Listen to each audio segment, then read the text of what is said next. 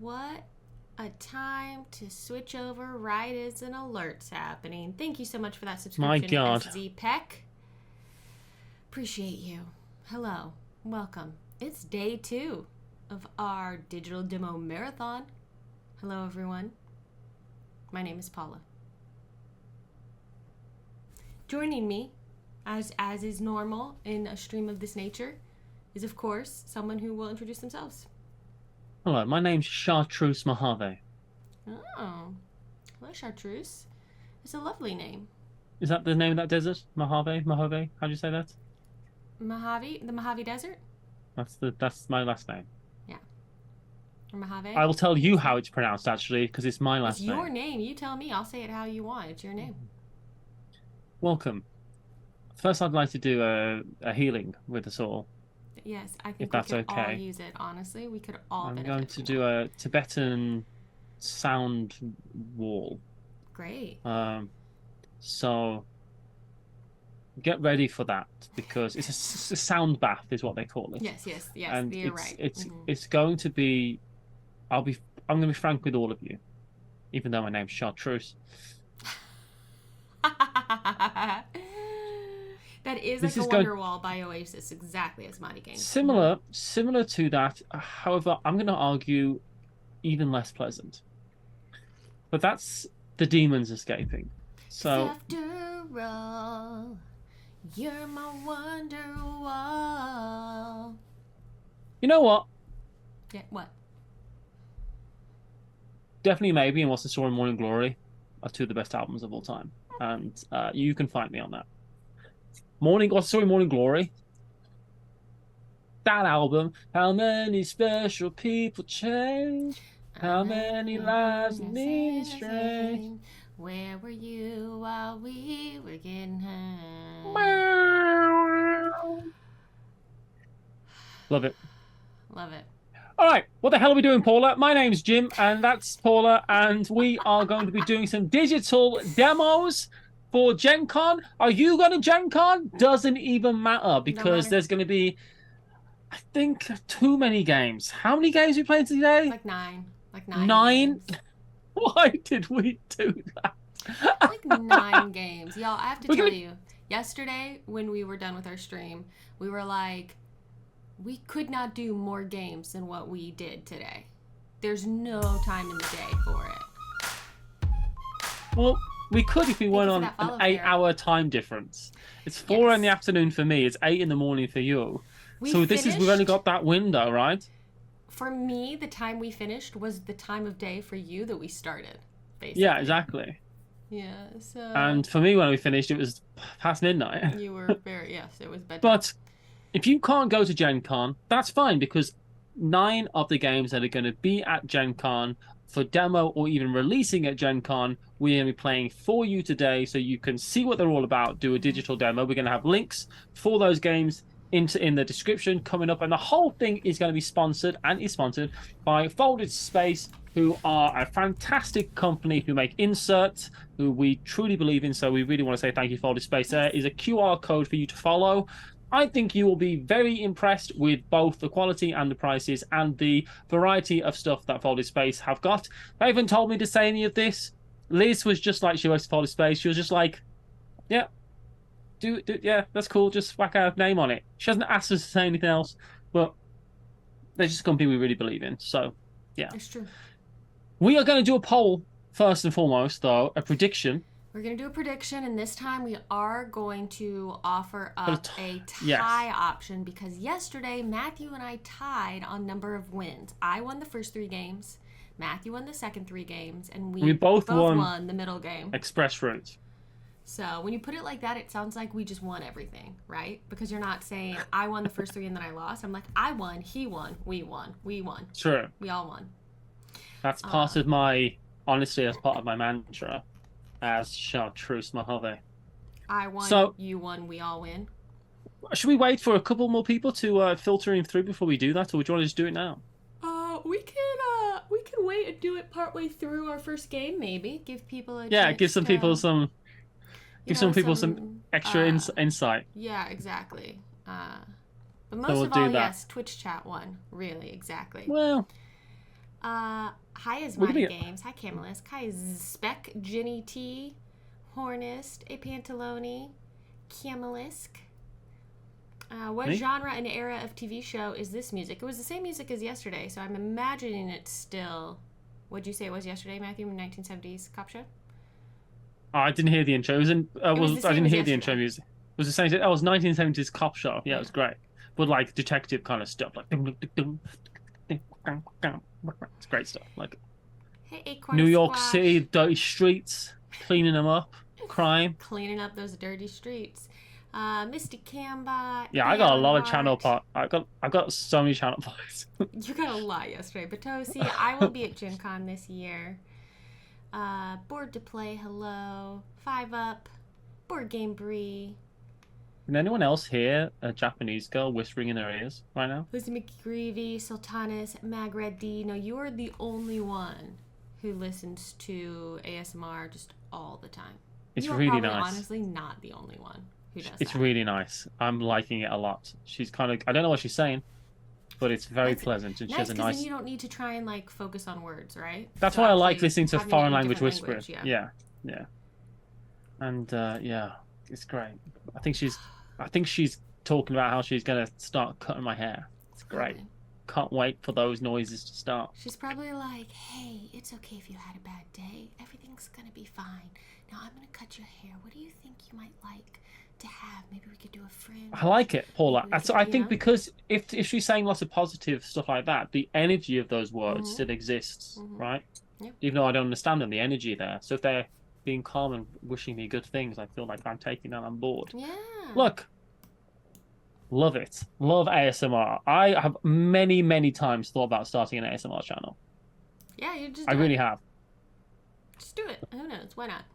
It's a saturated market. There's basically no point. I feel like almost anything on YouTube at this point is a saturated market. True. I was going to do a ASMR channel, no, a YouTube channel about flannels. And there's a joke here about saturating. It's fine. Look, let's do it. Was there a joke there? Saturating the flannels with water. I couldn't think of anything else. Don't be like that, Paula.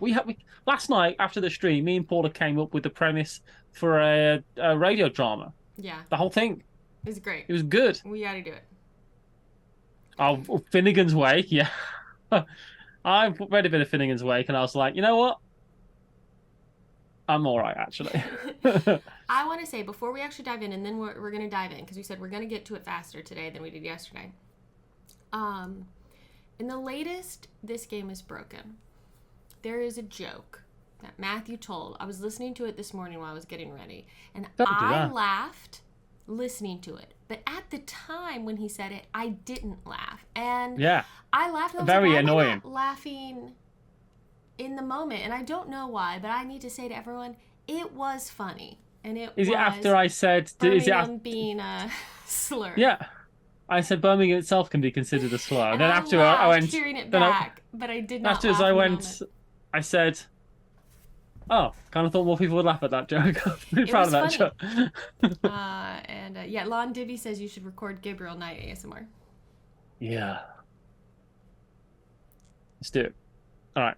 Let's I like the dog noise in the latest TGIB. It made me think you guys sat in silence while the title music played. Pretty good. Did you notice the dog at the start of the episode? I did. So one thing I will say quickly. Thanks, Lizzie. So in our chatting screen here, I've got my alerts, our alerts and stuff happening, but I don't have them going off in the middle of our gameplays, just because we're going to be pulling out all these individual gameplays to provide to the publishers if they want to use them as a digital demo, and it seems like strange for them to have something that they possibly use with like then my face like popping up, with some music. I like it. But we will acknowledge them all in between games when we're back on this chatting screen. So if you do something and you're like, why did the alert not play? That's why. But we will acknowledge you because we love and appreciate you. Okay. I like it, but I have said to you before, Paul, that I like your face. Well, thank you. I like your face. You got a great face. We need to like each other's faces if we're going to look at each other all day long the way we typically do because we Paula, you got a 10 out of 10 face, I think. Well, thank you. Actually, that's nice. Normally 10 out of 10 you might be a little bit higher. say a 6 out of 10. Thank I you, do Board normally Game say, Brie. I normally tell you you're a 6 out of 10 even on a rainy day, don't I? Well, you've just recently started adding the rainy day bit. Look. Remember when I was going through a period, I couldn't stop saying the phrase "osh mosh minosh shnosh migosh"? That was so recently that yes, I do remember it. You've moved on. That was. To I've moved on Grumptious. to goodness gracious Grumptious. Y'all, he's a weirdo. That's why I should read Finnegan's Wake. It's just basically the way I speak. It's just fully nonsense. Here we are. We're gonna play some Call of Duty, which will be coming out on Kickstarter soon enough. If you want information about it, you can check it out for yourself at Gen Con and stay up to date on the Kickstarter launch by clicking on that link. So there you go. Thank you, Arcade Wonders, for sponsoring this digital demo. All right, Maddie J, you want to give us a bit of an explanation? I will do. Let me just stack these cards together there. Oh yeah, because we need to do the. Yeah, just take the six out that you need. All right, welcome to Call of Duty. Do you remember Call of Duty? That game that people used to play? They're still playing it. Look, yeah. Call of Duty is a game on the computers that the kids use, and you go around shooting people. And that is basically what we're doing here. This is Call of Duty, the board game. We have a map that we are going to be running around. I think the map has a name. I think it is part of a map from an actual it's a map reference, in the I'm game. Sure, to the game. That I know it is. I don't know. So what's happening here is we are going to be trying to get 5 points. We're going to be playing the basic training mode. Yes. We will talk to you about all the extra bits and pieces that are in just the base game alone, because there's other stuff. There's other call boxes. This is a 2-player we're going to play, but with multiple call boxes. You can play up to 4 players. There's loads of stuff going on. You can see that there's 2 manuals. There's the advanced manual, which is the green one, and the basic training. We're going to be going to the basic training. What's going to be happening is we are first going to be moving. So this is kind of simulating fighting in on every second counts, because we're going to be moving in secret, planning our moves on our secret little board, and then we're going to do that movement. But if at any time, just like if you're playing real Call of Duty, if at any time we happen to see our opponent, the movement stops. And we enter combat. Hammer time. I mean combat time. Combat time, that's right. Close. You did really good, almost. Thank you. So there's going to be a bunch of combat. And we're going to take you through the combat probably systematically the first time, which I think is probably going to be the best way to describe the combat and how it works. But just know that there's going to be a combat. More than likely, well, every single combat, only one person is going to survive. Yeah. Every combat. And you get a point for that. Mm-hmm. And as this is the first of 5 points, at most likely it'll be under. At most, this is going to last about 6 rounds, because there's other ways to get points as well. But someone's dying every round, and I mean at very most, I guess it lasts 9 rounds, right? But there's also wounds to be taken and that type of stuff. Mm-hmm. We'll go through all of that, I think, as we get there. Yeah. But just the generalized premise is we're going to be moving in secret. Mm-hmm. Then our movement will happen. And if at any time we're in line of sight to each other, we'll fight.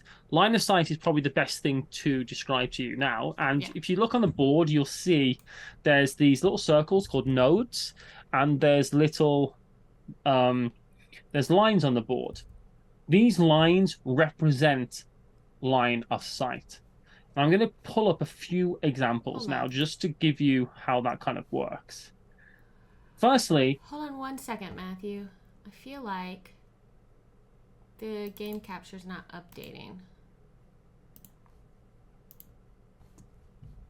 Oh, I guess it isn't, yeah, because I've moved around and stuff.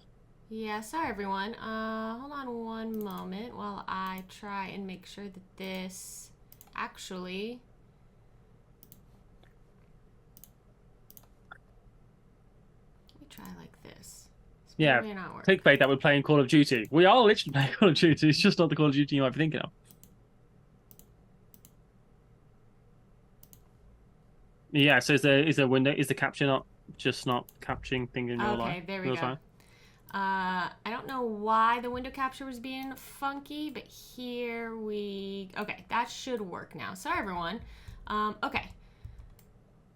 It was at least on like a nice zoomed out screen, so you could basically see what was going on. But now you can see it even better. So this should be fine. So, first things first, the way that your piece is facing is incredibly important in this game. And for purposes of this game, the blue is facing in the direction of their weapon where they're shooting.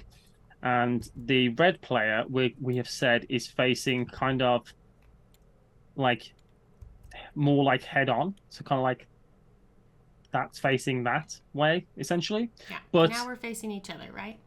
But regardless of that, I have to declare which way I'm facing anyway. Yeah. So it doesn't actually matter. But that's just for people to see. So in this example, red, the person here, my red player, Ghost, can see the blue player because there is a line of the same color going all the way from my node to their node. Mm-hmm. And also, blue can see me because that line is going all the way over here as well. Now, if this person was up here, interestingly enough, to say that they were facing each other, regardless of that, if they were facing each other, line of sight would dictate that green can see me. So the blue player can see the red player. Because the green line goes here, here, here, connects all the way down. And I can see them because the line goes all the way up there. Mm-hmm. Now, there are examples where two people could be, one person could see them and the other person couldn't. And I think I can see an example of that over here. So if we do this... Oh, no. Actually, yeah, there's never an example of that, is there? Because the line would never stop. Regardless, that's not how line of sight works. So over here... Hi, Kat. Thank you. Over here, we're in line of sight with each other, and we're still in line of sight with each other over here because the line goes all the way there. A couple other things to note is that if you are by a symbol like this, then that's extra defense for that person who's by that symbol if the attack is coming from that direction, essentially. So the shield symbol needs to be between you and where your attacker is. Yes. And you can see that this person is kind of behind this little nook, and this person is like basically out in the open over here. So that kind of makes sense on the board as well. And this is the inside of the building, and that's above the building. There's a few extra bits and pieces, like one-way movement can only be one way, such as going up this, ladder and down, jumping down there, that type of stuff, those type of things. So if it has an arrow like that, yeah, it's one way, which usually depicts like jumping down off of from a height down. And then, yeah, on a ladder, you can only face a certain direction, which is going up, facing toward the ladder, which is what this little arrow denotes. So that's really the sum and substance of what's happening here, is that we're going to be moving, and whenever we see each other, we fight, but we're going to hope that when we see someone, it's because we're looking right at them. Mm-hmm. And it's not because someone is looking at us. Right. And we aren't looking their way, because they will gain a bonus for doing that. There's wounds and stuff like that. If you take an amount of wounds, there's going to be extra damage and deaths and penalties for that type of thing. All of that I think we're going to go into when we actually start playing. I really believe it will become very obvious and clear once we're doing that. The only thing I don't like about this game is that this, I think, looks a bit like a piano. But other than that, okay. I think... All right. Well, noted. In my mind, it's like a mini sim. So let's go for it. Also, when you notice that when you die, there's going to be a respawn, we'll describe that when it happens, because someone is going to die. Oh. In this, what we're actually playing, you'll notice as well in the middle, there's a flag, because we are playing a capture the flag type of thing. I believe it has a name. Dominance, something like that. I absolutely apologize. The flag is an objective point, so that you want to control the flag if you can. So on your turn, if you touch this node in any way by running right over it or by stopping on it, you claim that flag. If you have claimed that flag and are still alive at the end of the round, you're going to get another point. If you die, you lose that claim of the flag. So you can't be dead and get a point for capturing the flag. You have to be both alive and capturing the flag. So normally it's going to be... The dead can't earn points, you know? Yeah, the dead tell no tales and earn no points. Big time. All right. Yeah. I think we get right into it. Yeah. So we're going to be secretly picking our route. Then we're going to be also picking a combat card. And yeah, there's so much more to talk about, but let's get into the game and go for it. Do it. So the main thing here is that on your own little mini board of the map behind your screen, you're going to plot out your moves. These are the planning phases. Now, if we were playing the advanced version of the game, we have all these kind of advanced tactics, and there's, you know, like a mine and a grenade and all kinds of things. We are not playing with that. We're just going to show you the basic training, as Matthew's already said, but know that there are more tactical choices that can be made. But we are starting just with our moves. We also have a sprint, which we'll talk about if anyone uses it. Matthew is on the map over here. I start over here. So these are just little markers to show you where you are. So we'll plot these out, and then we'll go by the honor system when we, go move by move, show what we've programmed in. And that's not by choice. That's because you have to. What's not by choice? The honor system. It's not like we're going to go by the honor system. You know what I mean? It's not like we're choosing to do that. Oh, yeah. That is how the game plays. Yeah. Hi. And you can stop still as well and not move by just placing 2 tokens on the same, place. That's something you can do. So, and this is, you can see mine is all kind of shaded blue to let me know what's in my secret hidden area that Matthew cannot see here on Tabletop Simulator. So, you know what the numbers are based on the dots on here. So this is move 1, move 2, move 3, and move 4 because that's the number of dots. What do I want to do? What do I think he's going to do here? And you also, this silver pointy bit, that's your facing. So you need to determine when you place these down, the facing you're going to be having at each node along the way on your path, right? And if you are sprinting, you have to be facing the same way. Oh, that's the example I was trying to find. Is that is in the middle of the board over here, Paula? Mm-hmm. Where if I'm stood here at this node and you're stood here, you can see me, but I can't see you. That's the example I was trying to find. But yeah, but regardless of that, yeah, the combat's going to be happening. So let's see here. Okay, so I'm putting that there. Then I think I'm going to go here. I don't know which way Matthew's going to be. I don't know what Matthew's going to be doing. I'm so stressed out immediately, Paula.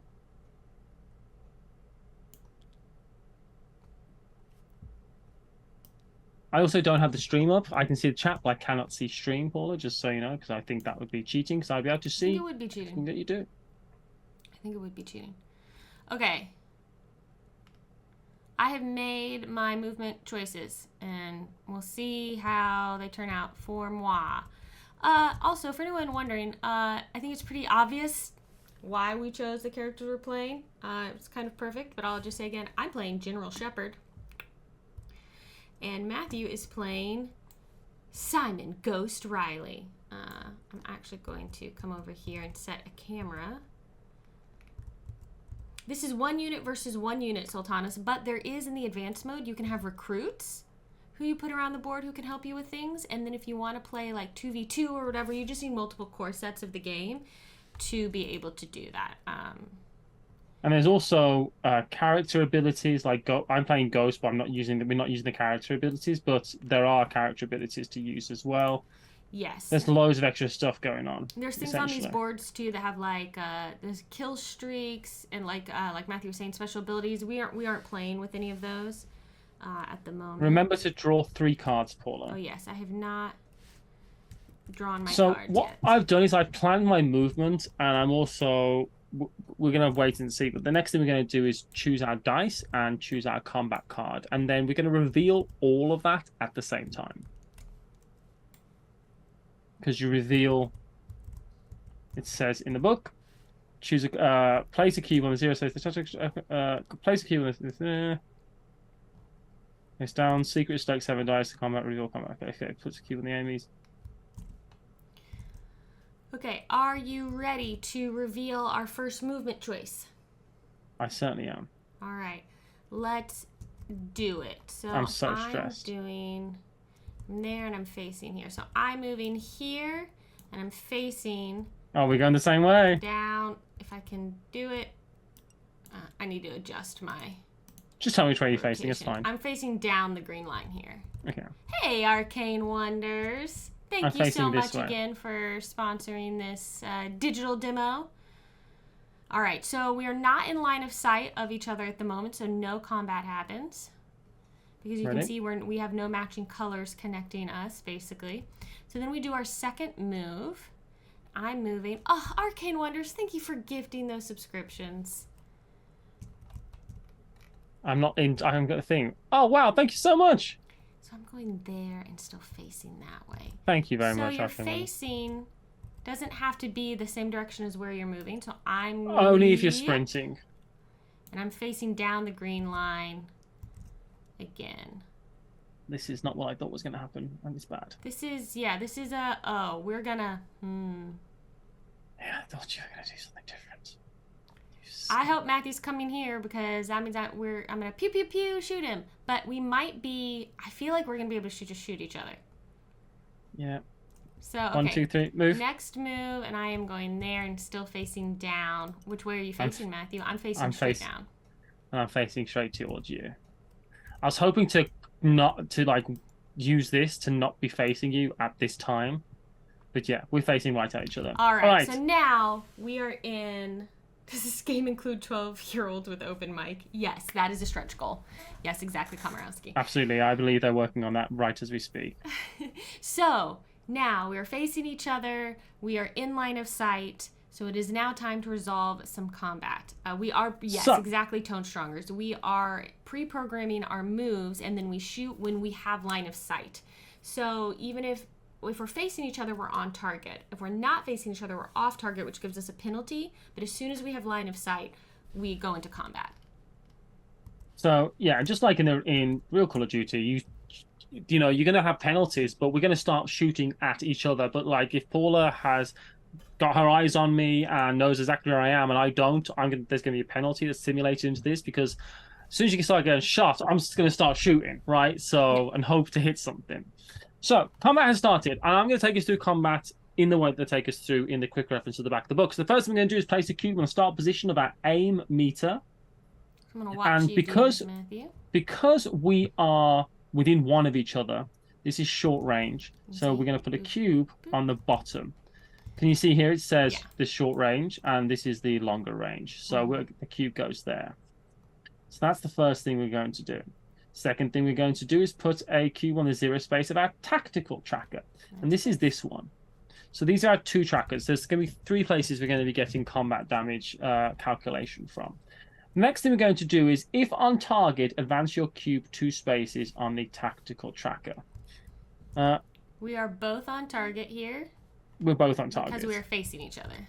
So you get to go up 2, and I'll do this on mine momentarily. I'm just going to let us watch Matthew's as he's doing it real quick. Okay, neither of us are sprinting and neither of us are wounded. So that's the next thing we need to do. So then we choose a combat card to play and place it face down, and 7 dice to roll this combat. Then we reveal our combat card and add dice. So I think Paula should meet me in that position. So you set your gun up and your damage and your scope, as it were, your Yes, one thing we need to make sure we do, so as we move down our little track here, we check to see, do we get this plus on our where we're standing, or this minus where we're standing.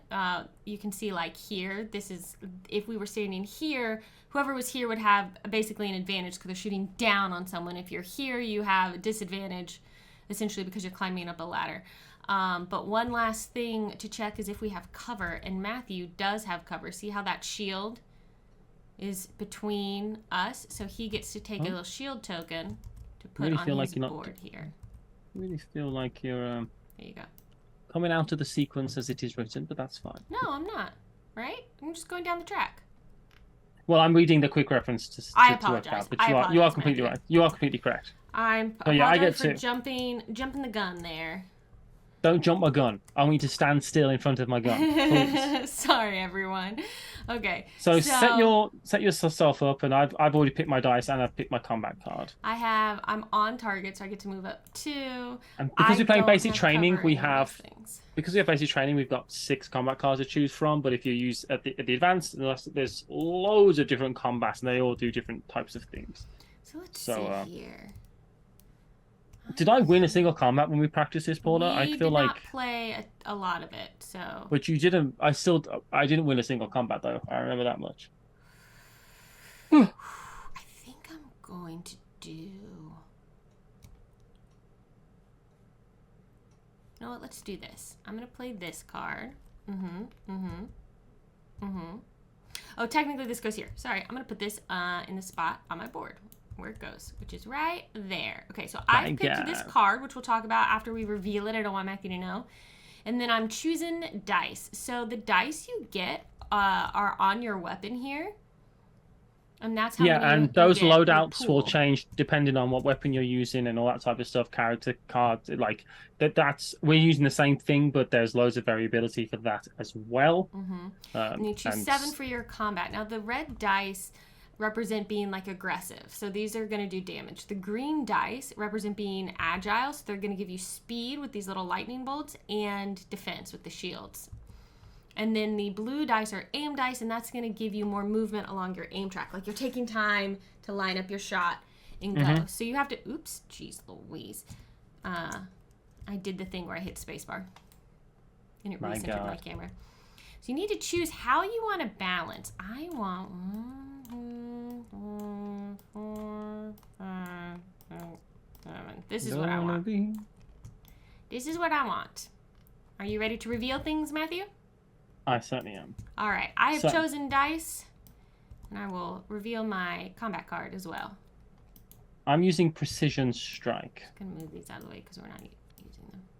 I'm using Steady Shot. Let's take a look at what Matthew's card is. So I get +1 to my aim track. I believe you get +3. Do you not? Is that what that card says, from memory?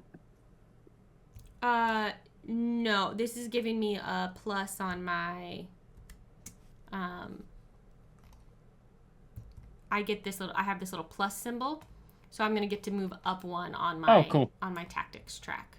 Okay, this plus so symbol, do that. Plus symbol. So I get to move up to the 7 here. And Matthew is getting his extra aim. His aim value. So we're gonna now roll our dice essentially against each other. Is kind of how this works. So we're both gonna roll, and then we'll show you how that kind of like resolves. So let's do a roll first. We're both rolling. Have you shown the chat the room that we're in? I have not shown. Oh, this was a terrible roll. This is a good roll. This is a blank. I just accidentally moved it. This is a, what would you say? This is a 2? No, that's a blank. Well, it's cocked, is what I'm saying. So then re-roll it. But this was cocked and it was a blank, and I'm letting it be. Well, I'm just gonna move it to the one side and then drop it. Okay, so it drops onto the blank. It's a blank. Don't be like that. Be kind to me, please. If I told you once, then I told you. Okay, so first thing we're going to do with dice, we're going to first check for speed to see who's got first strike, because that will be important in the case of a tie. I have 3 lightning strikes on here. You've got 1. I only have 1. Neither of us have any garbage. But I'm depending on you doing that. Neither of us have any extra places to get some first strike from. Sometimes that can be on your cards. Yeah. Yeah, so you can see above the first strike thing on our tracker, as we move across, I get 1. I get to move across on my tactical This thing. means if you have the most lightning bolts, if you have the most speed, you get to move. Your advantage is you get to move 1 on your tactical track. Are you at 10 now? Are you at 7? Oh, phew. Okay. Next. I still think that's probably the best I've been so far. Okay, next we're going to... What we do is we add up our aim, and we reduce that by our opponent's defense. And that is how far we move up the aim track. Because so if you remember that, I'm aiming, and my aim is it's kind of like a rock paper scissors situation in some ways. My aim is being trumped by Paula's movement in that way, if you think of it that way, right? So my aim is 1, 2, 3, 4, 5, 6, 7, 8, 9, 10. What? Paula's defense is 1. Yep. So you're I gonna think move up I might 9. win this one. I might win this. This is bad. I've rolled very badly for me. I did 8 on my aim, but you have 3 shields on your die, but also 2 from your position. So 8 minus 5 is 3. I'm only moving up 3. I'm almost at the very end of this track. Oh no, it's bad. 1, 2, 3. I'm at least in the yellow. Now, if you ever moving down because they have so much defense that you end up in this black cube, that's a critical miss, and you do no damage. Oh, Arcane Wonder says that's a nice catch. The dice do have a bit of rock, paper, scissors built in, and the weapon board has a bit of tug of war built in. Yeah.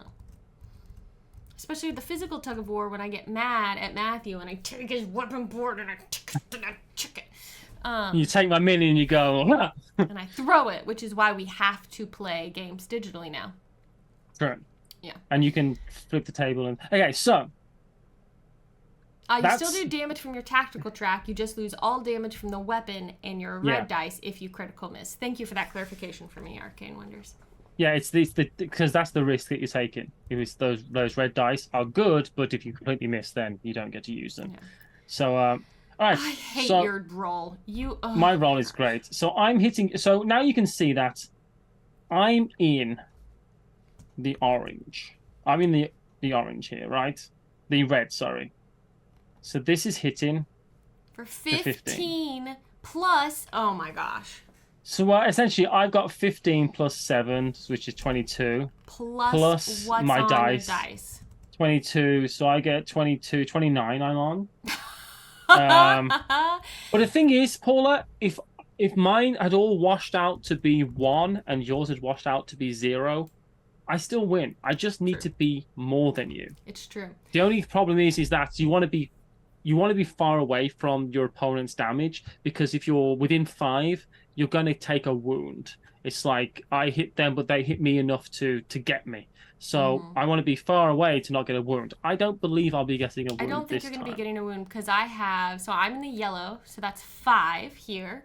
Plus 7 here is 12. Plus 3 on my aggressive dice is 15. So you are certainly more than 5 away from the amount of damage I'm doing, which means I go down. Yes. Matthew gets a point. Yeah. And I don't get to finish the rest of my moves. I have to wait to respawn. All this stuff resets. Matthew will have I get to choose now if he wants to finish what he was going to do. And I'm busting through this window. Getting in there. Trying to get over to that flag. And I'm going to hopefully get on that flag, girl. So, do you have one more? Because that was, I think, our... Nope. Oh, no, it was our third where... You're right. It was our third where we got into combat, and that was your 4th.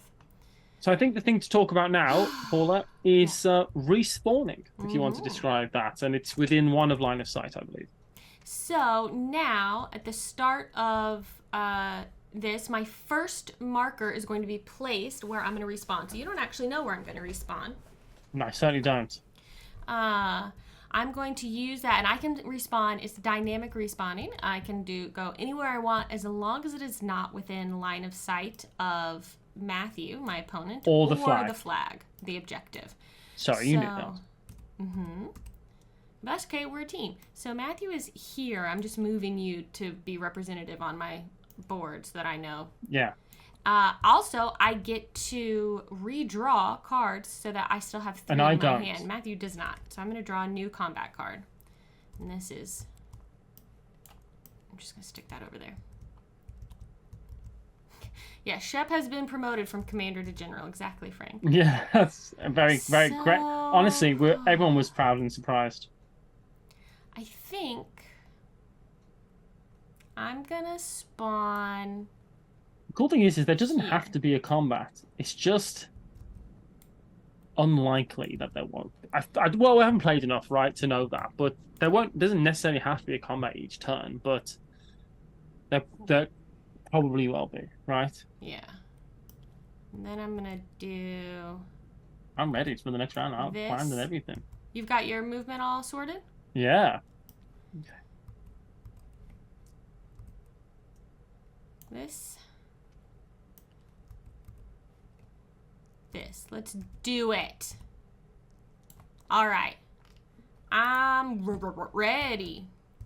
Did you see the Foundations of Rome thing going on? Did you see that announcement? Yes, I did.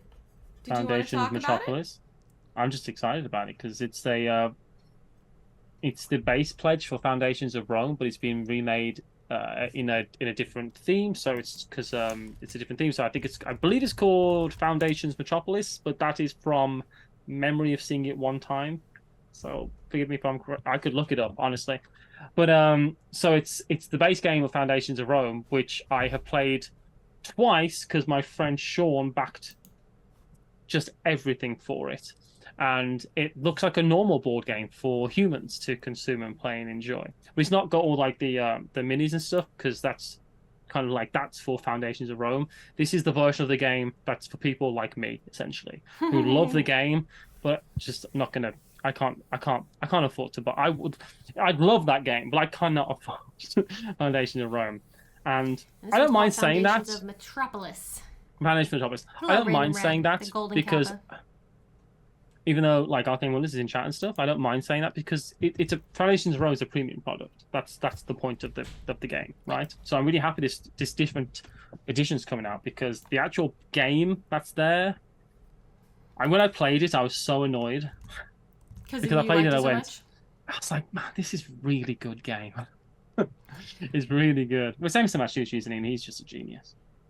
All right, I'm ready to go. I've been ready, son. Don't son me.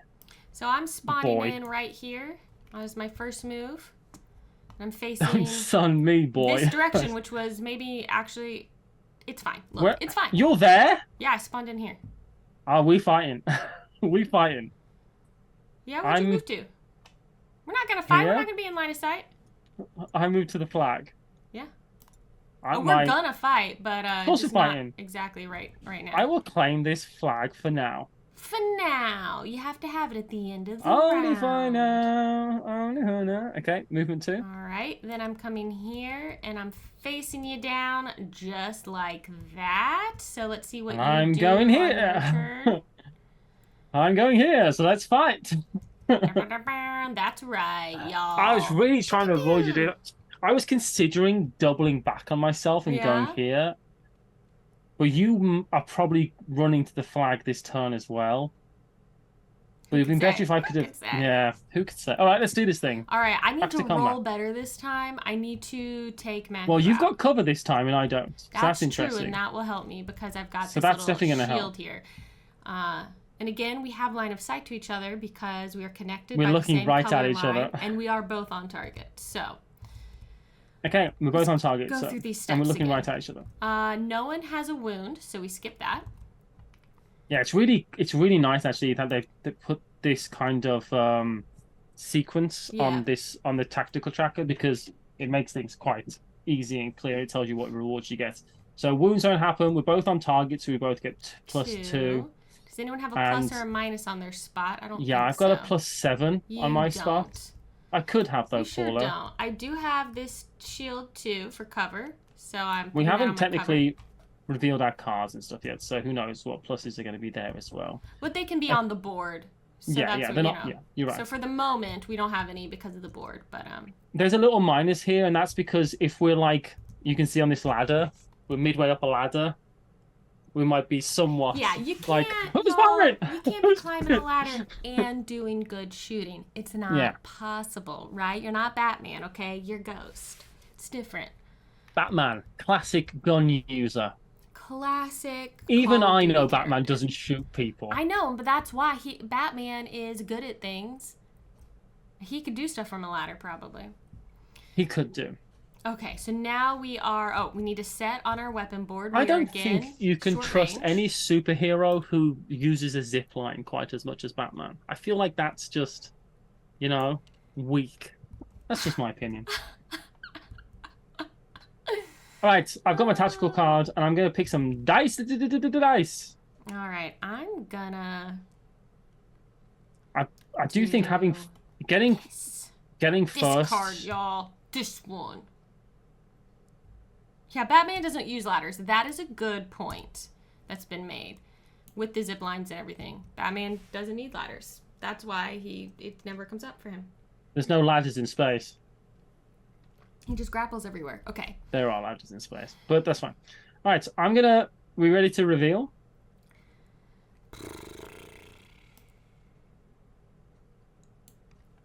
Yeah. I'd love to end this round with 3 points. That'd feel super good. All right, ready to show the dice we've chosen? Yep. 1, 2, 3, go. These are mine. I chose the same makeup as last time. And I chose, I think, the same makeup as you. Yeah. Yeah, that's interesting. I also have Interessante. Swift Attack, y'all. So I'm gonna get some speed. And I have Strafing Fire, which gives me 2 defense. Oh, you skunk. So that's gonna take away. That nullifies your bonus. That's why I picked that, because it kind of nullifies your bonus. You know what I mean? Why you like that though? Why are you mean to me? Because I'm a real gamer. All right. Don't know about that. Okay, so I have a speed bonus of 2 here, and you have. You rolled? Oh wait, we haven't rolled yet. Yeah, no. Let's keep this. No, because these are great. Rolled. This is my last roll. Rolled from last time. Yeah. This is. Yeah, come on now. Ready? We're rolling. How many times do you click the roll button when you roll? That time a bunch, and this is again not my favorite thing I've ever rolled. Why? Okay, not bad. You've got the speed bonus though. So you got first strike because you got 5 and I've only got 2. So I have 5 plus the 2 on my card, so I have 7. Oh, that hurts because it's when you win by too much, kind of hurt. That's the kind of interesting thing about this game, right? I didn't need that many to win it because I just go cool. I go up 1. For almost everything in this game, it's not about having a massive number. It's about having a bigger number than your opponent. So going super hard into something is... So you got to push your luck and hope that you can... I want to win on every metric by going a little bit more than my opponent. So that's just a... Yeah. This is sponsored, but this is a cool system, I think. Cool. So we take away... I take your defense away from my aim. You've got a lot more defense, though. So my aim is 5, 10, 13. So 13 minus 3 minus 2 minus 2, right? So I've got 7. 6. Thank goodness. 6 I only minus rolled 6. Yeah, 4, 5, 6 minus 2 minus 2 for your card. So that's only 2. Oh my goodness me. Wait, so you're 4, 5, 6 minus 4, yes. And I've got 10, 13 minus 1, 2, 3, 4, 5, 6, 7. Not well. I need to... What do I go up? I got confused because you said 7 and I said 6. And I can't remember which one said. 6 and 7 equal 13, right? So one of those is... So you have 6 because you rolled 13 aim minus my 7. I thought it was 6. Sorry, you said... You have 6. Yeah. 1, 2, 3, 4, 5, 6. Which is because I have 7 shields, so 13 minus 7. Ah, sorry, that's and why why I we got said confused. We were both saying 7 and 6. So I only go up 2, which isn't great. I'm still in the white here. Oh, wait, I have 1 more. Because I have 1 aim on my card, so I'm actually in the yellow. Thank goodness. Holy moly. Yeah, that's a big difference, honestly. Yes, and Kamarowski is pointing that out in chat as well. I'm looking at this frag grenade that I'm not using and thinking, I'd love to be throwing a grenade at you right now, Paula. More than almost anything in this whole world. Oh, that's not nice. It's true, though. Okay, so my total damage... And again, your total damage is you add where you are on your tactical tracker, you add where you are on your aim bar, and you're in the orange. And you add rolling way too well. And you see me roll, and you add your dice. So I've got 6, 7. I've destroyed you again, Paula. I apologize. 7. You're not sorry. Don't even act like you're sorry. 7 plus 8, which is 15. Wait, why you got 7? Well, I rolled 7 on my dice. Oh. 7 plus 8, which is 15. Plus 4. Where I'm here 19. for, so I'm at 19. Yeah, Brother Smurf says Paula losing a leg right now for sure. It's true. Okay, well, I have 7.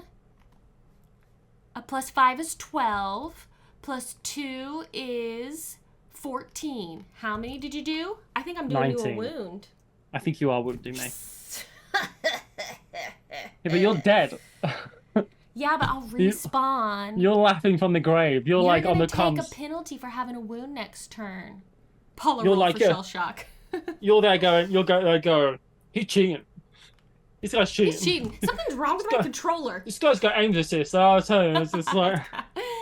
Okay, so Matthew's gonna get another point for taking me out. I'm rolling so poorly, but he's taking this wound, which goes right there. Haha. I do like that you've got. You roll a lot of dice. Yeah. And I do like when you roll a lot of dice because. It's fun to roll a lot of dice. It just evens things out a little bit, right? So, probabilities are just a little bit easier when you're rolling and it's just fun to roll. I want to play a 40k game one day and just have 80 dice and go. Like a million dice. Yeah, it is fun. Blame lag. That's right. This lag. Yeah, the ping is a nightmare. The ping is. Yeah, oh my God. Well, we played. Honestly, if in real life Paula, we would not be on the same server. No. All right, so I'm going to finish my movement. What move are we on? 2. So I've got 2 more movements. Yeah. Okay. I should have gone for something else maybe. So there. And where else were you going? When I was planning, I really wanted to move up here this one way. Oh yeah, you need to climb up the ladder. So I finish here. And I am facing down this blue line. Okay. Well, I love on Tabletop Simulator when you have these like secret zones. Yeah. It's so cool the way it works. It is pretty cool look because like chat can see mine, but we can't see Matthew's, right? It's really interesting. So you get another point now. You have 3 of 5. I have no points, y'all. On our practice game. You thrashed me. You did. I was like, oh, I can't get a point. You destroyed me in our practice game. But again, I'm losing cards. That's true. I have a whole hand of cards. I actually don't know how you reload in the basic training. I don't actually know how you reload. I think that happens in the advanced version. So do I just draw a card? You don't draw a card. So how would I... What I'm saying is... Yeah, at the end of this turn, I won't have anything. That's what I'm saying. Arcane Wonders, when Matthew runs out of cards, how does he get more cards? Does he draw up at that point? Because, if I win the next combat is my question. I could look that up, but if Arcane Wonders is in chat, they might be able to help us out with that rule. I apologize. I like to try and make sure I've got all the rules in my brain, but I just thought, I actually don't know how that works. All right. You get to refresh your hand when you die. So you would die because you have no... You can use a reload token. Or you can die. Okay. And that's it. So I guess you would have no combat card to add to your fighting? Yeah, and it's like... Which makes you more likely to die to when you would reload. A massive balance thing there. It's like, you've won... This guy's won 3 combats in a row, so now I've got no resources left. So Arcane Wonder says, or if you enter combat without cards, you have to top deck. So you just pull blindly off whatever's on the top of your deck. That's cool. All right, I am starting a prediction at this point in the game of who will win the most games today. We are playing 9 total games. Yes, Yesterday I'm planning. We tied. I'm voting on myself, just so you know. So you can predict with your channel points, me, Matthew, or we tie again. You have 5 minutes. I promised to vote all of my channel points, didn't I? You may have done that, yes. So here goes. Where am I going to spawn in? Okay, so you're here. All right, y'all. I got to respawn myself. There you go. 221,000 channel points on Matthew. So That's just crazy. vote for Paula because you'll win channel points, I guess. That's a lot. Let's see if we can get Paula up to even. Oh, someone went with 100K. Woohoo! Holy moly! Oh, the co-pack. Thank you. Oh, Thank if you you so much, tie, co-pack. if one person votes for tie and it's a tie, they win like 300,000 So much, points. yeah. You might as well put 5 points on tie. What the heck are Ugh. you gonna do? I'm going to destroy you. I'm going to find out where you live. I'm going to burn that to the ground. You Then know I'm where going I to find live. out who your operator is. I'm going to go to their house. They're not making it. That's not nice. Then I'm going to see everyone else in your unit that you trained with, I've made my one by choices. one, like the first Equalizer movie. I'm going after you. Who won yesterday, says Komorowski. We tied. I won the first 3 games. We won together the co-op in the middle, and then Matthew won the second 3 games. So. But because I won, I gave Paula. We gave the channel points out like Matthew won because he won games at like midnight his time, and I was like, that's pretty impressive. I would be so tired. There's no way I could win. I have chosen I've done my planning phase, just so you know. I'm doing mine as well. If you are interested at all in this game and you are going to be at Gen Con, you can check it out. Call Duty is not the command or the name of the game. I'm so stressed out. You can check it out with a demo at Gen Con, or go to that link. You can stay up to date on when the Kickstarter will be launching by checking out that link there. And a big thanks to Arcane Wonders for sponsoring this digital demo today. Heck yeah. The next game we're playing is also an Arcane Wonders game, y'all, and it could not be more different. Than this. I'm really excited. I'm equally excited for it because you look at a game and you go, that's the Matthew game right there. That's the Matthew game. I saw Bantanator talking about it a bunch, and they got me excited about it, so that's cool. Let's do it. All right, you ready? Yeah, I am ready. spawning in. Oh, Where are you I should spawning? have chosen a different. Wait, before we do. Choose a different one then. No. I just want to change my facing before we actually do stuff. So can you tie with 9 games? One of the games is a co-op, so that doesn't count. Essentially, that's why we have the tie there. Yes. Just like yesterday, even number of games that are not co-op. Okay, I just wanted to change my facing before we committed to anything. Change places. Okay, I'm spawning in here and I'm facing that way. Ooh, sign up with the link above for a free K9 mini and Killstreak card. The K9 mini, it excites me. I want a K9 mini. All right, this is where I spawned in. So where are you moving for your move one? We might not hit each other this turn. Oh, but you might take. You climbing up that ladder?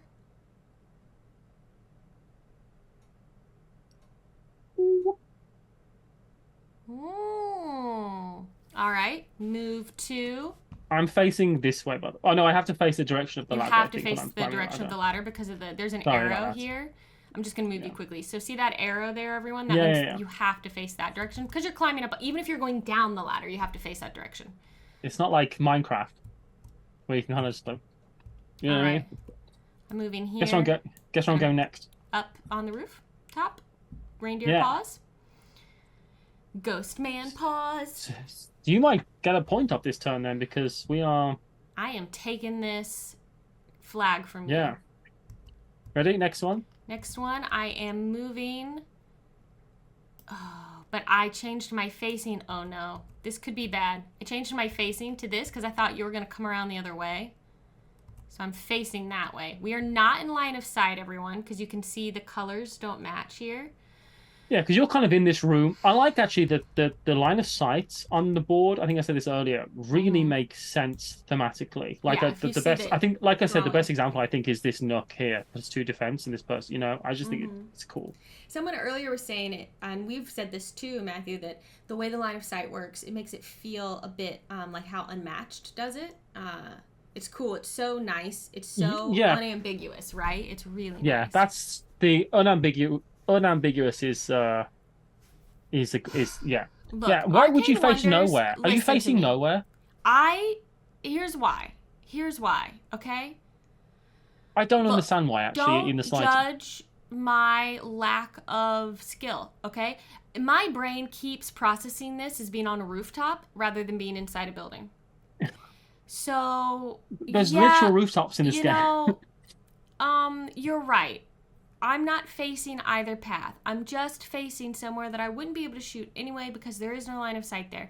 So let this be an illustration to everyone of how this works. You should be facing down a path because that is where your line of sight is. There's no reason to not face down a path. And now this has been a perfect example and illustration of that. You're welcome. I'm a pro. Yeah, you're welcome. I've done that to show everyone, to illustrate for everyone how the concept. Look. How did that prediction turn out? Did everyone vote that I was not going to win all the games? Because no, it was pretty even. Again? I only have 193 channel points right now. Wow, it's almost 500,000 channel points in this prediction, Paula. Biggest one ever on your channel, I would imagine. Wow. All right, let's go. Caitlin says, wow, thank you so much for this helpful example. You are so welcome. All right, next. I'm so annoyed because I thought you were going to come around the other way. I'm here, but I'm facing that way. I'm here, but I'm facing this way. So here we are in the same space. I believe neither one of us gets an on-target bonus for this. Oh, I moved through this as well, so this flips over to the blue side.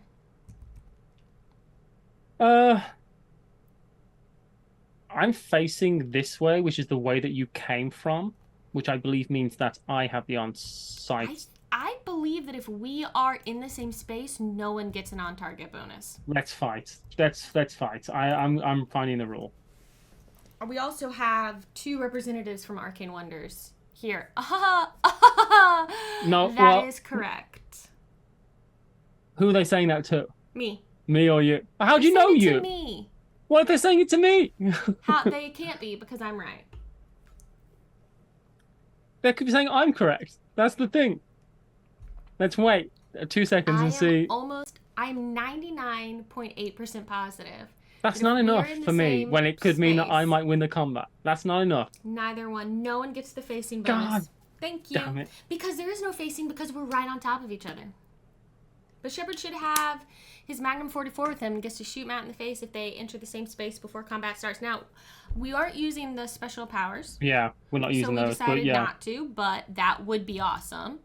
Everyone. I'm glad we're not. If I was, because it would be this. All right, we're using our small... Arcane Wonders is sad. We thought, let's just show off the absolute basics to everyone. If you engage an enemy at range 0, discard this card and immediately deal 2 wounds to the enemy, which would kill you right now because you already have. Oh, I didn't lose my wound token. I've only got 1 wound now. But if I were to do that now, you would get a wound if you token wound and that me, would kill you. Yeah, if you wound me at the start of this turn, yeah, because it's 3 wounds, which is clever. Let's go. Okay, let's get this show on the road. Arcane Wonders says no grenades or mines. Planting mines for later is the best. Yeah, it's like let's do GoldenEye or Claymores. You know what I mean? Okay, so no on target bonus. You have to move down -2. You move 1 to the -2 spot because you have a wound. Yeah. Neither of us have a plus symbol. And then, yeah, I think that's, we're not on target. Yeah, this is pretty even hand-to-hand grappling combat. Yeah, this might not go my way. Okay. So I'm going to pick a thing.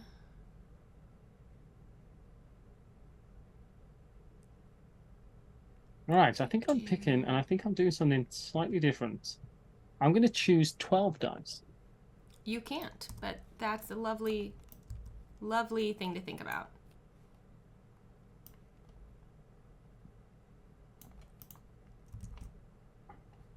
Okay, so we are in short range, so I believe we start on that spot right there on the A marker.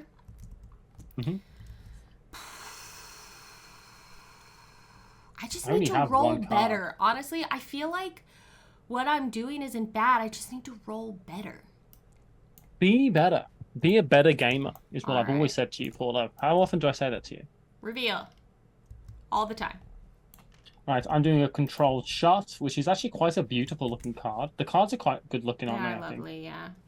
It's a nice sunset of death. Look at that. A sunset of death. So that's going to give you 3 to your aim. Because you're taking your time. You're controlling your shot.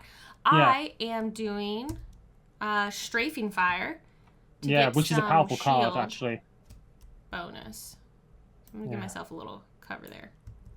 Well, no, because that's just for the space. This is shown on the card. I don't need to do that. And then I have replaced one of my aggressive dice with an aim die to try and get further up a track. Arcane Wonders is just saying that Arcane Wonders is Robert, which we assume, and Board Game Bree is Bree, who we know. So that's cool as well. And Bree is now part of the Arcane Wonders team. I got that email, and I was like, oh, cool. Yeah. All right, let's do this gosh damn thing. Hortus is saying that any moment now you're going to mention something about the heart of a warrior. So they know you. Here's the issue that we have. It's not just a skill issue. It's that Paula lacks the will of a warrior, and I don't.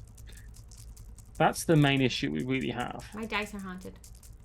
Oh. That's more like it. Oh, why'd you roll so many shields though? Yeah, you got. Does she have the Eye of the Tiger? No, I don't. That 6 is the spooky dice, though, if I'm honest.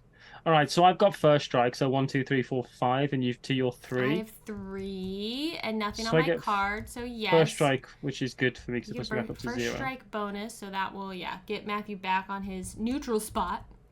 Okay, then my aim is 4, 5, 6, 7, 8, 9, 10, 11, 12, 13 minus your 3. Yes. 3, 4, 5 because of my strafing fire. So I'm on 8. So I move up 8. 1, 2, 3, 4, 5, 6, 7, 8. Well, I actually move up 3 more because of my card. Are you kidding me? Yeah, I'm right at the end of the track. I hate you. Okay. But, I mean, once you're in the red, you're in the red. And my red only does 7 damage, Paula. So I think you've won this combat. I have 6, 7, 8, 9. But minus your 5 is only 4 up on the track. I think you might win this. I think barely in the yellow. Yeah, but I believe you win this. 3, 4. I think your dice wins this for you, which is unfortunate for me. I don't know about that.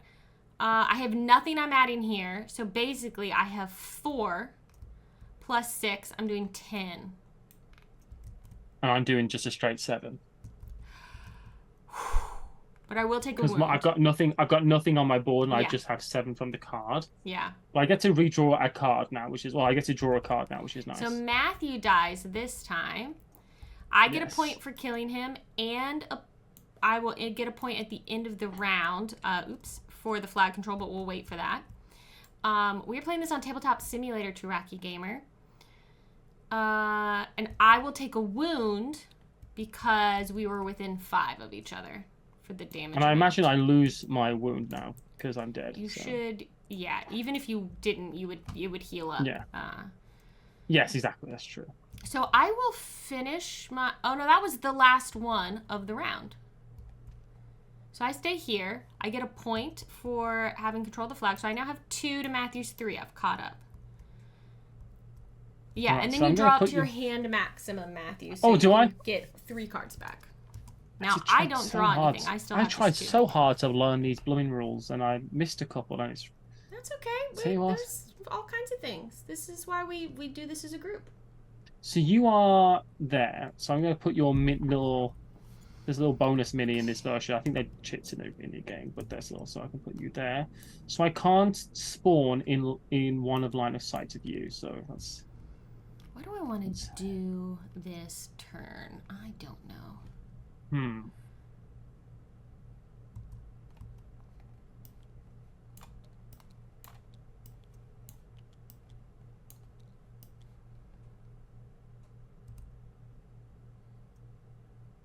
Okay, I'm going to spawn there, like a G. Then I'm going to go there. Then movement 3. Okay, that's an interesting... Oh, Matthew, you wily dog.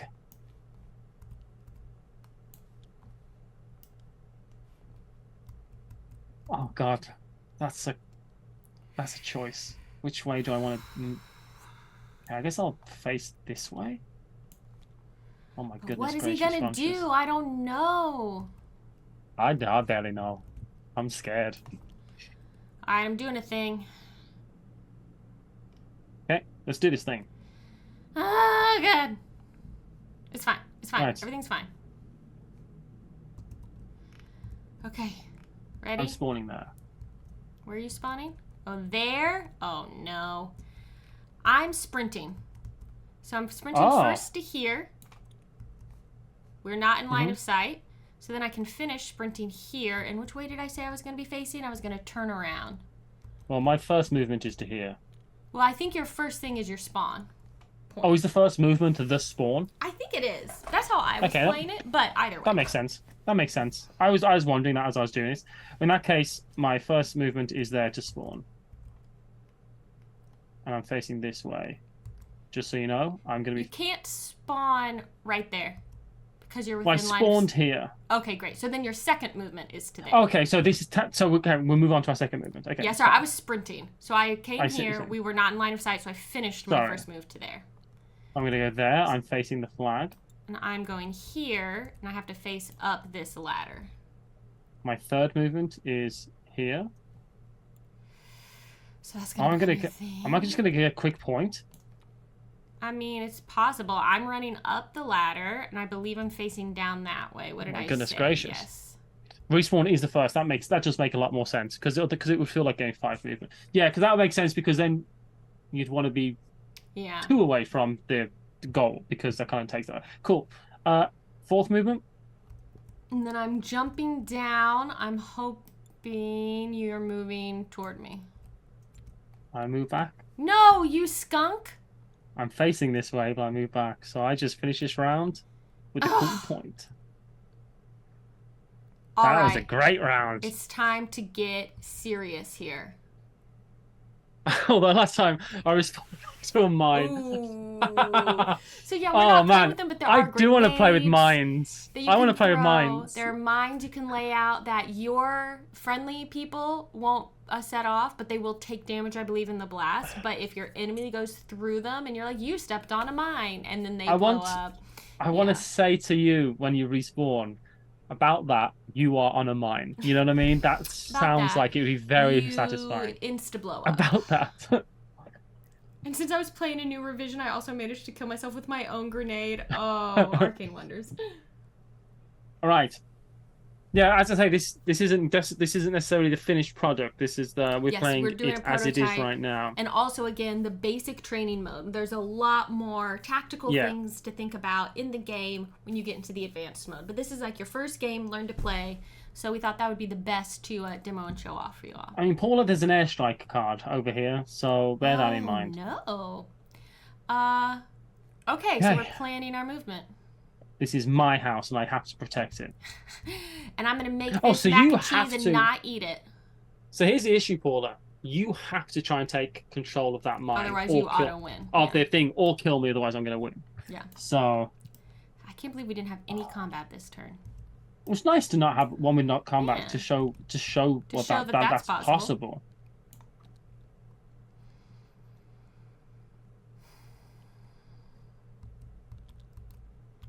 Okay, so I'm there, facing the flag. Where are you now? You're up over here, so I'm going to pop you there. So I imagine you are going to run that way, but you might do that instead and try to...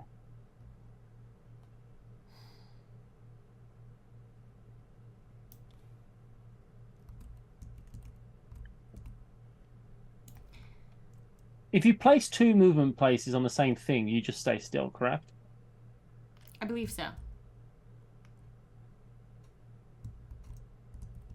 Okay. I'm set. I'm ready to go. You ready? Question. Yes. Could I... You planned your move? Mm-hmm. Can I stop where I am this whole turn? You can even stay one place but just change directions. Oh, that's interesting. I'm stopping here and I'm defending this flag for the entire turn. Come get it. Great. You know what I mean? I am moving up 1 and I'm facing down the way. Yeah, I mean, I was going to do this the whole time and just stack more tokens. Just so you know, I have here, move back, just in case to like. Yeah. Oh, because I could have ducked, because we could have ducked in and kept on taking control of the token. Yeah. Well, we can't because we're going to be, obviously, we're in line of sight. Right. So let's fight. This is it. I think. And now we're actually not in close combat, so this will be good. Yes, we're one away. Yeah. So now we're going to use our top aim on our weapon board here. I got a wound, but I'm going to get rid of that. Oh, I have a wound, so that'll go down to 1, and I will take a penalty for that. So that's going to go down to this -2. We are facing each other in a big way. Ooh, Arcane Wonder says, if we were playing with all the advanced stuff right now, we would choose to stay where we are and then go into ADS to fortify your position. So yeah, there's all kinds of extra interesting things when you know the game to add in. So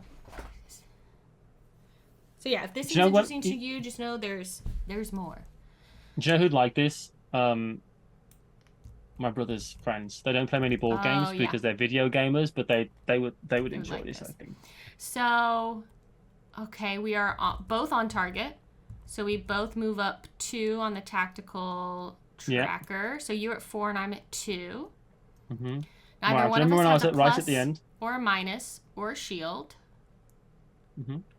So now I think we pick our cards and dice. Yeah, it's all dice, baby. Dice, baby. All right, definitely go big or go home. I'm 1000% using this card. Are you, by any chance, Paula? Are you using? Are you using Precision Strike? I cannot possibly begin to tell you what card I'm using before we officially reveal to each other. Okay. Well, pick your dice as well.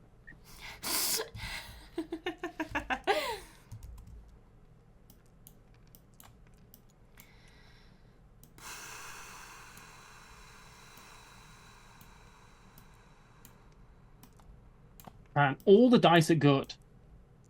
You know what I mean? It's like, I won't use any green dice. But I definitely want to. In fact, I want to do that because I'm worried about if I need to keep you out of. I think you are using Precision Strike, which means I really need to keep you out of the orange and red.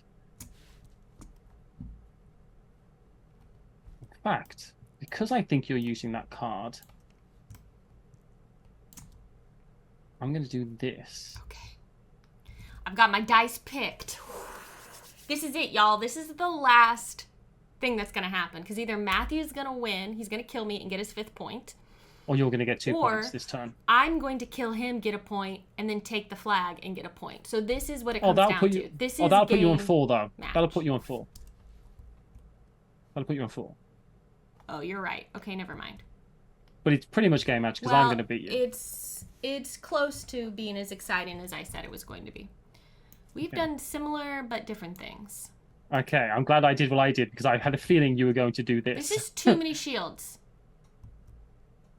And yes, I am using precision strike, you skunk. I knew you were. When you said go big or go home, that's why I'm like, I've got to keep, because that's a bad card if I can keep you in like the yellow, which is what I'm trying to do.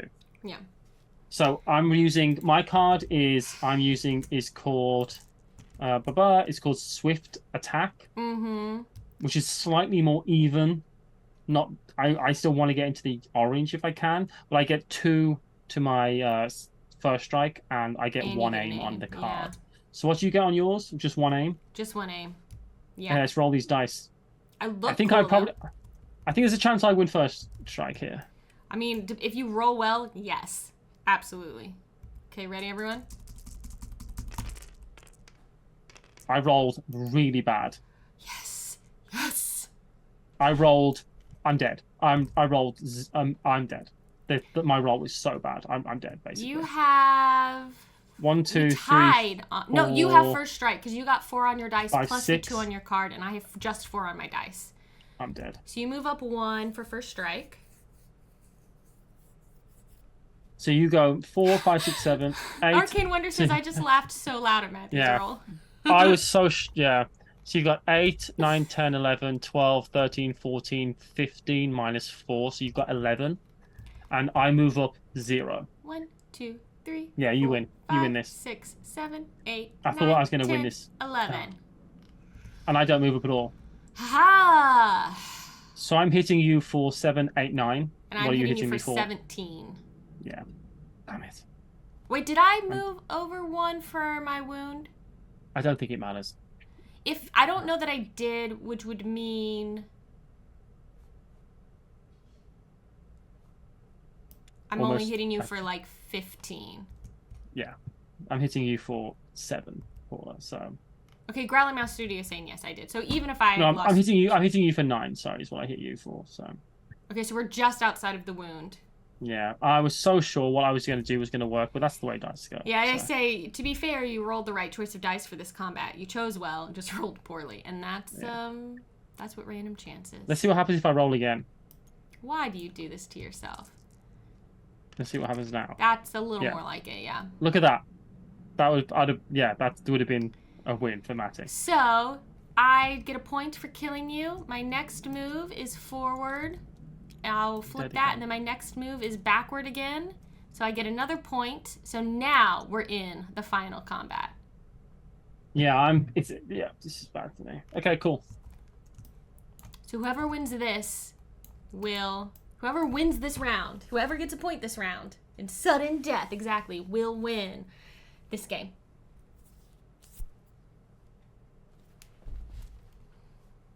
Okay, I'm going to try to work out where I'm going to respawn.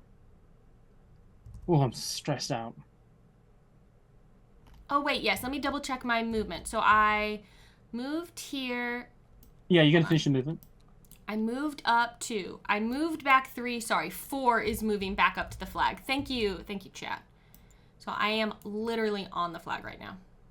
Well, that's actually good for me. Yeah, that gives you a lot more places you can spawn, frankly.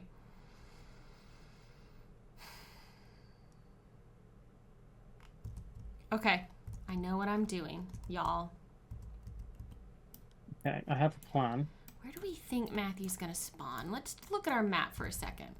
He can't spawn 1 from me.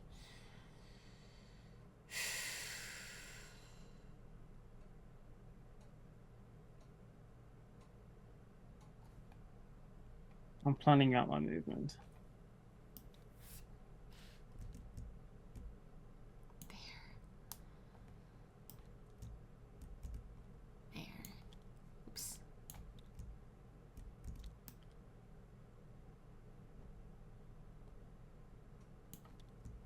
Okay, I'm ready. I'm about to be ready. I'm so stressed out. I've got so many channel points on the line. Okay. Yeah, and that's exactly like him when it says, I have no choice, but I've got to go for the flag. Yeah. I have to do that. I will be doing what was suggested before. I will be staying right here and just spinning around with my gun. Matrix style. All right. You do that for the whole turn? I'm just standing right on the flag. I'll be moving. So my first one, I'm facing down this way. All right. Oh, you spawned there! I'm spawning here. Now, the reason I spawned here, Paula, the reason I spawned here was because I was hoping that you would move here. Because then I would get this bonus of 2 in defense and be able to shoot you. I thought you might spawn here because of the shield bonus of 2. So yeah, that was really what was playing into my shield bonus. Mm-hmm. So my second movement is to go here, and I'm facing the flag. My second one was because I thought you would spawn here. You're shooting. You're not back. I wasn't gonna turn around until the third one. You 360 no scope. So I'm shooting you right in the back. Yeah, so you're on target. Honestly, and Paula, I am not. If that's the way I would in real life, that's the way I would do it. That's how you'd want it to go out. Yeah. Because I wouldn't want you to be fearful. I wouldn't want you to know it was coming, just because I wouldn't want you to be nervous about it. No, because if you're fearful, your meat would taste so much worse. No. Gross. All right. So this is a short range combat. Short range. Matthew's on target, and I am not. And my wound goes away though, I think. Yes. So short range. We start here. Matthew gets 2 bonus for being on target. I get nothing. Yeah, my bonus here, if I'm attacking the opponent, if my special power would be an extra bump on the tactical thing as well, which maybe we should use that. So I'll take that. No, I will show everyone though. So if we're playing with the special abilities, your attack gets a plus if an opponent is not facing you. So he would get that, but I also would have killed him if we were using our special powers, Matthew, I would have won last turn. Yeah, because you would have shot me in the gut. So. All right, so I'm facing you, so I get a bump of 2, which is huge. Yeah, that's pretty good. Neither of us get the extra bonus for the thing, and let's pick some dice and see, or minus. And see what goes on here. Or shields. Yeah, this is it. This is it. This is the card I have, round. So that's the one we're playing. Thank you, Rob. I beg your gosh darn pardon. Okay, there we go. I'm gonna go with this. What the hell should I do? So where are you on your tactical board? You're on the 0 spot, which is good for me because I'm on the 4 spot. My card is doing that, which is good. So I'm going to...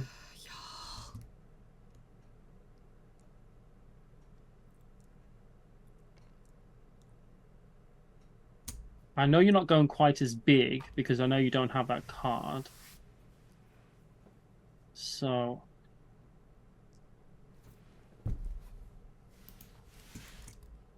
Whoops.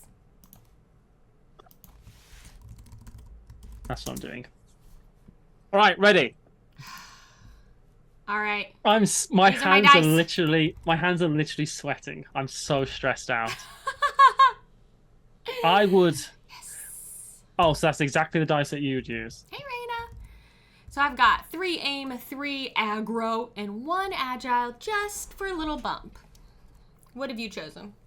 Okay, I have. And I have fast maneuver as my card because it's the only card I had. Hold on, I'm trying to select my dice. I picked. Sorry, hold on. I need to move them one to right place. They're here. You better not be re-choosing. Paula. I will say Matthew's a skunk, but he's not a cheater. I'm a skunk, but I'm not a cheater. I'm just trying to select my dice. I'm trying to pick the dice up. That's what I've got. If I was re-choosing, I probably would have more red dice. Let's put it that way. Yeah, I wasn't expecting you to have so many red dice, if I'm honest. But again, I guess you're trying to make up for your lack of on your tactical track with red dice. I'm hoping what happens is that you miss with those. It's very possible. Okay, my card on the other hand is good. The reason I didn't choose so many red dice is because my card, which I picked, is this, which gives me another bump on this track. Steady so I was like, I'm hoping to do my damage on here. Yeah, but on that I'm track. not sure if it's going to happen. True. This is much more of a consistent card, if not a little bit less powerful. All right. Well, the power's in its consistency, right? All right, yeah, I think I'm probably going to get first strike, but we all saw what happened last time. Yeah, if you roll the way these dice should roll, you will, I bet. But we'll see. Come on. Okay. That's what I'm talking about. I don't get it. Yeah, you win. 3 I roll bad lightning again. bolt plus 1 on my card. You get first strike. So I have first strike, so I'm going to move this Can up you believe 1. that you got first strike off 1 dice and I didn't off 4? I just rolled terribly again. I heard you behind me. They don't call me General Shepherd for nothing. I'm so disappointed. I really am truly, truly disappointed, but that's fine. I would reference a different video game property right now, but I won't. I'm General Shepherd, and Call of Duty is my favorite video game on the internet. I did it anyway, but I did it in a special way. Okay. Yeah. Well done. So, all right, what do we got here? All right, so I'm gonna move up. I've got 8 minus 3, so I move up 4 because of my card. Yeah, so I move up 4 on this track. 1, 2, 3, 4. And you've got 6, you've got 5. I've got 10, 14. 4. Let's not bother counting up, Paula. You win. 14. You move, 14 minus 3. So you've got move up 11. That gives me like just in the red. Yeah. Yeah, and you've got 6, 7, 8, 9, 10, 11, 12. Plus attack. The card. Yeah, it's quite a bit. Yeah. Plus my 4. I've got 4. So I'm hitting you for 7.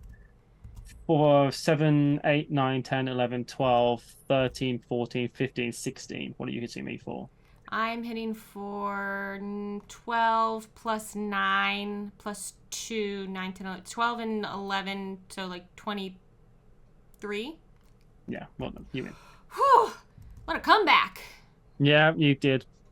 What a comeback. All right. Woo! It's interesting because at the beginning of the game, my dice rolls were so bad and yours were good. And then partway through the game, our luck shifted. Yeah, I lost. I was shooting you from behind, and everything was meant to be in my favor, but you just absolutely overpowered me then. Yeah. Well done. You got that first. You heard my footsteps behind you, I guess, and turned just at the last moment. Just at the last moment, I rolled right, nat 20 on my perception. Roll that. Well, I put that as a win for Paula on the first thing, and that is Call of Duty: The Board Game. Well, that's the basic game. There's a lot more to this game than in this game. Indeed. Certainly. So there's a whole advanced manual. I would say the rulebooks aren't as long as I was expecting them to be, so that's a very nice thing. And full of lots of examples. Cool. Yeah, the ones that we have at least. Yeah. So again, thank you to Arcane Wonders for sponsoring this digital demo. If you would like to check this out, you can do so by getting a demo if you're going to be at Gen Con, or click that link and stay tuned for the Kickstarter launch. Thank you, Eurogamer Girl. Look, I'm clicking the link. Want to experience the game during Gen Con 2023? We will have a special Call of Duty demo room. Oh yeah, a whole room, y'all. You're gonna be able to. I believe you have to find it, and they're not going to tell you where it is, and you have to use your surveillance to find the room. I think it's a secret. I might be making that up, but it's possible. Yeah. But that's what they've done. Yeah.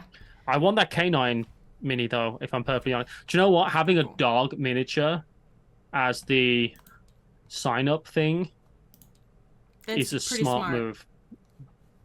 That's a good move, right? Yeah, that's a good move. Tactically, Rob, smart. Yeah. And look how different this game looks. Yeah. Oh my gosh, they haven't seen it yet, but just wait until y'all see. Room ICC 125. So there you go. That's where you can do it.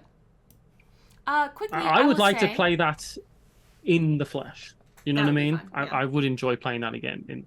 That's great. It's fun. This is sponsored, but that's cool. I really appreciate how easy it is to figure out line of sight. It's so nice when you don't have to think too much about that. True Wacky Gamer, thank you for 200 bits. It says, always nice to see my favorite board game stream and my favorite travel blogger together. Voodoo Meeple, thank you for subscribing with your Prime and for the follow. Radicus2K, thank you for the follow. The Copac, thank you for gifting 10 community subs.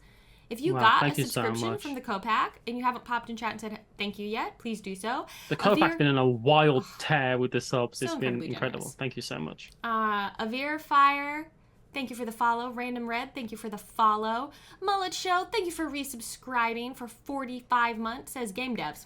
Okay. Call of Duty's popular, sure, but how do we make it nerdier? Make a game. Make a board game. Kamarowski, thank you for resubscribing. It's been almost 2 years. Does this game include a 12-year-old with open mic, which I did already see? Arcane Wonders gifted, of course, 6 subscriptions. Thank you so much. And I think did I catch this one already? Lon Dibby, thank you for resubscribing with your Prime. Pharaoh, I think I got with the follow. Thank you so much, y'all. Are we ready to move into Gap? Could we play something more different? This is for some... Oh, I know why. Okay, hold on, everyone. Sorry. Here's actually what's happening. So it's thematically, they're in this... So Call of Duty: The Board Game and Gap are thematically in the same universe, because during the off time, when they're back at, base, this is the card game they play. That's right. It's like the Call of Duty version of Gwent. It's the Call of Duty version of Gwent. That's exactly what I'm trying to... It's triple triad from Final Fantasy VIII. Right, I'm actually going to pop to the bathroom just very, very quickly, but once I'm back... yeah. Great. Go. Hit it up. Y'all, this is Gap. Like we said, couldn't be more different from what we just did. This is a card game. I'm very excited to play it. It is exactly the kind of thing Matthew and I like to play. Not saying that Call of Duty wasn't, but yes, here we are. And this just makes me laugh that in I'm just going to go back for a second. Hold on. I want to show. So this is Gap. You open up and you're like, cool. It's like they're like, here you go, suckers. Have a deck of cards on a table. That's your tabletop simulator mod. But if we go back to Call of Duty, you'll see. Look how beautiful this mod is, y'all. Like, look, we're in an actual demo room. Like, you've got Foundations of Rome over there. It's got art. We've got, like, their whole Arcane Wonders catalog, some comfy chairs to sit in. Like, they're like, yeah, play this game. And they're like, oh, you want to play Gap, suckers? Here. And they just throw some cards at you. That's how I picture this. It makes me laugh. The Gap is great. And I will tell you that the cards you will see here are...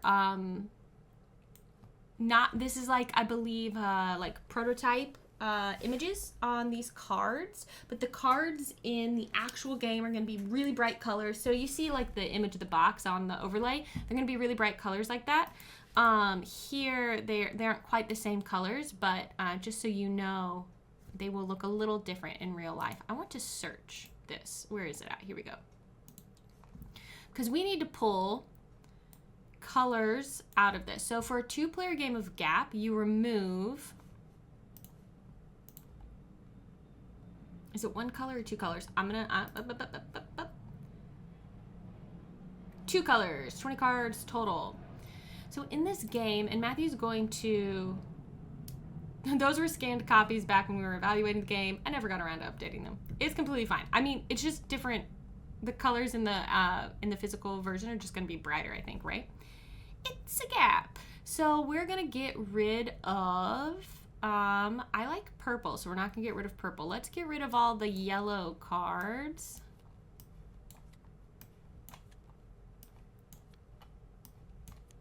What other color? Yeah, they're brighter and foiled in real life.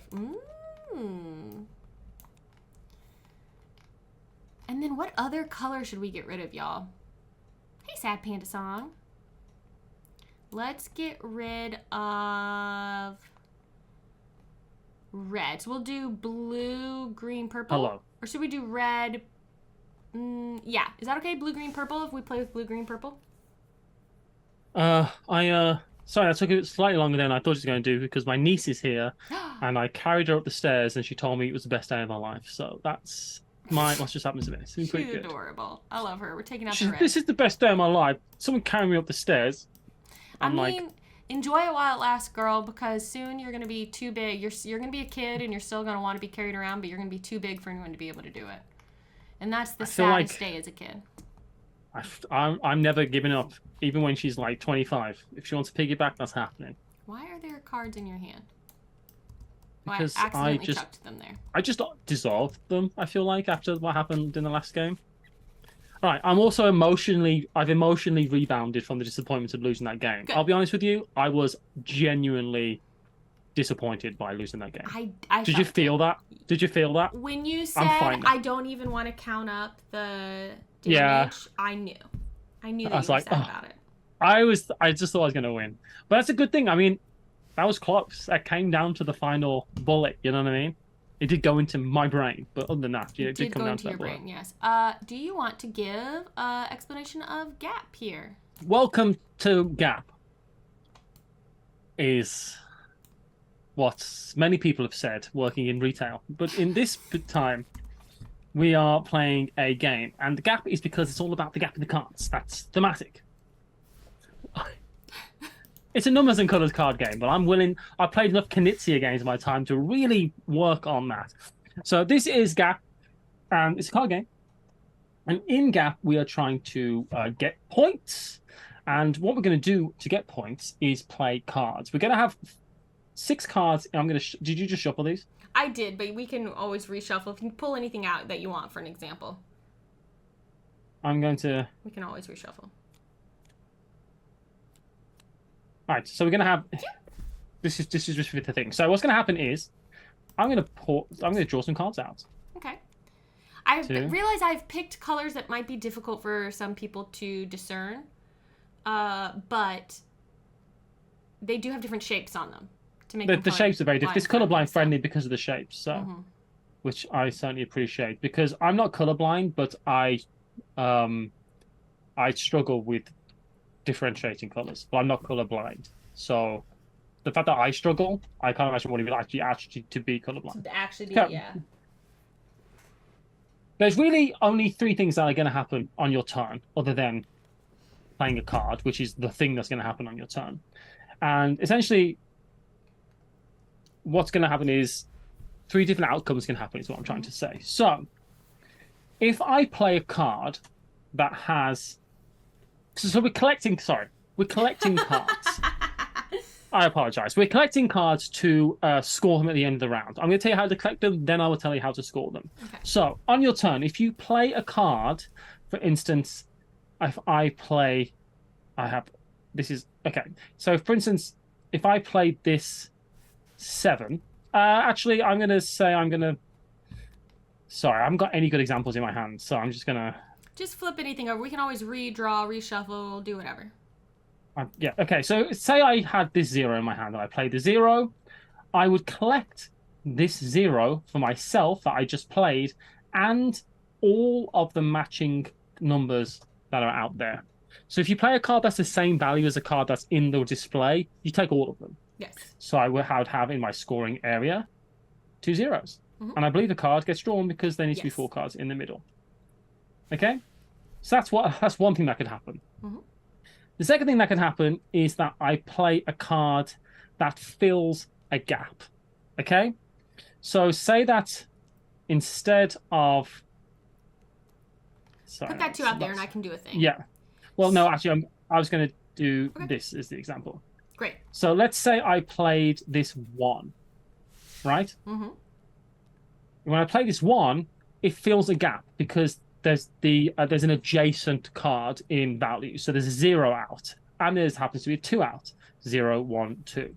Right? If there was just a 0 out and that was a 7 or something, then it's still adjacent to 1 card. So in this case, I take my card, I put it here, and I also take the cards that it was adjacent to numerically. Because when you're playing the game, the only thing that matters is the numbers on the cards to a greater extent. When you're thinking about it, obviously you can...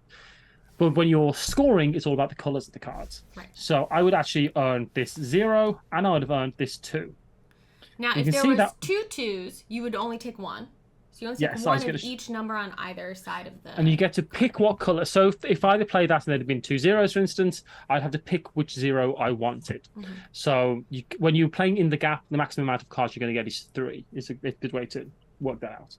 The last thing that can happen is, and probably will happen, and might be very useful because you might not want the card, is if I was to play a card and it doesn't fill a gap and it doesn't match anything out there, that card just goes into the row. Mm-hmm. That's just added there for there to be more options and possibilities in the future. You might be doing that because you are discarding a card in the second go, hoping that it'll still be there in the third go so that you can take lots of things to think about when you're actually doing it, even though it's incredibly simple. Scoring is also incredibly simple, and we'll come over to my side of the board and we'll just do a bit of it.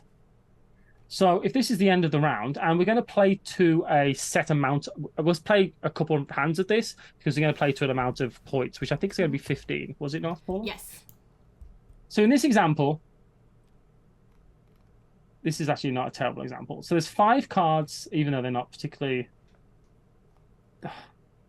digital war games. Where there was another card here. Was it? Yeah, there's another card here somewhere. Let's say there isn't. I think it's under this 2. But let's say there's 4 cards here. Okay, so to score, so I have 4 red, 1 blue, and 3 green. I ignore my greens because they are neither my biggest group or my smallest group. And then I subtract my smallest group from my biggest group, so I'd have a score of 3 at the end of this round. Right. Now, if, for instance, I had 3... Sorry. If I had 3... I assumed you would just take 1 away rather than... You're stealing my example, but... I just thought we were just organizing them differently. I was like, oh, he wants them to tie. I thought you were setting that one aside, so I was pulling it out of the way. I'm sorry. Matthew card draw his point of view. The year is 1866. So if this has been an example, I have no middle because I've got 3 green and 3 purple. So that's really good for me because these are equal in being my biggest group. So those all count. So my biggest group is actually 6 minus the 1. If I had a different suit, for instance, I think there's only 3 suits in the 2-player game, but say there was. We removed 2 of them. 2 of the 5. If you imagine that this was one of the other suits, a brown card, for instance, I would add my lowest groups together and my biggest groups together, so those would both count. That type of thing. This will all become very clear when we're actually playing the game, but that's roughly what you're doing. If you have a card that matches a card that's out, you take all of those cards. If you have a card that fills a gap, you take one of each that is adjacent to the card that you played. And if you have a card that doesn't match anything, you you just add it to the row. And at the end, you're taking your biggest group or groups, and you subtract your smallest group or groups.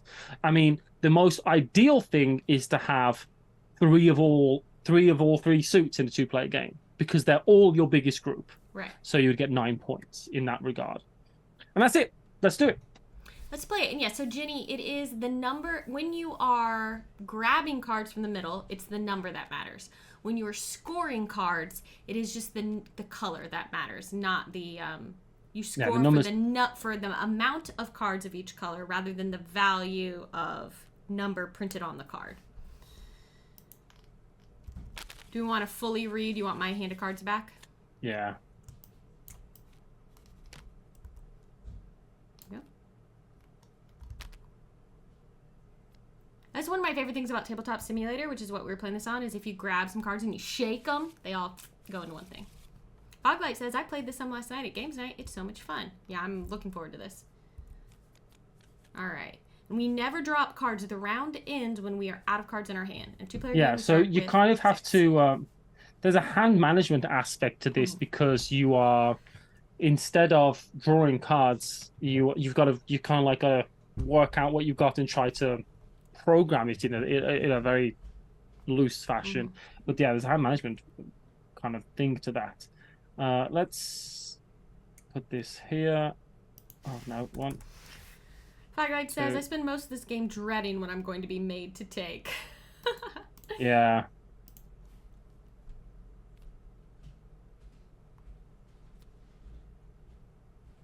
Who goes first in this game? I think we just choose randomly. No, they wouldn't do us dirty like that. I think they did. I think they say use whatever you want to decide. -8. They say...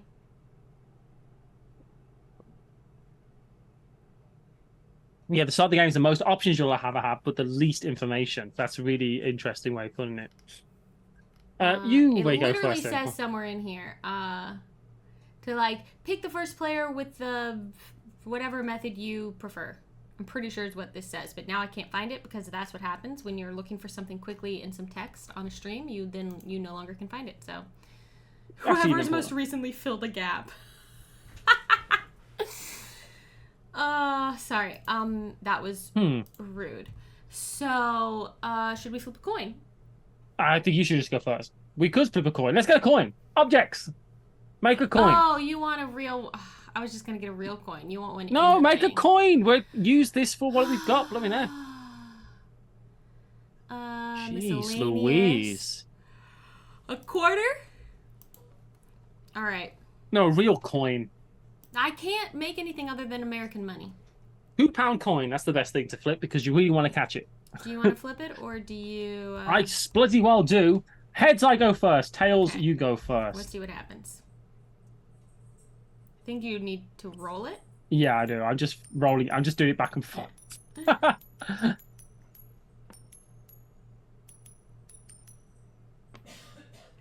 You go first. Okay. Get out of here.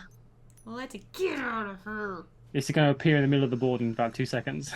Okay, I'm going to play this 4. Oh, this it's is underneath, dumb. Why am I it's doing underneath this? Oh, I thought it was. It gone. You're playing 4, taking all them 4s. Even Stevens. I don't know why. But yeah, I also don't know why I'm rotating this. I take all the 4s. And I don't know. I feel like that was probably actually not the smartest, but yeah. We pulled out, so we see now all the colors, Hornist, that are available, blue, green, and purple. We pulled out yellow and red, or pink, or whatever color it is. So then I think this refills to 4? Yes, the 4.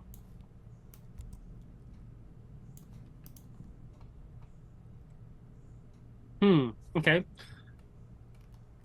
So right now I have 3 points, because I have the most of everything. True that. But that could and likely will change, because this is not said. This is not actually. I've made a terrible first move, I feel like.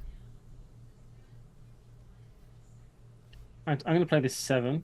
Mm-hmm. I'm going to take this. This 6, because Matthew gets to take whatever's adjacent to it, and he just gets to choose the one he wants because there was more than one. Now, if this 7 had already been out, Matthew would take the match. You always prioritize taking the match over the adjacent numbers. Okay.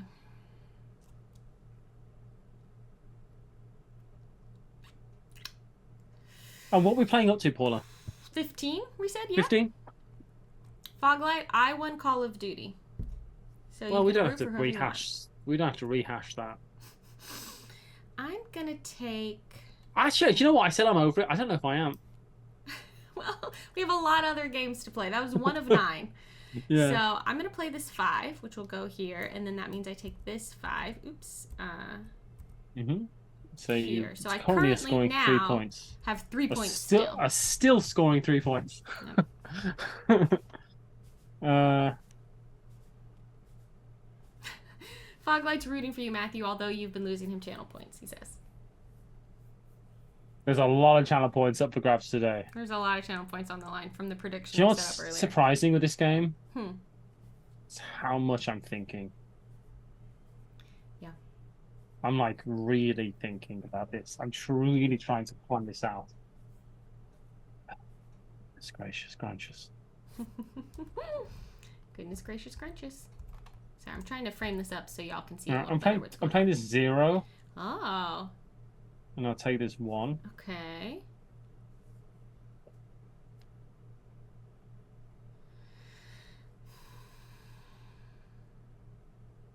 Oh my god, I'm terrified. Okay, I'm gonna play this 6 and take this 6 so that I have 3 green, 3 purple. Yeah. You're doing really good, and I'm really happy for you, Paula. I'm not sure completely that you are that happy for me, but that's okay. Alright, I'm playing this 1. Firelight says, I played this with my friend and his 2 kids. The kids loved it and want to play again. I liked the 4-player count. Okay, it's interesting. I'm playing the 1, and I took the 1, and I got the 2 as well. Because I will fight for you. Be sure that I will fight until we are the special 2. Ugh. Okay, I don't like this now.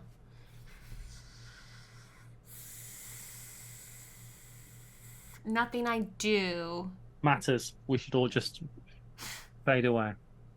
7 people could win 426k. That's an insane number of channel points. I believe in myself. I want to win. I bet on myself. I bet on myself. That's belief, Paula. That's belief in my own. I believe. I bet on myself. Right? That's belief. Y'all, I have no good moves. You're a great dancer. Okay, this is okay. Okay, I have to do this. This is dumb. I'm gonna play this 2, so I get the adjacent 3. So I now am no longer even on my greens. But you're still. That's not bad. Still. 3, 4, 5. I have a score of 4 now because these won't count for anything at the moment. I have 5 minus 1, so we'll see what happens at the end of the round.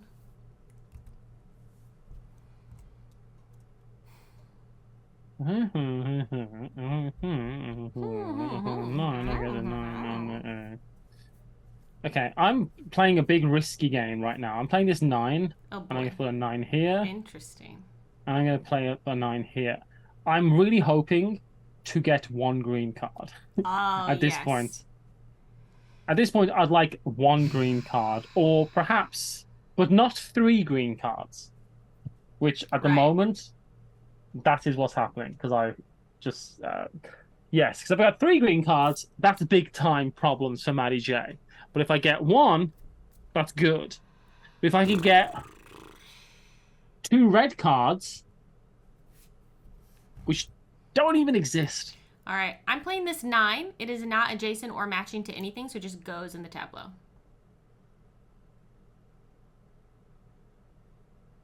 Paula, what did I tell you about green card? I should stop talking. You're going to use everything I say against me. No, I'm not using it against you. I only have 2 cards left. I have like no options. And this one was what was best for me, I think. Oh, this is good. Okay, I'm going to play this 5. Oh, is that a 9? It's a 9. It's not a 6. It's that would have been so good.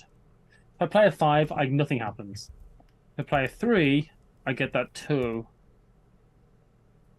Okay, I'll do that. For now, that's probably the best. I'm going to play this 3. Mm-hmm. Actually, oh God, I'm stressed out.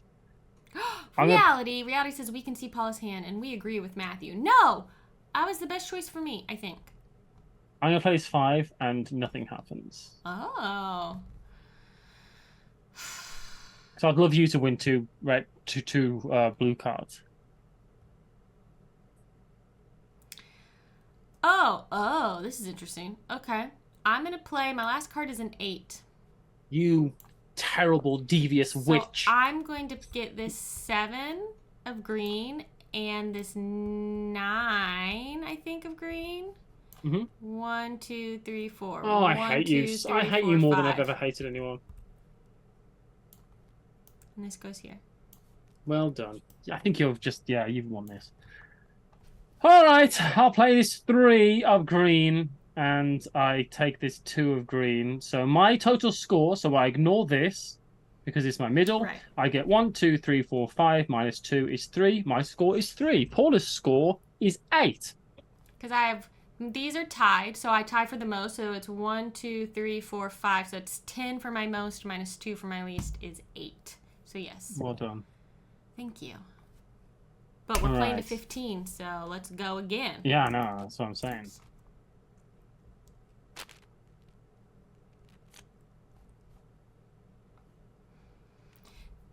I did not think that was going to work out that way for me. You did great. Yeah, you lucky at the end there. I think you played smart. You just played smart, Paula. I mean, there's always going to be luck. There's going to be luck with cards. There is always that. Of course, but you played well. That's just all there is to it. Let's deal some cards. Let's deal some cards. For future 1, 2, rounds. 3, 4, 5, 6. Okay, let's just discard the last card that you drew. I drew a 7 rather than 6. I apologize. Oh, that's all right. I'll put this up again. Okay. I'm pretty sure I can just... and then you start this next round. We just alternate in a 2-player game. Yeah, I think there's a quick command to draw, to deal out, to like display, but whatever. Oh, yeah, I don't know. There's gotta be. I don't know what it is. All right, so I start. Go first.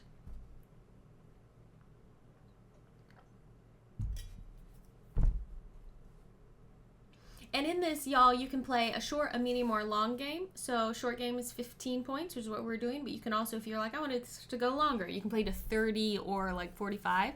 But you can also, in the rules, they're like, hey, if you want to set like a timer, just be like, hey, at the end of 20 minutes, who's got the most points? Or the end of 3 rounds, who's got the most points? So in the rules, it's pretty flexible to scoring, but we're going with the 15-point. I do like that this sponsor stream, just to say that, I do like that this has the ease of just a beer and pretzels card game where you just kind of sit down, hang out, talk to your mates, and just play a card game. But you also, the actual decisions you're making feel like are very important, like they feel that they've got more gravitas, you know? Yes, yeah. If you care about winning, essentially. Right, I'm going to play this 2, and I'll take this 1 and this 3. Okay. Yeah, you did great that first round, Paula. I really thought starting with all 3 colors was going to be a bad idea, but then it ended up actually kind of working out. No, you just did good. I want to adjust. I will in between games. I'm going to adjust my framing. Okay, let's see, everyone. The bigger the gap, I'm on the product page. I'm waiting for it to load. Yeah, the cards definitely from on the actual page, the cards are much brighter and more. It really is like the colors that you see vibrant. On the box cover that's on the overlay. Yeah, so I'm playing absolutely. this 3, which means I'll take this 4 because it's adjacent. And this will refill. I wonder what the designer's also done. Sorry, that's the kind of board game person I am. I'm like the guy that watches the movie and looks on IMDb to see. Like, I was watching. I'm currently watching an anime called Noragini, and I heard a voice, and I was like, "Oh, I know that voice." Yeah, I do that all the time with voice actors. I was like, "Oh, you played the lead role in this anime, and you're this character in this anime." I'm like, I need to just. You drive me nuts if I don't know. Also, if you're not watching Noragami, it's really good. I'm really enjoying it. Anyway, that's a whole side note. What the gosh dangus, stringus, strongus am I doing now? Ding dongus lingus. If I had a 7, I'd definitely do that. Top of the frame already. I need to reframe my whole camera. I'm just a little. Oh, I'll just lower myself. I'm just a little. Oh yeah. Don't never lower yourself, Paula. You're never lower yourself. There. I'm sorted now. All right, I'm gonna play this 1, which gets me this 0. Your turn. You Arcane Wonder says they both co-designed the Pickpocket expansion for Picture Perfect. Ooh. Oh, cool. That's what I was doing. Okay, let's see. Oh, Gap is one of the designers. Do you know what? It's so interesting when it's the designer's first game. They just woke up, they had a fever dream, and they thought, I've got an idea for a card game. You know? I love that. Like that card. I have an idea for a card game. I think it'd be really good. Mm-hmm. I'm playing this 5, which doesn't match or be adjacent to anything, so that just goes into the thing. It's so interesting too because you're never drawing a new card into your hand in this game, right? You know what you've got. You're stuck with what you've got, and then you just see what else comes out. Mm. Yeah, because your options do change based on what comes out, but it's and like discarding cards and stuff is interesting. It's like I could discard this card, but that means I would definitely, and I can't take a card, but that means I'm gonna get like. So, okay, I'm gonna play this 9. Which gets me this 9. I don't like what's happening over there. Well, I don't either because at the moment I've got 1 point. I'd like to get another. I'd like to even up on these. But doing this, I feel like gives me the option of evening up or at least getting one of the third suit. But that didn't work for me last time. Yeah. I think it avoids the idea of getting negative points, but it does mean you might not get loads of points. I'm going to play this 3, which again isn't adjacent to anything or matching, and so that goes into the middle. I'm working too hard to not get negatives, and that just honestly means I'm actually not going to get any positives this turn, I think. That's what's happening. You've only got 2 cards, Paula, but you are scoring more than me this round so far. You need to match up there. Yeah, you need another purple. You need to stay even. I have a huge plan that I'm really hoping will work out. I'm discarding this 0. If my plan works out, I will be an uber genius. But if it doesn't, it's actually your fault. So there's that to think about as well. All right. Well, so either way, you're an uber genius. I can't tell you what to do, but I need you to not do something right this second because my next turn is big. Okay. I'm playing out this 8, which means I have to take this matching 8. Okay. So I still only have 2 points, and no new cards come out because we have more than 4 in the row. All right, I'm playing this 0. Oh. Which gets me this and this. Oh, interesting. Which evens me up here. And protects you a little bit from Now you can kind of take whatever you need from these, potentially, without it subtracting from the other.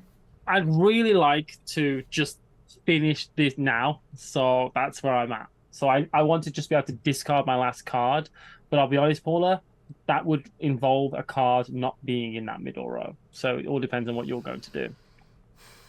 I don't think you're going to do what I want because you're a bad friend, essentially. I'm going to play this 7. Yep, that's not what I wanted. You needed to take that 3. I can't take the 3. It's not that I'm a bad friend. I don't have anything in my hand that would let me take that. So you're not a bad friend because you can't support my needs. Is that what you're saying?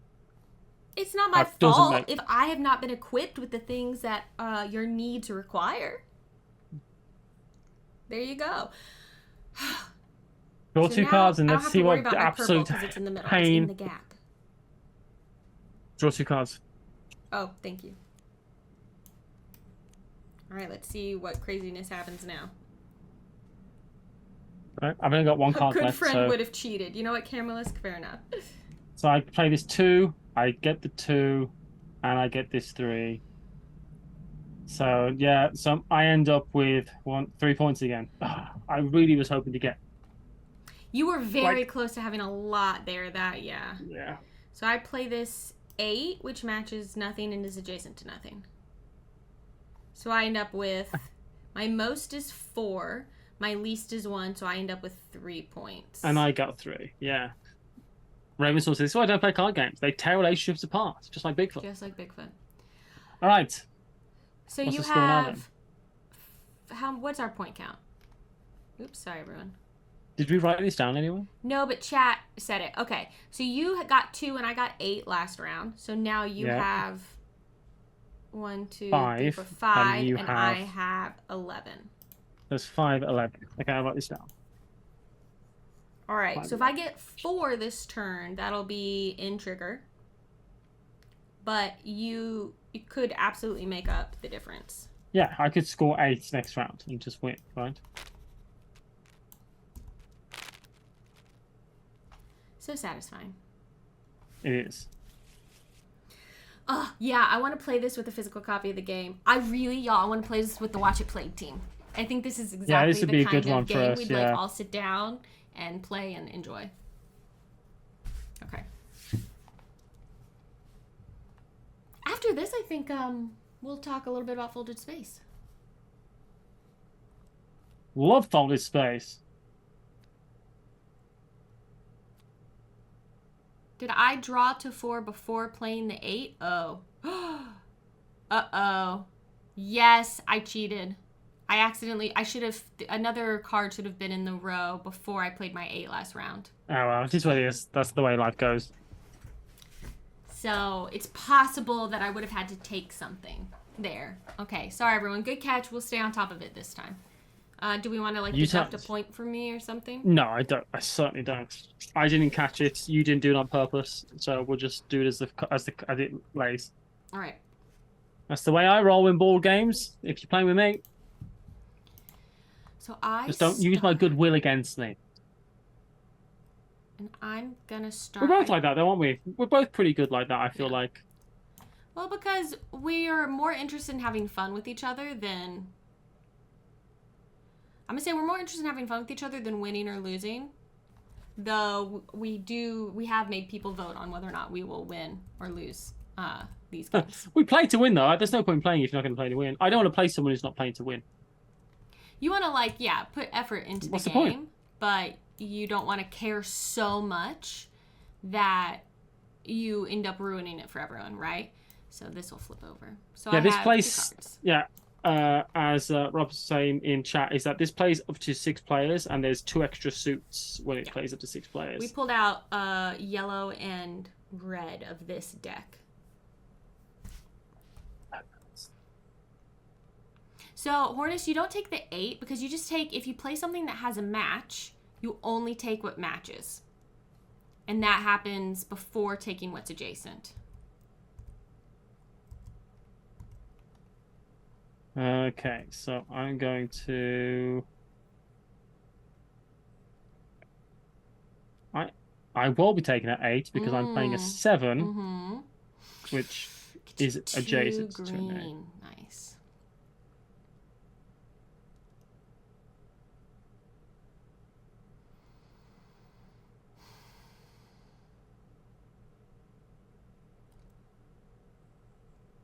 There's also a thing where, like, the cards have numbers, right? So I can look at what you've got, look at what I've got, and make some guess. Yeah. At what's still in the deck, right? You can count cards a little bit in this to know what might be coming out.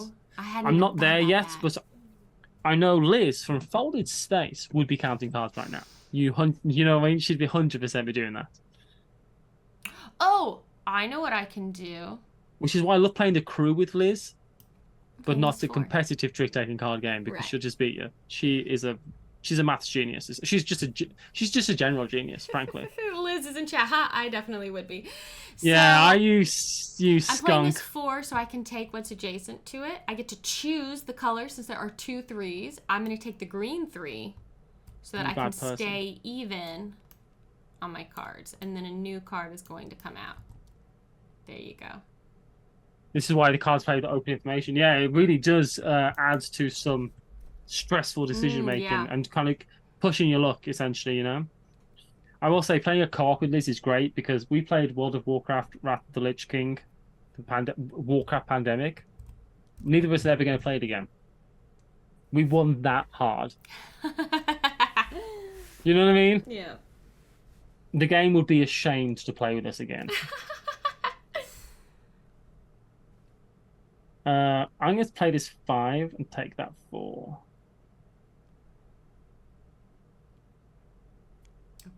Okay. Even Steven at the moment with both of us? Yeah.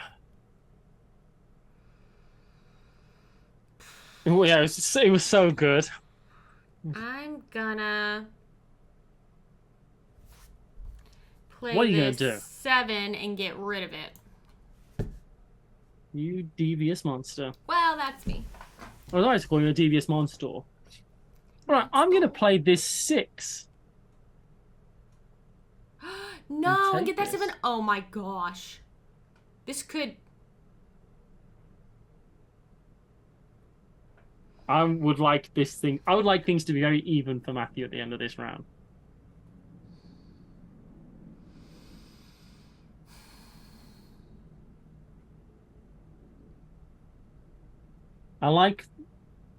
There's nothing better than playing a game with Paula and just a quiet look of nervous stress to just come across her face. Even though if you're winning by like 6 points.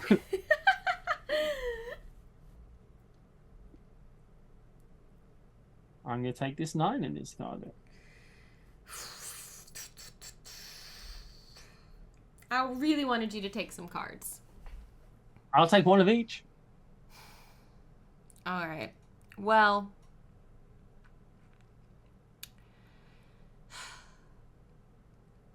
Okay. I'm playing this purple 1.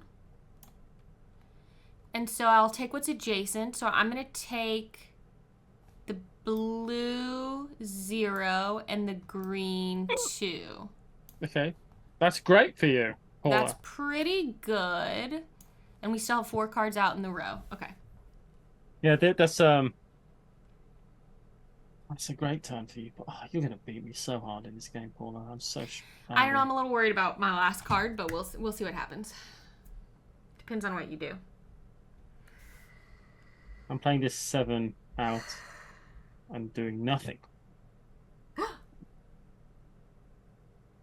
Oh, wait, actually, I think this is going to work. Oh, my goodness. I'm playing this 1 and taking the adjacent 0. So I'm staying still. I cannot believe this. I stayed even on my blues and greens. Holy moly. Yep, I won't be staying even because I'm playing this 6. And I'll be taking this 5 and this 7. So, unfortunately for me, I got 2 points. And you got 1, 2, 7 3, points. 4. Yeah, 7 points. Which well will done, Paula. push me over the edge of 15. Is today gonna go like yesterday? I'll win the first chunk. I don't know, but you chunk. just destroyed me in that. Oh, well done. You planned out. You kind of like played your cards in a really smart sequence, and you did that really well. Thank you. That's Gap. That's Gap, y'all. It's good, isn't it? Yeah, I like that. It's so good for like this is sponsored everyone, stream. But it's like the kind of thing you definitely want to like take with you to a convention, right? Because it can play 2 to 6, so it's got a nice variable group size, and it's one of those things where you can play like, hey, we've got 20 minutes in between something we want to do. Let's sit down and play this card game where like the mechanisms are so simple, but the things you need to think about to play it are tricky. Savory Cookie said that it was tense. It's tense. It's a tense card game. It's like it's a tense card game because everything can change with the last card you play, which is interesting with the card game in that way. It's like, oh, everything could absolutely change. Yeah, this is so my street essentially. Yeah, and small enough, to fit in your backpack. Hey, Arcane Wonders, what is the size of the box this comes in? Actually, is it like a Amigos? Ticket to Ride size box? Ticket to Ride size box. Yeah. Show us some card. Some different card box sizes, Matthew, and we'll see. I'll take us over to our chatting screen. Oh, I don't know. So my guess, like a 4 by 4 inches. Yeah. So my guess is that it's not in a box that looks like this. That it's probably in a slightly bigger box. But it might be in a box that looks just like this. But whatever. Thank you so much, Ginny, for those 100 bits. We appreciate you so much. Thank you to ODB for the follow. I don't like to show other games whilst I do the sponsor stream, but it is in a box that's the same as The Simpsons Slam Dunk. Put it more in front of your face so you're a little more, it's more on camera. Yeah. Weren't expecting that way to be something I own. It's a Knizia game. It's a Knizia game. You gotta own it. Arcane Wonder says, yeah, actually about the same size as the German one. Sweet ass. That's what I like in my life. All right. We're going to play an ad for them, their folded space, whilst I think we'll probably have a quick bathroom break and that type of thing. Indeed. Might eat a spoonful of peanut butter. And when we get back, we're going to be moving into what I can only describe as a menagerie of games. Oh, yeah. We're coming back, and we're going to be playing 5 games from All Play. What are they, Paula? We are going to be playing... No looking. They're right here. Fiction, Mindspace, Sail, Pollen, and Roll to the Top Journeys. I did it. You did. So we're going to be playing all of those. So that's coming up next. But yes, thank you so much, Arcane Wonders. Thanks, Rob, for being in chat and Brief being around as well for helping us with the rules. Yes, and thank you. Go check them out. I am biased, but I like Rob. So, like you know what I mean? Human, Brief's also cool. So... You know what I mean? So there is always going to be a bias there, but Rob's a good guy. He'll be wearing a suit. Yes. So that's how you know him. Because he dresses better than I do. But yes. So thank you so much. We're going to take a quick break. Paula, you're just a great person. Thank you. I'm also going to say Blitz, Twitch, Chesh. Oh my gosh. I know why you've made this handle. It's so that this happens to streamers. Blitz, Twitch, Chess, Refresh, follow. And thank you for that. Bliss, Twitch, Chester. Yeah, it's difficult. So yeah, we're gonna do a quick ad. I'm gonna let the entire thing play. When it's done, if we're not quite back over, it'll just be on a blank page with a QR code that you can scan. Thank you, Ross Nelson, for subscribing. Right. I like you too, says Arcane Wonders. So we will see. I take it back. I take it back. We'll see I'm not prepared. In a few I'm minutes, not prepared. Everyone. Give us like 5-ish minutes, probably. All right, see you in a bit. All right. Bye, y'all. Hello, my name is Harumph Barcelona, and I'm here to talk to you about folded space. Do you like folded space? Folds? Space? It was enough to take the event horizon to hell and back in a film that I was far too young to watch. But they also make board game inserts. Yeah, you know it. Board game inserts. You got board games, you got stuff flying everywhere in the crappy insert they put in there, which is just this thing, and you open it up and you think, why does this exist? Well, Folded Space has got you covered at a price, I think you'll agree, is pretty darn good. They haven't given me any ad copy, so I'm doing this on the fly. And you know what? It's too late to change it, so this is what we're doing. I like folded space. I even have a few folded space inserts of my own that I got before it was sponsored, proving that I actually use them as a company. Targi, one of my favourite games. I'm realising not the best way to do this, but I have the folded space insert. It's great. All the bits and pieces fit in places that they need to go, and these come out so you can use them on your table for where you need them in goods for when you're with your hands. Brilliant. Seven Wonders Duel, another one of my, maybe a top 10 game for me. This is great. Look, these cards are sleeved, fit in perfectly nice. It turns out I've got the metal coins for this. Just fit right in there, the little thing. There's space. Look, this board, they've made a thing so that the board pops in. It's great. What else have I got? I've got the Castle Burgundy one. Again, no lift. The box just closes. And with this insert as well, it comes with insert for the game, the card game, and the dice game. I don't use the card game and the dice game one because I don't have those. But I've got the actual game. Look. Ta-da! No. Ah, damn it. Ta-da! Look.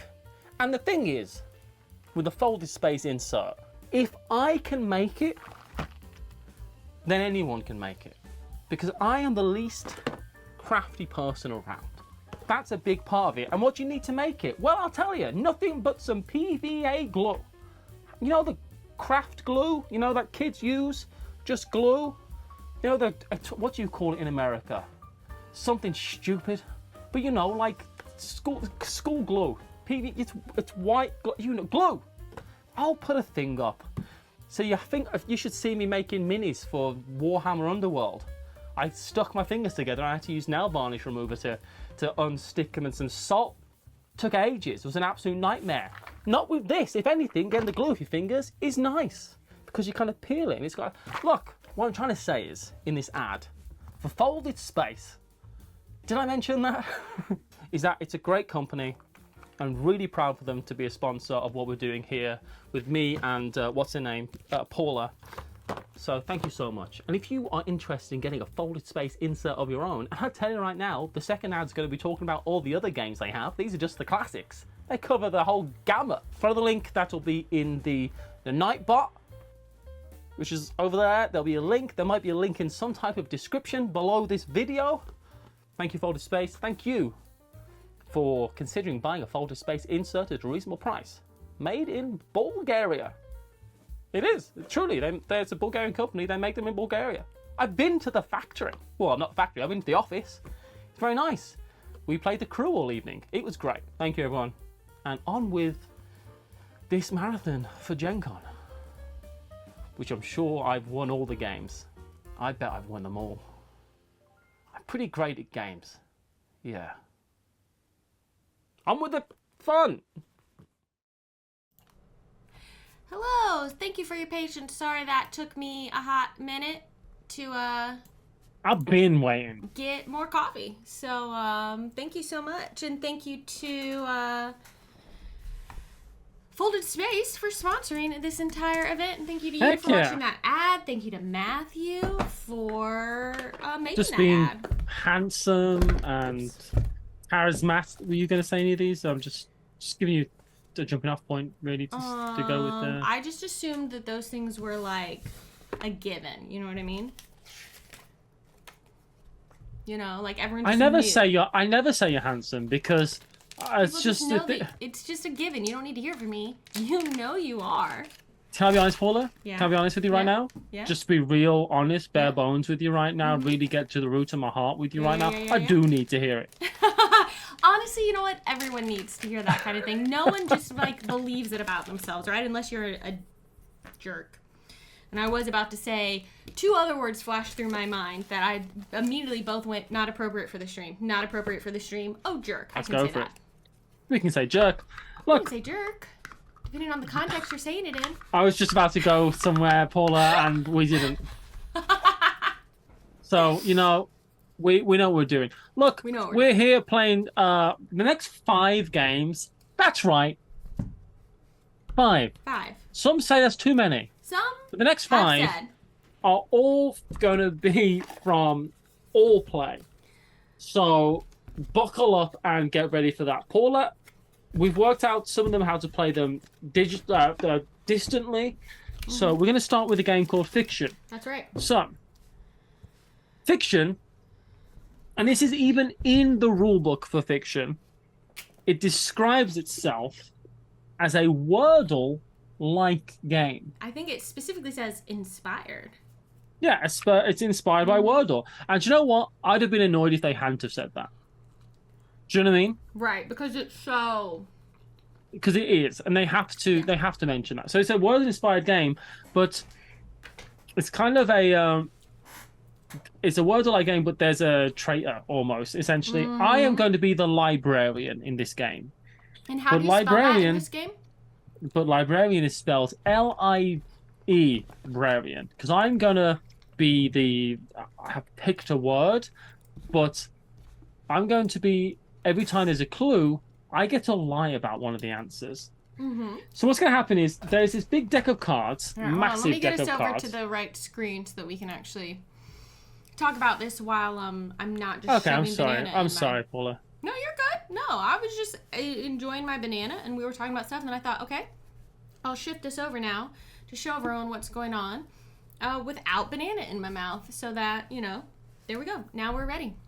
So we're going to get this, we've got this big deck of cards. All this deck of cards does is give us word prompts. There's words that are highlighted in yellow, and there's words that are highlighted in red. Oh, this was the words I might zoom in.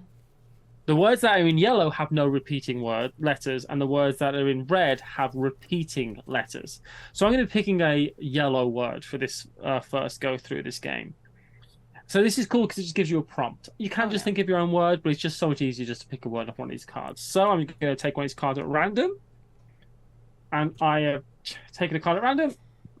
And I'm going to write that word on my board, which is my secret library board. And I would normally have this behind the box itself as a screen, but obviously Paula can't see it because we're so distant from each other. I think I've got that focused. Emotionally distant, and just where we are in life. Very distant away from each other. So it would look like this, everyone. So this is, if you're the librarian, you're tracking your real word here, and then you use the box as the screen. So it would look like this, just so you all know. And then again, so you would pick a card, as Matthew's already said. I'm just showing you here. And on regular mode, yellow. On hard mode, red. Did you already say what makes the hard mode hard? I did. I'm so sorry, Matthew. I was thinking about camera framing. I will. You're good. I will. You're good. But look how cool the covers of these cards are, like books. It's nice, yeah. It's a nice reduction. What book are you choosing from, Matthew? I chose from, and I will tell you, Pride and Prejudice. I love it. Now, this has nothing to do with anything. Like, these words are not, like, related to the book, but it's just fun. Is it not a passage from the book? It's a passage from the book, but the words chosen. Like, so here's one. My word isn't going to be Elizabeth. Yeah. Well, this does say, you seem to be a walking calendar of crime. I have my eye on a suite in Baker Street, he said, with a roomy study. So, and yellow words are crime, Baker, but it's also enjoy, acids, handy, cause, angry. So, sorry, if the word is just Darcy, yeah, okay. But y'all are going to be working with me. Stop thinking about Colin Firth for the last time. I can't. So, y'all are going to be working with me probably on this. So, because I get to lie about one of the answers each time, the starting thing I also have to do is tell Paula one of the letters that is in the word. So I will tell you, Paula, there is a R in this word. Okay, somewhere in this word is an R. I'm going to circle that. For Robotronic. Here on our board where we're going to track things, okay? Now, I should set a timer, shouldn't I? So this game comes in two halves. Paula gets 10 guesses, and in a multiplayer game, the guessers would get 10 guesses, but they only get one guess between them, essentially. And this is done because there's 10 of these little boards that you can see on the board. They're little, like, cutout boards. Mm-hmm. So Paula's going to put her guess on there. She's also got a little board next to the table, which is she's going to use to keep notes on. You can like highlight the letter, tick the letter, surround the letter, fill the letter in, like fill it halfway because you're half sure. You can use it for all your kind of like things. You can put letters down that you know are real if you think you've really worked something out, logic and deduction and all that type of stuff. I'll tell you now, Paula did really well and won this last time. We did not keep the timer, though, so I think it took me longer than 20 minutes to figure out. What's interesting is, because me and Paula do the Wordle every day, and we have done the Wordle every day for 2 years, which we still do. We did it this morning. We did it this morning. We've had a lot of practice at Wordle between the two of us. Probably more than almost anyone, right? Because who else has done the Wordle for 2 years? Just my brother and sister. We're the only ones that still do it other than your brother and sister, and I love beating both of them at Wordle. So that's actually quite useful. So once Paula gives me a word guess, I am going to fill in on my board the truth for my records, and then I'm going to fill in what I've told Paula. And the things I can tell her are if it's correct, if it's wrong, or if the letter is in the word but in the wrong place. Right. So those are 3 pieces of information, just like Wordle. However, I get to lie about something. Mm-hmm. So I can say something. And not only do you get to, you have to. I have to. So I have to lie about something. The trick here is Paula has got to know that, and to mitigate that, Paula has 3 fact or fiction tokens, which she can use at any time during the game. So that's a important thing to use. So I say, tell me if this letter is fact or fiction. And then Matthew will tell me if that letter was true, what he gave me for is true or a lie. Lundibi does the Wordle every day as well. Ha! You still do every day? Yep. Yeah, you do. That's what me and Paula do it together as a team. Yeah. And we send the results to Paula's brother and sister. Yeah. I will say... Aaron and Alan. That's right. That one of the things in this game is that we are not working together. Matthew does not want me to get the word. He wants to win as the librarian. That does go counter to how we Wordle every day where we work together. So we did have a hard time yesterday or the other day when we were practicing this game, not helping the other person win. I have a feeling, Paula, that you will... Should this count towards our goal overall for the day?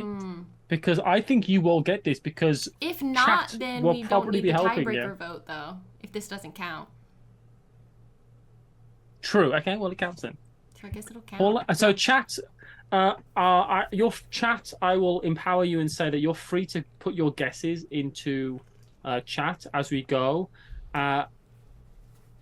Yeah, and I guess I'm playing against chat, so it's me versus 75 people. So that's a lot of logic against me. It's a lot of logic. Chat can play with me, but I will try to... You're going to do the deduction part on your own, I think, mostly. I will say my strategy for this is to try and do my first 5 guesses quickly, and then really start trying to suss everything out in the second 5 guesses. Because Paula's got 2 10-minute halves to sort this out in. But the second you move into guess 6, your first 10-minute half is wrong. So I would do 4 guesses really quick. Do you know what I mean? Yeah. And then start working out. Yeah. All right, I'm going to start a 10-minute timer for the first half of the game. Paula, could you clean that bloody your board off better than you have done? Jeez. What are you talking about? Everything looks clean to me. Is your board not really dirty? The librarian's board? Or maybe it's just a weird reflection. Oh, I see. It's just a weird reflection. Oh, it's reflecting the camera. The camera back. Also, I'm resetting this timer because you talked to me for the first 30 seconds of it. No. Okay. No. So there's R somewhere in here. So I wonder if it's and there's no repeated letters, which actually kind of could make it tricky. I'm gonna start with. Roads. Normally I would put all these tokens next to Paula's pieces, but Paula's board, but she will be doing that on her side to show. Roads, you go roads? Yeah, ROADS, roads. So I'm filling in how correct or not that is. Also, should I be pausing the timer while you're figuring out what your lie is? Check the rules. I don't think so. Because this is time for you to be... This is your thinking time still, though, right? I guess that's true. Okay, Paula. You have... Yeah, I think it just goes. So I'm going to give you a yellow squiggle. So the first letter is correct but in the wrong place, and the rest are all X's. Now this is what you did to me last time when we played. You did win. Okay, so this is what this looks like. Okay. I'm not ready to know whether or not anything's fact or fiction. So let's say something in here is a lie. So this is either the right spot for R, or one of these letters is somewhere in this word. So Correct. Let's do codes.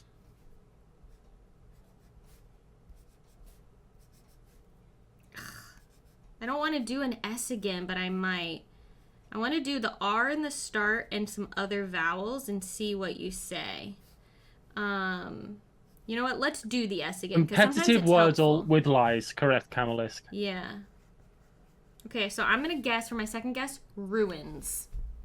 So the R and the S are in the same place. So how Matthew responds to this is going to be information that's going to be helpful for us. Yes, exactly correct. So...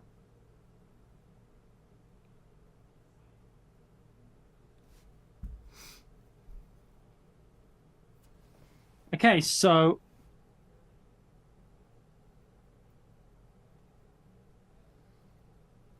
I'm going to say that the R is a squiggle. Okay. The U is a squiggle. Okay. And the rest are not in there.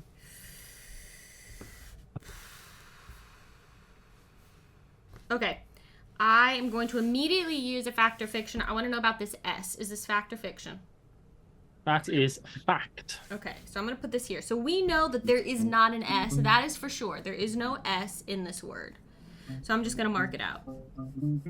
Which means... this could be true, but it could still be a lie because any of these could be the lie. Just because S isn't the lie doesn't mean anything else isn't. Oh, boy. Okay. So... Blah, blah, blah, blah, blah, blah, blah, blah.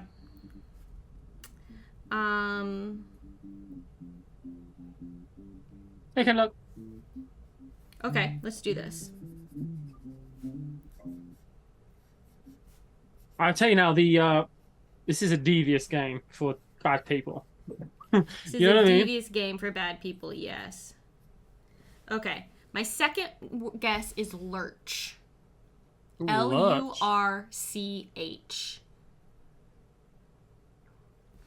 See, it's helpful, everyone. You can leave all your guesses up because you're gonna start to use that in very brain-breaking logic deduction at some point. I want to see how he responds to this. Okay. So, X for the L. Okay. X for the U. You skunk. So one of these is a lie.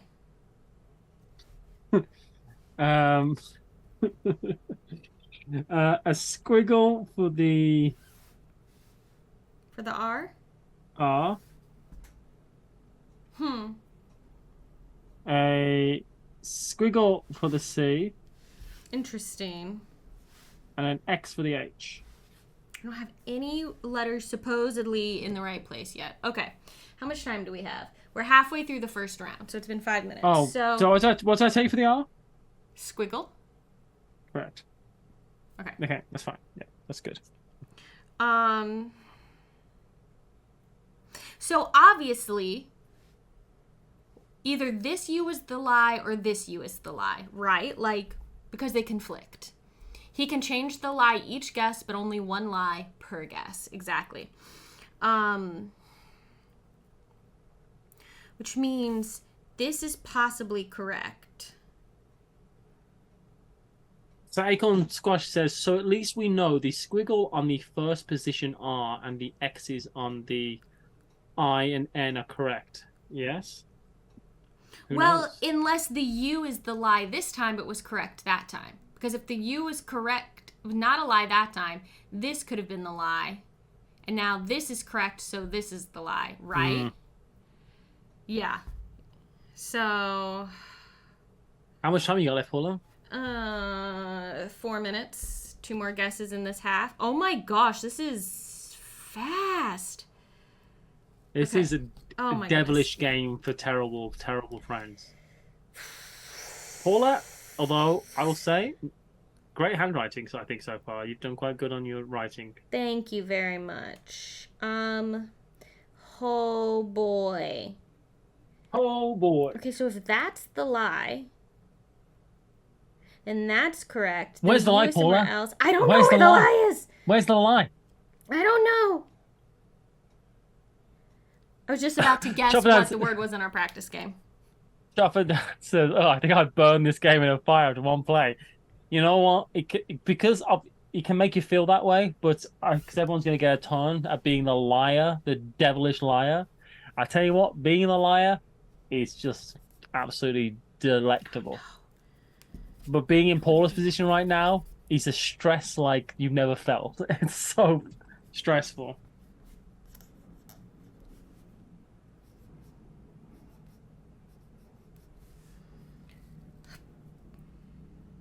What are you gonna guess, my sweet lord? Oh God, I don't know. I wanted to see RU something, but nothing is good. Because it can't be crude because you told me there was no D up here. Unless there is a D. Oh my gosh. Okay. You could do cruel. No, because you told me there was no L. I'm just giving you word options. Crude. Okay, crude. The book was Pride and Prejudice reality, but I'm not sure that necessarily has anything to do with the word that was chosen.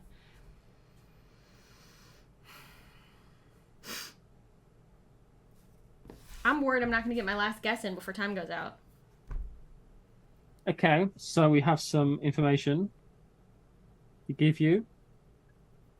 Thaddeus, the thing about creek is it has a double E, and there are no double letters. Yeah, we know there's no double letters. So okay, I'm going to do this. Okay, so the C is wrong fully. The C is fully wrong. Yes. The R has a squiggle. So I hate you. The X is wrong fully, the D is wrong fully, and the E X, is or correct. you mean the U? Sorry, the D. Sorry, the U is right. Sorry, I said X. X because I've X'd out. Yes. So we got X squiggle XX tick. Yeah, creek with an A. I don't have time to suss this all out. So, I'd throw another word out there then. If that's a lie.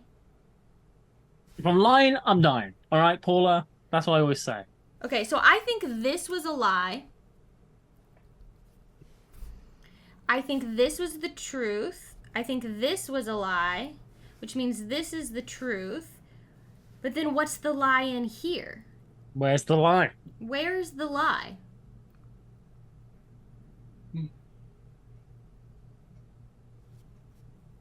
Who could say, actually, Paula? It could be the D. Excuse me while I roll my sleeves up. This is saying R. That means R would need to be toward the end of the word. If E is right, then it could end R-E. Let's just see. Let's say the D is a lie, which means there is a D somewhere in here.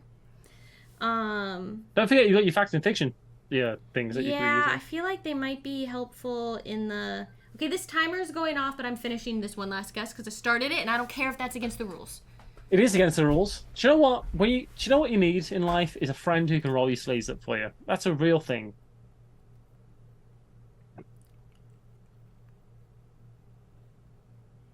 What are you gonna do? I can't believe we're cheating like this, but that's fine. No, but then that is a lie. Oh my gosh. I will let you figure out a word to ask, but I will not give you any time to use that information. We have to go right into the next thing. Will you give me the will you give me tokens? Yeah, of course. That I can't, and then I just move Adore? straight into the next one. Yes. I don't get to ask you anything about it. Adore. A-D-O-R-E. Rules are more like suggestions. The problem is, this can't work because if the D is a lie, then the O isn't in it, but I can't, I just need, Okay, Paula. Okay. Squiggle. Yeah. Tick. X. Okay. Squiggle. Then the R goes nowhere. Tick. This is What do you mean? so false. All right. 10-minute timer for the second half of the game. Start the next half, because I refuse to deal with your shenanigans any longer than this. I can't. I need more than 10 minutes for my brain to work. No.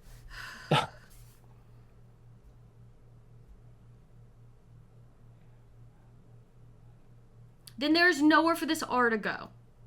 You have told me is in the wrong place in the first spot, the second spot, the middle spot, and the last spot. But E is supposedly right. So at some point I was lying. Like a genius. I'm just making sure that I've not cheated. What if this starts... I think I believe that O is not in this word. I don't quite have it all sussed out. The problem is I don't feel like I have time to do the... I need to, like, really think about it to logic it out, and I'm worried I don't really have time. Okay. I think I might have cheated at one point in the word lurch. Uh-oh. Why? Did you tell me two So lies? I told you X, X... What did I say? X, squiggle, squiggle, X. I apologize. I have lied to you, and I should not have. So there are two lies in this one. Yes, there's two lies there. So it's actually X, X... What should I... Well, hold on.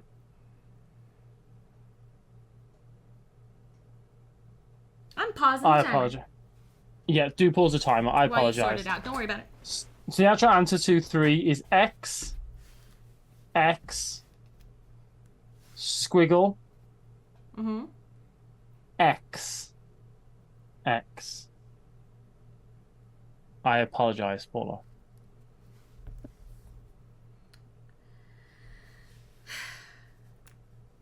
So who knows what now? Well, I already thought that was a lie anyway, but that means there's another lie in here. Yes, it does. So okay, that means I think that R is in the middle. This is what I think. I think that that means, frankly, that R is in the middle of this word. I'm glad they put it so you can write down what you've said and write down what I've said on this board. It makes it much less likely for that to happen, but obviously that did happen in this time. That's okay. It's a lot to keep up with, but you caught it, and now we have it, and that's all right. That's still useful information. So, resuming the timer. Okay, so I think R is in the middle. Stop the timer again. Yeah, start the timer again. The second. So this was the lie. So this is if this is correct, then this is true. This is true. I think if you think the R is in the middle, you should probably use a fact of fiction token on it. Well, I can't ask you about it until I do this word, I think. Well, I know that, but I'm just saying that. I would like to do that for sure. But I want to get a word down first, obviously.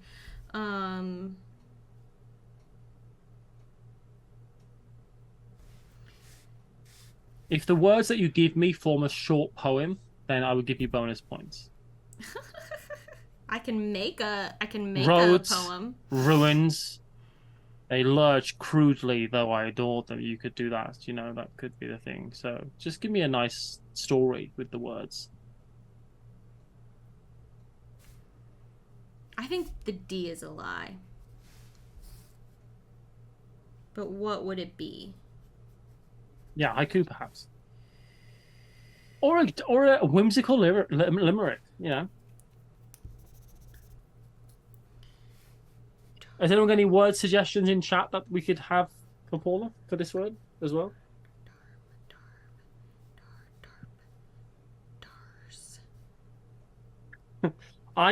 Raven, I thought the same joke that you put, but I didn't say it out loud. Oh, large? Because the D could be just not even in the word, which is what we said before, which is probably true because the lie would have been...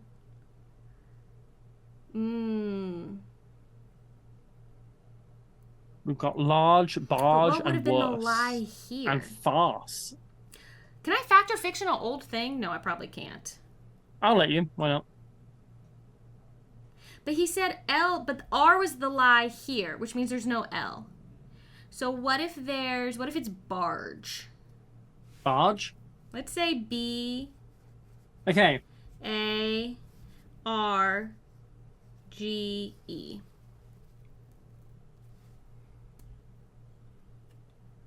Okay. Let's see what you get. We'll see what we get. I'm going to give you X. Squiggle. Tick. Squiggle. Tick.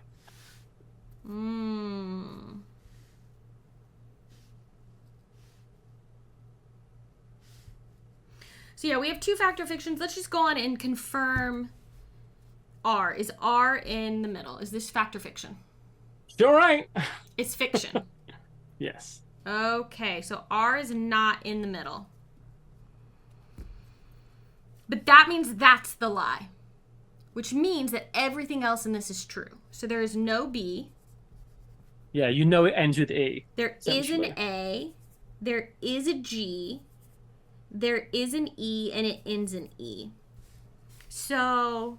You got a lot of information this now. This is not the lie.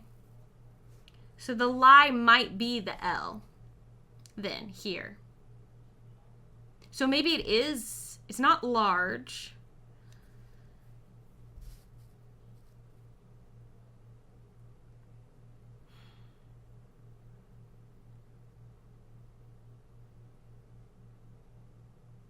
So it ends First time E. chat says argue. I like that that's a great word to just open a first time chat. Argue. Thank you for being here. Oh my gosh. Wait a minute. That's not a bad thing to guess because then that could mean that the U... Maybe this wasn't the lie. We got argue, range, barge, grave, the Copac. That's not probably a guess. Vague. That's a good one. But let me think about this U situation. Because... I wish you'd think about me more, honestly, in life. Because this was true. Unless this... What if this was the lie? What if it does start with R? What if it's... No. How much time you got left? Not much. 3.5 minutes.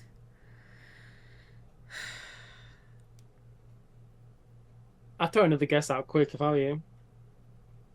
I just want to have that moment of, like, figuring it out.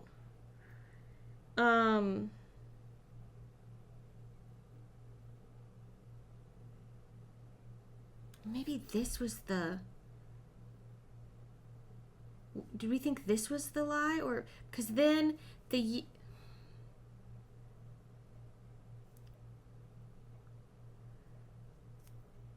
Because then the...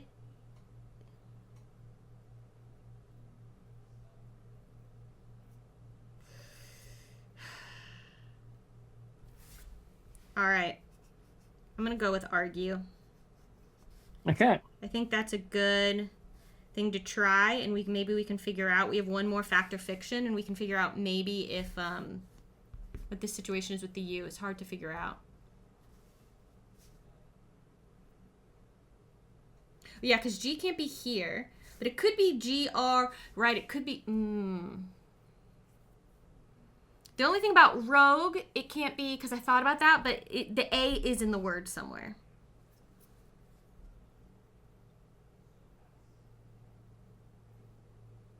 Okay, so squiggle. Squiggle. Tick. R. Okay. Squiggle. Squiggle. Tick. Tick. Oh, so the U, if this is true, then the U was the lie. Tick. All right, I'm using my last fact or fiction to confirm the U. Fact or fiction? It's a lie. That's a lie! Which means the U might not be in here. So it means everything else is correct. Okay, so that means there is an R. What's your time? 1.5 minutes. So if I can't figure it out before this, you win, but I'm still going to figure out the word. Yes, that's how I figured we'd do it. The E is definitely here. Which means, what if it is G, I bet it is G-R-A something. So it's a matter of what we think this letter is. It could be, honestly. Acorn squash is thrown out, I think, your options. It could be Grace. Yeah. It could be Grave. Let's see if I can... We've got Graze, Grave, Great, and Grape out there at the moment. Grade. Oh my gosh, this could be almost anything. Grade. Because it could be a G. It could be... Grax. A P. It could be a T. Grail. It could be a with Z. Spelt wrong. Grame. It could be a V. Grayqua with a Q. Here's in there. The thing. I'm trying to kill for time here. You got one guess. I think you're going to make it worth it. I think it might be Grace. This was true, right? I'm trying to see because we've got C before, which makes me think that C here might be the lie. I think this is true. Acorn squashes, don't we know there's no C though? C or D. They don't think there's a C or D. We don't know about the C for sure, which is what I'm trying to figure out right now as quickly as I can. So... this. Oh, because this was the lie. So this has to be true. So it's not a C. You're absolutely correct. That was the timer. So what would your guess be? I haven't logicked it out yet. Well, you did. You know, there's no C. You think there's no D. What would your guess be? Yeah, because this was the lie. Right. So this is true. This is true. This is true. So there's no D, so it's not grade. It's not Grace.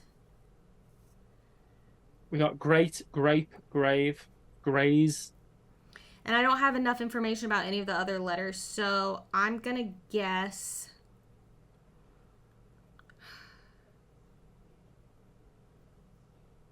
The word was from a card, Countess. I'm gonna guess grave, just because I think it's do have to lie. You do have to lie at once. Unless you get the correct answer, which in this case Paula did, because the word was grave. That is a lucky guess. Matthew still won because I did not get it in time. It's possible though, isn't it? Yeah. Yeah, so it's definitely possible. Let's see. So we could... that's Treasure Island. I'm going to see if we can find so y'all can see, where Matthew got this from. Sure. Oh yeah, perfect. This is how. So it's a passage from an actual book, and then you choose. If you want to do hard mode, which has duplicate letters and 8 minutes per round, you choose a red word. So where is the lie in Lurch? Oh, I've literally just rubbed all mine off. The R is a lie. No, the R is not a lie. Lurch is the one I told you to change, didn't I? Yeah, and maybe I may not have. You told me to change the C because the C had a squiggle. No, I think you didn't need to change it because the lie was the C. Oh, maybe I messed that up then. Maybe okay. You were good to go there, but that's okay. I thought I was. I must have written some down because I told you to change that. Yeah, I may not have updated that properly, but Yeah, I guess I've messed that up. That one just got. That didn't end up really affecting figuring it out. Regardless, well done. I think you did great getting where you got though. It's very interesting, the idea, because we've now played this just as 2-player. Times. Yeah. But it'd be very interesting, the idea of playing it with one librarian, and multiple people working together on the guess. It would either be harder because there's going to be more discussion before actually writing a guess down, or because more brains are going to think of more options. That's going to work for you, right? Well, I would say that chat had Grave a while ago. Oh, yeah? They said Grave came up, and I was like, oh, they got it.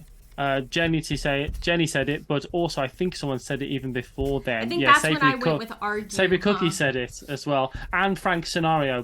All three of those said Grave is probably the answer, and they were all correct. I was still kind of stuck on the U, I think. Yeah, because I think that was going around when I was like, I'm gonna try argue, and see if we can figure this out.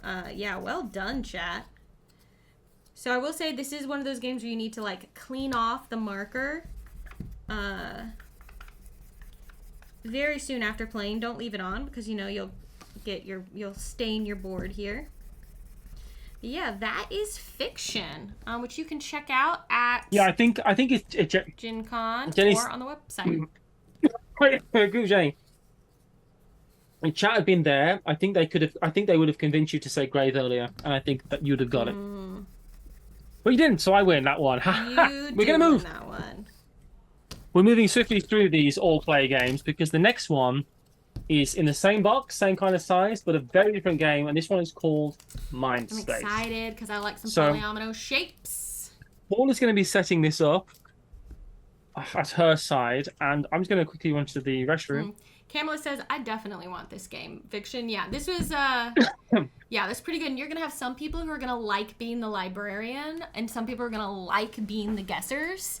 There might be some people who are like, when we play this, I only want to be the librarian. And some people are going to be like, I only want to be the guessers, which I think is fine, too. Kind of like in Codenames. Some people might only want to be clue givers, and some people might never want to give a clue.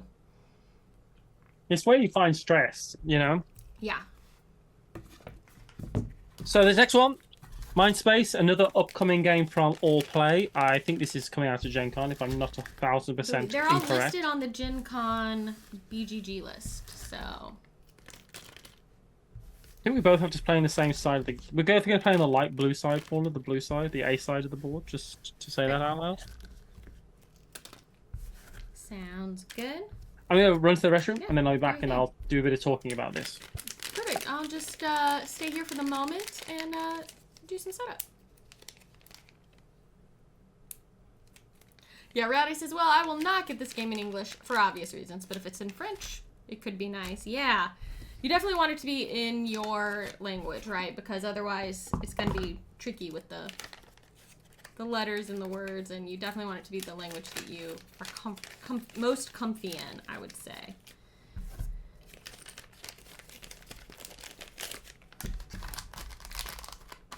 I'm just gonna... I have not packed this away properly, but that's okay. That'll be good enough. There we go. Fiction. Fiction. Oh, and markers. Oh boy, everyone.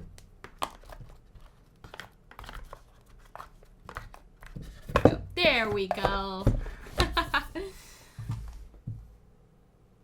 Go back to the chatting screen temporarily. All right, there's that. And now we have Mindspace, and I'm also going to check my... Oh, I think I just felt my thermostat kick on. It's like, it is quite warm. Let's see if that... Who the hell are you texting? No one. I'm checking my thermostat because it's so hot in here. Yeah, I'm hot as well. Might have to pull the fan in after a break, and y'all might just have to deal with some fan in the background. Welcome to Mindspace. Markers and dice. We're gonna play with the fun upgraded dice that I have, but you can also play with obviously the regular ones. Okay, in Mindspace, thematically, Mindspace is a thoughtful game where players try to fit their desires, necessities, emotions into their brains. Sometimes it's hard to make room for everything, like my brain, which is full of despair. So. This is, in some ways, a really straightforward polyomino game. Essentially, there's going to be a row of polyomino choices, and then dice are going to be rolled each turn to tell you which options you can use. So the dice will correspond to a color and a shape that you can put into your mind space. Tippinus Moth, thank you for that follow. Here, let me... Just another guy named Harry, thank you for the follow. And I'll bring this over to our... It's going to take place over 12 rounds because we're going to be losing. The cards are going to be cycling through. There's 12 different shape cards to be using in the course of the game. That's how that's going to work. The complexity to this game comes from the scoring itself. Yes. Because there are 1, 2, 3, 4, 5, 6, 7, 8 different things to think about for scoring. Plus 3 goals we'll be working towards as well to give us some extra time. So, I mean, if it says playtime 30 minutes, players 1 to 5, wrong one. Yeah. Correct. So, yeah, the grid is a bit like warped, which is kind of funny as well. It's because it's your brain. The first way we're going to score is you can see that the grid is separated into 5 different spots. You ignore the grey matter. That's just blocking you off. So ignore that. I'm going to use a different board. Actually, I'm going to put some hand sanitizer on this board. Clean it off. Yeah, I need to just clean it off. That's the trick. And rub it on this pillow I'm sitting on because I'm a boy, and that's the kind of thing I do. Because I'm a boy. There we go. Matthew has to sanitize after scoring. It's true. So, now the outside ones, the bigger spaces on the outside at the end of the game are worth 10 points if we fill them all in, and the one in the middle is worth 5 points if we fill it in. That's the first way we're going to score. We want to fill all these spaces in. Second way we can score is from the cards that Paula is going to draw for us, so we'll read those out when they get there. The next way we score is for purple shapes. So, at the end of the game, this is honestly such a simple little game, which then breaks your brain because of the scoring. Yeah. Yes. At the end of the game, you score 2 points for each purple space that's adjacent to an orange space. So you can see that on the board, that's how it's signified. So if you want purples next to oranges. That doesn't mean you're going to score for oranges next to purples. It's purples next to oranges. Which sounds like it doesn't make sense, but it does in some situations. Orange shapes score set differently. Each time you draw an orange shape, you cross off the leftmost box on the orange section.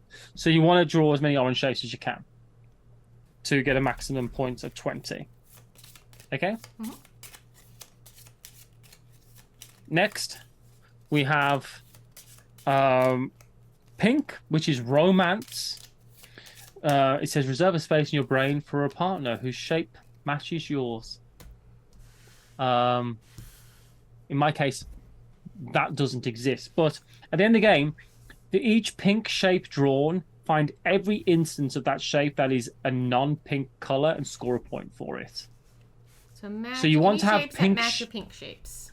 So you want to have pinks in as many different shapes as possible, really, to match them with a bunch of different shapes. Or you want a bunch of the same pinks that match a bunch of the same space. So pinks that are matching shapes in a different color score a point.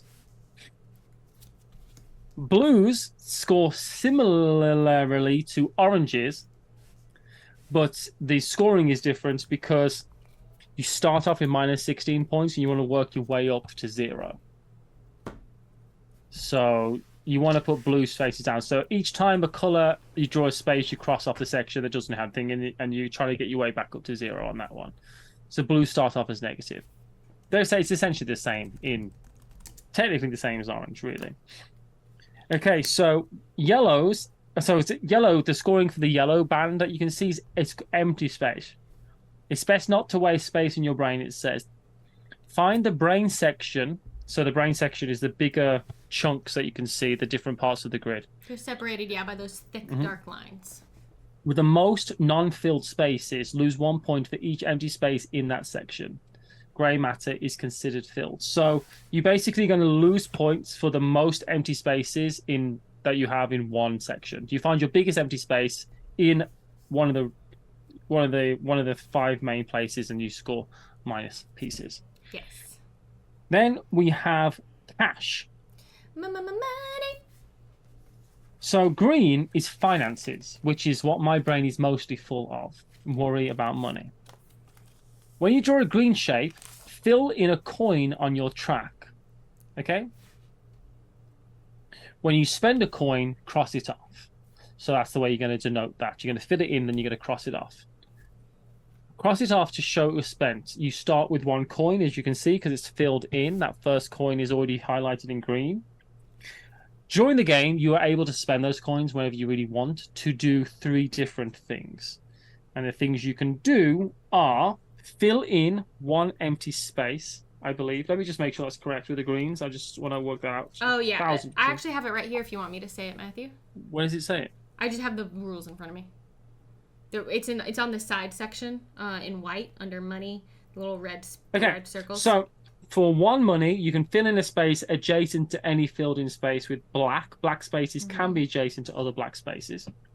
So more on that in a second. But you get to fill in a space with black. It won't score for anything, but it's filled in, which is good.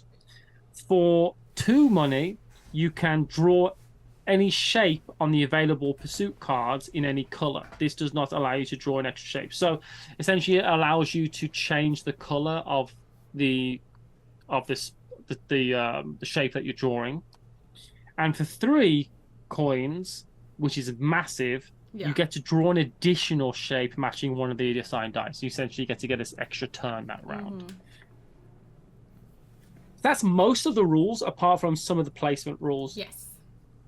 So drawing shapes, each player chooses one of his shapes. So you must draw a shape adjacent to another shape that you have, but it cannot be adjacent to another shape of the same color. So and this is not like Sagrada. Diagonal is not adjacent in this game. So you're not allowed to orthogonally adjacent. You can't put 2 things in the space, and also you can't go outside the edges. Essentially, is the other rule. That's Mindspace. You can cross the dark lines. Yeah, you can. You can't go into the grey matter or out of the bounds, but you can cross the lines. So how do we know what shapes we're actually going to be drawing? These can be flipped, mirrored, rotated, manipulated, however you want. So that's something. I'm gonna roll these dice. How do you pick? So these are numbered 1, 2, 3, 4. I need another one. There's 6. I'll just do them like this. And then you can tell me what gold cards we've got. Oh, yes. So I can see them. My family is blowing up my phone right now. I got it. Okay. Tell them to get lost. It's because they're all going to get on a Zoom call. And I was like, I can't today. So this is number never liked your family. 1, 2, 3, 4, 5, 6. So here's the dice I rolled. So the 1s go on 1. The 4s go on 4. The 5 goes on 5. So these are the shapes that are available to us this round. We can either draw this in pink or blue, this in green or orange, or, this in purple. You can always draw a shape of any color in this 2x1 shape, but if I ever roll a 6, then that color can only be drawn as a 2x1 shape. And then these will slide down and refill from the deck as we go. So our scoring is, we have empathy for our A goal. Fill the 12 spaces around the 2x2, which I believe is this one, gray matter area. So we want to fill in the spaces around this. Whoever does that first will get 9 points. And then the other person, if they accomplish it, will get 5. Okay, empathy. Have these in the wrong order. For B, I'm already stressed out. We have therapy. Fill in 15 or more spaces with blue. First I person refuse. Gets 15 spaces with blue on their board will earn 9 points, and the other person No matter how much 5. you tell me about it, Paula, I refuse. No matter how much I say, you know what, therapy may not be a bad idea. I refuse. Next. On C, there's adventure. fill in the top left and bottom right section. So that means sprawl across. fills this and this in first will get. Sorry, I have that flipped the wrong way. 9 points, and if the other person accomplishes it, they will get 5. And those are our special goals. Let's go for it then. Oh boy. Okay. So. Was this the first one? We're gonna go with it? This is the first one. This was the roll. I have no idea even what to begin to go for. Okay, I'm gonna go for that. I am going to. Did you say how we earn money? Well, by taking a green, yeah. And also, if you fill in a whole region, you get 1 coin. Yes, so I did not say that. If you fill a whole region, I did not say that. Thank you for that great reminder. Yeah. I think I'm going to do this purple 5. And we can do the same thing. It does not matter. And the number, at this point, the number is just for choosing which card it goes on. So the number doesn't matter now. I'm doing this shape in purple. So that's 4. I'm doing the blue 1. Do I have to start? I can put the first one anywhere, right? It doesn't need to be adjacent to the edge. I'm doing anywhere, but you have to play adjacent to that one. No, I don't. Yeah, after that, you play adjacent to it. So I'm going to do this. 1, 2, 3, 4. Are you trying to fill in your 2x2 gray matter? What? Because I'm trying to fill in my 2x2 gray matter. Or fill surround it. Oh, I thought it was the center of the board. Actually, I will change that because I was trying to do that. Can I take that again? Sorry, I thought it was the center. I'm doing that again. Oh, I'm glad we caught that then. So you can see what I've done here.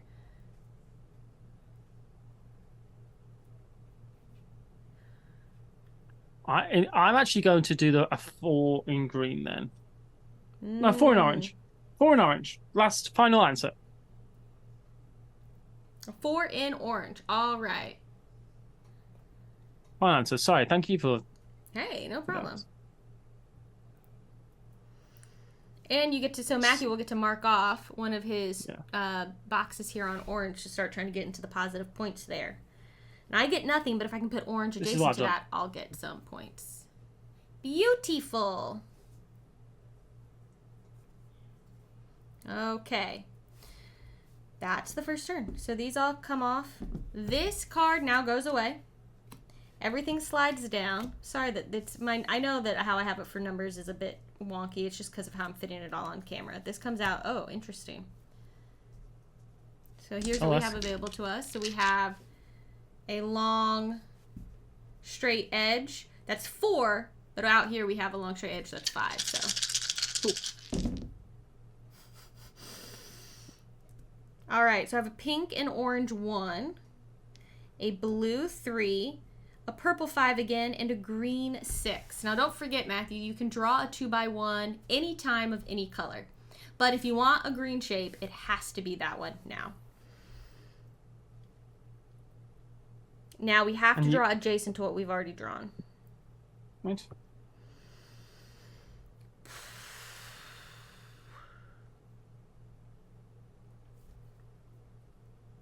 I'm going purple. Purple 5. So that's the same shape you drew last time, but now you get to draw it again in a different color. That's so perfect because you can put it next to your orange, you absolute skunk. Well, I'm only putting it next to my orange by 1 space, but I am putting it next to my orange.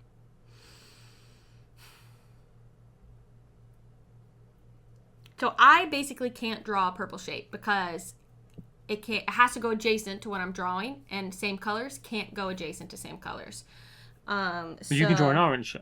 I could draw an orange next to it. So now if I get a pink of that color, of that shape, I'd get 2 points for it, but that shape is going away, which would have been cool. But I've done this. Yeah, that's pretty great. I think you're going to get that before me, which means maybe I should. Well, because of the 1 and because of those 2 straight lines, I believe I unless the roll is terrible for me, I think I could. Thanks, Darkolic, for that subscription. Appreciate you 10,000%. All right. Yeah. I'm going to draw, an orange 1, and I'm actually going to do it. I'm going to do it down here so it's adjacent to a lot of spaces.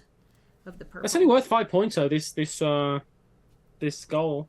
No, it's 9. Flip them over. The first person who gets them will get the 9 points. And then it flips, and everyone else will get 5. Don't tell me what to do. I'm just telling you how to play the game. That's all. I mean, I'm just telling you how to play the game. So I'm going to draw mine using this for... Oh, wait, that's 3. Okay, so let's do it like this. Am I going to have regrets? It's fine. I'm sure I will have regrets. Regrets. Regrets. Okay. So I've done that, which is going to get me a good chunk of purple-orange scoring at the end of the game. Yeah, that's a lot of... That's 2, 4, 6... That's 8 points for that. All right. This goes away. I'd like a long, straight orange, actually. That would be pretty sweet. So you need me to roll an orange 5. Or an orange 2. Or an orange 2, true. 0 chance. Oh my goodness. It's not great. I rolled an orange 5. Just for you. Everything you wanted. So I have a blue 3 and a purple 3, so that's on this like C shape.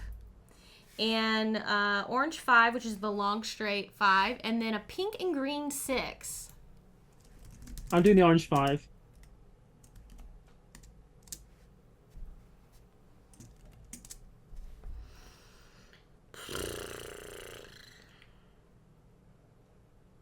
Yeah, I've done this because I thought that those points for the orange next to purple and orange next to each other is just too good not to do.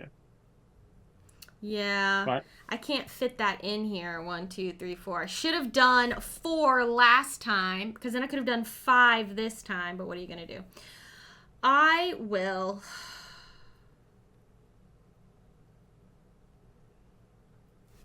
I'm gonna do the blue, the blue shape. Yeah. Because I think you're gonna get empathy before me, so I'm gonna try and go for therapy. So. Yeah. I just need you can do it pretty 15 quick. spaces. Yeah, you can do it pretty quickly, really. It's not like it's that terrible to do, but obviously, because you can't put them next to each other, that's a big difference. Yeah. So I'm doing this like this.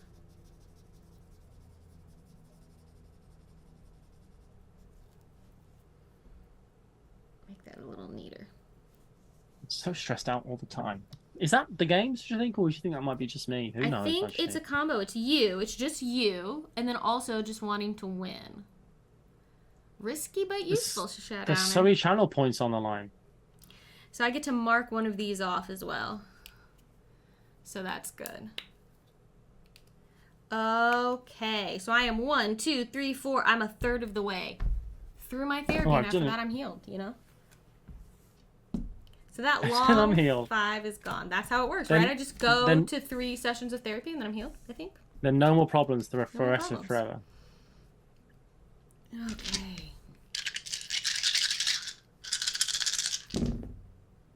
Okay, we got an orange 2. Oh my gosh. You should be rolling these dice sometimes, Matthew. Orange, you glad I didn't say banana? Here's 3 threes. We got 3 threes.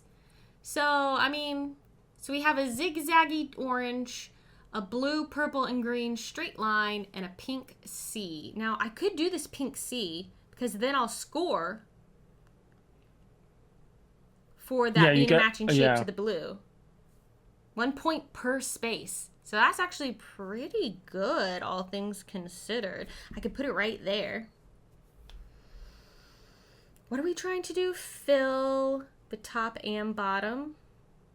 So so that's a pink 4 and a purple. So the purple looks very blue to me in these dice. Yeah. On the screen. That's the only thing I'm... Blue and purple are both 3s. Yeah, okay, gotcha.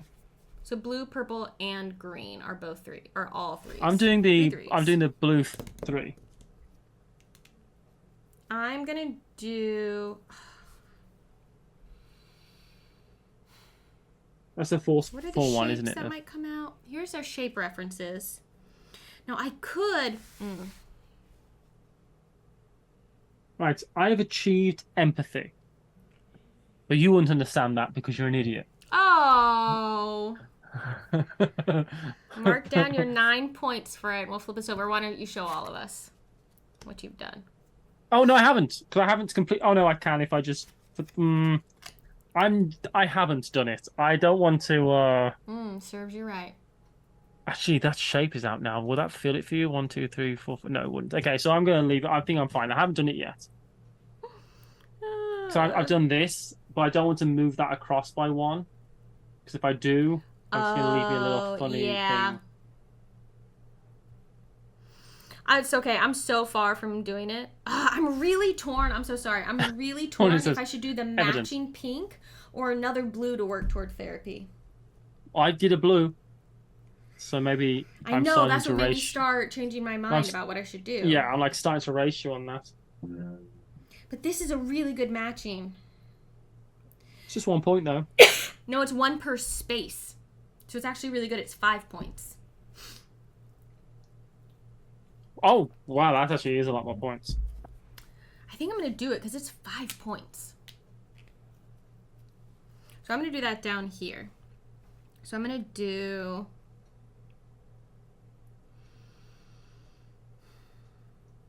So far away. I'm going to do this.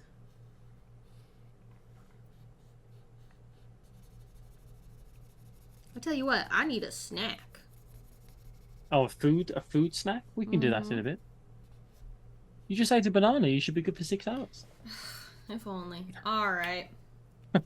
Paula is a snacker. Yeah. She's a snacker. That's 100% the truth. Plus, it'll match any future 5C shapes of a non-pink color. You do need, I think we should double check whether or not you need a new match. Like, is this now matched? No. Finally, at the end of the game, for each pink shape drawn, find every instance of that shape drawn in non-pink. You can score huge off pink. Though I will say, I think once this card goes in 2 more turns, we're not going to see it anymore. We're not going to get that shape again, I think. Yeah, you aren't. So having a lot of pink shapes is good, though, because it means that you score a point for every space. Yeah. Okay. That's that. This goes away. This game goes fast. It's like doing a pink 6 is the best bet because then you can get a lot more chances to find those shapes again. But not right now. That's a god awful piece. Do you want to roll the dice this time? No, you roll them. I'm happy to. No, you roll them. That's fine. Okay.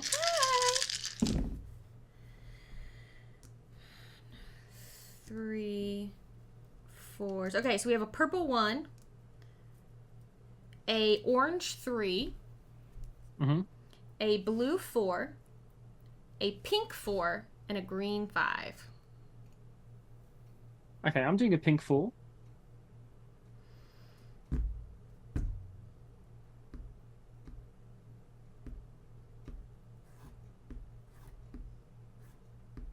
I don't know what the right choices are.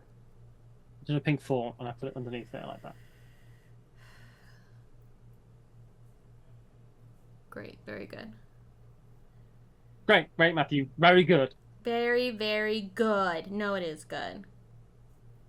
So I've still got 1 more chance to do that again. So to get some more points. Problem is, if I... It's funny. Everything's good, but everything's bad at the same time. Everything's good if you take it, but everything's bad if you don't take it. You know what I mean? So it's like you want to do everything all the time. All right, I'm gonna do the green 5. Ooh. And that's gonna give me a 5 coin. Points and 5 points. Yeah. I just can't pass it up while it's here, right? And I'm just gonna put it right here. Oops. This is gonna leave me an open spot. I'm gonna have to spend a coin to fill potentially, but I also don't have to, right? But you just got that. You just got that as well. Also, you don't. Yeah, you don't have to because you only lose points for your biggest area of empty space. Yeah. So you might do that at the end of the game. The brain section with the most. So they don't have to be connected, but they need to be in the same brain section. So So you might want to spend those ones at the end, right? Yeah. When you know. All right. Got it. Let's go. Next turn is halfway through the game. Oh my gosh. This shape I've been thinking about. All right. This is... You've been dreaming about it? Okay, well, that's good for me because I needed a 6. Did you roll all 6s? Yes. Cool. How I is needed that a 6. possible? It's unlikely, You but can it is draw possible. this shape at any time in any color, Matthew. Yes. So. Oh wait, so are they all? Now Put the we dice out. only can, but at any time you can choose any color and draw a 2x1. Yeah, I was actually hoping for a. I wanted a 5 then, is what I really wanted. Yeah. Interesting. I cannot. I mean, I can, but also I cannot believe I rolled all 6s. Yeah, it's unlikely. But is it in black? If you roll, you can draw that shape at any time. Say that to me again. So at any time, here, I'll just read it from the thing so I make sure I'm saying it right. You may always draw a 2x1 shape in any color instead of the shape shown on a card. Colors that roll 6 can only be used as 2x1 on this turn. Okay. And it can be in any color you want. Right, I'm doing a blue 2, I guess. Yeah, I think if you had 3 coins, you could. If you had 3 coins, you could change that up a bit. Yeah, I think I'm actually gonna do a blue 2. Also. Actually, so for 2 coins, you can draw any shape on the available pursuit cards. An orange. And you can draw the shapes in any color, so that doesn't help us at all right now. Well, right now we can draw them in any. Draw it in any. Yeah, you could change the color, but you can't change the shape. This off. Yahtzee. Gonna actually draw an orange 2 right here to get this next to another purple, and to mark off this other space on my orange. That's so ridiculous. This was a ridiculous roll. It's worked well for me because I wanted that 5 shape, which is going away now. So yeah. Okay, so a square has come out. All right, let's roll something different this time. Just got a full house. Why does anyone ever let me roll dice? I don't understand. So we have a pink, orange, and green 1, and a blue and purple 2. I am going to... I'm doing a blue 2.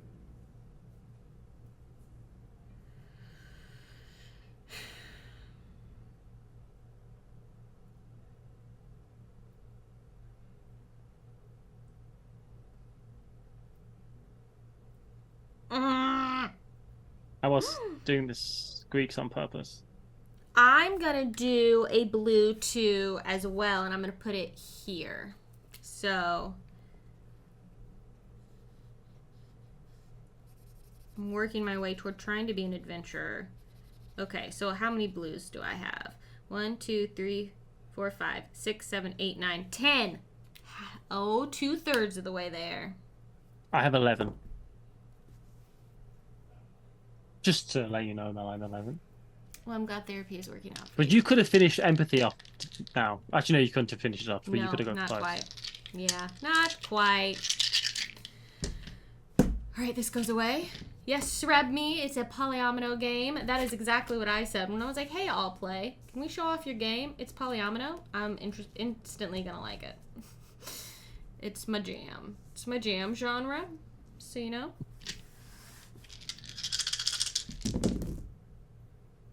This is slightly more variety. How about that? Not much, though. So I have a green 1, which is on the little Tetris L. A pink 3 and a blue 3, which is on the square with the tail. Oh, pink and blue are 2 colors I can't play. And orange 6. Okay, I'm going to spend a coin to change the color of the 3 to any color I want it to be. Oh, okay. Okay. I think you have to spend 2 coins to do that, right? I can do that. Oh no, I can't. I can't spend 2 coins, so I can't do that. I'm gonna spend 1 coin right now. Yeah. Let's cross that off. And I'm gonna fill in the last space around that thing. Oh, to get empathy? Yeah. I'm sick of erasing it for you. So I've done that. Yeah. All right. So Matthew has that. So I've done empathy. So you'll get 9 points for that. I'm going to draw a pink 3, the pink shape, because it matches the shape I drew last time. Yeah. I was think that's kind of what I was wanted to do. I wanted to do a pink shape because it matches a shape I've already got. Mm-hmm. The blue 3, though, is also tempting me, so I will do a blue 3. Does that mean you're going to get therapy? Yes. Yeah. So Matthew got 18 points this turn. So I've also finished. I've got 1, 2, 3, 4, 5, 6, 7, 8, 9, 10, 11, 12, 13, 14, 15, 16 in blue. So I've got therapy as well. So I'm also winning therapy, which I think is the best thing you can do at therapy. That is. Win. Hold on. Growling got Mouse 1, 2, Studio 3, says 4. that doesn't match the card. Sorry. Wait, what doesn't match the card? I don't know. What did you draw? What did you draw? This pink shape? It's right. The pink shape up the top? Hmm? Yeah, that's looks right to me. Yeah. I think that's right. I think I got it. Let me know if there's something I'm missing there, Growling Mouse Studio. Oh. We could be mistaken. So, we're all good there? I'm so close to being able to do a couple things here. I might be spinning a coin next turn. Depends on what comes out. I would like that square. I would like that square right now. No, yeah, that matched. It was this, and I... Actually, I'd love a pink... I'd like a pink 4. A pink 4 would be absolutely exotic. Pink 4 would be exotic. Oh, you want that? Yes, you can mirror, flip, and rotate. So yeah, you can manipulate the shapes as long as everything's in the same, you know. Think of it this way. It's like you know the memory, which is the shape. The shape is a memory, almost going into your brain. But sometimes it's not exactly the way your brain. Oh, that's good. I like that. Told you, I play enough Knizia games to put a lot of bunch of Knizia leads your theme. I will argue that point. All right, so we have a pink 1. No worries, Growling Mouse Studio. Thanks for staying on top of it. Yeah, you can mirror them, luckily. So a pink 1, an orange 2, a green and purple 4, and a blue 5. Okay, I'm doing a green 4. I'm doing a purple 4. Right there. And that's going to finish off my empathy. Okay, that gets me a coin, so I can fill that in. I have also finished Adventure. You have? I need to see. You've really? I'm only 2 spaces away from it.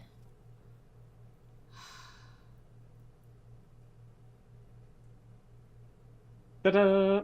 I was working on those cards the most. You got that whole 1 space in? Wait, let me see again.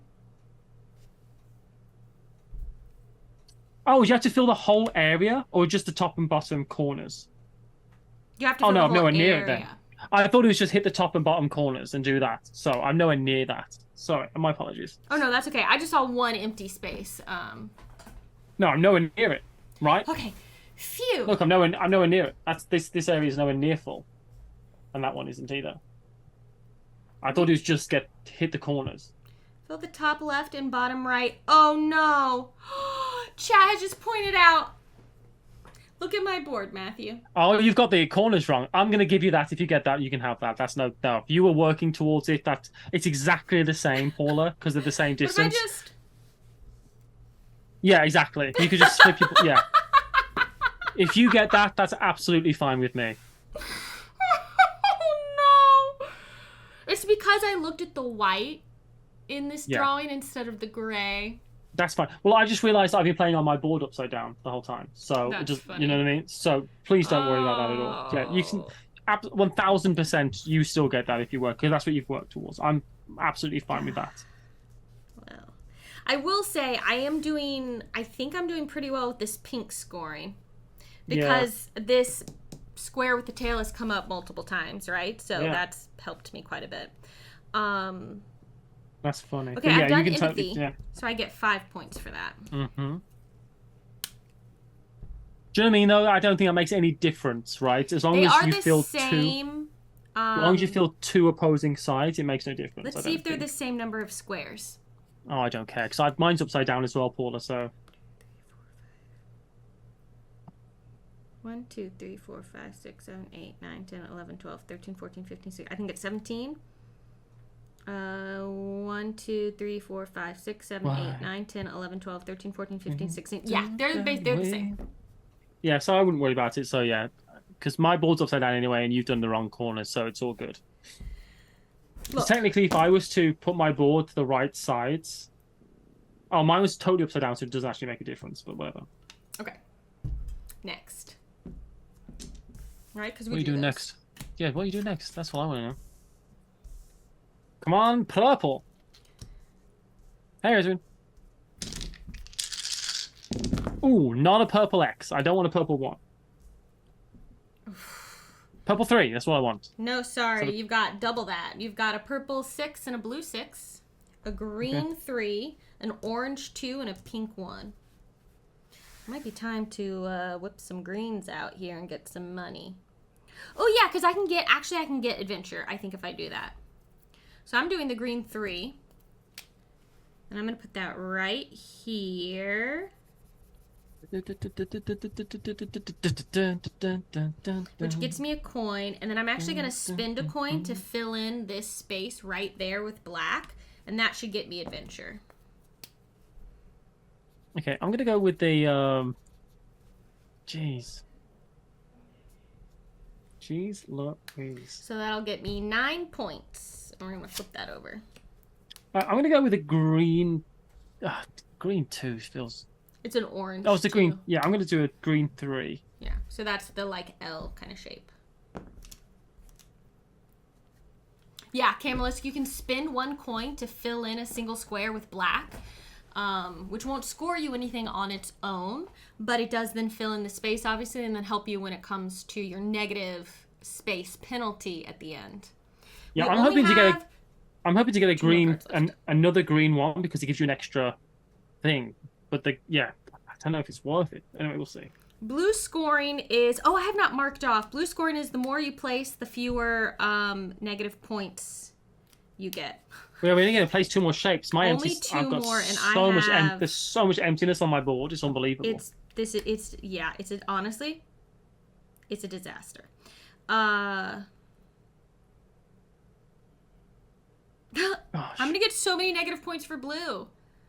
This is crazy. Yeah. Honestly, the game's harder than I thought it would be. Okay. This is it's an absolute it's a nightmare brain situation.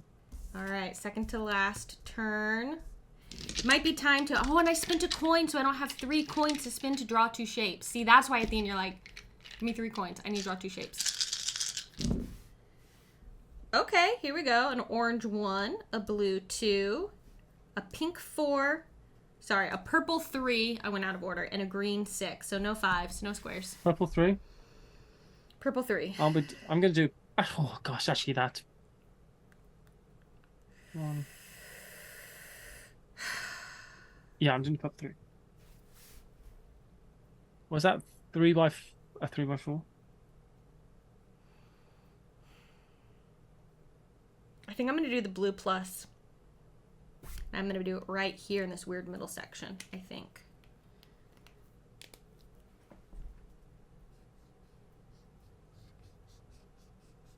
Yeah, it's not adjacent to any other blues. This is hopefully helping me narrow down some blank space in a brain quadrant. I'm spending another coin. Yeah. To fill in a blank spot. All right. I think I now have therapy. Cool. Yeah, so I get 5 points for that. I have 3 full areas, which is good. I'm sorry. This is not the game we're talking about. And I should address this in our chatting screen in a few minutes, but Sheriff of Nottingham is getting a Disney's Robin Hood retheme.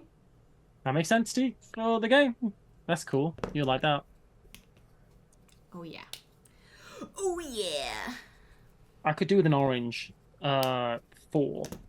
5. Right. An orange 5. I would do anything for an orange 5 this last turn. Anything. Because it would be big points. This is it. The last turn of the game, y'all. An orange 5 would be colossal. If I place a green, I'll get a third coin, which I will immediately spin to draw another shape. So let's see what happens.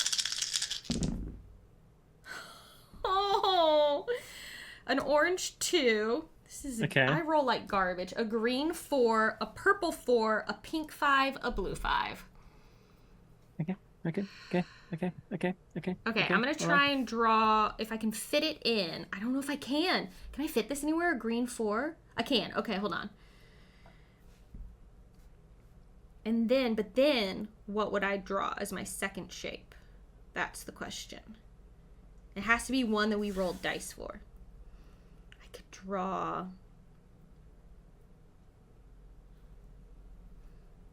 Okay, I'm going to do the orange 2. A blue. And try and get fewer. Okay. I'm doing the green 4. 1, 2, 3, 1, 2, which I'm going to put here.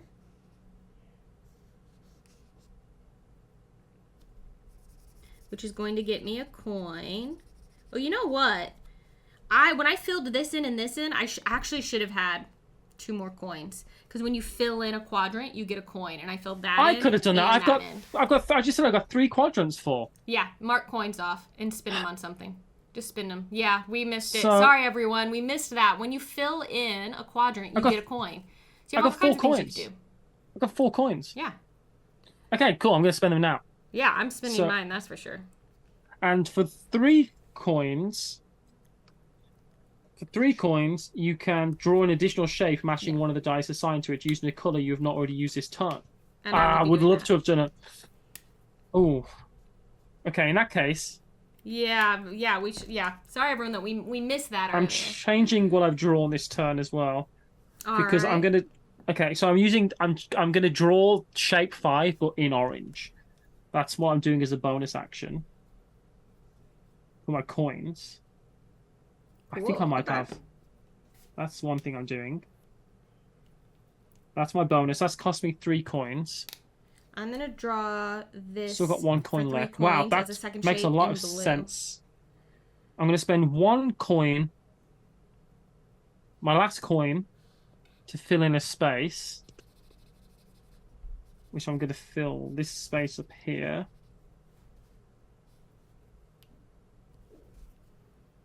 So that gets me 1 fewer negative points on the blue track. Okay. And on my last actual turn, I can't use orange, but I am going to do a green... Oh my god. I'm going to do a purple... I can't do purple, so I'm going to have to do green. I'm going to do a green 4. Which is this shape. Yes, and yes, Camelisk, you are absolutely correct. That is on the scorecard. It's definitely on us because actually we should be marking off. When we filled in these quadrants, we should have been marking them off here and being like, oh yeah, that gets me a coin. That gets me a coin. Yeah, so that is That finishes another quadrant, which gives me another coin. So I've got 1 coin to finish, and I'll spend that immediately just filling a space in my last area. That's very good. So I'll just put it there because it doesn't matter where it goes. So I just put it moved and tied in. I don't know how the scoring of this is going to go, honestly. I really don't. Wow, that last turn was good. You had a really good big last turn. I had a good last turn because I spent a lot of coins. So this is what I look like at the end.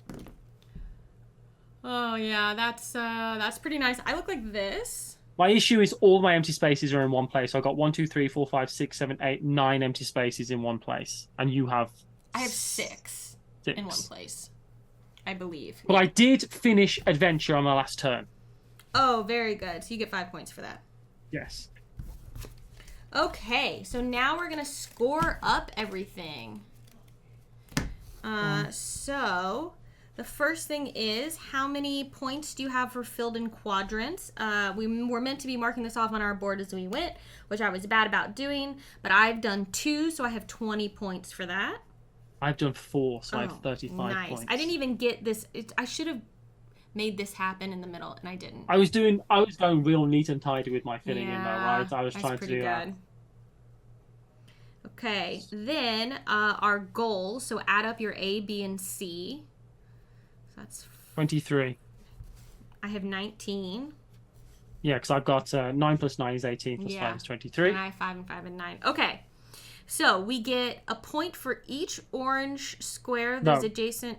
No, 2 points for each purple space that's adjacent to an orange space. I was just going to say it slightly differently. I'm going to say times 2 because it's multiplied by times 2, but yeah. Sorry. No. You're completely fine. Say it again. Make sure I do. I'm reading it as written, so it's scored 2 points for each purple space that is adjacent to an orange space. That does not mean each purple edge adjacent to an orange edge. So if you have one purple there and an orange here and an orange here, this is the purple space that's scoring. It'll score once.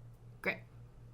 So what about here? I have one orange next to 2 purples. Do each of those purples score? Both of those purples score, but if that was the other way round, because you're scoring for the purple spaces. So if you've got a purple shape that's 5 big, the maximum that can ever score is 10 points, is the way to conceptualize this. Okay. So that's what about this 6, one? Which one? Like this space here, it's adjacent to this orange and this orange. Yeah, it's just 2 points because you're scoring for each purple space that's next to an orange. That purple space scores once. Got it. So this it's is next 1, to an 2, orange. 3, 4, 5, 6 times 2. Yes. So that's 12. I did use my last coin. I see chat saying to fill in one more space. I just forgot to mark it off, so I've marked it off now. Thank you for. Yeah, I don't think you don't score for those. I don't think so. It's fine.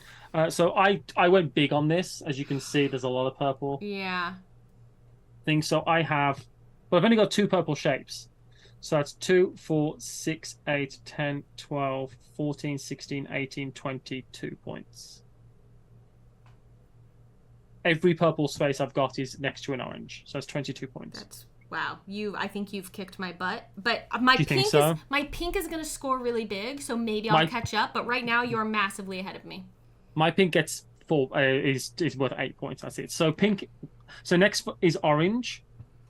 I get 6 points for that because I drew 2 orange spaces. And I get 10 points for that because I drew 3 orange spaces. Okay. All right. Now next it's pink. 1 point per space. Mine's just worth 4 points actually, so I just get 4 points for pink. So matching shapes of different colors, 1 point per space. So I just get 4 points. For this square with the tail, 1, 2, 3, 4, 5, 6, 7, 8, 9, 10. For my C, I'm just going to add to that 11, 12, 13, 14, 15. Yeah, it's a big difference. I don't think it's going to be big enough though. Hey, Casey Jones. Okay, 15. I got 4. Make sure I'm not missing anything. I don't think I am. Yeah. It's not going to be enough. I thought that might do it for me, but I don't think it is. And the blue. Oh, yes. I knew I had something else somewhere. Thank you, chat. 15, 16, 17, 18, 19, 20. That's better. Ooh, that's big. That could be the difference. All right. And then for blue, I -4. have -4. And for yellow, the empty space, essentially, I've got -9. I have -6. So -10 total for my whole score. So I can those count each other out, and this 10 turns into a 1 for my scoring purposes. I'm just gonna. I don't want to. It's too much stress to do this in my head. I know it shouldn't be that hard, but I'm gonna use my calculator. I think that's my score. I think this is mine. Is that right? Let me try again.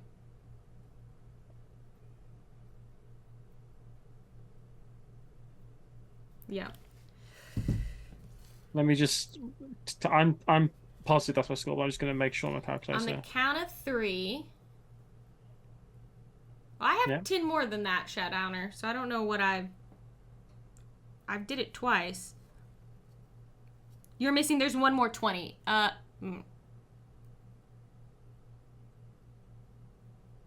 Well, I think I have 67. I've done it twice, but that's 10 more than what Shadowner's telling me I have. So let me just see if I've done something wrong again. 20 plus 19 plus 12 plus 6 plus 20 minus 4 minus 6. Plus 12 plus 6. Yeah, plus 20 is 77 minus 10 is 67. Okay, 67. And I've done it 3 times, so I'm pretty sure. Okay. It's just 10 off. Okay, great. I have 81. Oh, you really did get me. You had like 40, and then like show your thing. You really in almost every category. You had way more. No, show your scoring card. I changed it. So I've wiped my negatives. That was a 10, but I had negative 9. But that's okay, because even like you were at. Oh, did you calculate your negatives into your? So you were at 40 up top. So that and was I a had 20. 10, but that was negative 9, so that's a 1, and these were both +4 and -4. I got so 12 points, and you got 22 points for purple, right? Like that. Yeah. Well done. Really well done. Heck yeah. That's Mindspace, everyone. Fun take on a rolling right here. So, Matt, where are we at now? Are we tied? You've won 2 and I've won 2? I will say with these, I find that getting like some cleaner and like a tissue honestly erases a little bit better than these erasers. At the end of the game, I'm doing an alcohol and again, especially because these are colors. I played this before, they will stain your board a little bit, so clean them off immediately or y'all are going to be sad. Baby wipes, Psychotic is suggesting. That's a really good idea. Once you've put alcohol on it, though, it doesn't matter how long it's been dry for. It'll come off. It's never going to stain because it's not seeping into the thing. But yeah.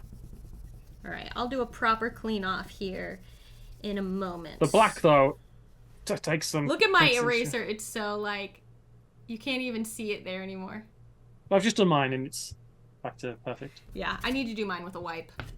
A version with colored tiles would work well, but I imagine it'd be much more expensive. You'd have to make so many different colored tiles. You couldn't, because you'd have to make too many. Because of all the options that each one of these would need to have 6 colored tiles in each shape. So we have 6 colors, or 5 colors, 6 versions of each shape. That's a lot of tiles, yeah.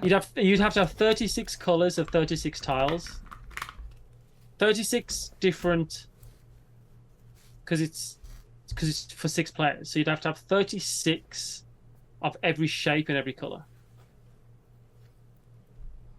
right? Because every player could take the same color and the same tile and take the same tile every turn, right? Or something like that. So, or maybe less than that because it's only 5 actually. Regardless, it would be impossible. But or just what matters is I won. Little square, but. What matters is I won. What matters is Matthew won. And also, so these in-game scoring, I picked randomly from each category. So everyone knows. There's loads.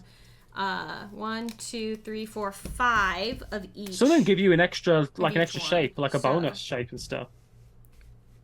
Oh yeah, I didn't pull any of those. So yeah, at least 1 purple in each section, you would get points for that. It's really cool. Yeah. So there's lots of variability. I love games like this. I just find it so satisfying. And there's a solo mode, which I lost at when I did my practice game. Sponsored, but it's good. It's very thinky, isn't it? As far as the roll and write goes. Oh yeah.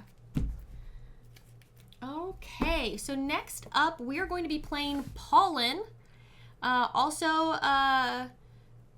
Sponsored by All Play, but first, let's come back to our chatting screen and thank our overarching sponsor, Folded Space. I do need, let me see where we are. Thank you for the follow, Claw of Heaven. You need food, don't you? I need to eat a little something. Where are we in our thing here? So we've got Game Pollen 4 of 9. Sale. Yeah. Do you mind if we take our, like, a 15-minute-ish break here, Matthew, to grab a little snack and things like that, put up our Monopoly episode of Remember, and then come back and play Pollen, Roll to the Top, and Sail? Sounds great. Yeah, somehow we are only on game 4. I think we're making good time, actually.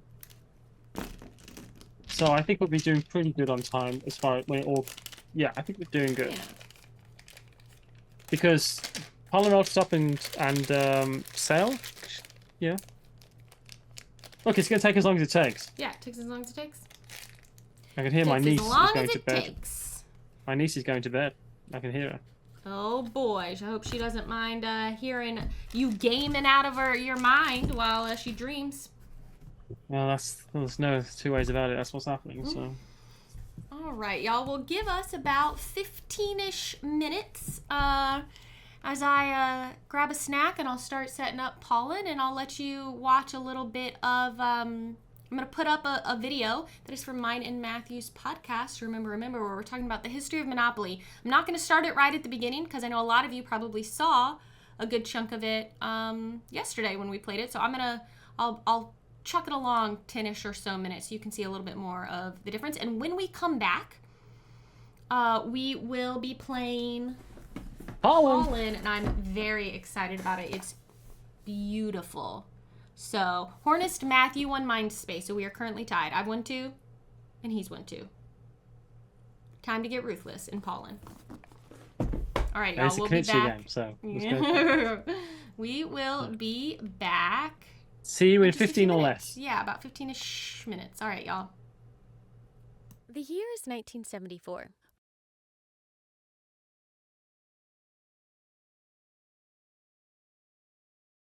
Do you know what this means, the single tax? I don't know why you would. It's like American economic theory from the 1900s. Just sounds like I'd have to pay it as a single man.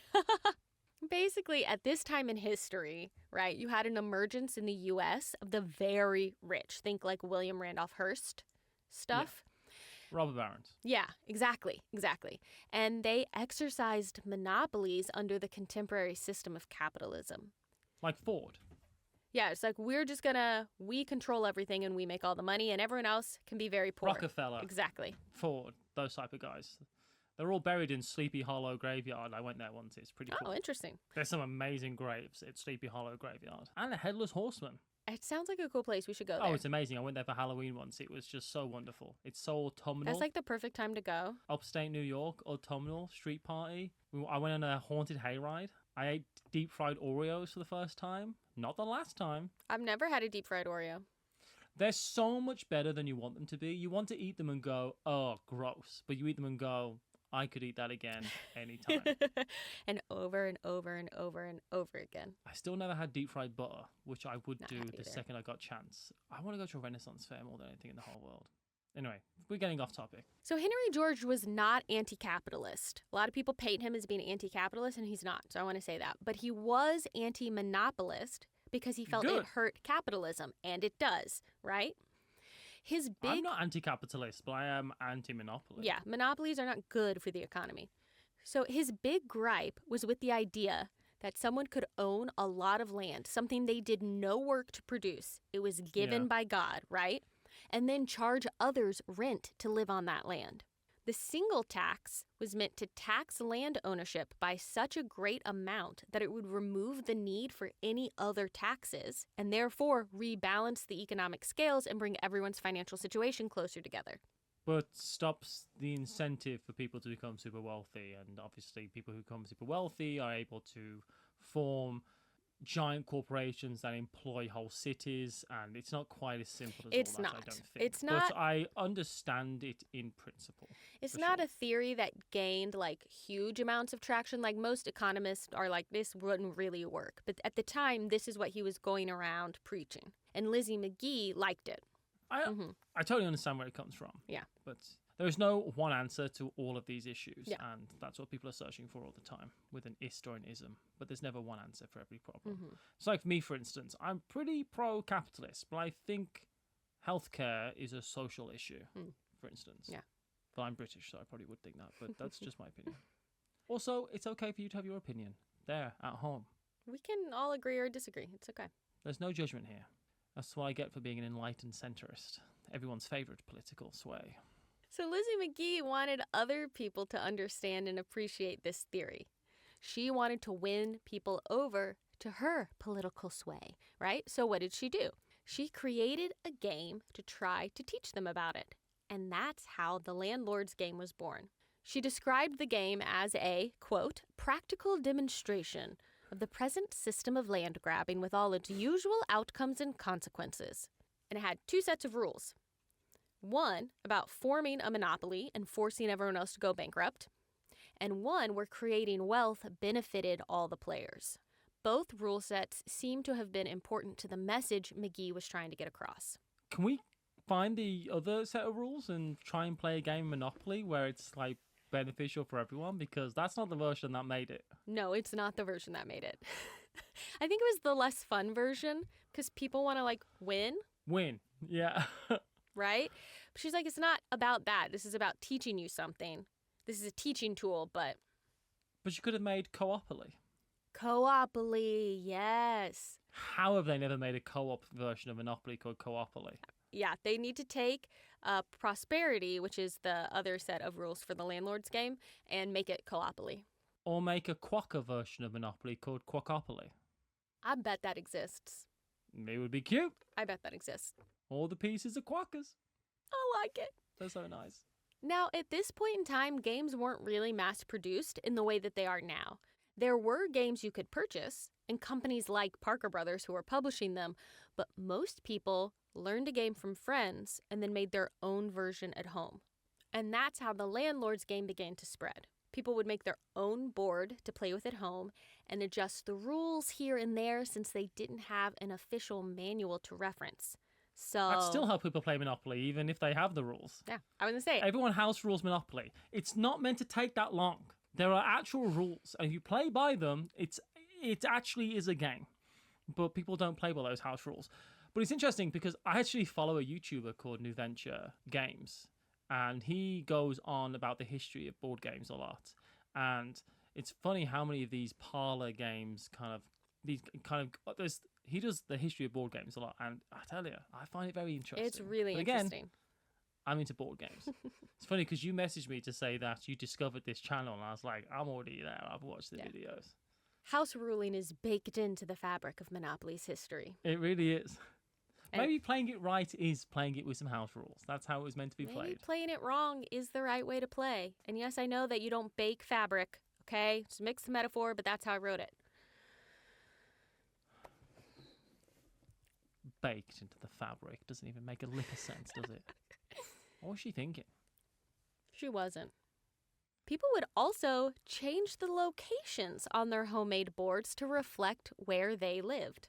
Just like you were saying in the UK, the licensed version there is different locations. That's part of the history of the game. Yeah. Old Kent Road, Liverpool Street Station, classic Mayfair, Park Lane. That's what we know. Marlborough Road, Googe Street. You want to buy Googe Street? Because it's good? Googe.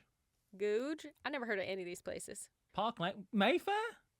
You have heard of Mayfair. Have I? I've heard of Tottenham Road, Tottenham Court. I've heard Tottenham Court Road. You got it eventually, yeah. Is that on the Monopoly board? It is, yeah. Hey, see, there you go. Piccadilly Circus. I've heard of Piccadilly Circus. What about Covent Garden? Yeah. See, there you go. I've heard of some of them. Well done. Thank you. Marlborough? Kensington? We could go on. It is, but we could go on. Let's stop. As the game spread around the Northeast, it made its way to a community of Quakers who lived in Atlantic City. Oh, Quakeopoly. I love it. That version. Quakeopoly. Great. Not to be confused with Quackopoly. No, that was a lawsuit too far. Both aggrieved parties were pacifists. So, talk about a boring day in court. They just kept deferring to the other party to go. It's just like, no, you first. And the other one's like, well, we don't perceive predators. We don't have them on our island, so it's fine.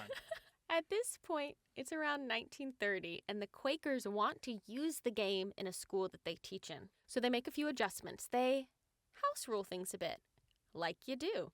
Originally, all the properties were distributed through an auction system. None of them had any set prices. But this made it harder for kids to play the game with adults, because didn't know the value of anything. What should they offer up in an auction? It was harder for them to do. So the Quakers, inspired by the actual property values of different neighborhoods in Atlantic City where they lived, assigned prices to the various locations that they had named after real streets in their community, which is why Mediterranean and Baltic Avenues are the cheapest and Boardwalk and Park Place are the most expensive on the American Monopoly board. Yours may differ. So, how does Charles Darrow, the credited designer of Monopoly, fit into all of this? I don't think he does, other than through theft. But we'll get into this in a second, I'm sure. We're going. Ding, ding, ding, ding. Ralph and Spock is asking himself this very same question. He's an absolute travesty to the Spock name. I'm picturing a Vulcan, is what's happening here. I actually had a moment when I was researching this where I thought maybe he was related to the designer of Castles of Mad King Ludwig in Suburbia. Oh, Alspock. Well, that's what I thought, Ted Alspock, but it's actually not the same name. It's Ann Spock, A-N. One letter difference. And I was like, what if they're related, but they aren't. It's a different name. It's like at least how much we know about board games, people. We know the names of the designers of many games that people have never heard of. And that's just the life we have chose. And that's fine. I'm thinking about getting into metal detectoring. There's lots of things. So Ralph is placing ads in papers trying to find people who played this folk game of the Landlord's Game, which was sometimes called Finance, sometimes actually called Monopoly. And he gets a response from Charles Todd from Philadelphia. In 1932, Charles Todd randomly ran into an old childhood friend named Esther and invited her and her husband, Charles Darrow, to dinner. After the meal, he said what so many of us have in this very same situation. Hey, I got a game we could play. And Charles Todd proceeds to introduce Charles Darrow to the Quaker version of the Landlord's Game. That doesn't sound fun. Even I recognize that doesn't sound like a great night. But I'm sure it was great. People loved this game. It was spreading like crazy. Like, they loved it. What else are you going to do? Hang around the radio or play carols on your honky-tonk piano? This was the height of entertainment. Yeah, right? I mean, people... Oh no, the cats. As soon as we come back, can you hear them? They're so angry. Hey, I can tell their sounds of an almost fight. Matthew, entertain the masses. Well, they've got all their cats in one room, and they are angry. I'll tell you that much. Why don't you come over here and be a jerk here, or you can leave the room if you would like. Yeah, you can leave the room. That's funny. Look, that's the life that Paula lives every day. Her cats are gorgeous creatures, but they suck. Oh my gosh. Hey everyone, thanks for sticking around. We're about to play Pollen. And Pollen is a remake of... It's a remake of Reiner Knizia's Samurai, the card game. So there's a game called Samurai, which is one of my favorite games of all time. It might be in my top 10. It might be definitely my top 20 games of all time. And there's a card game version of Samurai called Samurai the Card Game, and it's been remade as Pollen. And it's got much of the same DNA as the main game. So that's what we're playing now. But this time it's coming from All Play Again, who are sponsoring this segment, and it's got better Sobel art, so you can imagine it's very beautiful. It's beautiful, y'all. Okay. Certainly is.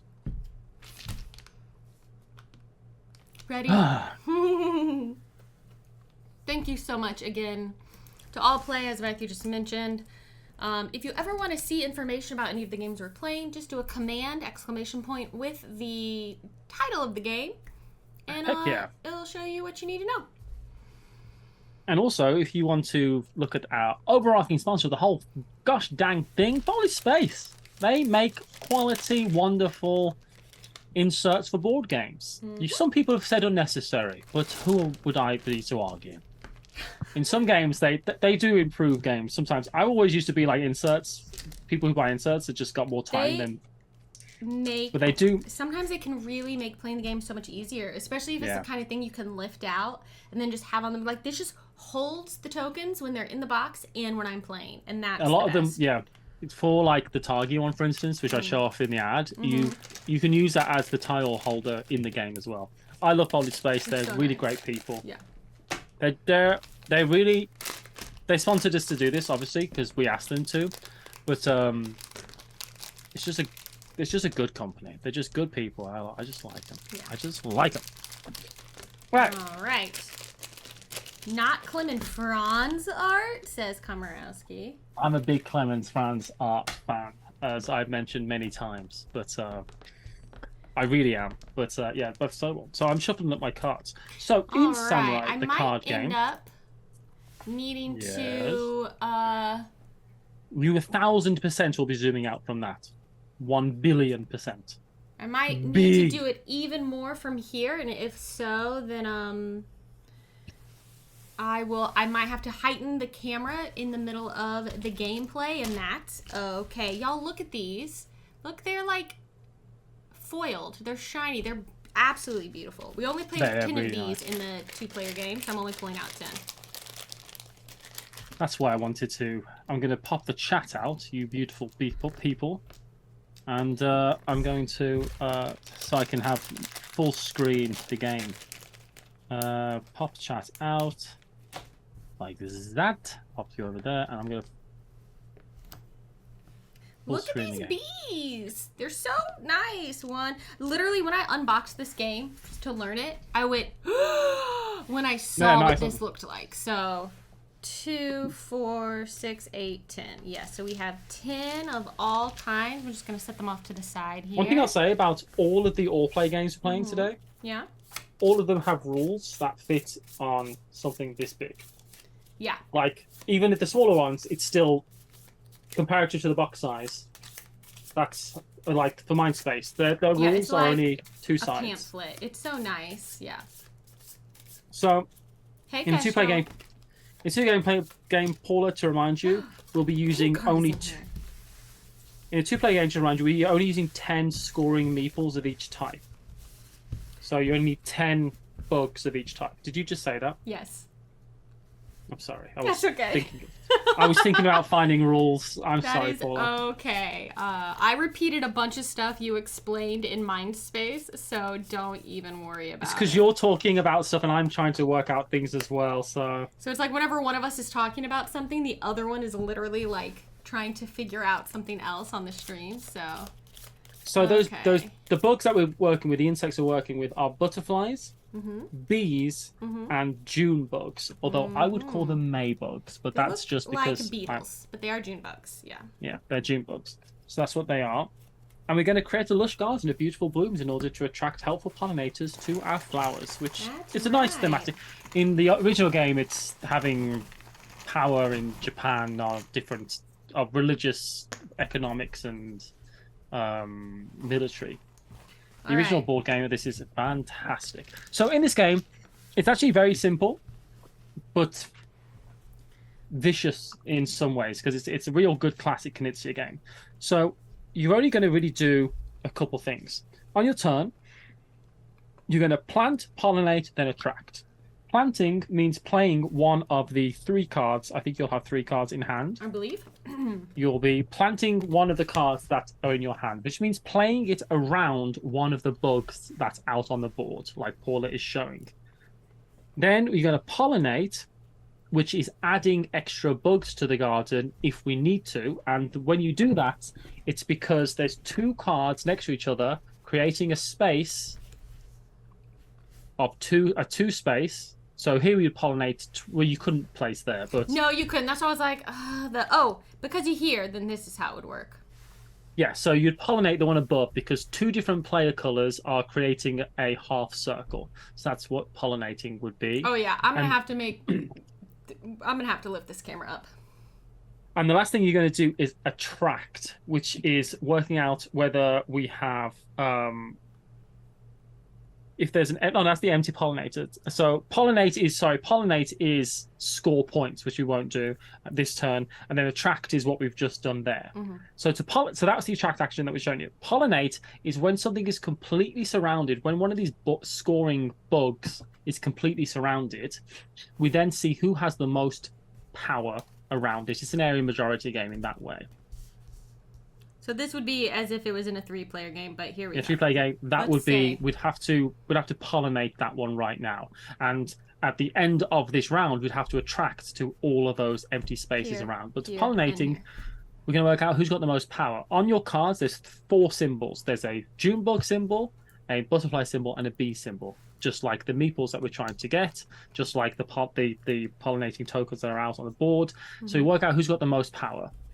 So here we can see that Paula has 3 June bugs, I have 2, and Orange has 2 as well. Those 2 butterflies that are around there on the orange tile, on the purple tile don't count because they're butterflies, so they're the wrong thing. Actually, this is a butterfly in the middle. Oh gosh, sorry. So you're saying it, but what you're saying is right. So there's 2 butterflies, and all these June bugs. Sorry, count. No, that's not a June bug. That's a butterfly.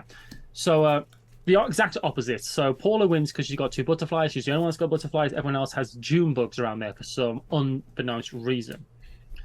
And the other symbol on there is a star, which is wild. So that counts for anything.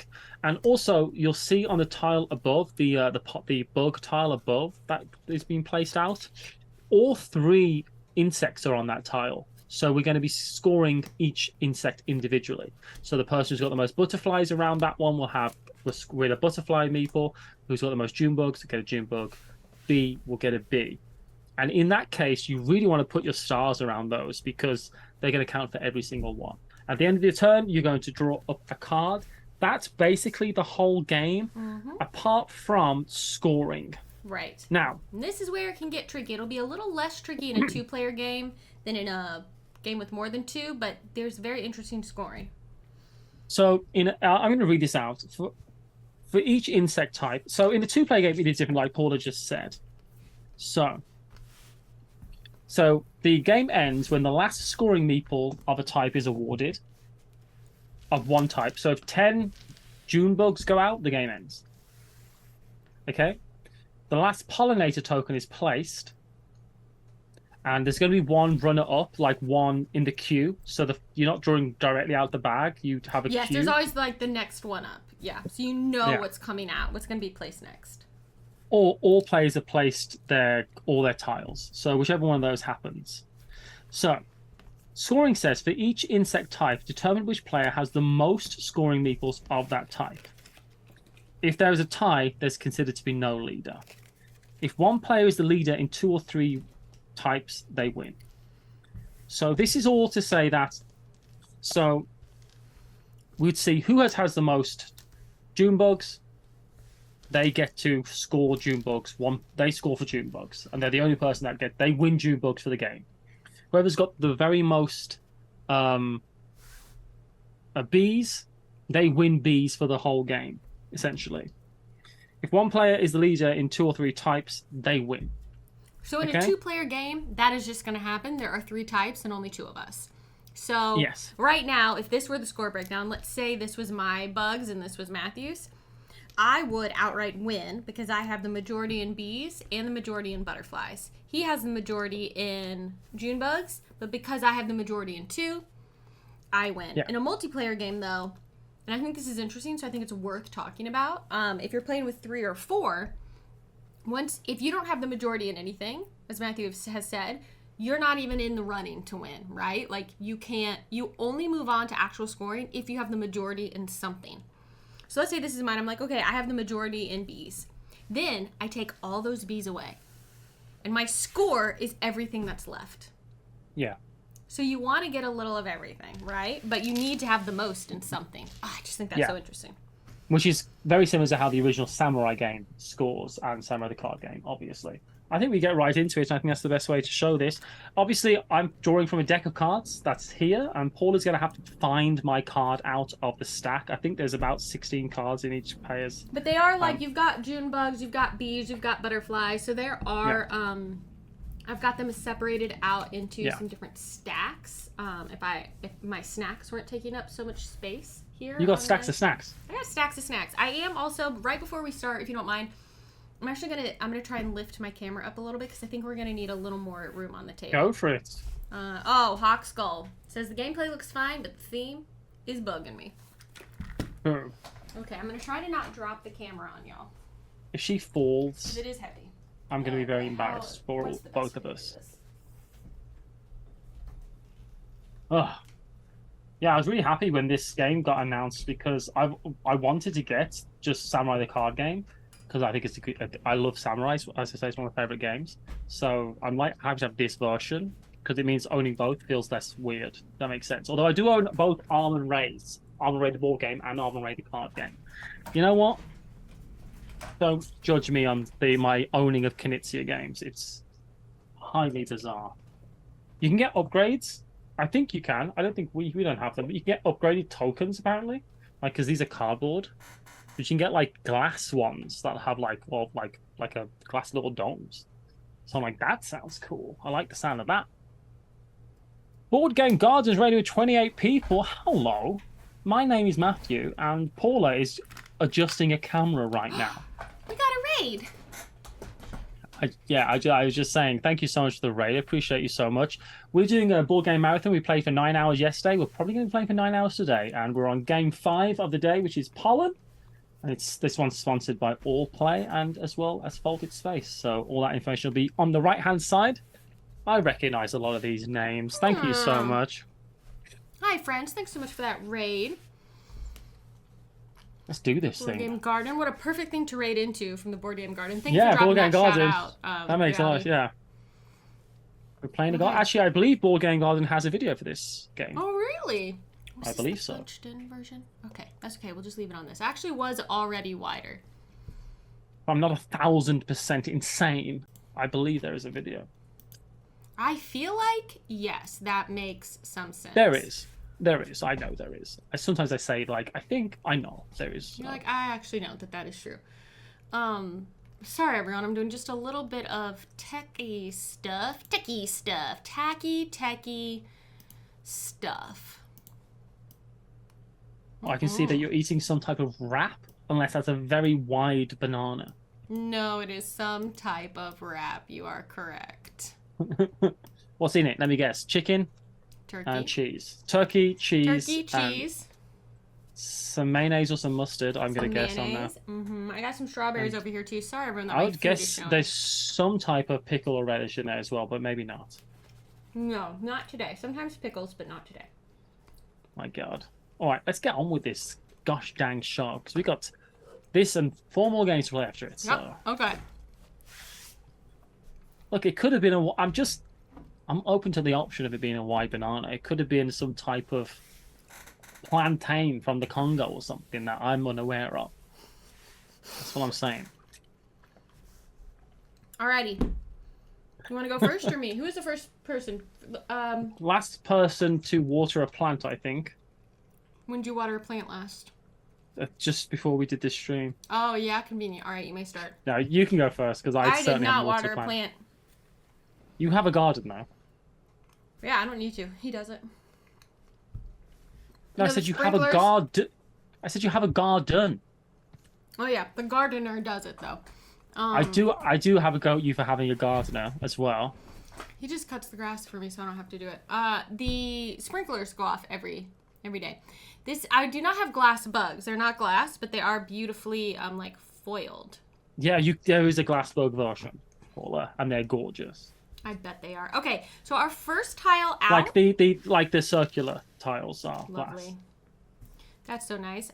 So our first tile is a butterfly, and our next up tile is one of all 3 bugs. Matthew, ding, hit it up. Ding, ding, ding, ding. What are you gonna start? I'm playing a triple star. It's a star on all sides. Okay. It doesn't matter where it goes because it's obviously going just around that.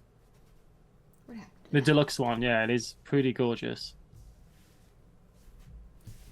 Sorry, my cards. I had them organized and then I shoved everything out of the way and yeah, exactly. Unorganized. Okay. This is probably the most challenging game for us to play for the game. No, it's just one on each side, like this. Oh, it's a single star. But keep that card that you got. Sorry, I thought you said hand. triple star. Did you not say triple star? Look, what I said and what I mean don't necessarily. Ay. All right, you got a always single star line up. there. All right, and then nothing else happens because nothing else has been created. I need to cut my hair. I've got some curls going. You have need. Oh, I need to. I'm just like, here's all my cards. Like I'm you, y'all. Draw 3. I'm gonna draw one at the end of my turn. I'm drawing 3. Yes. Oh my gosh. See, he did say goodness. triple star. Thank you. What is this about? Let's have some kindness in chat. Okay. Don't clip anything or anything. I'm you know. playing this, and it is a quadruple butterfly right there. Now we don't. Quadrifly. A quadrifly. Now we don't.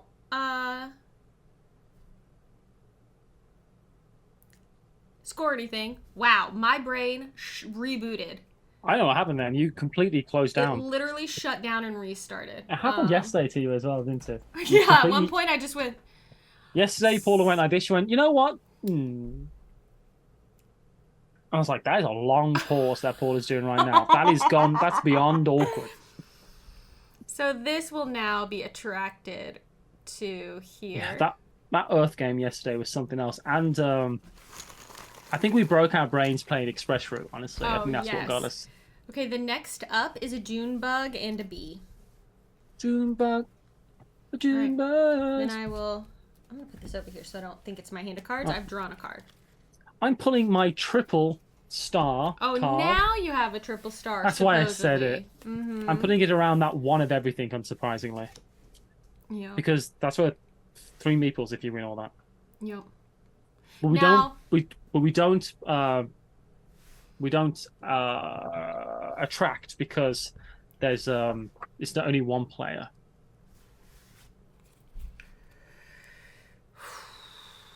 What you gonna do, you sweet chickadee? I don't know. You don't know, do you? So I don't know.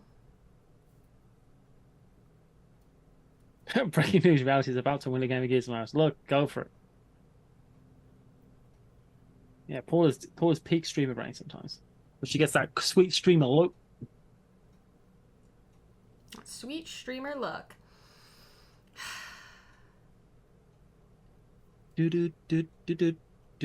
Oh! I want to win. I'm playing down this June bug, this 4 June bug. Right here. Cool, that means that neither of us, that's going to score now, so neither of us gets the June bugs, because we both got 4. Because you have 4! I thought I was going to beat you on all of them. Ow! Because I had 4 butterflies and 4 June bugs, and I forgot that you had 1 star here. Oh, no. That means nothing happens other than I get the B token. So you don't have to do that. But just if you don't do that, I'm going to win all 4 of them, so... All 3 of them. Paula does a goblin laugh. It's pretty disconcerting, honestly. She goes...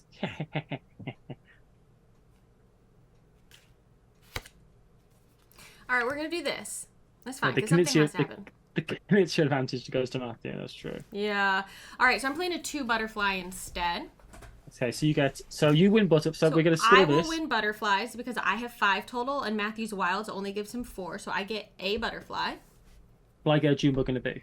Because, yes, so that's not great for me, but, you know, what are you going to do? And we attract at the top there, Paula. Yes, I'm already like, I'm going to have to zoom out. You can drag the board down, though. Yeah. Drag the board. For now, just drag the board down, I think. Oh, that's good. Yeah, do that. So this is a bee and a June bug. I should have... Bee and a bug. Okay, I'm understanding the mistakes that I'm making already. All right, What coming out is a June bug and a butterfly. What symbols do you have around? Are they butterflies? Yeah, they're butterflies. They're okay, so that's good yeah. because that's great for me, honestly. Because it is great for you, and I don't like it, and I'm drawing. Yeah. That's now I'm like, oh, I'm understanding because I knew this was coming out next, so I knew playing this here was gonna attract these bugs and not help me. So I should have paid better attention. All right, I'm putting my 4B tile, 4 Bs on each side, around the top B on the side, on my side, essentially, like in a row. Yeah. So you have 7 Bs. There. I got 7 Bs and 3 bugs. All right. And a heart of gold. Playing this way, we're not attracting. We're just keeping it to attracting the top. Yeah, it's a hard fight. At some point, we're gonna spread out here, but not yet. We don't have to yet. 4. I don't believe we don't have to place next to a thing. I don't think. No, we can do whatever. We just happen to be doing this. We just happen to be fighting. I just happen to be not wanting to let him win these things. Okay, so you win. Yeah, you win bugs and I win bees. Yeah. Since I have 4 here, for June bugs. Matthew, his wild only counts for 3 June bugs. But I have no bees, and he has 4 bees and 3 wild, so 7 bees. So Matthew will get a bee token. And separate. I need to keep our points separated. And I will get a June bug token. Jitterbug. And then this will attract, so it's butterflies and June bugs. We also have a butterfly here, and then we have all these sides that we haven't played on yet, so... Mm-hmm. Okay. What are you going to do? It's your turn. I played this. I played the June bugs. So True. what are you going to do, Matthew June? What's the tile that's coming out next? Oh, sorry. Thank you. It is... Oh, we should flip these over that have already scored. It's another June bug and butterfly. Sorry, these should flip when they score.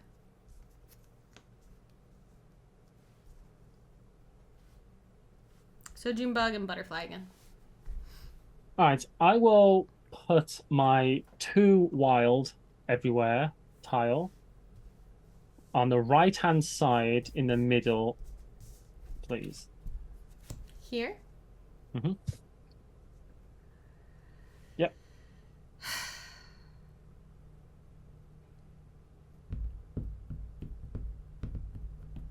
But what happens if you put your own thing here? Will it still attract? I'm just reading it. Violence Raya, hello, says good evening. I seem to have gotten a gift sub while offline. We had a nice chunk of subs gifted out. Oh my gosh, did we? Well, I can't see. Earlier in the day. If there's an empty pollinator token spot adjacent to 2 garden tiles from different players, fill that spot up. If there's a multiple eligible spots, the active player draws the next up, just choose where they go, right? Replace the next up token from the back. In the rare case that a token is placed in a spot that is already surrounded by garden cards, score it. I think you have to go there in order for this to... I think you have to go, you have to fill that spot in. I think if I fill that spot in, nothing happens. Both of those spots. I think. So, probably made a vast mistake by doing that because you're never going to go there. Or it said when you put a tile down and it's full, you score it, right? Yes. In the rare case that a token is placed in a spot that is already surrounded. But that could be because you have placed all around and then you're filling in the middle. Do you know what I mean? Yes, I do know what you mean. So, yeah, I think if there's an empty pollinator spot next to at least 2 garden cards of different players, you don't put one out if it's not. Do you want to put this somewhere else, or you want to leave it there? I just don't think you're ever going to go to any of either of those spots, are you? I would try to avoid it because you're going to win everything there, right? Yeah, I think I'm wasting that if I do that. Then yeah, I won't go there. I'll actually go.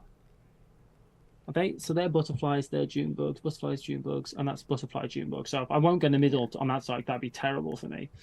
I'm going to go at the top to on your side. So up here? Yeah.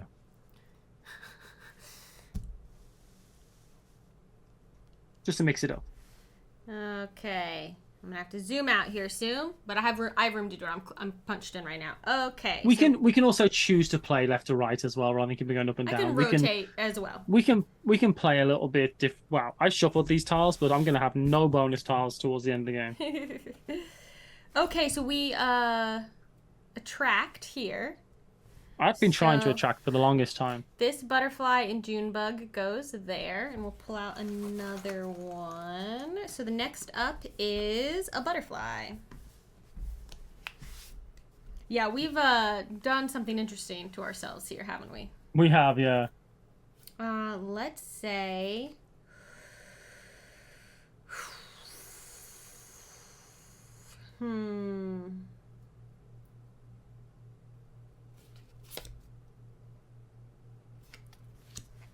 I'm going to go here, which will attract 2 stars. That'll attract this, or excuse me, attract this butterfly there. Nothing scores yet, but that's what attracts. So the next one up is another plain butterfly. And I'll draw a card. And I may, just because of how this is going, I think I will rotate this. So stand by for a moment, everyone.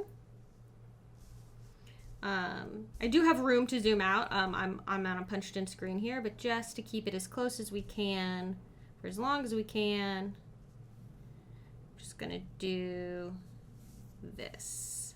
Yeah, also, for anyone who's come in and wasn't sure, we are playing Pollen right now. No, that goes down one. Oh no, how did I mess this up? Your two on the left-hand side go down.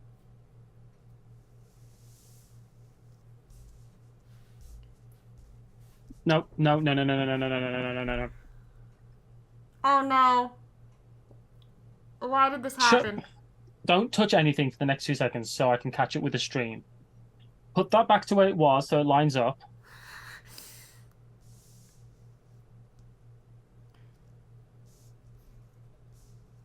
On the left-hand side, the 2 tiles on the left-hand side go towards you.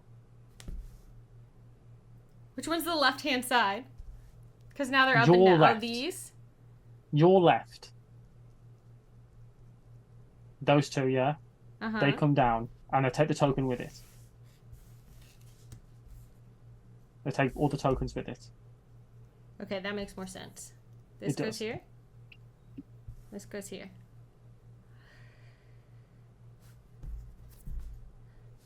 Where does this go then? Here. Oof. Y'all, I am so sorry. I thought I was making it better. That goes to the right, yeah. I ruined it. I apologize to everyone. Okay. I think we're sorted now. Woof. Oh.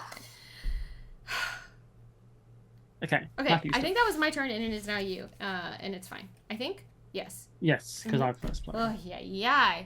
All right. Yeah, bored to play. Matthew's about to melt down. He was just...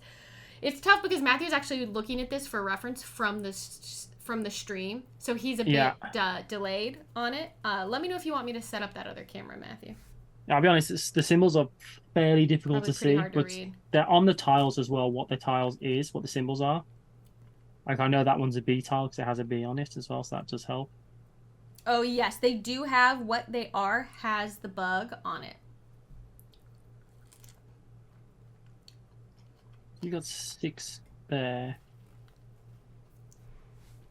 Alright, I'm going to put... I've got a one star card like this. All your stars have come out. Yeah, I'm going to put it level lined. I'm going to put it on the bottom row to fill in that, to finish that tile out. This one here? I'm counting the bottom rows closest to you. This one here. Mm-hmm. With the June bug and the butterfly. Yes. Okay, so what we have here So then we use to score both. June bug first. I have 4, 5, 6 for that, so I'll get a June bug. But I have 3 butterflies to your 2. Matthew has 3, yes, butterflies with the stars to my 2, which is only 2, so he will get a butterfly. He now has at least one of everything. And Unfortunately, though, yeah, that butterfly token is... This is gonna well, actually, you don't have any butterflies there. Oh, you do have 2 butterflies there, so that's interesting. So you could probably win that butterfly next turn. This is a devious game. Oh, because then you're potentially trying to set yourself up for something big. Oh, yeah. So what's come out, Matthew, is a bee and a June bug will be next up. Well, it's going to go out already at the bottom of the board. Oh, you're absolutely right. Thank you. Right. Well, here. Technically, I get to choose which way yes, where it you goes. Do get to choose. I choose that way. That's that fine way? with me. Okay. All right. So then next up is a June bug, a single solitary June bug.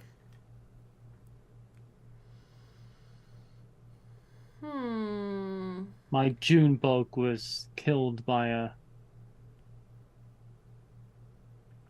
I'm thinking of Pokemon. It's fine. Pokemon don't die. They get knocked out. That's just the fact of the matter. That's right. Pokemon don't die. Oh, yeah. All these June bugs that just mean nothing there. I've really wasted some of my... I'm going to go for this. I'm putting a 2-star card. Yeah, that's... here around this butterfly token. See, I've wasted my ability to do what you're doing now because we're playing on this side of the board rather than the top of the board, which is where my stars are. Yeah, that's true. But I bet we'll get up there. So I have 4 for the butterfly, and Matthew has 1 because of our star. So I will get 1 butterfly. I don't need a butterfly though. What I need is a bumblebee. My God. Okay, this is going to attract this June bug. It's a butterfree. Yeah, that's right. And I think that's it. So next up, we have a June bug and a bumblebee. I need bees. She's got to get a little bit of everything. Here, there, and everywhere. Short skirts, long hair, love the way they look. Yeah, I'm on cloud 9. You look so fun. Can't wait to make you mine. I don't know the rest of that song. Oh, what that song even is. I don't know if I know any of that song. I love girls. Here, there, and everywhere. Short hair, long skirts. I feel like that's probably the other way around. Oh. I mean, who knows? You could have Boo saying I love all girls. Short hair, like, long skirts. I'm like, maybe it's probably the... There's like that boy song. I like big boys, itty bitty boys, skinny rich boys, and you know, whatever boy. Is this kind of boy and that kind of boy. Isn't that a Lizzo? But no one likes this boy. Aww. You know what though? 2 bumblebees, a June bug, and a butterfly do. Why don't they like him? It's because he's covered in bugs. Because he's covered. All right. What you gonna do on your turn? There's that 3 bees. I've got 3 bees. 3 bees, 2 stars. You've got June bugs there. You don't. I think I might be relinquishing. I'm going to put my 3 butterfly. I got 3 butterfly card. Okay. And I'm going to put it in the top left corner. Up here. Mhm. Yeah. All right. So this will now score. So you get a June bug. I get a butterfly. Yeah. So. A June bug. Matthew gets a butterfly. No one gets any bees, even though Matthew's got a bunch of bees there because there are no bees on the token. Couple of bees. Not the bees. All right. Nothing gets attracted because everything else is the same color. All right. Let's see here. I've got a plan. I'm gonna place down here. By down here, I mean at the top right, around this butterfly with a single star. So it's next to your single star and this butterfly. And it will take a bee and a June bug token right there. Nothing else attracts or scores. Our next up is a butterfly and a bumblebee. A brumblefly and a gumblebee. Honestly, in a 2-player game, I kind of wish we were playing with half of one deck and half of another just to get more colors out there. But it would also be more confusing to know whose was whose. Massively. But look how lovely they are, everyone. Could you just not tell Knizia what to do because he's actually a genius? So could you stop telling the Doctor of Fun what to do? Look how nice it would be if we were playing with 4 people. He's the Doctor of Fun. All right. What are you, the Doctor of? Nothing. Absolutely nothing. The doctor, I got a cat right here. She's looking at me like she wants something. What you want, girl? She don't know. What will you do now? I'm going to place a purple tile. And by that I mean not that. I'm going to place this 1 of everything tile above where you've just placed. I'm sorry, a 1 of everything tile? Oh, you mean with star. The wild? Got it. Above the purple? Yes, please. Okay, so butterfly and bee is going to go right here. I think we're at a point where I'm going to have to start zooming out, I think, maybe. So strategy-wise, the reason I've done that is because that forces you to play to the left-hand side of that tile, which opens up where I've got all those stars to put bugs in. That's kind of why I've done that, you know? Yeah. So I can, hold on, I'm just going to make this... In layman's terms, Paula, what's happening here, I think you'll find is, just so you understand, Paula, yeah. I'm gaming out my mind. You're gaming out your mind. Okay, the next up is a bumblebee, just so you know. Oh my god, what's his name? Barry. Oh my goodness, I love Barry the bumblebee? Okay. Kima says, are you guys okay? Absolutely not. No. We are not. We've been gaming almost nonstop for, like, you know, I don't know, 15 hours. We did sleep. You slept?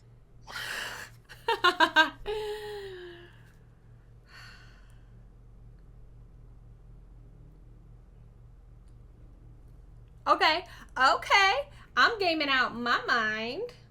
Please don't. Just let me have this. I need a bumblebee so bad. You have won just as many games as me. I have so little in life. You've got those lovely cats. One who is showing herself a little bit. All right, I'm playing this 3 bumblebee. Do you remember when those cats were very angry at you? Yeah. Right here. Cool. We're going to score that, and then we'll attract. So you win a bumblebee and I win a Junebug. That's right. If there's any questions in chat about how these scorings are happening, you just let us know, because we could keep explaining it or not. But I can see a tail. I thought it was a hand. I thought it was a hand reaching for you. It's a tail. So I have 3 bees and a wild. So that's the most of bees, because Matthew only has 2 wild. Then his 2 wild beat my 1 wild for the Junebug. So that is how that was won. How the West was won. So now I get to pull out tokens to fill in here and here, and I get to choose where they go. Yes? Yeah. Ideally, I'd like you to put something that gets me lots of things. But I think I know which way around you're going to do this. So there's a bee and a Junebug.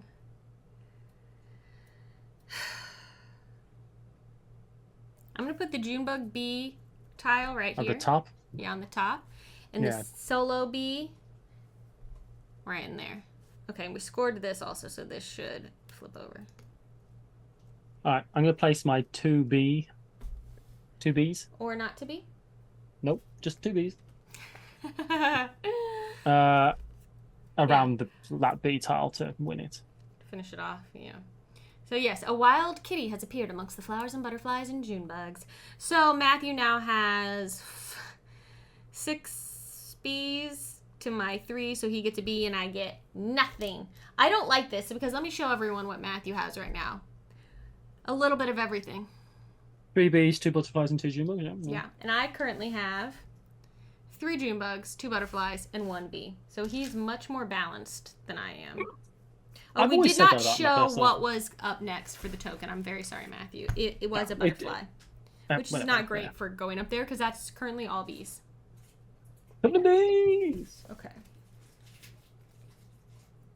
That is currently all bees. Which is frustrating, because it means I can't add power to that Junebug bee tile as well as that tile. Anyway, it's interesting. Where are my bees at? Wilds. They're all at the bottom of your deck.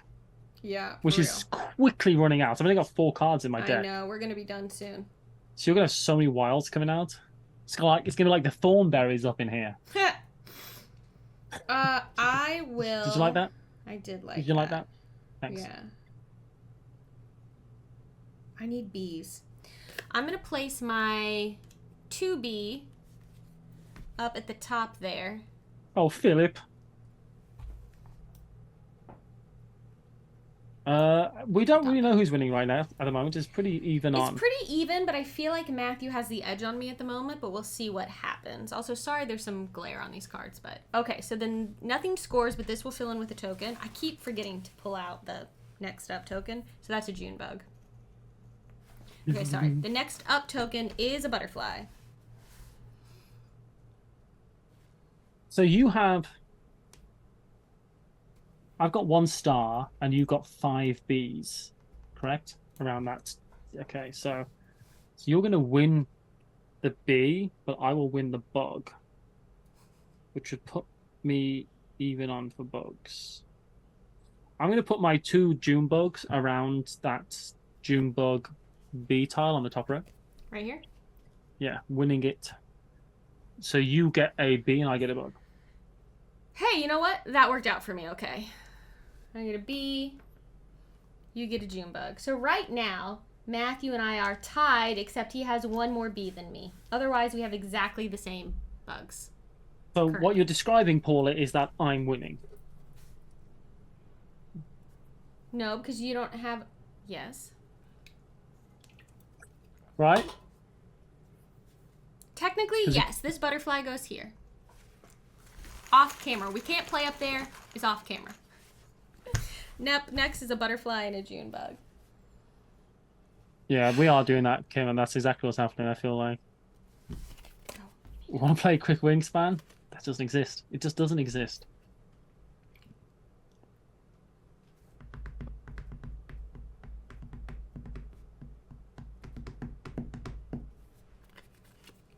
Okay, how about this?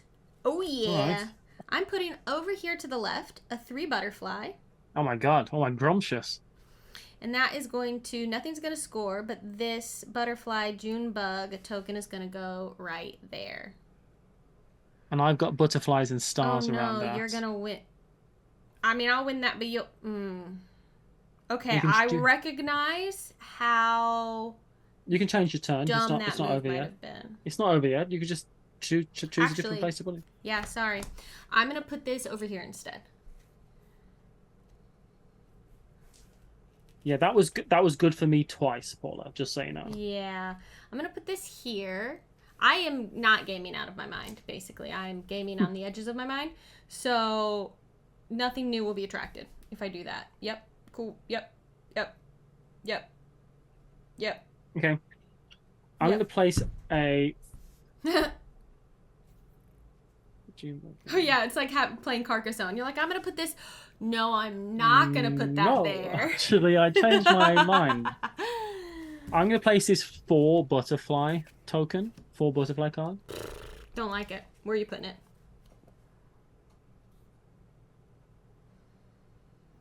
I don't want you to even up on bees, but I feel like you're going to even up on bees regardless of what I do. So I'm going to put it to the right, where you were going to kind of put your... Over here? Above where you just placed, yeah. Oh, here? So I win a butterfly and you win a bee. To the right-hand side. Float like a butterfly, sting like a bee. Wait. Please. Yes. You win a butterfly. And I don't think we tie on the bee. So no one gets a bee. Matthew, I don't like that you're starting to win all the games. Well, look at me. I don't like it. Well, look at me. I don't want to. You're my best friend and I love you. You're my best friend and I love you too.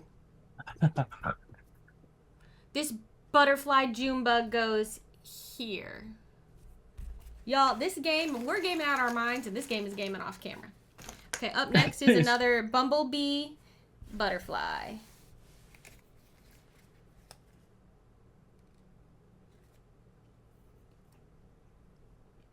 Okay, yeah, it's a beautiful game. How about now? It really does look like a garden, doesn't it? Full of bees and birds and bugs. I will go up here now. Shrimp. With a wild. Oh, interesting. Interessante.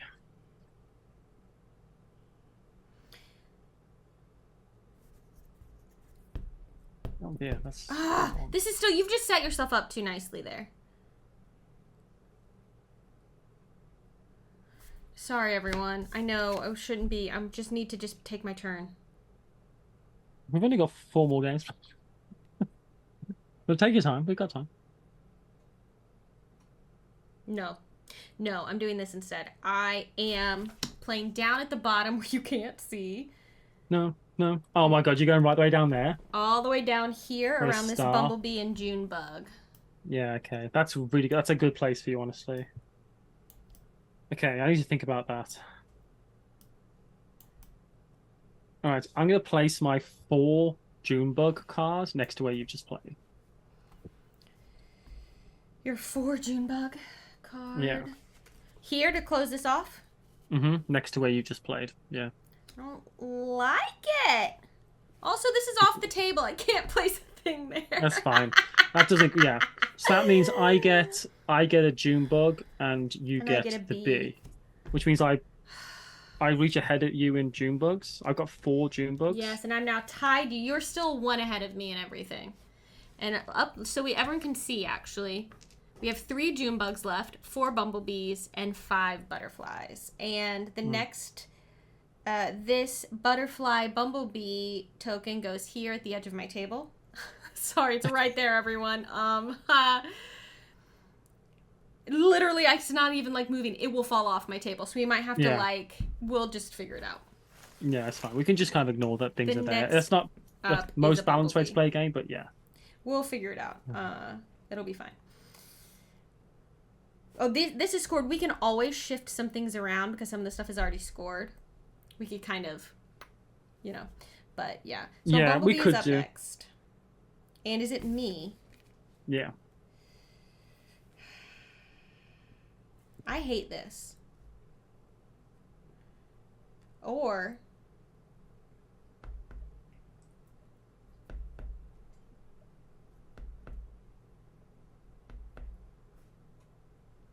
Paula, there's a tile in the top.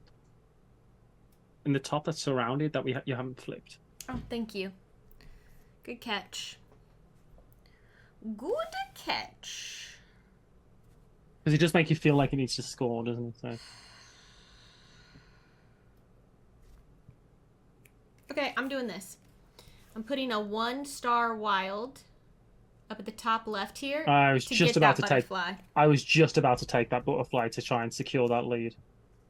So I get 1 butterfly, so now we're tied on butterflies. Oh, you were ahead of me in butterflies and June bugs before. Yeah, I was just about to take that tile. And then that puts the bumblebee up at the top here. Or, well, you got 2 choices. Oh, and there, let's see. A butterfly and a bumblebee. I'll put the butterfly and bumblebee here. And then next up is Junebug. We are almost done, y'all. I've got 1 more card to draw. Do we play all our cards? Yeah, we do play all our cards, don't we? At the end of your turn, draw a card unless your deck is empty. Game ends. All players have played all their garden cards. So. Kima, we'll remember that. When we are in between games, we're back on our chatting screen, we'll talk about favorite games from yesterday. Big thanks again. If you're interested in this game, All Play is publishing it. You can check it out. I know for sure they're going to have tons of games they're demoing at their stand at Gen Con. So make sure you go check it out, or if you're not going to be at Gen Con and you're interested in it, click on that link so you can see how you yourself can get your sweet, sweet hands on this beautiful game. What you doing, Matthew? 4, 3, 3, 3. I'm winning like 1 thing.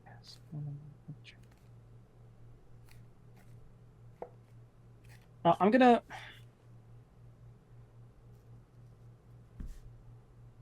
put a 2-star card next to where you just played, beside that, surrounding that butterfly bumblebee token. This one? Do you want it below or so next to where I just played, so above, right? Next to, I can't place. If I place it below. Oh yeah, this won't score at all. Essentially, I want you to if you finish that off, you've got to put something in the middle there, which I will probably win because I've got stars next so to many it. Things, yeah, depending on so if what you want it is. Yeah, true. But you know what the up next token is. Well, you all do. But there's going to be another. You have to do. So the beetle, or excuse me, the June bug goes up there. Sorry, again, no, that's just on screen. Sorry, everyone, I'm running out of room. This takes up some table space. Next up is Bumblebee Butterfly. Imagine playing this. I don't want to put that there. With 4 players, you need a big table. Yeah, you would. I am going to. So I will say. So when you put a pollinate, just to become on a rule here. When we pollinate, when we attract, you have to have 2 different types of bug there to attract, right? This is in a rare case that a token is placed in a spot that is already surrounded by gardens. So we wouldn't be putting the token out just because it's fully surrounded. That spot would just remain empty because we didn't never. Unless I was the one who put 1 in, because then 2 would be together and it would attract them. Yeah. I would love that to be the. I will say I'm lucky enough that my last 3 cards, it's 1 of each animal. Oh, so that's kind of lucky. So I'm putting a 3 June bug down at the bottom right here. So I have 5 June bugs, and you have... Oh, and you have 5. That's good. I like that, yeah. No. I think I like that a lot. You should do that for sure. Okay, instead, I'm going to come all the way off here. I'm going to do... Could you win? Could you win the June bug in the top right?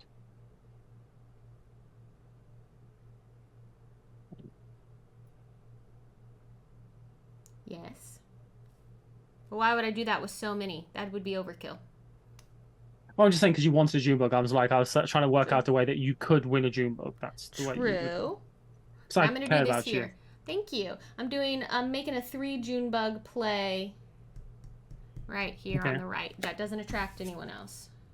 And you got 3 butterflies. So if you put a butterfly card there, you win both of those tokens. I'm anxious now because I only have 3 cards left. I don't want you to get both those tokens, so I'm going to have to play there. Dutch Yoda says they tested this game with people with hay fever. They kept sneezing the cards off the table. Alright, I'm going to put a 3 June bug card there myself. Above yours. Where I just played? Yeah, so no one wins June bugs and I win the butterfly. You're such a skunk. I feel like both of us are just trying to keep each other, just edging away all the time, You're such a skunk. I'm edging over you. Sorry, help me. It's been a long day.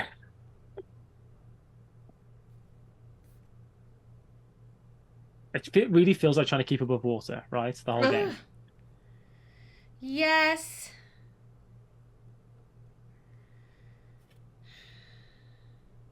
No, I'm so nervous. Oh, we need to put a token out, Paula.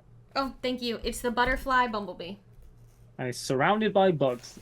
Surrounded by June surrounded bugs. by June bugs. Okay, next up is a June bug and a butterfly. Okay, I'm going to double June bug it over here at the top right where you wanted me to play last time. And just get this I just June thought bug. you could play last time. Yeah. I can't beat you. I'm just going to tie you on a bunch of things, and it's not going to be good enough. I think that's pretty good for both. Actually, I don't know who that's good for. Oh, and this is attracted. So this June bug butterfly, oh my goodness, goes to a spot where you are primed to win both the June bug and the butterfly. Matthew. Yeah. So I'm going to I'm going to close. I think I have. Yeah. I'm going to close that off with a B token. A card with just B's on. Because I think I still win both of those, right? A June bug and a butterfly. I think I got this now, Paula. I think so too. You get the butterfly and the June bug. Yeah. This is how you move ahead of me, for sure. Yeah. So we have 1 June bug left, and you have 1 card left, and I have 2, but soon I will have. Yeah. I think I might have just worth me trying to. It's like, well, doesn't even matter. I've got 5 June bugs, you've got 4. I've got 5 butterflies, you've got 3, and we've both got 3 bees still. So it's not actually completely out of the running. Next up is an all 3. Wow. Oh, that goes there. This goes here. Yeah. Which we aren't going to be able to. Well, we could. Think okay, next up is a.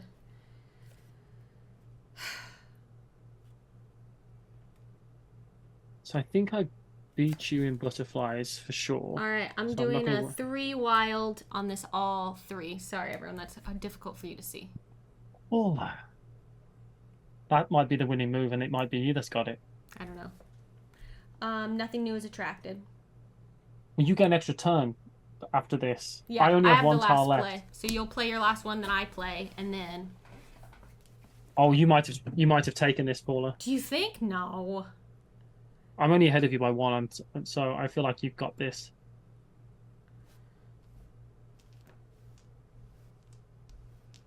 Is there anything you need? You can't see the whole screen. What do you need to see, Matthew? It's all right. I've got a 2 butterfly tile. If I put that down there, you win the butterfly. This goes here. You win the bee, and I win the bug. Which I think puts you in the lead.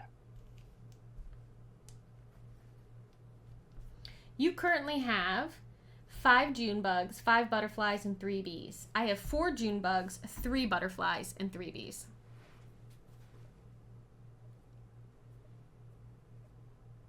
I don't think I can stop you from winning.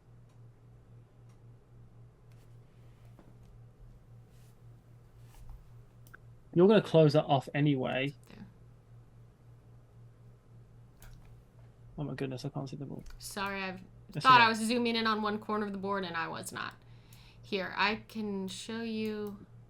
That's everything on camera. I could win a butterfly that is completely free for me just to win. And that would give me an extra butterfly, which means I'd definitely win on butterflies. And I will get an extra June bug from over there, unless you have a June bug in your... No, because you got 3 stars. If you go here, you'll get a bumblebee and a butterfly. I can't beat it. Yeah, that's my option. Because you're not gonna... This isn't gonna happen anyway. Yeah, I'll go there where you just said. Thanks for pointing that out, Paula. I don't think I would have seen that, if I'm honest. Yeah, I'll go there. Well, it's hard to see. It's right in front of me. So basically that means you have 4 butterflies and 4 bees to my 1 wild. So you get a butterfly and a bee. I don't get anything. But you get 1 of everything next turn. And now this turn, I will put this here where I get, a bumblebee, a June bug, and a butterfly. We've run out of... tiles. Yeah, we're out of tiles, we're out of bugs and everything now, right? So, with all that in mind... Let's count up right over here. So these are my... Is it a draw? Let's see. Does either one of us have the majority of anything? So I have... So I'm on the left, you're on the right. You're off camera right this second, just so you know. Oh, thank you.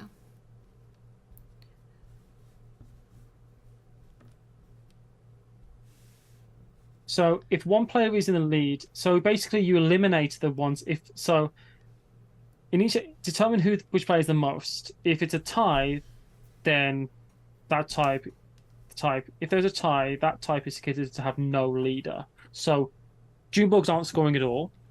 Because we're tied. I'm winning on butterflies, you're winning on bees.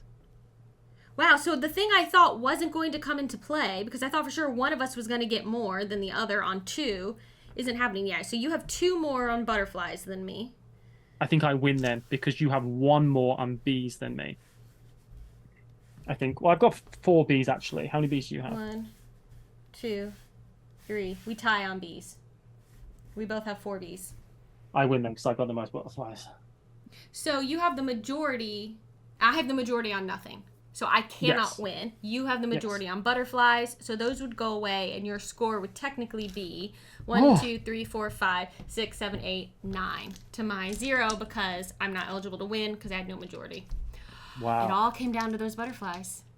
What a game. You're welcome. It's good, isn't it? Yeah, it's so pretty too to look at. That was lovely. Whew, hard fought, especially by the camera. It was hard fought, wasn't it though? That was a lot of trying. What, that Reiner Knizia. He knows what he's doing. I was gonna say, I think he knows what he's doing. It's so I'm here to mess around. He's not here for a good time. He's not here for a good time. He's here. He's here for a long time. He's here for a long time. But and then just that scoring, the way the scoring works is so interesting. Great. I've lost the top of this one. So. All right, y'all. That was Pollen. Again, thank you to All Play for sponsoring that digital demo of Pollen. If you are interested in it, check it out at their booth at Gen Con or go to the link in chat that I'll drop here in a moment and you can see the game on their website, all their games. And good game, Paula. Well done. Hey, you too. Next up is Roll to the Top Journeys.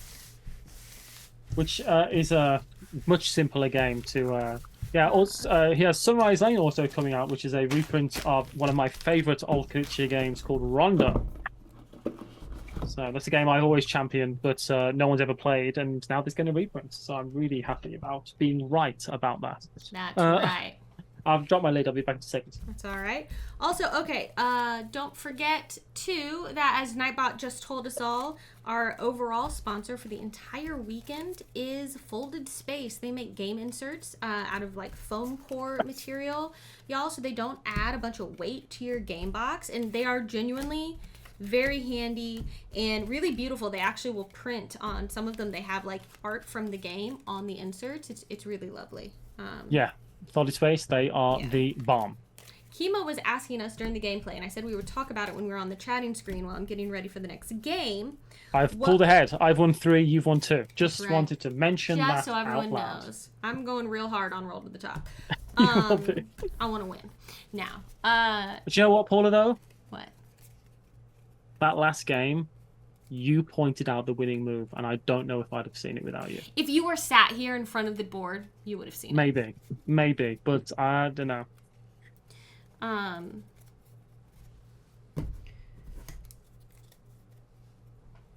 What were you going to say? Kima wanted to know what our favorite game from yesterday's stream was. Oh, I don't know if I have a favorite game from yesterday. I don't know what I would say. I think one of the best experiences of playing a game yesterday was Express Routes. I was really surprised. I will say Express Routes was my biggest surprise of yesterday. Me too.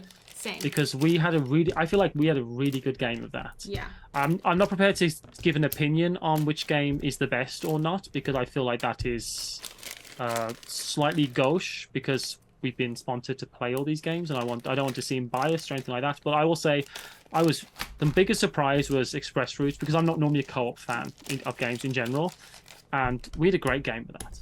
Oh yeah, and I love co-op games, and it was it was like an ideal co-op experience. It was tense, but we won. We worked together. Like, I really enjoyed that. Yeah. I don't think I've ever enjoyed Fit to Print. I think Perfect Wave is also really interesting, but Fit to Print was like wild and fun, especially being the last thing we played of the day.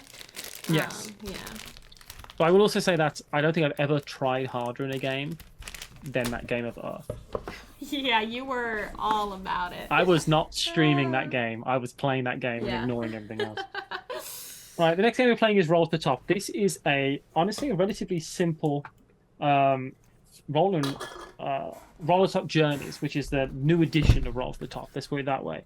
Which is a fairly simple roll and write, and you could call it classic feeling, but there's some really satisfying dice in this. Oh yeah. So and y'all, envelopes to open. I just opened all mine. I have not, but we will open the first one on stream here. I need to grab a water very quickly. Give me 2 seconds. I won't be gone for long. So you chat, and then we'll go over to the screen and talk about journeys. But yeah, have fun. Maybe see if did we miss Eva Little? If I missed you following 40 minutes ago, I apologize. I will be back very short. She's a bad person and a bad friend. Oh, and I'm gonna throw away this banana peel too. Blech. She shouldn't throw it away. She should make banana peel tea. It'll help you sleep. Who throws away a banana peel without making banana leaf tea? Right? Am I wrong? Am I wrong here? Banana peel tea? Am I the only one that does that sometimes? Am I crazy? It's a thing. It helps you sleep. Right? That's not just something that people... Look, that's not well. So we're going to play this, which is the new edition. Right, so there's loads of different... you kind of go on a journey. You can play through the whole thing if you wanted to. And we've got all these different places to go. So I can show you on this. These are all the different maps we've got. I think there's other maps that exist. So I'm not 1,000% sure about that, but I think there are. So I'm excited to play. Makes good fertilizer. Yeah. Well, I don't think it makes good fertilizer once you've eaten it, I suppose. But that's neither here nor there. So I don't know which one to play on. I think we should play on not the first one, because that's more the simpler. There's like the pyramid and the Eiffel Tower. Maybe we play on the second one, which is... Oh, I don't know. The Matterhorn. I'm not sure. We'll see what Paula wants to do. You know what? I'm seeing in chat, yes, my banana peel should go in my compost bin. You are not incorrect. No, it was saying it would make good fertilizer, because I was saying you could save the banana peel and boil it in water and make banana peel tea, which helps you sleep. Is that real? Mm-hmm. That sounds weird. Banana peel tea? I did almost say banana after you ate, by the way. Banana? Banana. Which one do you want to play on? Do you want to both play on the Eiffel Tower? We should both play on the same one. We should play on the same one. I was thinking the Eiffel Tower, but we could do the, what is it, Pyramid of Giza? Yeah, but I kind of want to do the Robin Hood one. Sure would. But that's a much it's more just advanced. It's more advanced. advanced. We sure can do it.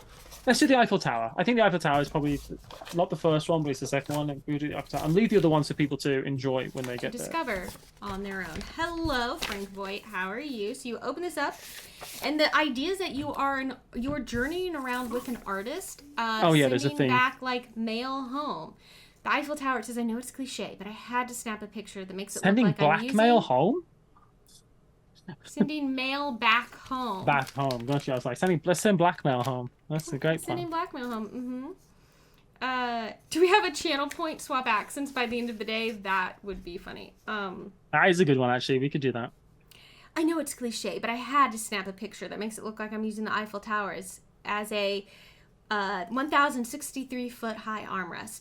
Not sure that's what Gustave Eiffel had in mind for the 1889 World's Fair, but I got a good laugh out of it, is the text on the back of our envelope here. This is a postcard. How cute are these?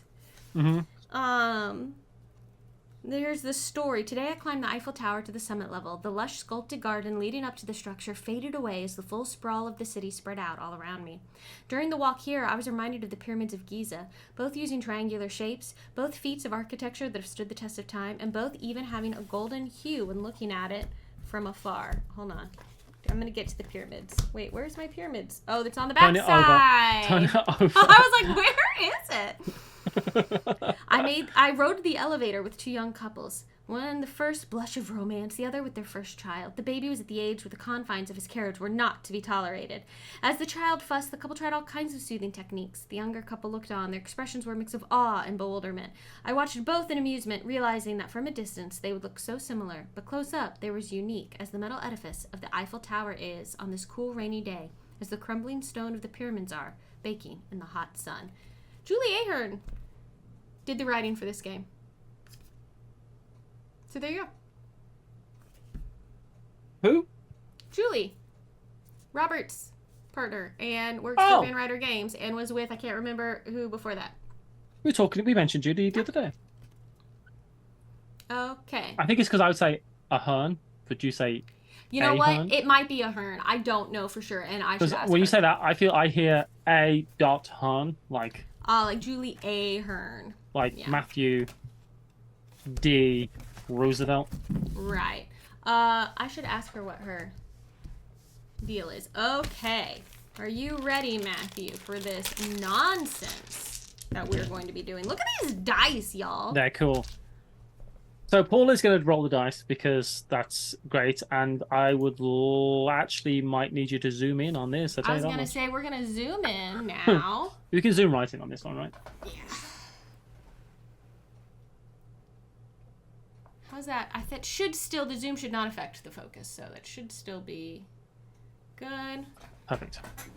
Reality says one side of these boards is obviously better, and knowing what country reality is from, I'm guessing it's the Eiffel Tower that you think. Famous Egyptian reality. Is my coffee cold? Let's see. Yes. Actually, it's in there. It might not be. It's not hot, but it's not cold. Is it tepid? Tepid. In this game, we're going to be rolling these dice, and we're going to use the numbers to fill in all these blocks, and we're going to go from the bottom to the top. You can see there's dots in the very bottom row. We're going to be starting from there. There are a few caveats to work with. The placement rules are any number can go in those bottom boxes, but the number that goes above them has to be bigger than the numbers below them. Right. Not bigger than the total or anything like that, just bigger in general. So if you had a 1 at the bottom and a 2 at the bottom, you could put a 2 above it because it can be the same as well, or a 3, for instance. You'll notice on the Eiffel Tower here that the very bottom 2 on the right-hand side, there's nothing actually above those. So you can put any number in there and it doesn't matter. They're kind of like free spots, essentially, on this map. We're going to be working our way up the Eiffel Tower. Sometimes there's going to be a thing you can see just like in the middle of the Eiffel Tower, above like the hole. You can never place above that because there's nothing below that. So you have to fill that in from the sides. So once you filled one of the sides in, you can fill it in that middle. It's like you're building it up, right? You have to have something to attach it to, yeah. The only other things to think about is that These dice are weird and wonderful. A D4, D6, D8, D12, and a D20, I think. Yeah. So you can get some big numbers, which is good for the top, bad for the bottom. Right. You can also, at any point, add different die values together to create one number, but you can still only ever use each die one time. At the start of the game, Paul is going to roll the dice, and we're going to keep the even numbers. Or is it the odd numbers? You keep the even numbers. I think we keep the even numbers. So these two dice, the D20 and the D2, come out of the dice pool because I rolled a 5 and a 1. So we got 2 6s and a 12, which is a terrible roll. Well, this might be...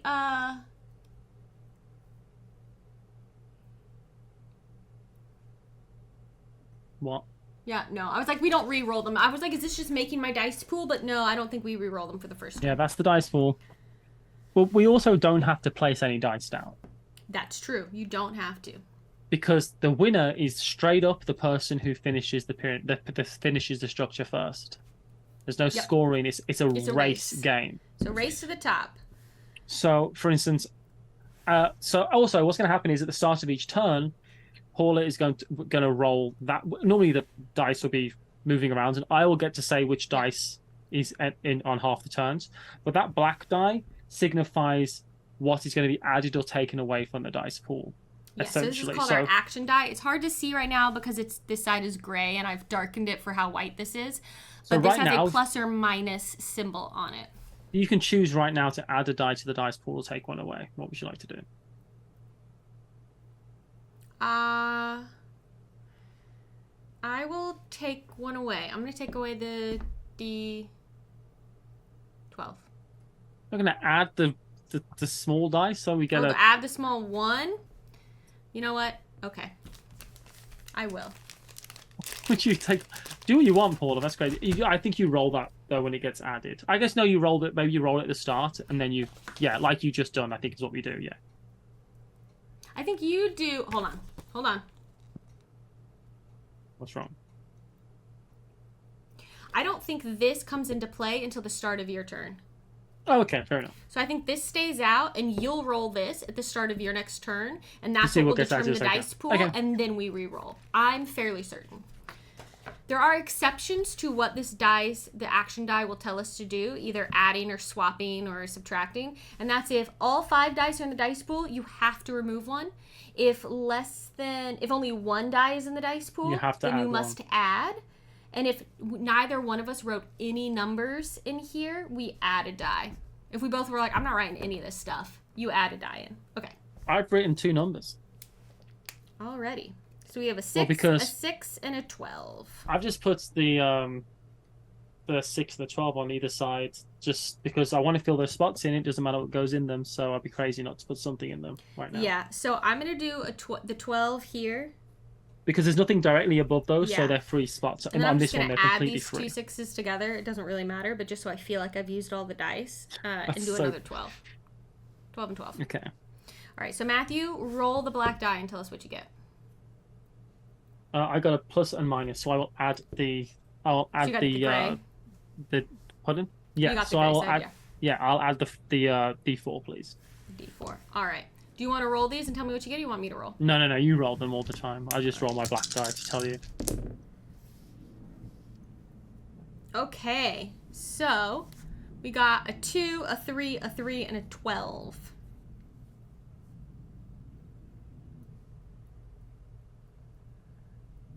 I'm going to use the 2, the 3, and I will not be using that 12. We've done the same thing, but just in a different place. Oh no, we've done very different. I've done like that.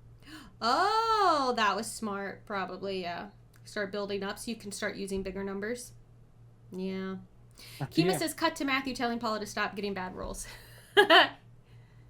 I always say, Paula, no, you roll the dice. It's random, but it's not random when Paula does it. Okay, so I roll the action die. So this is a minus. I'm going to take out the D12. So now we're rolling a D8, a D6, and a D4. Okay, I've rolled a 6, a 5, and a 4. Okay.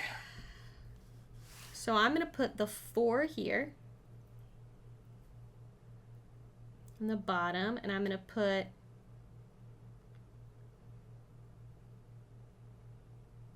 Alright, I put all of them in. the 6 here and the 5 here. Alrighty. But I don't know if I've gone too high too quick. It's hard to, I mean, I put the 5 and the 6 up there, so, I mean, yeah, it's hard to know. I mean, at some point, though, we're going to be rolling these bigger dice that are going to give us bigger numbers. If we can keep low, it means we can add more to the board, more to our board every time. Yeah. We'll see. All right, you roll the action die now. Tell us what you get. Okay, I'm adding 1 to it, so I've rolled a plus. And I'll add the D12. Okay. Yeah, we will find out after these messages from Folded Space. Okay, I've rolled a 2, a 3, a 4, and an 11. I have rolled doing so we're not high being that on this bad. D12. Oh, after our next game, we're playing you another ad, so buckle up. It's going to be fun. 2, a 3, a 4, and an 11. I'm not going to put that 4 there. I'm going to save that 4 on this side. I'm putting a 4 here. I'm going to do my... Here's a question. Yes. So you see how this 2 and this 3 over this one space is overlapping? So does that mean whatever goes there needs to be high, at least a 3? Because it's touching that 3. So the 2 can't go there, but the 2 could go here. And the 3 could go here. Yeah. Oh my gosh, that doesn't even look like a 3. All right, keep me honest, everyone. Make sure I don't put something where it's not supposed to go. So here, okay, yep. All right, I'll roll the die. Mm-hmm. I've rolled a subtract. But that D12's going away. Take the D2 out. There is the D4? Yeah. Sorry, yes, the D4. Called it a D2 earlier as well. Because it had a 2 on the top of it this time? Okay, 7, 8, and 5. 7, 8, and 5.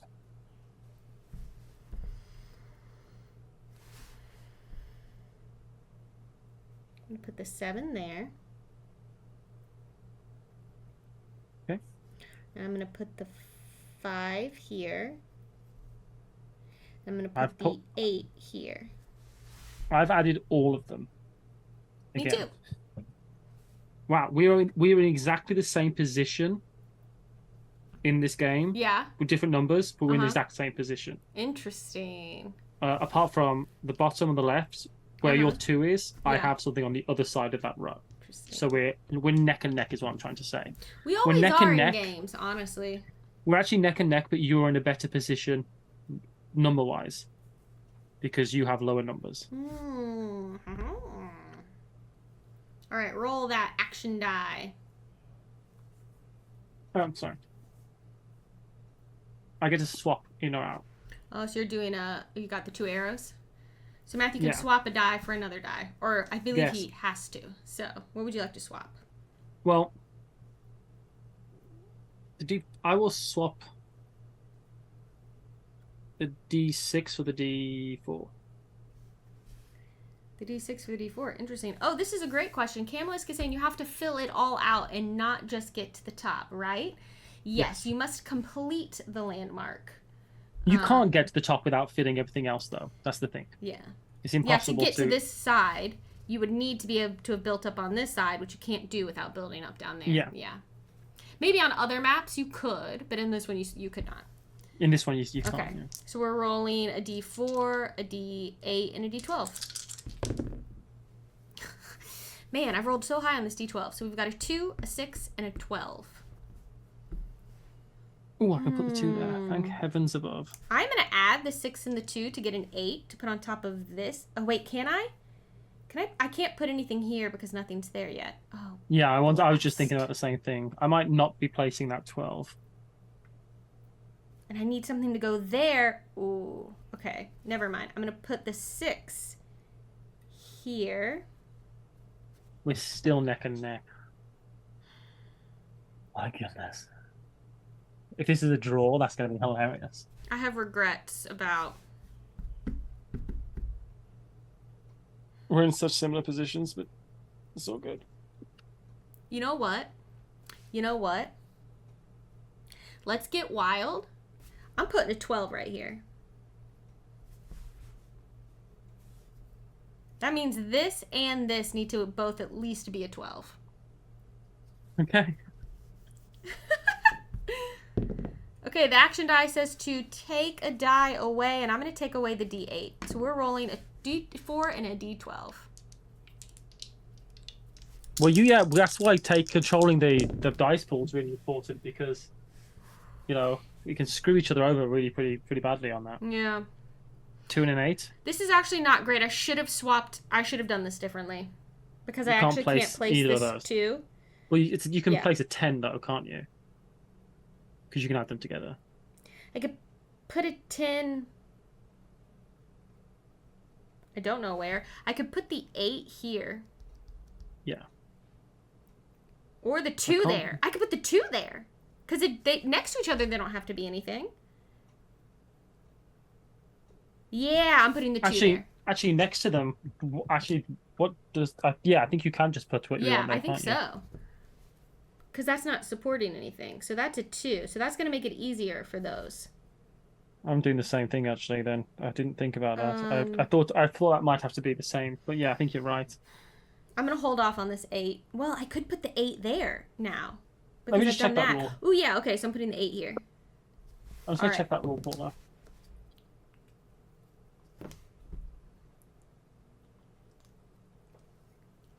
Yeah, any number. Mm-hmm. Sweet. Yeah.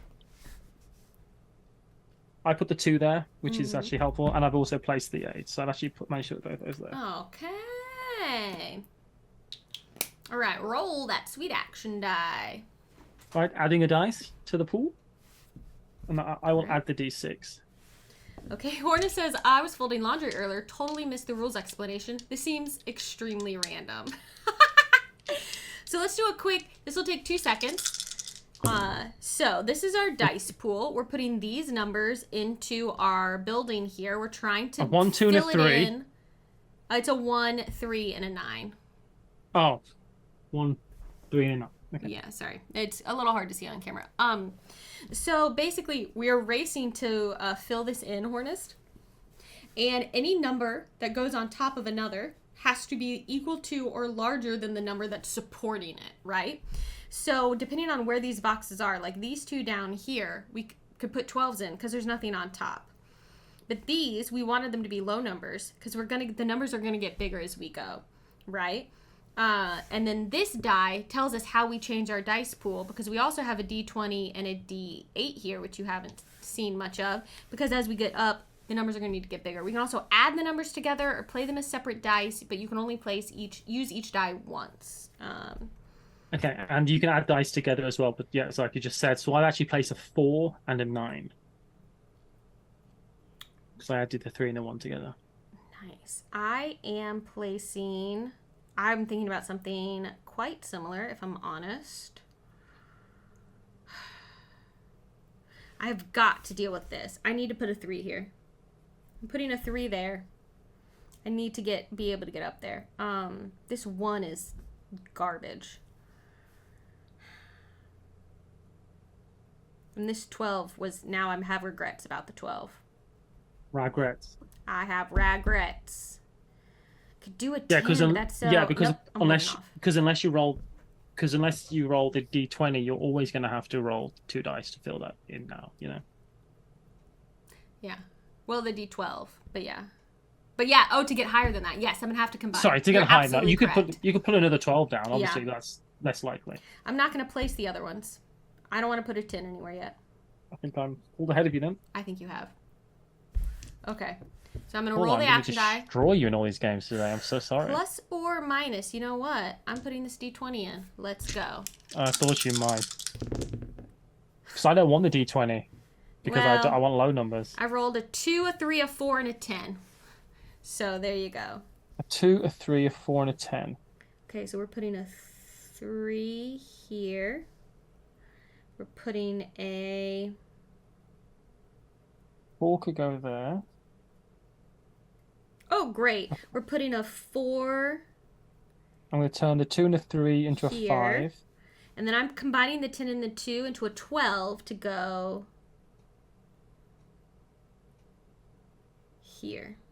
And I'll put the 10 here. Okay, yeah. Maybe the crazy 12 will work. Look at that. It's not terrible. It's not horrible. Okay. All right, roll that action die. And the action die, the black one, goes around from person to person.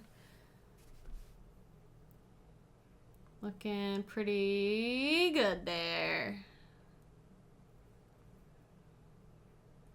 Minus. Let's get rid of that D20. Oh, I hate you.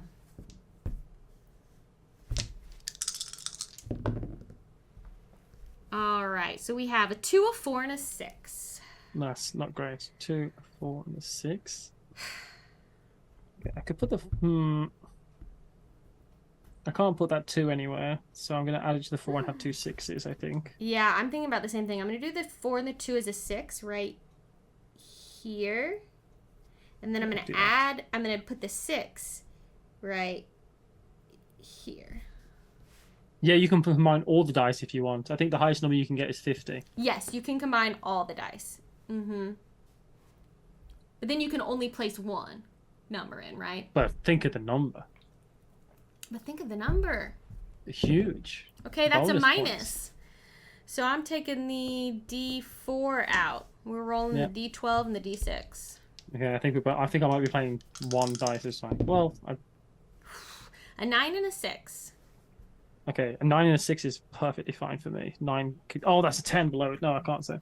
6 can go there, and I'll put the 9 here. Sweet. I'm putting the 6 here. Mine's so balanced because there. Look, mine's so balanced. I've got 2 9s right at the top there. Yeah, that is nice. Look at that. Mine is not quite like that, but that's all right. That's okay. That's all right. All right, roll that action die. I think I'm 1 space ahead of you right now. Minus. So let's get rid of that D6. So we're rolling just the D12? Yeah. Oh my gosh, okay. A 7. Oh, I can place that. I'm putting it right here. It's the only place I can put it. Okay, so now because there's only one die in the dice pool, you have to add. So I'm going to add the D20. Let's get wild. You monster. That's so bad for me. Is it a 5? What did you roll? I rolled 2 3s. Yeah, I can't place either of those. Okay, next turn. I can't believe that I did that. I can't neither of us can place either. So that means if we both pass, you have to add a die to the dice pool. Yeah, Ginny says, get wild. I'll add in the D6. Okay. So you're rolling a D20, a D12, and a D6. That was gobble. 2 3s. Okay, now it's an 8, a 5, and a 5. The dice mock me, right? They mock you. They mock me. Okay, I'm going to put those 2 5s together to get to 10. Put that there, because that's the lowest number I can possibly put there. And the 8 I'm going to put above the 7. You know what? Yeah. Oh my gosh, we're doing very similar things. I'm putting an 8 above a 7 and a 6 right here. And then I'm combining the 2 5s into a 10 that's going above my 9. Yeah. This 12 it does hurt a little. It does a little bit, doesn't it? But you can put, you have to put 12 above it as well, at least. Dutch Yoda, in this version, if you only have one die in your dice pool, or both players passed and didn't draw anything, you don't roll the addition die or the action die. You must add to the dice pool. If you have all 5 dice in your dice pool, you don't roll the die. You take one out. But otherwise, we roll that. So now, oops, I have now messed up. What do we have? It was 3 dice. I added the 6. I think it was the D20, the D12, and the 6. Yeah, let's go with that. All right. Whose turn was it to roll this? I think it's mine. Yes. Oh, a swap. A swap? I'm gonna swap the D6 for the D8. Yeah, I thought that's what you were gonna do. Man, why am I rolling so low? 2 2s and a 6. Well, I'm going to place a 10. I am as well, and I'm putting it on top of this 10. This is horrible. I'm putting a 10 on top of the 10. That's fine. How? I don't know. We're getting a free space, though, soon. That's true. Like, I could go into it next. True. We should put a low number in that, though. Because... like you're saying we, like we're working on this together when this is cutthroat competition. We're in the same kind of position. Shadowner's pointing out this is the last free space. All right. Roll that action die. It's a plus? Add the 6, please. All right. I think the T4 is good, though, because you can add a small number to a... That's true, yes. Number, that's a good point. All right. A 10, a 7, a 5, and a 6. Okay. I'll put the 10 above a 10. I think that makes sense. Yeah, I'm combining the 6 and the 7 to make 13 to go... Okay, I'm combining the... I'm putting a 10 down. I'm adding the 6 and the 5 to make an 11, which I'm putting above an 8. And I'm putting the remaining 7 in that free spot. So my lowest number is 11 still. So that's 1 better than yours, I suppose. Yes. Which is... I'm putting the 5 in the middle free spot. And then I'm putting the 10 above the 10 and the 5 I have on the left. I'm writing down the numbers every time you call them. And you call them out, I just write them down on my board and then rub them out each time, which is being useful. Sorry, what? I'm writing the numbers down that you're calling, so I don't have to look at the dice. So reading out is really helpful. Good. Okay, I will roll this action die. This is actually this is fun. Yeah. This is sponsored. Again, it's fun to fill in spaces. Yeah, if you are interested in checking this out yourself, roll to the top. There you go. Check it out. Find out more about Roll to the Top Journeys by clicking that link or by demoing it for yourself at Gen Con if you're going to be there. But you can buy it at Gen Con, I imagine. I'm going to take out... I'm guessing. Can you buy this at Gen Con? I bet you can. I bet you can. I'm going to take out the D6. Did you roll 2 11s? I rolled a 10, a 1, and a 5. Because 2 11s would be perfect for me and terrible for you. So that would be really good. I guess I can only place 1 dice here. So a 10 and a 1. I'm about to be really stuck if I can't get something above this 12. I think... 12 is a low number. We just need more dice in there, really. You've been rolling low, frankly. I've been rolling really low. Yeah, Ross Nelson says, this stream is bad for my checking account. Yep. I've just added a 10. That's the only thing I've been able to add. I'm also going to just add a 10. But I'm getting to a point, and not the 5 or the 1, I'm getting to a point where I'm not going to be able to draw any more numbers if I can't start building up on the right-hand side. All right. You're turning into the Leaning Tower of Pisa, aren't you? Yeah, basically. I wish I was eating a croissant while playing this, by the way. I wish I was drinking that glass of red wine. Oh, that would be so good. All right, roll that action die, Matthew. Plus. It's a plus. What you going to add? Add the D6. Okay. I also love that these are all different colors. Isn't it nice? Yeah, they're nice. They're nice dice. I like this D4 that looks like this. Is very nice. Yeah, isn't it? Because you can roll it rather than a pyramid. I think that's just a way better shape for a D. Hey, Banzinator, you crazy maniac. Hi, Bonds. Reality says, to be fair, Paula getting 10s every turn is slow, but very safe. And I like that Camelisk is saying they thought that this glass of wine was a candy apple for some reason. What on earth are you talking about? I love Paris. It's famous. It's Paris. I'm famous for all its apples. I've rolled 2 9s, a 1, and a 2. What is this? What's this? That one episode of My Hero Academia? Anyone? Any My Hero Academia fans out there? The candy apple? That sweet moment? Pun. Sweet. I'm getting very tired. I'm so mad at... You might have to start rolling these dice, Matthew. So I can't place anything because you've rolled 7 total. Re-roll. Just re-roll. No, I rolled insane. 2 9s.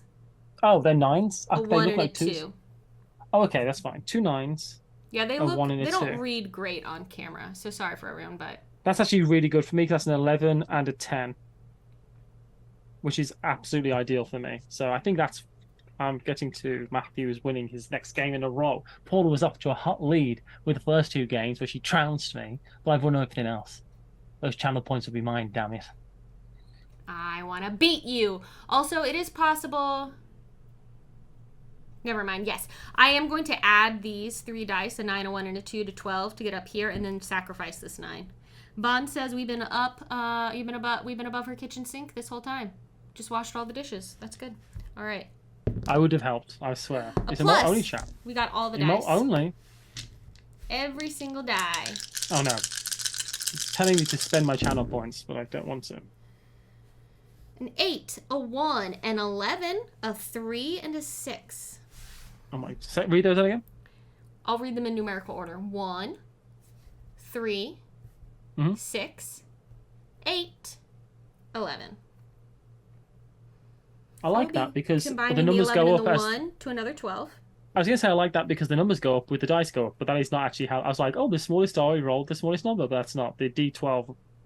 Yeah, anyway, regardless. I have very learned from my mistakes. I have very serious regrets putting the 12 here. Y'all, I should have put the 12 here, because then it would have only affected this space, not all these spaces the whole way up. Like, what in the world was I thinking? I'm gonna make that a 12. Okay, I have an 8, a 6, and a 3. I could put the 11 there, or I could put the 8, 9, I can 10, only 11, 12, work out 13, 14. I can only work out a way to spend 4 of those dice. I put a 11 and a 12, so I'm in 12 territory now as well. 12 territory. Best All right, territory. I'm combining the 8 and the 6 to make a 14 to go here. Paula is quickly going to lose this game. You're in a nightmare I'm situation. not using the 3. I'm sorry. Why? Where are you? Let me see your board. You're not. You're. Oh. Okay, that's okay. I might be able to catch up. I also have lower numbers than you, Paula. My lowest number is a 12. Yours is a 14. So I feel like. Well, actually. Feel like a woman. Which one of these dice do you want to take out? The D. I was going to say D20 to be absolute skunk material, Okay. but I'll say the D6.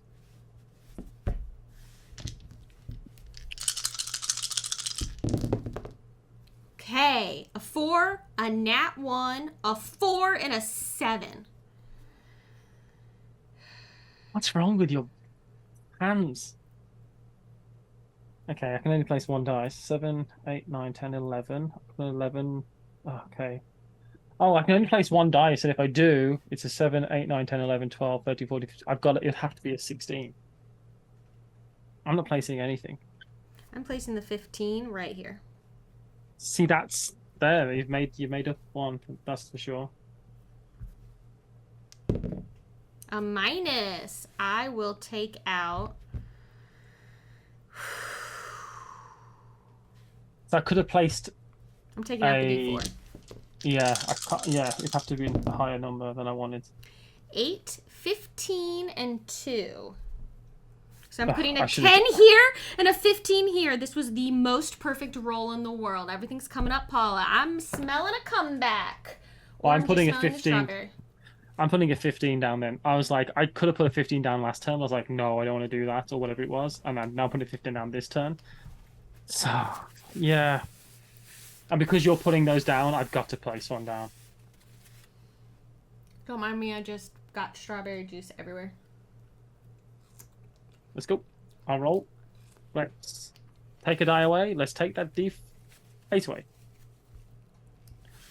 Actually, no, let's take the D12 away. You want a D20 and a D8, okay. Yeah.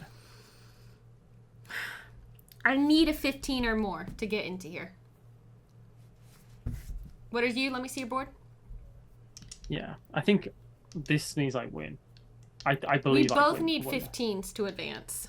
Yeah, but I need 1 less number than you. I think Yeah. there's no way for you to. I genuinely think there's no way for you to catch up with me now, Paul. I apologize. Why are you apologizing? Because Why are you it doesn't feel apologizing for good. thinking something that may or may not be true? You know, like It just I'm feels. just- It just doesn't- feels bad. It doesn't feel bad to me. Well- You know what feels bad is the fact that I got strawberry juice all over my shirt. Oh my Roll. gosh! All right, roll these dice. a 6 and a 5, which neither one of us can place. Which means we've got to add a die. So. Oh, I really need to. Oh no! I hope I haven't ruined this shirt. We have to add a die. I believe it's my turn to do so. So let's add. We need the same thing, so I'll just add the D12. A 10, a 13, and a 6.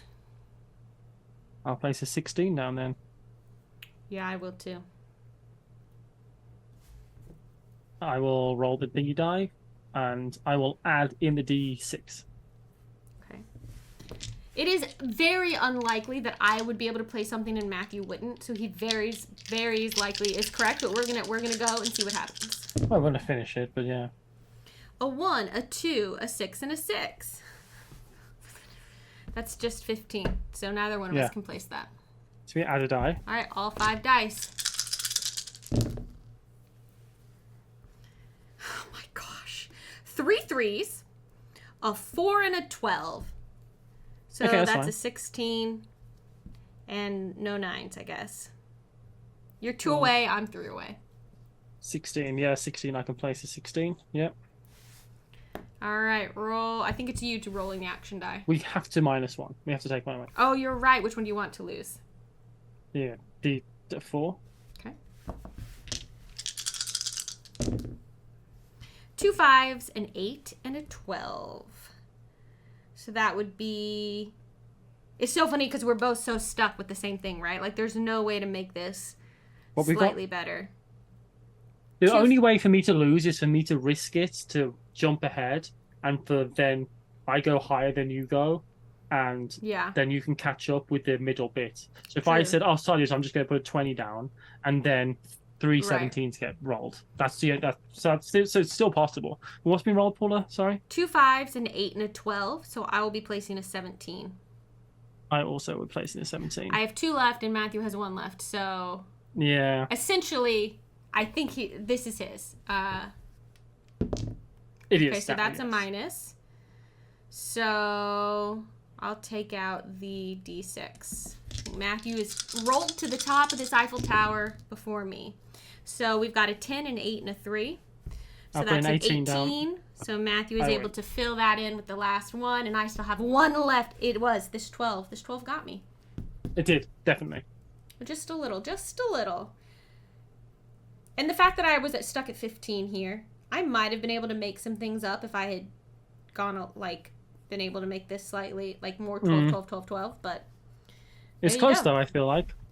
And then, so we have the Pyramid of Giza, and then the shapes get more interesting as well. They get a lot less linear, don't they? Yeah, so I'll just pull out some more of them. Thanks, Bonzinator. So then we have, this... which is wild, right? Ooh, I want to play more of this. And the tree, I want to play these really interesting shapes. Okay, we might have to play more of this later. It's fun.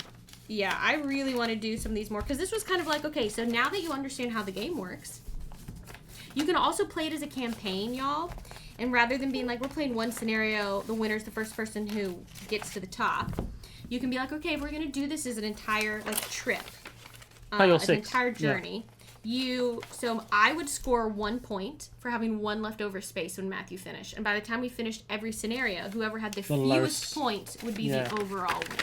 That's a good way of doing it. Yeah, I would like to do that with you, actually, Matthew, at some point. Yeah. You know what? It's a very simple game, but it's fun. Yeah. And this is sponsored. Everything is sponsored today, so take what I say as it is. But it's fun. It's very simple, and I was expecting not to enjoy that as much as I think I do. That was fun. Well, it's nice, too. Sometimes your brain wants to just, fill numbers in. I think there has been something in common with a lot of the games that we've been playing this weekend, and that is we've been needing to fill in spaces. Yeah, that's always good. Does it have a board where you also have to go lower? There is a version, yes. You can play that way, yeah. Oh, dear. I've lost my camera. Where is it? There's a solo mode as well, and... Look at these gamers. Hey, Joe, mate, how are you? Where does it say? Variant, big to small. Instead of having numbers having to be larger than or equal to the box, they have to be smaller than or equal. Some God landmarks damn it. have special rules, apparently, as well. Be careful. It is much easier to get really stuck in this variant. I've just packed my game away. Oh, no. God. Now All right. what? All right, I need to rinse. Hey, Prospero Joe. Sparks. Joe, I've also got a Joe Kim VOD to catch up on, so I'm excited about that. Because Joe in chat is a fantastic human, and all around, people just like him. That's just kind of his thing. And he is a streamer, so if you click on his name, or we can do a shout out. How do you do shout outs? You do. Here, hold on. Let's pop over to our chatting screen. Joe is legitimately one of my favorite streamers in the whole Reality. world. So I would highly recommend going over and checking Joe's channel out, especially if you like a drink. There it is. Reality No dropped it in judgment. there. So again, go check out Roll to the Top there. Thank you to All Play for sponsoring that digital demo. And thank you to Blessed. Folded Space for being our overall sponsor. I'll just put some stain stuff on this later. Does it look bad? Is it going to look bad on YouTube when it's uploaded and I've just got like red strawberry juice down my front? Go put a pin on or something. Put a pin on. I can just You know change what I mean? shirts really quick, but I don't want to. We could play our second ad right We do now. need to play a second ad, and we do need to set this game up, because next we're playing... What we're playing, Paula? We're playing Sail. Thank you. I thought you weren't going to do it. I almost didn't. Bum-bum-bum-bum-bum-bum-bum. Sail. So while that happens, the second ad is shorter than the first one. I'm just going to Considerably. change shirts real fast and then come back. So hopefully you won't sit on a screen with a QR code for too long. Oh, hurry up then. So give me just a moment and we'll see you all very shortly. You may have noticed that the overarching sponsor for this entire shindig we're having over on twitch.tv/Paula's Face. Folded Space are the overarching sponsor. They've got so much stuff, and I genuinely believe in the things that they make and their company ethos. Look, this is a sponsored segment, I'll be on, you know that. It said it somewhere. But the people that work for Folded Space are nice. They're just good people. I just like them. I truly believe in that company. How can I prove that to you? I can't. You can't see inside my heart. It's a dark and deep, dangerously awful place. But there's one little... touch my microphone. There's one little nugget of light. Folded Space. They're great. They've got loads of upcoming inserts. Inserts for games I can't tell you about. They get the inside scoop on a lot of games, I think. Because they've got to make the insert. Because you'll notice on loads of Kickstarters now, companies are just saying, we want the insert straight in there because it's good. They do like art, full art. You've seen the Lacrimosa one? The Anno Domini one? Jerusalem Anno Domini, that's a new one. They're doing the one for Revive. They're doing loads of new stuff. All the time. Blood Rage, Batoku, Brass, Carcassonne, Castle Burgundy, I got that one. Made that one myself. You can get a dice tower. Folded Space are just a great company. They make products that I truly believe in. Yes, this is a sponsored segment. Yes, that you have to believe me, some guy on the internet. But truly, I think Folded Space are fantastic. And I would love it if you got board games at your house. I bet you do. Check their list, see what they've got. I don't think you will be let down by the quality and just the service and everything to do with Folded Space. Go see them at a booth at a convention. They're normally there. They're going to be at Gen Con. And I tell you what now, they're going to be very tired. That's definitely something. So go over and say, hi, Matthew sent me. Then find a person there called Liz. She'll be working very hard at the Folded Space booth and say, hey, remember Matthew beat you in military on Seven Wonders Duel a few weeks ago? She'd love to be reminded about that. Go check them out. I really don't think you will be disappointed by what they make. Folded Space, thank you. And on with the marathon. And here we are back again. See, I didn't make you sit on that QR code for long. Here we are back again, playing Sail. Yeah, tell a friend. We are Please going to don't. be playing Do What I Want. Pawn Center says, I stand for Folded Space. It's great. We are going to be playing, we have a bunch of scenarios here. The learning We're scenario. playing the learning scenario because we lost the learning scenario last time we played this. So. And because I think it's a good way for you to learn, because the whole point of these streams is to help you learn the games as well. Excuse me. Excuse you. I'm just pulling out tokens and cards, everyone. I'm setting this game up. Put the cam on so people can see. Is there anything we need to... I don't think we had any alerts during the last game, so I don't think there's anything I need to call out. Just a bunch of handsome guys and gals in chat hanging out. Also, I swapped into my things the Dicey shirt because it seemed appropriate. Dreamboat a lot in chat. Am I right? Which ones are the dreamboats? All of them? I'm just saying, I'm doing it for everyone, Paula. So yeah. Okay. Look at you. You wearing your pajamas? No judgment. Oh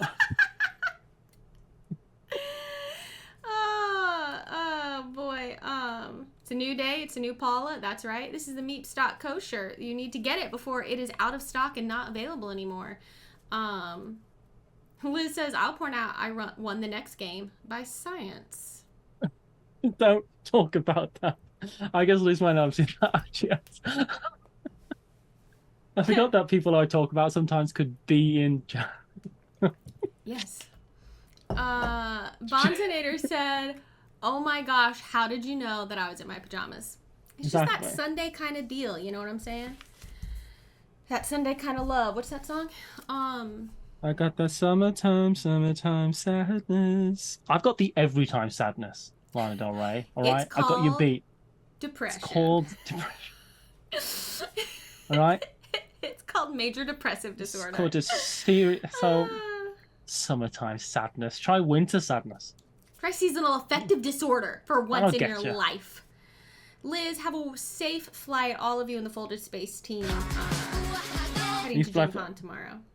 Oh, safe travels. I hope more than anything that your flight is safe, but also that everything that's meant to take off and land at certain places do exactly that. Does what it's supposed to do, yes. Ghost Eye, thank you for gifting that subscription. And that went to Bonzinator. That's so wonderful. I love using that crying emote. I'm very happy with it. It does help. Use all the emotes, Bonz. Yes, that's what you get when you subscribe. It helps with my my anxiety if I can imagine everyone in chat wearing their pajamas. Right. But in my imagination, everyone in chat has a cat with them. That would really help. I love cats. I love cats. I really love cats. Okay. I think I really like cats. So I'm just going to do... This is a cooperative 2-player trick-taking game, y'all. And it is wild. And there's bits of it, I will tell you, where you are supposed to be silent during it. We will probably not be totally silent, but we will try not to cheat. I'm just gonna. Yeah, we won't be. We will be talking because we're streaming this live on twitch.theinternet/Paula. As you know, because you're here. You're here. But we will be talking a little bit, just for fun because it's a stream. So I won't say, hey, I have the 8 of spades. Also, if you said that, I'd be like, that doesn't exist in this game. It's a code. We've worked out a code so we can cheat without them knowing. But what keeps people from cheating and doing their gestures to communicate to each other? Again, I will say, I've said it before, I'll say it again. Your integrity. Is that what he says in the rules? I can see that in the rules. No, that's what I say. When people are like, but in the mind, what keeps people from cheating? By coming up with, like, winking at each other instead of talking. Just don't do it. I don't know what to tell you. Just don't. You know what I mean? Don't. Joe says, if you need to cheat in a co-op game, I feel like that's on them. Yeah, exactly. But it's also like, Oops, sorry, everyone. Just don't. I think it's, sometimes it's hilarious. Sometimes in a co-op game, though, Paula, I will say, I find it hilarious to cheat in a co-op game. And you've been witness to that. Yes. I've definitely played the crew before with you and gone, Paul, by any chance, do you have like the blue 7? Do you have this in your hand? I'm like, I cannot tell you that. Yeah, exactly, Savory Cookie. When you think about it, there is nothing to stop anyone from cheating in any game. Again, it's just your a desire to just have fun. Go to the big screen, Paula. Go to the big screen? Yeah. Oh boy, something serious is about to happen. All right, hold on. You're there.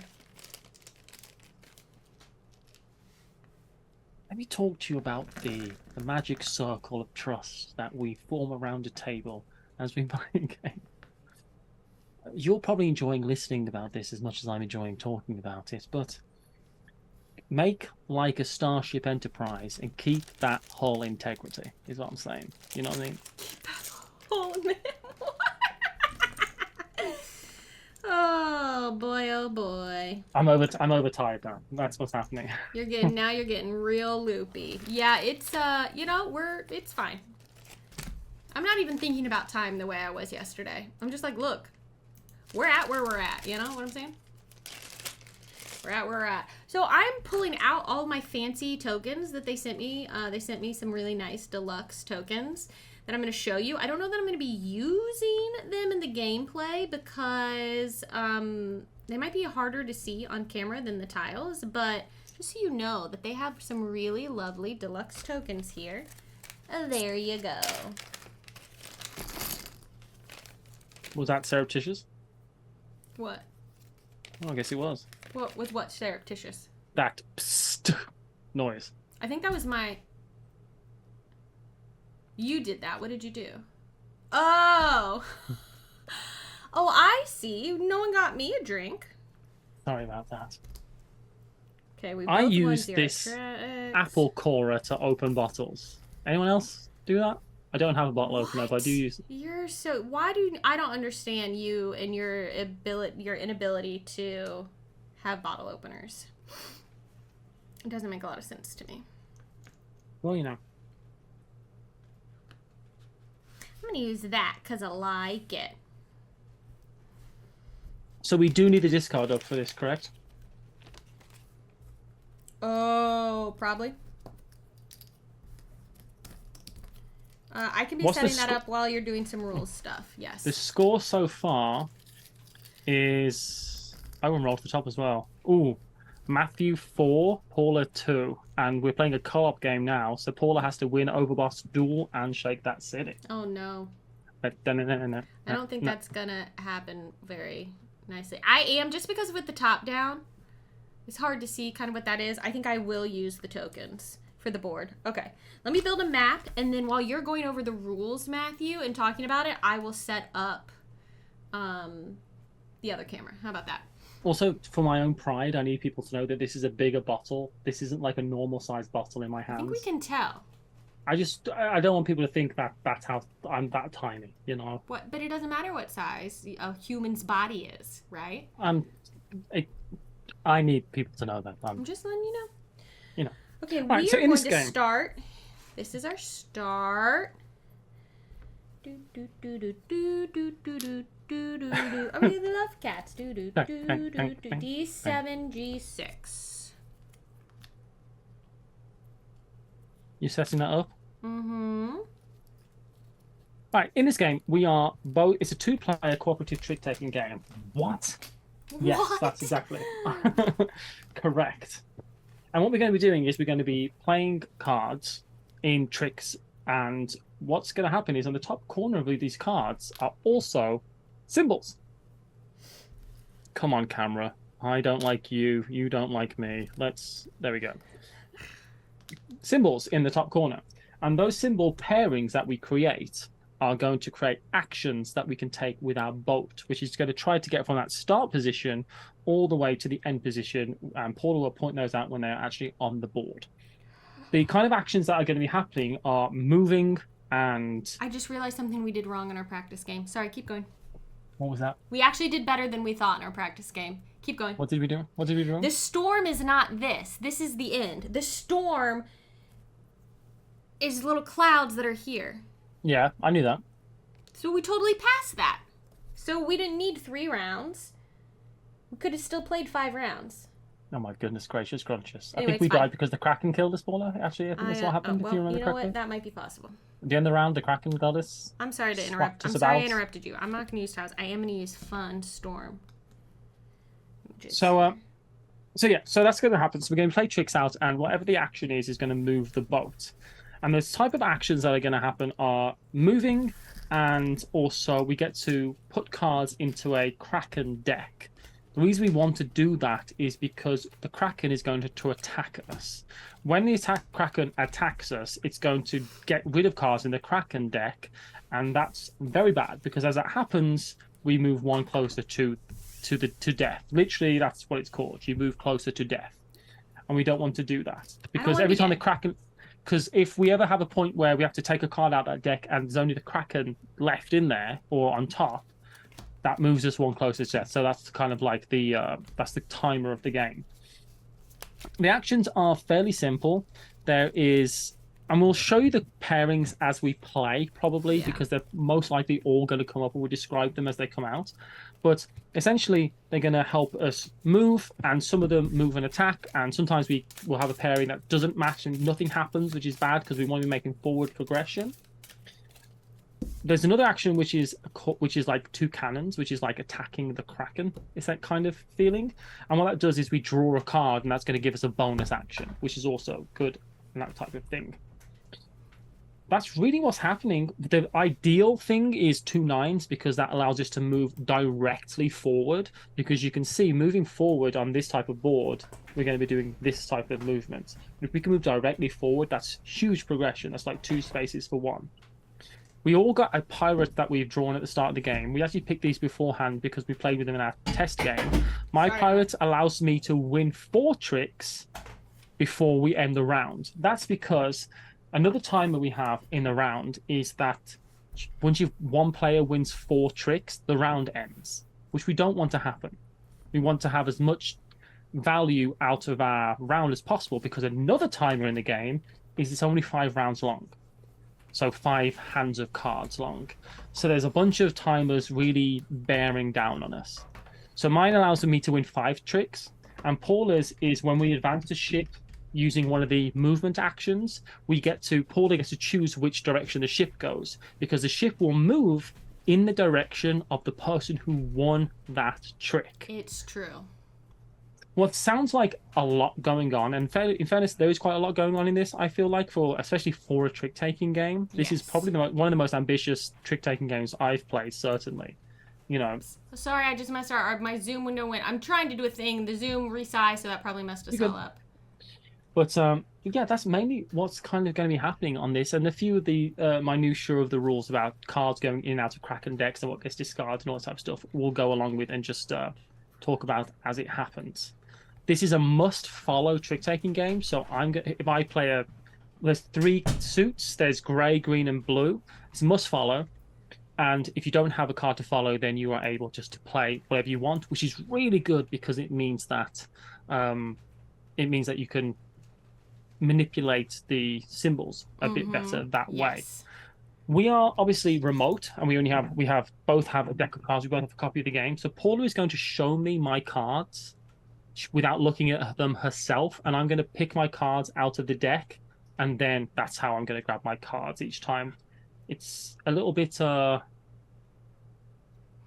inelegant, perhaps, but that's the way we've worked out how to do this. What I've set up here is for you to see the board, not the cards. It's fine. Everyone, stand by. Okay, look, it's fine. I'm moving. I just need Discord open. Everything's fine.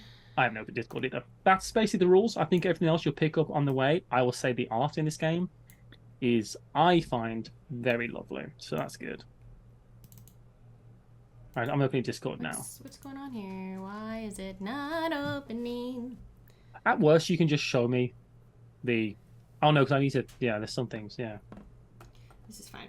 It's fine. I just need to... I can just adjust what I've got going here, basically. I just need to be able to see. If Discord would open, that would be a good thing. How do I call you on? Do you know what? I don't use Discord enough. I don't really understand how it works. Got to do the thing where, like, it's running in the background, and you're like, no, but you're not really. Okay, there it goes. There's also a little expansion in here, which is really cool. Yeah. And also, one thing that's really cool about this game is, and you can see some of the upgraded tokens that come with it, because Paula's got all the upgraded tokens to the game as well, which are very nice. But we're using a lot of the regular tokens because we're looking at it top down, which kind of helps us that way. But there's 6 scenarios, I believe, in the game. and the scenarios show different setups, and they get progressively harder. And if you have the mini expansion for it, there's a couple extra tiles to deal with, and that were designed by our friend, which is kind of cool, Taylor from Taylor's Trick Taking Table. And there's more pirate cards and extra bits and pieces that go on in that. But that's about it, I think. We're probably going to lose. Like this. Okay, Matthew, open up your Discord call for me. I am. Join video call. This is just your cast. Imagine. I would love it if Chef was just here going, all right. You need to mute yourself in that call. Done. All right, everyone. Look, it's all happening. Is this the easiest setup? Or is this how difficult is the setup you're playing today out of the options? This is the learning game. It's literally half as long on the map. See how this is our end? This is where we're trying to get in 5 rounds. Normally, you'd want to get all the way to the end in 5 rounds. So... We need to be past that storm as well by the end of round 3, I think, in this game. I think that's how it works. Yeah, actually, it literally says, in the learning scenario only includes 1 storm that must be passed before beginning round 3. So we have to pass that in round 2. Let's do a test from you, Matthew. If I show you your cards, this is not giving you a lot of room. If I back up, if I show you your cards, like, can you see them? They're not in focus.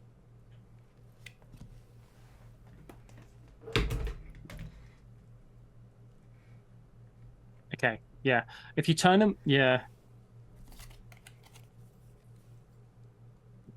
I think, yeah, if you turn it so I can see the on black, then that works. That's, yeah. Are these my cards right now? I thought you were going to find a rail. I forgot to go grab it. I just need to go get it out of a box like an absolute... Go get one. It's just go get ruining the timing, but this is also... Go get one, quickly. Sorry, everyone. Go, here, I'm going to put you back on the chatting screen. And just give me 2 seconds. I just need to pull card holders out of a different game. Thanks, everyone, for your... You don't normally need a card holder, but because Paul is going to display my cards to me, we're going to get one of the card holders from Memoir 44, I think, is the plan. That's the plan.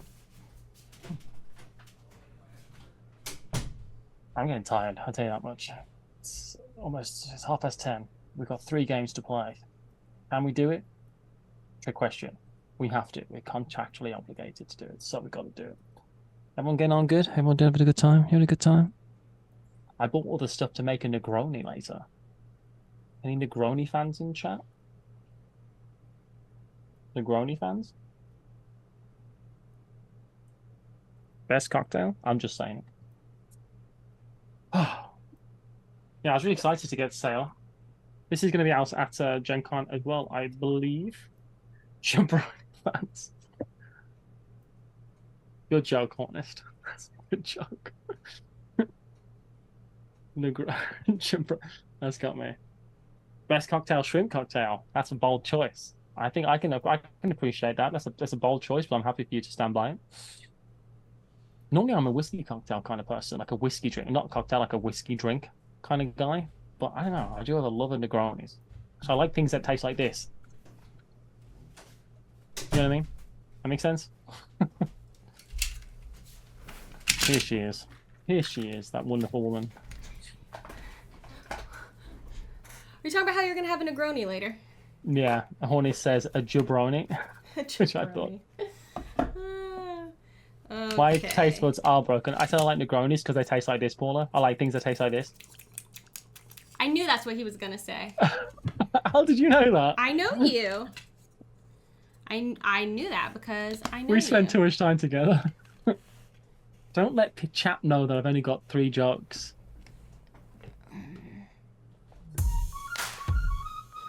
Oh, thank you for that follow, Unhappy Dan.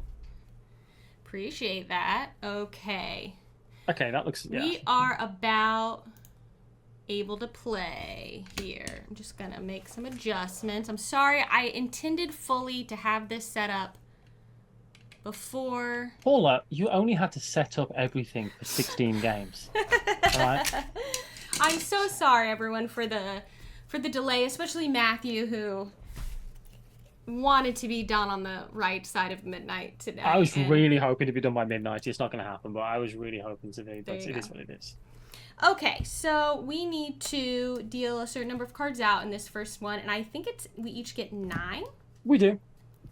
And I am going to try to not look at what Matthew is going to see in his card holder, which I've set up. You can see some of it right there. And we are going to attempt to do a card swap, because I think it's going to be important. Mm-hmm.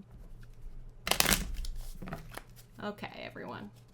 And a big thank you again to All Play. If someone wants to type !sale in chat, you will get that link again. I'm going to just deal out 1, 2, 3.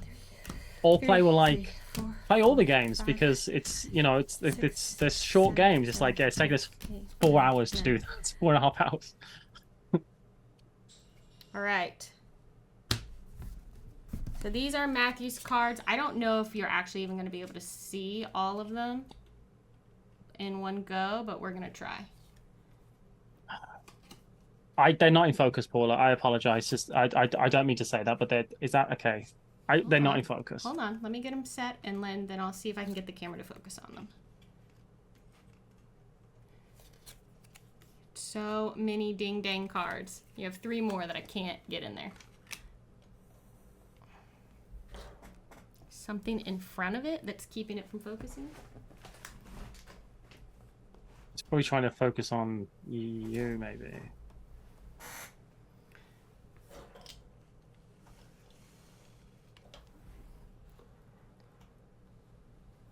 We paid for bloody turbo. Okay, I can see that. Just How's about. that? Yeah. Okay, so that's the. Okay, you can see all, but oh gosh, the problem is I am in trying to set them up for you. I'm going to sort of see. You don't actually need to see your hand, do you? The problem is I would just show them to him, but I need him to also tell me what card he's playing. I think for the sake of this, Paula, and the sake of time, I would like you just to show me the cards to the camera, and we're going to skip the passing because I am worried about time. So I would like to just I think this is going to take too much time. So let's do it the other way. All right. Well, can you see these, or do you need me to hold them up to the camera? I can't see. I can't read those cards still. I'm sorry, Paula. No, that's okay. Sorry, everyone. I thought this would work. Thank you for your patience. I thought that this would work, and it didn't, and that's all right. Apologize. No, I'm sorry as well, Paula. No, I'm not trying fault. to be difficult. It is. You're not being difficult. It is not your fault. All right. I should have had it all set up nicely beforehand, and I just got sidetracked with some other things. Okay. So what do you want me to hold them up to the face cam?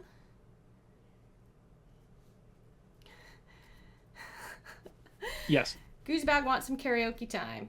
I can't sing. There's a sleeping child in this house. In front of you. Yeah, okay. Got that one. I'm just not gonna look. Yeah, I got that one. Okay.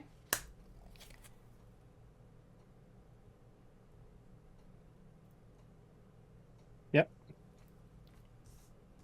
1, 2. Hoping maybe we can Yeah. So I'll do while we're doing this, everyone. And of course, you in real life would just have your cards dealt to you. Look at your hand and swap one with your teammate. But because we are playing over Zoom, sometimes you got to make some little adjustments. It shouldn't change the game too much. You should be able to still get a nice informative demo. And you'll know what cards Matthew has. And Goosebag, I'll say, I actually only know the tagline of that. Yeah. What's that? Which is... Wanted, dead or alive. Okay, yeah. I don't think you know the tune though from what you're doing there. I don't. I only know that. So we might have to When I walk these streets, a loaded 6-string on my back. I'm playing everything for keeps, cause I might not make it back. Oh yeah, I've been everywhere. Oh yeah, and I'm standing strong. Are you good with this card? He's seen a million faces. Guess how many of those million faces you rocked? I've got it. And last one. Guess how many of those million faces you rocked? All of them? He rocked them all, yes, because he's a cowboy. Bam. Got it on a steel side. So just quietly sing that, but make it pirates, Matthew. Dead or alive. Okay, Matthew has seen Young Guns too. Look, also Bon Jovi Crush album is fantastic, and that Bon Jovi live album that came out after that is brilliant. Why are you playing everything for keeps? You know, he might not make it back. All right, I'm gonna look at my cards. Lord, I've been everywhere. Oh yeah. You know, you be standing tall. I've seen a million faces. And they haunt me to my core, because I'm a sailor. On the seas I ride. There you go. I ain't wanted. Dead Under or the tide, alive. Paula. Under the tide. Marooned out of my life. What's the best Bon Jovi song, and why is it I'll Be There For You? Okay. When the rain starts to fall, I'll be... Who knew that was Bon Jovi?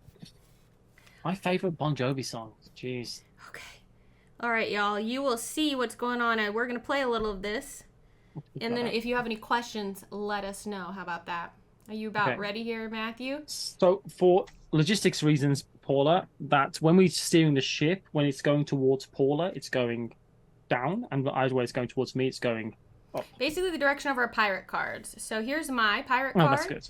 So it'll go toward put that mine on the one, other side and of the board, here's yours, actually. and it'll go up. Put mine above the board. That'd be cool. That would help me. Great. We'll do it. We will do and it. I start then, I think. I start. All right. What you gonna... Oh my goodness gracious. Start with... Right, I'm going to start strong because I believe in a thing called fate. I'm going to play the blue 6.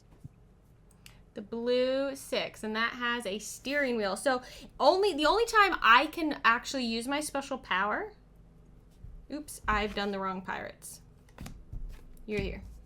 It's when you win the trick. This one's me. Is when I win the trick, and it has an orange wheel. When I advance the ship with a card containing an orange wheel, and not all the wheels are orange. Yeah, so it's only with gray cards. I can advance the ship in the direction of my partner instead. So there is a if you have the stipulation. if you have the blue 7 or the blue 8 is what I'm hoping, essentially. I sure don't, but we're gonna do this. Does that mean the blue 7 and the blue 8 are in the bin? The 3 cards that are in the bin is the blue 7 and the blue 8. I mean, I can't tell you. We're actually literally not supposed to be talking now. I know. So I can't tell you, and I shouldn't have said anything. But what I will say to tell you, what I may or may not have, is that I'm playing the blue 3. Well, thing is, what I would be gaining from that in my mind would be, okay, you don't have the 7 or 8, right? That would be what I would get from that. Hey, Loser Palooza, raiding with a party of 18. Thank you for so that happy to raid. see you. For anyone who's wondering about, this gives you card breakdown, so what symbols are on each card number, and then we have action combinations, so we know what they are. So I'm playing a 3, which has a steering wheel and a kraken tentacle, and Matthew played a 6. Which has a steering wheel. So Matthew wins that trick. Mm-hmm. I'm going to put that in. And the Kraken is going to attack. Oops. This goes on our discard. This is our player deck. So this goes to C2 toward Matthew. We want to go around this island. The Kraken will attack.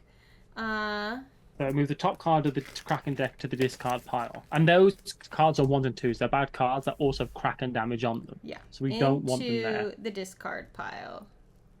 Into the discard. So it'll go here. If you like board games being played more frequently than me and Paula play them, go follow Loser Palooza. Fantastic person and one of my best friends in the Horn. So, yeah. It is a euphemism. But we move forward, and that's important. All right. Let's do it. I won that trick, so I can lead again. Yeah. All right, so Matthew leads again. What will he do? I'm going to play the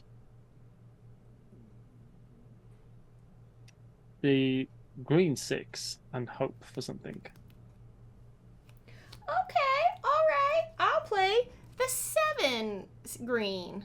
That's what I expected. There's a lot of card count in this game. I'm really realizing that. And so that means I win the trick. We've both played steering wheels because the 6 is a steering wheel, the 7 has a steering wheel, and when you play 2 steering wheels, the ship moves to... Oh no, that's bad actually. What number did you play? 7. Yeah, so you have the power that allows you to choose which direction Only it moves, when right? it's an orange steering wheel and it's a yellow steering wheel on this. So What's that the would trick actually wheel? crash us into the island. So it only works with grey cards? I think so, yes. That doesn't sound right. That's what it says. When you advance the ship with a card containing an orange wheel, why would it specify the color if it didn't matter? Unless they're all meant to be, or it should just say a wheel. Yeah, I guess it is just. I guess it's only with grey cards then. I was thinking it was anything. Well, we're smashing into the rocks and not moving then, I guess. Okay, look, I've made issues. This is bad. Okay, well, we can't take it back now, and It's that's done. bad. It's done. We smashed into the rocks. I Dashed made our a bad hopes, choice. dreams. Okay, I made a bad choice. I also was assuming you'd do something different. So, well, I was assuming that would happen, but I misunderstood your card. I just made a mistake. So instead of moving forward like I thought we were going to, we've crashed into the island. What happens when we take damage like that? We just don't move. We just don't move. So we don't Can you need believe to this worry is a trick about... taking card? Can you believe this is a trick taking card game? How much is going on right now? Woof. Okay, It's but crazy. I win. So... Which is good because we both won one trick each, which makes it even, which is good. How many suits are there? 3. You're doing a face which isn't filling me with confidence. Wanted, dead or alive. Let's play. Okay. I'll play this Gray 8. I can tell you what the worst Bon Jovi song is, and it's One Wild Night. Just throw that out there. Okay, you're playing a Gray 8, which has an orange steering wheel on it. Yeah, but I'm hoping you have no grays and that you can throw off with the steering wheel, but I don't know. And again, everyone, we're not even supposed to be having this kind of conversation, but we're for now, we're going to talk a little, and then maybe on the next one we will... Well, we're trying to show the game off and stuff as well, and we're not talking strategy, we're just talking about what's happening as it's happening. Mm-hmm. I'm perfectly comfortable doing that. I'm playing the Grey 3. Okay, the Gray 3, so I win. There are 2 steering wheels and I believe a Kraken tentacle. So what's going to happen is I win this trick, so I've now won 2. A So Tentacruel, the Pokemon in this game? Yeah, I know. I am using my power, because I was an orange wheel, to move the ship toward Matthew. So we actually move. We don't go into the island again. And then we do have to take Kraken damage, which means this card, which is bad, goes into the discard. Yeah, it's about time. This is the intro game, by the way, everyone, just so you know. It's already going. So now I would describe the shape of it as pear. Okay, I will lead by playing the Gray 4, which has a cannon symbol on it. The Grey 4, I will play the Grey 5. Yes! Which also has a cannon symbol on it. That's what I was hoping would happen, if I'm honest. So Matthew wins that. We are even on tricks now, 2 and 2, which is good. That's very good. 2 cannons mean we attack the Kraken. Flip over the top card in the player deck, which is right here, and do its cannon action. So we flip this over, and it is a steering wheel. And based on this, that means we move the ship forward and toward the player who won the trick, which is actually perfect, because that slides us right in between the Kraken and the island. So that could not have gone better, honestly. Sweet. That worked really well. Those cannon actions are super, and some of them are... Yeah, the best action is double whale, though. That's the best action in the whole game. Oh, yeah, because then you move forward twice. Well, we want to be putting deck cards from back into the Kraken deck. Otherwise, we're going to start getting Kraken damage out the wazoo. Yup. All right, you won that, so you may lead this next. So toward Matthew is this way. Doesn't that mean that they actually went into the Kraken, Paula? Oh, shoot. What is wrong with me? Why did I think the winner was toward... Oh, my gosh. So it's going into the Kraken, which isn't great. I'm sorry. But it does go into that space, though. It is forward. It goes into this space with the Kraken, which means we take a damage. I'm sorry, everyone. I'm sorry I messed it up. Goodness. My goodness gracious, Grunches. So now the Kraken damages the ship, so 1 card comes in. This is not good. We're emptying this Kraken deck really fast. Fine. Look, what's the worst that can happen? We lose really fast. This is it. All right, let's go. We have to race to the finish line now. That's what we could do. All right, I'm going to play the green 4. All right, the green 4. Well, I must follow, so I will play the green 9, which does nothing for us because it has a tail, and a cannon and a tail paired up do nothing. Is there only 3 cards in the discard deck? What? Was there only 3 cards not dealt out? Mm-hmm. How is this happening to us? We're good people. We're good people. So I win the trick, but we don't go anywhere. Well, congratulations. So if I win another trick, it will end the round. Ideally, I should win more. Congratulations. Well, so I'll lead this here.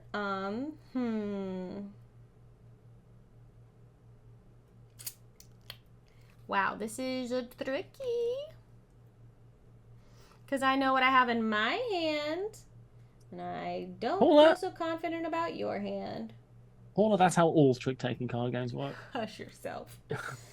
Well, okay, here we go. I'll play the gray 6. Perfect. Which has a steering wheel on it. I will play the green 8.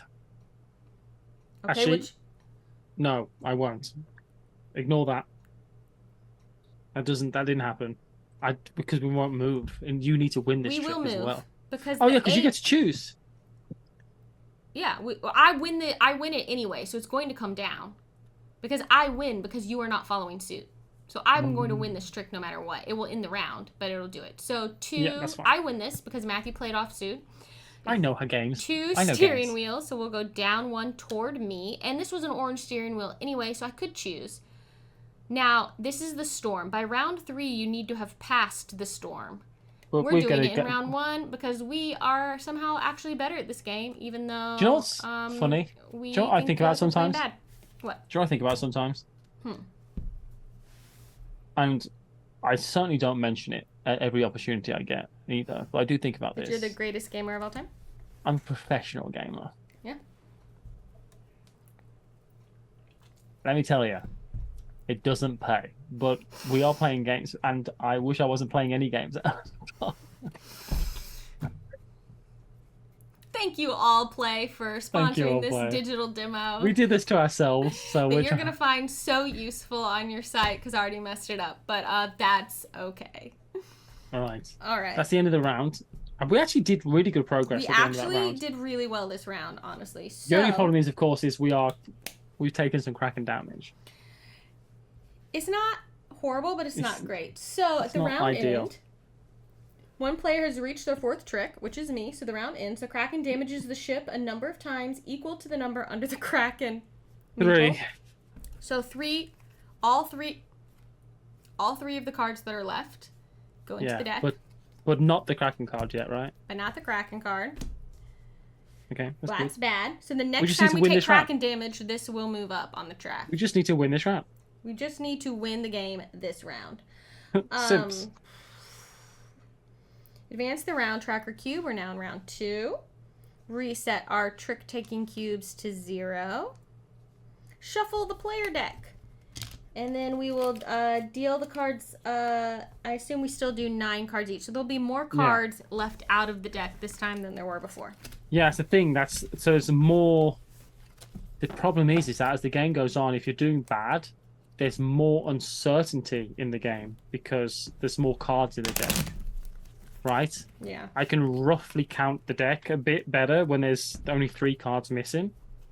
But when there's 7 cards missing, or 10 cards missing, that's way more difficult, right? All right, one more shuffle, and then I'll deal us out our 9 cards. Yeah, Potminch says being a pro doesn't mean being good at it, just trying to make money out of it, right? Good. Yeah. Imagine if we had to be good at games as well, Paula. That would be a whole different world. You ever seen Rodney Smith play a game? In the wild? He's awful at them. All right, do you want the left deck or the right deck? I've dealt us both 9 cards. I have no information that backs up that claim. So, left. All right, these are Matthew's cards. Are you ready, sir? And chat to see, and I will not look. Okay. Yep. I put my cards into order whilst I was waiting. Yep. Very good. Yep. Yep.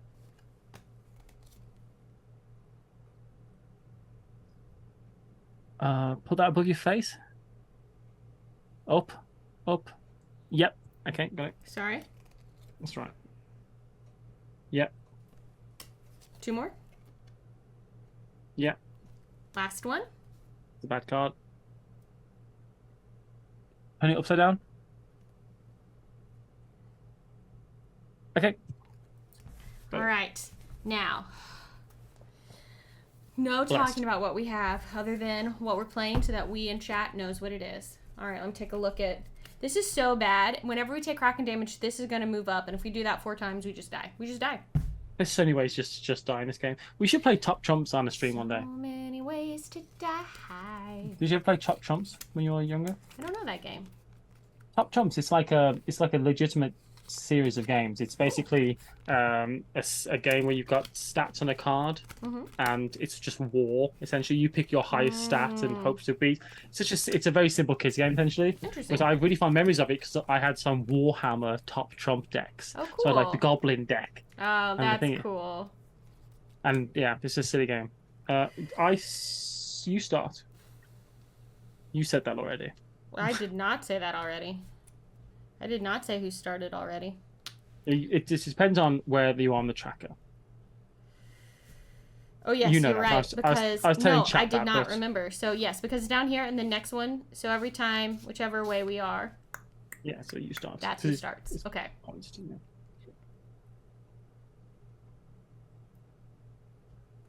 Dumb ways to die. Okay, if this... Oh, nope, don't say anything. There's a Dumb Ways to Die game coming out. This isn't going to work. What if it does, though? It won't. It doesn't... What's this? Why doesn't it work, you dumb... It's the American Horror Story quote. American Psycho quote. Oh, I don't remember. I don't know. It's a good quote. Blue 4.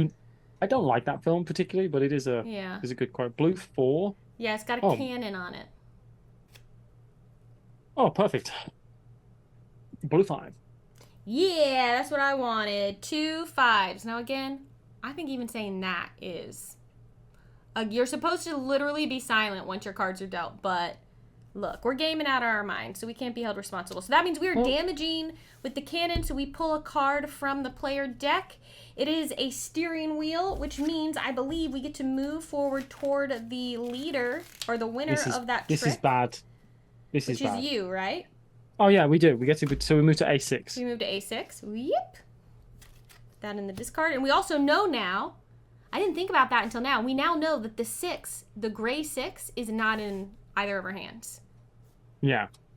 Reality says we're not allowed to talk anymore during this live stream, so silence. That'd be, honestly, 100 people just sighed a breath of relief. Honestly, they were like, thank goodness. Jeez, he has an accent. I can't place it, but I don't like it. So, when... Is he Australian? I won't say the next thing. Is he Australian? But you must lead. That's all I'll say. I won't say the other thing I was going to say because that would be straight up cheating. I'm a leader. I am a leader. You are a leader. Yeah. Easy peasy. You got led, but you're not a leader. I'm going to lead, but I'm not a leader. I did just almost spill my water all over this entire game. Green 1. Green 1. I am willing to take the damage, but I want it to move towards you, essentially. Because if it doesn't, we're screwed.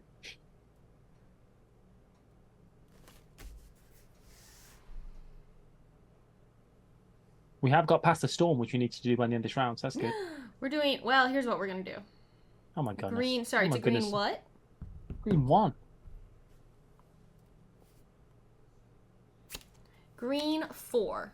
which will win the trick. It's a cannon. When you have, so on the 1 is a steering wheel and a kraken Oh, tentacle. cool. So we add the cannon. Yeah, sorry, Matthew. Go on. It says deal damage to the kraken by placing that card, the 1, from this trick on the bottom of the kraken deck instead of discarding it. That's good. So pop that card in. So I don't know which one it is, but that's okay. I'm gonna put that. To one side, and I'm gonna remember why it's there. We're gonna placeholder it with this one that we flipped over. But when we reset things, this should be the one. Okay, that's fine. That way I don't have to rifle through all of Matthew's cards. We also have chat to help us remember those type of things. I won, which is pretty useful. Unfortunately, we don't move forward, but we have put a card out of here into here, which is not bad. Okay, we cannot say the word green, Matthew, because Ross Nelson has banned it. So for the next chat, keep track, because I'm not going to pull the thing up. I don't have it in here. So keep track. 5 minutes. We will not be saying the word green. Just funny, I spent 220,000 channel points at the start of this day on that bet, and I have 1,000 channel points again. We have been watching this stream for 7 hours, so... What are you playing? I'm thinking. I'm really looking forward to drinking that Negroni at the end of the day. Gonna be good. I will play a Thank you, Jenny. blue 7. It has a steering wheel. Okay, I will play this blue 6. Yes! That's 2 steering wheels, which means when we move, I won the trick, so it moves toward me, baby. Now we really are threading that needle. And I've won 2 tricks, so that's something to be aware of. You know what's funny is that the first time we played this, we did really badly, I feel like. But I feel like I have a much better understanding of it this time. We understand it better, yeah. You know, there's so much information out there. You just need to know how to use ChatGPT. Thank you, ChatGPT, for sponsoring this. Look, you don't have to paint anything, just steal. Let's do this.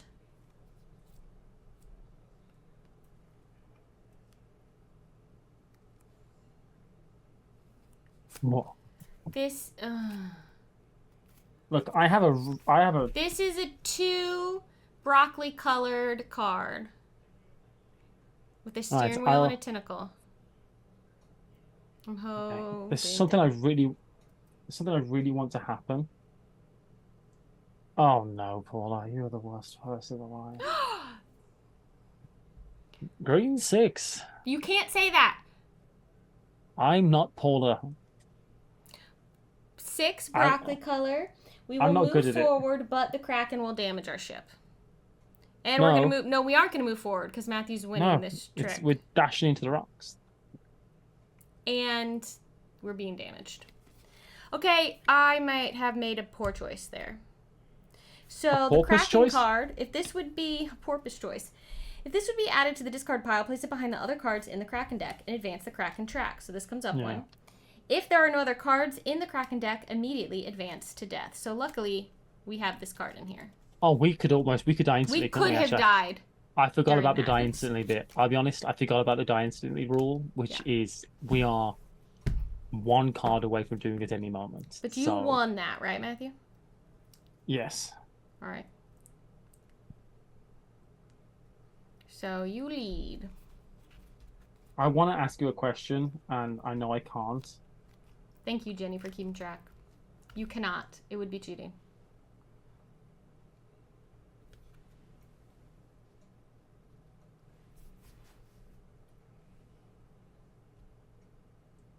Everything I have is bad. Everything I have is not good for us.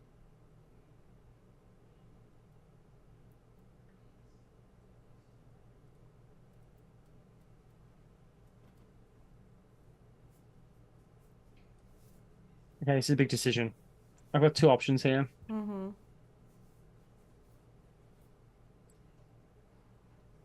I think that card has been played. So that won't work.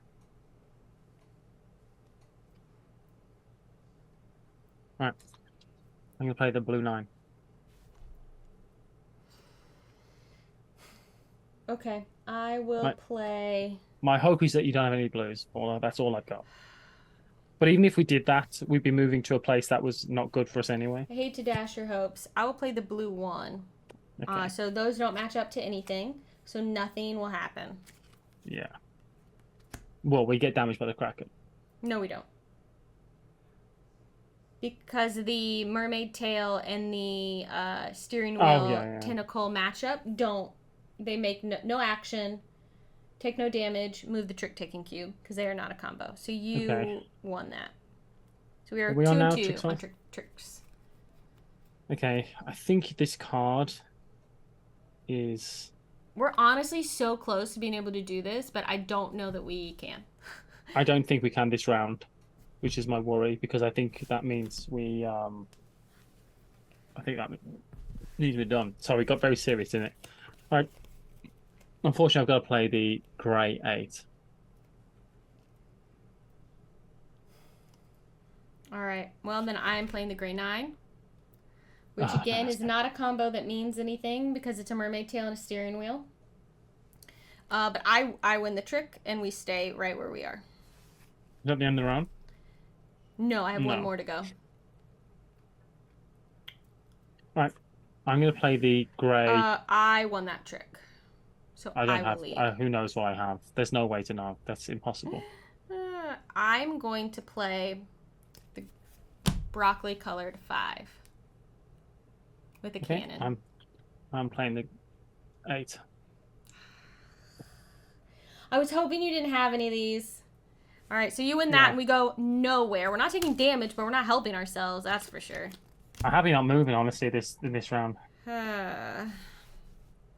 All right, one more. Well, you could win 2 more tricks.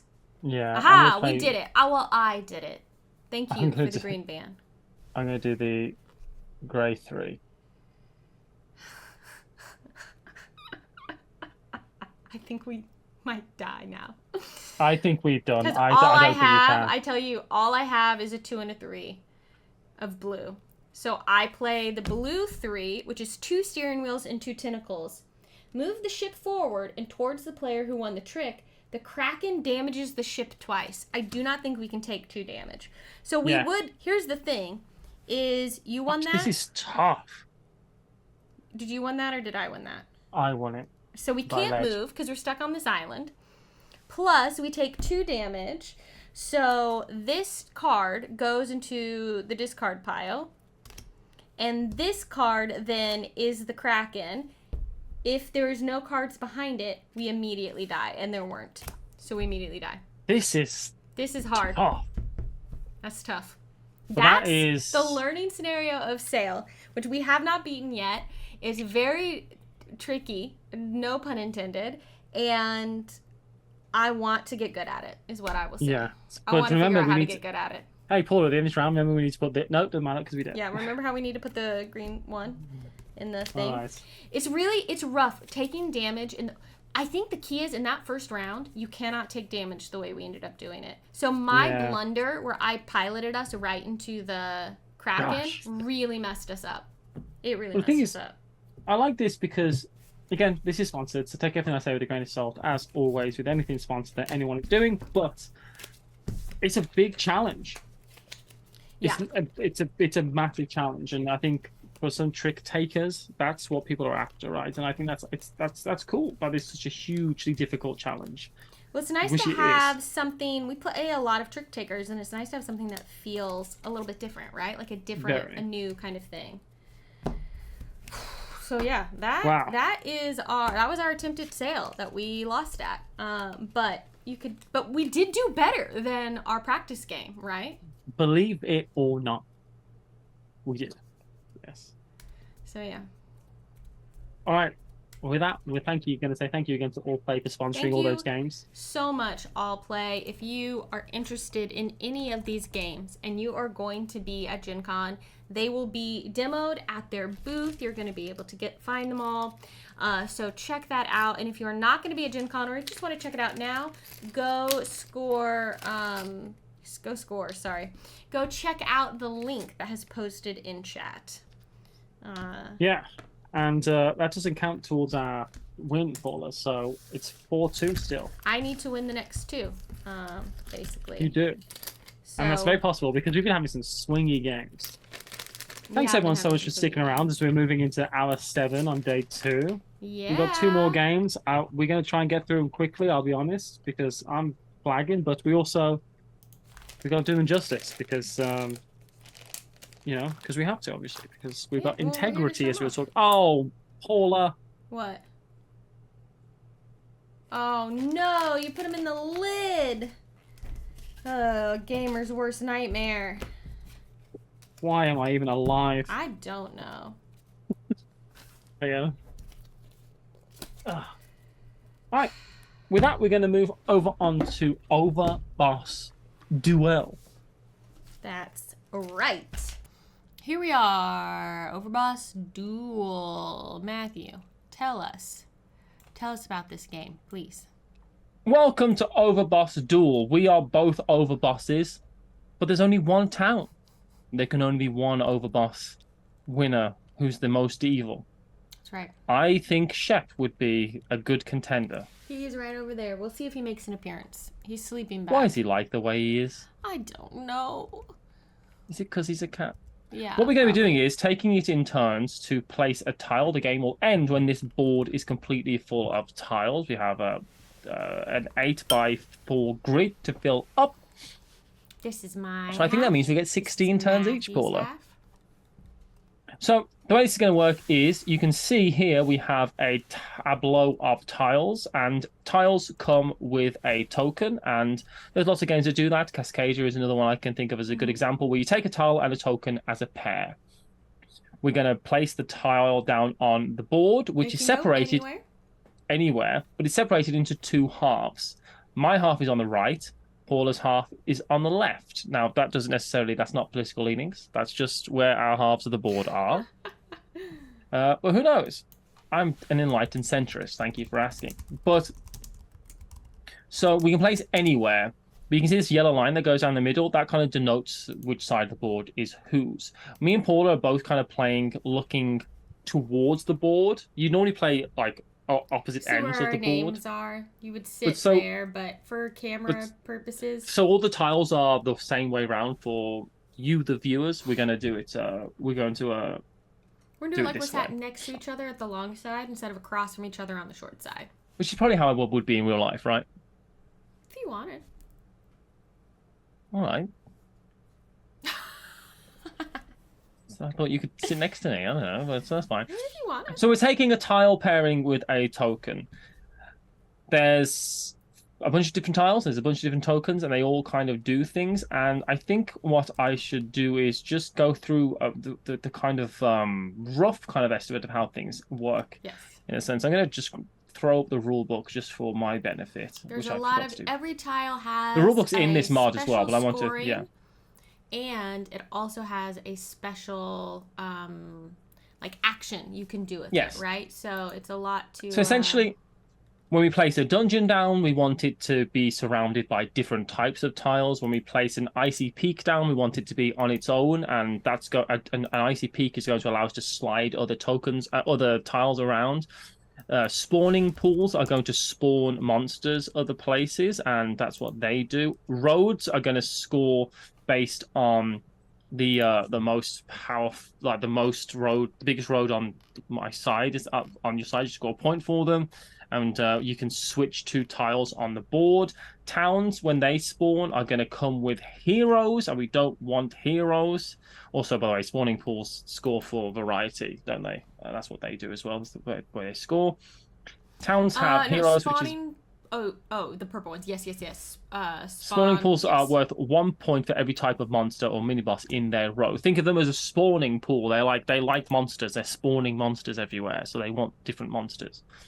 Towns are going to bring humans out onto the board, which is great because we can vanquish those humans, but also we don't want to deal with that. And there's ways to mitigate how heroes come out to the board and stuff, which we'll go into when it actually comes up.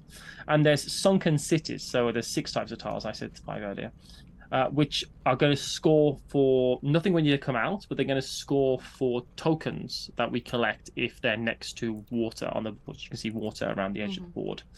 They're all going to come with tokens. There's monster tokens that want to be on their own type of terrain, like who wants to be on a spawning tile, for instance, they're going to be worth a point that way. Hold on.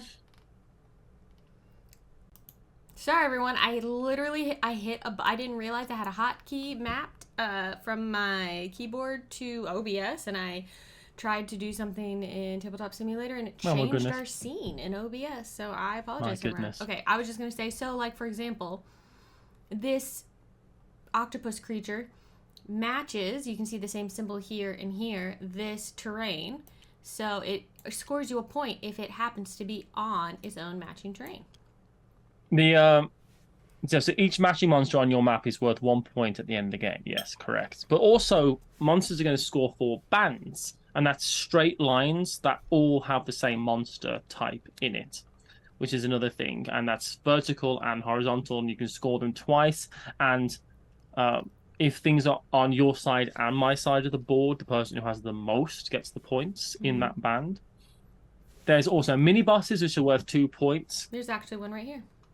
Yeah, they don't count towards bands, but they are worth 2 points straight up. And we have spires, which we can draw. Those never go onto the board. They go onto our own little, it's called our layer. And we can use those to move tiles diagonally. And the sunken cities are going to refresh those tiles, I believe. And they're also worth 1 point for every one of those and crystals that we have. Crystals grant you a bonus, which is... at the end of the game, they score 1 point per terrain type that matches that crystal. So there's like a snow crystal, which is going to score for all of your frozen peaks. There's another thing that's going to happen, which is got a boss card, which you can choose to reveal whenever you want. And there's a reveal ability, which is going to be useful. And sometimes that is also going to be a ongoing ability. And they have a scoring objective on their own. That's kind of how this game works. I think the best way to kind of get into this and show this is going to be by playing it. Yeah, and we'll explain, and now I've created a band of monsters because I've got them like this. So we'll explain all of these details as we're doing it, and that's going to make it, super clear what's going on. So, Paula, I appreciate you, and I think you're just fantastic. Thank you. I appreciate you. So don't take I think you're fantastic, and I'm going to try to win this game. Well, that's kind of what I was trying to avoid happening, honestly. That's why I said that. Why don't you take a boss card? And I'll take one as well. It's in my hand, and I need to rotate it so I can see it. But then when you close up on it, it doesn't rotate. Hold on, everyone. Matthew and I are going to do the same thing.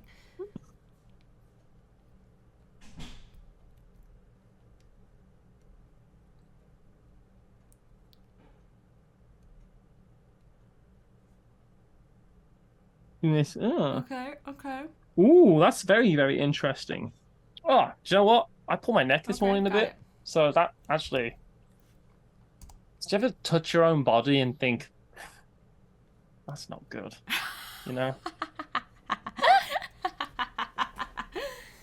Yeah, sometimes. I do. I'm doing this. I'm feeling myself there now, and then I'm doing this, and it's crunching. Oh. Like a crunch. Gross. Who would like to go first in this game? Hold on. If I do this, I think that'll. I think I'm gonna. Yeah, even when you zoom in, it's gonna be. When you rotate it, even when it's zoomed in, it's still because it's looking. Yeah. Change this to 90 degrees so that we can rotate things on. Well, at least for me, I can rotate on it. All right. Yeah, I'll change mine. So I'm gonna start. All right.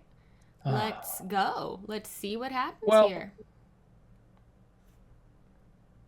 That's an oozy pool. I think I like that oozy pool to start off with. So I'm going to pop that out here and place it here. And I'm going to put this monster here. Sometimes when you take a token, you can't place it, so it goes into your layer. But if you have anything in your layer that can be placed, you must place it, whether it's on your side or your opponent's side. I'm going to destroy you at this game. Now, what do you get to do when you place this? Anything in particular?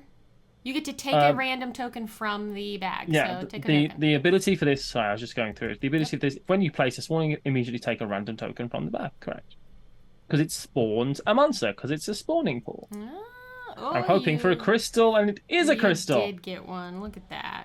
So this is going to Matthew- score me 1 point for each town moving forward. Yeah, so that's pretty good. All right, what am I gonna do? Do you know this is compatible with the Overboss, the regular game? Yeah, you can mix And vice them. versa. That's cool.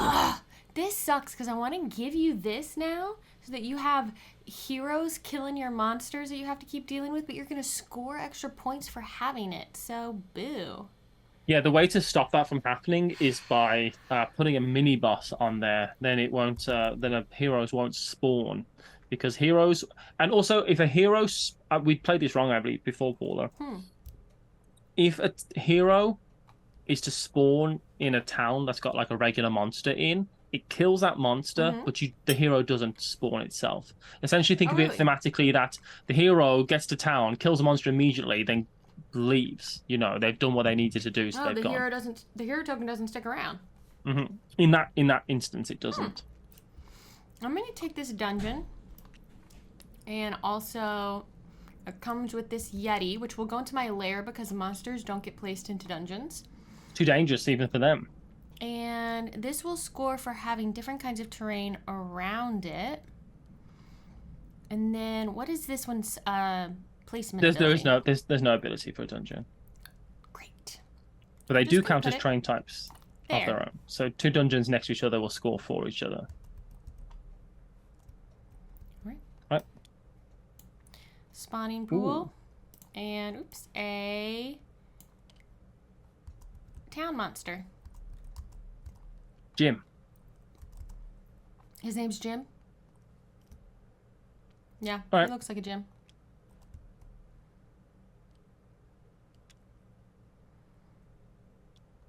Take that again with the tile. Hope for the best. Hope for something good. Oh my gosh, dude, you suck. I cannot believe you've gotten... for roads. Paula, can you... You know, I know when Paula's annoyed at me because she'll stop mid-sentence when she's angry at me. And she'll go, I can't believe you... And that's a bad sign. I don't want to talk about guys. it. Hi, Hey, Rins. Bree. Also, hi, Bree. I realized there were people I hadn't said hello to. I'm going to take this pool of water, Sunken City. And Sunken I'm going City. to put it by some water right there. It won't score otherwise, yes.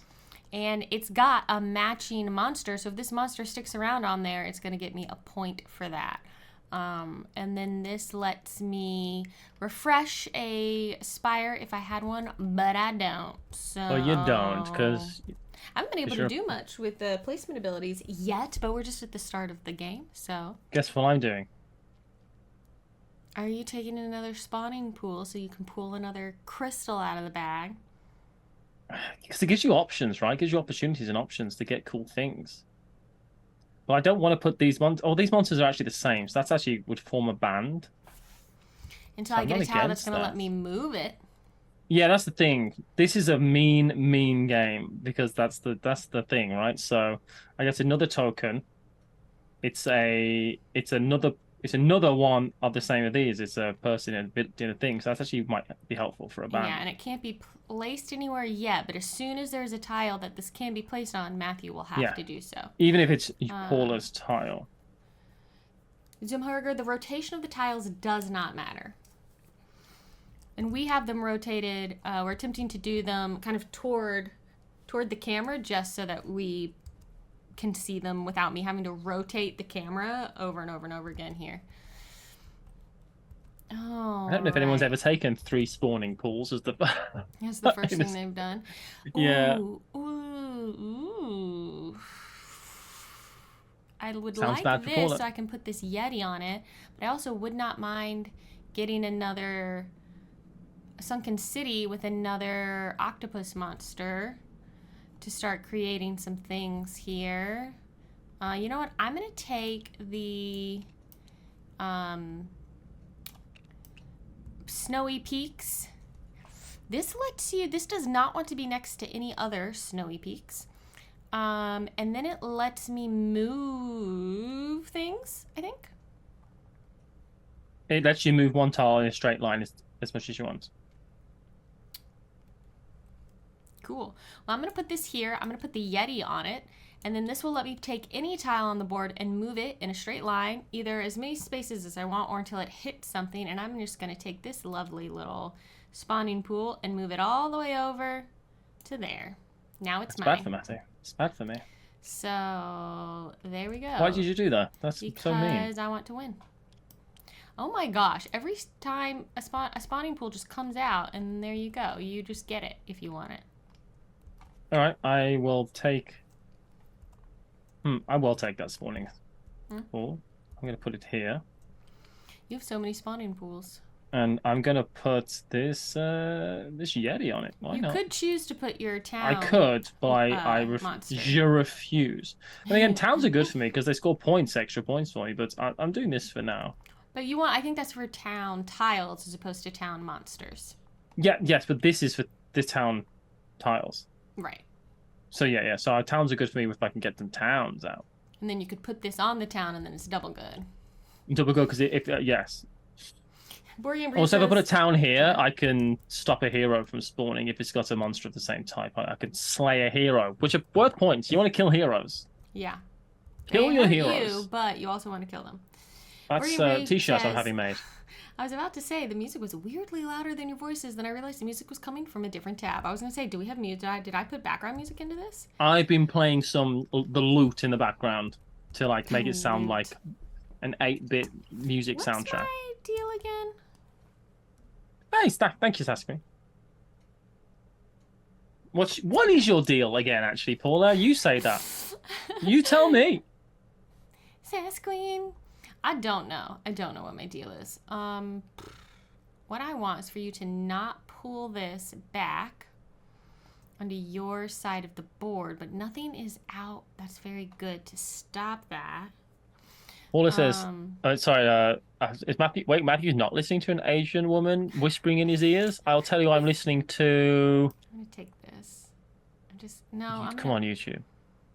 I can tell you what video I'm listening to. I am listening to something. What's it called? It's called... Hold on.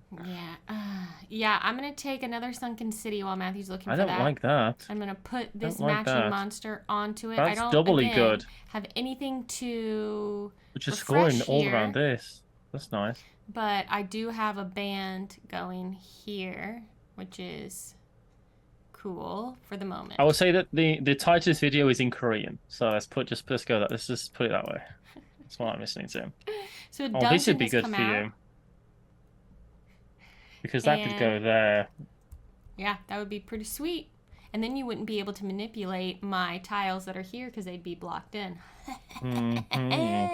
Unless you move things around. So... I'm going to take this town. Where are you going to put it? Are you giving it to me? Yeah. I can put it on your side of the board if I want. I don't like that. Well, I was thinking I could take a town, and then when I take a hero, I can deal with it, but it would give you a hero that you can't deal with. You know what I mean? Yeah. Well, I almost was like, well, I should give you a town so that you have to deal with all of that, but you get points for them, so that's keeping me from wanting to fully do that. So it's tricky. It's a very tricky decision, actually. I'm going to take this Sunken City myself. I don't understand what... I'm so sorry, everyone. That's worth points for me at the end of the game. And that's what it does. So that's what I'm doing. I'm a genius. That's worth points for you at the end of the game? Yeah. Why? Sunken cities are worth points based on the amount of crystals. True, though. Adjacent to water areas, each sunken city is worth points equal to the number of crystals and spires in your layer. So each one of those is worth 2 points for me. True, though. And I don't have any, so it's not great so far. Simharger says, did I just see your thanks for watching screen flash by? Again, as I was trying to navigate around Tabletop Simulator, I accidentally had OBS selected, and apparently the W on my keyboard is a hotkey for changing the scene. And we are thankful that you're watching. So, you know, take that. Take that. Well, I am. Paula's been, honestly, really nasty recently. I'm not crazy about any of these options, but I guess it's fine. I'll take... It's 3 out of the 6 options. the dungeon. That's good. Well, here's a question. Will this dungeon score if one of its sides is against the wall? It's worth 1 point and 1 point for everything that's around it that's different. So just because it's against the wall, it just means you can't score the maximum 5 points for that dungeon. I also have 2 monsters currently in my lair. Let me just make sure there's nowhere they can go because you can't put them on dungeons. So I just have them hanging out for the moment. Ooh, a spire has come out, which will let you move things diagonally. Yeah. I'm taking this spire. Let's whip this thing. And that goes over there. Now this, you do have to place this town monster.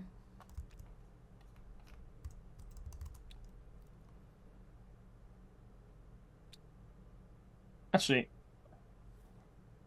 I'll put this here. I'll put it there. Like that. Mm-hmm. And I will slide this. It has to go diagonally. No, these are in a straight line. Oh, sorry. I was thinking about your spire you just grabbed. You're absolutely correct. Sorry. You're right. I was thinking you're activating the spire, but you're, of course, doing the snowy landscape ability. I could move this here. Good.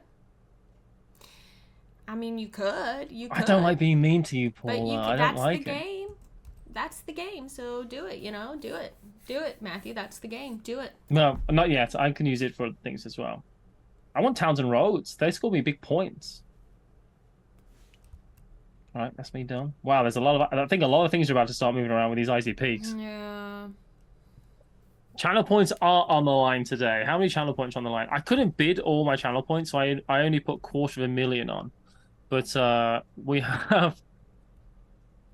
I bet on myself. So if Paula wins more than me, wins both games, or if it's a straight up tie, I'm losing all those points. But they're fun to win, they're fun to lose, but they mean nothing because they're channel points. But so, you know. I'm taking this snowy peaks.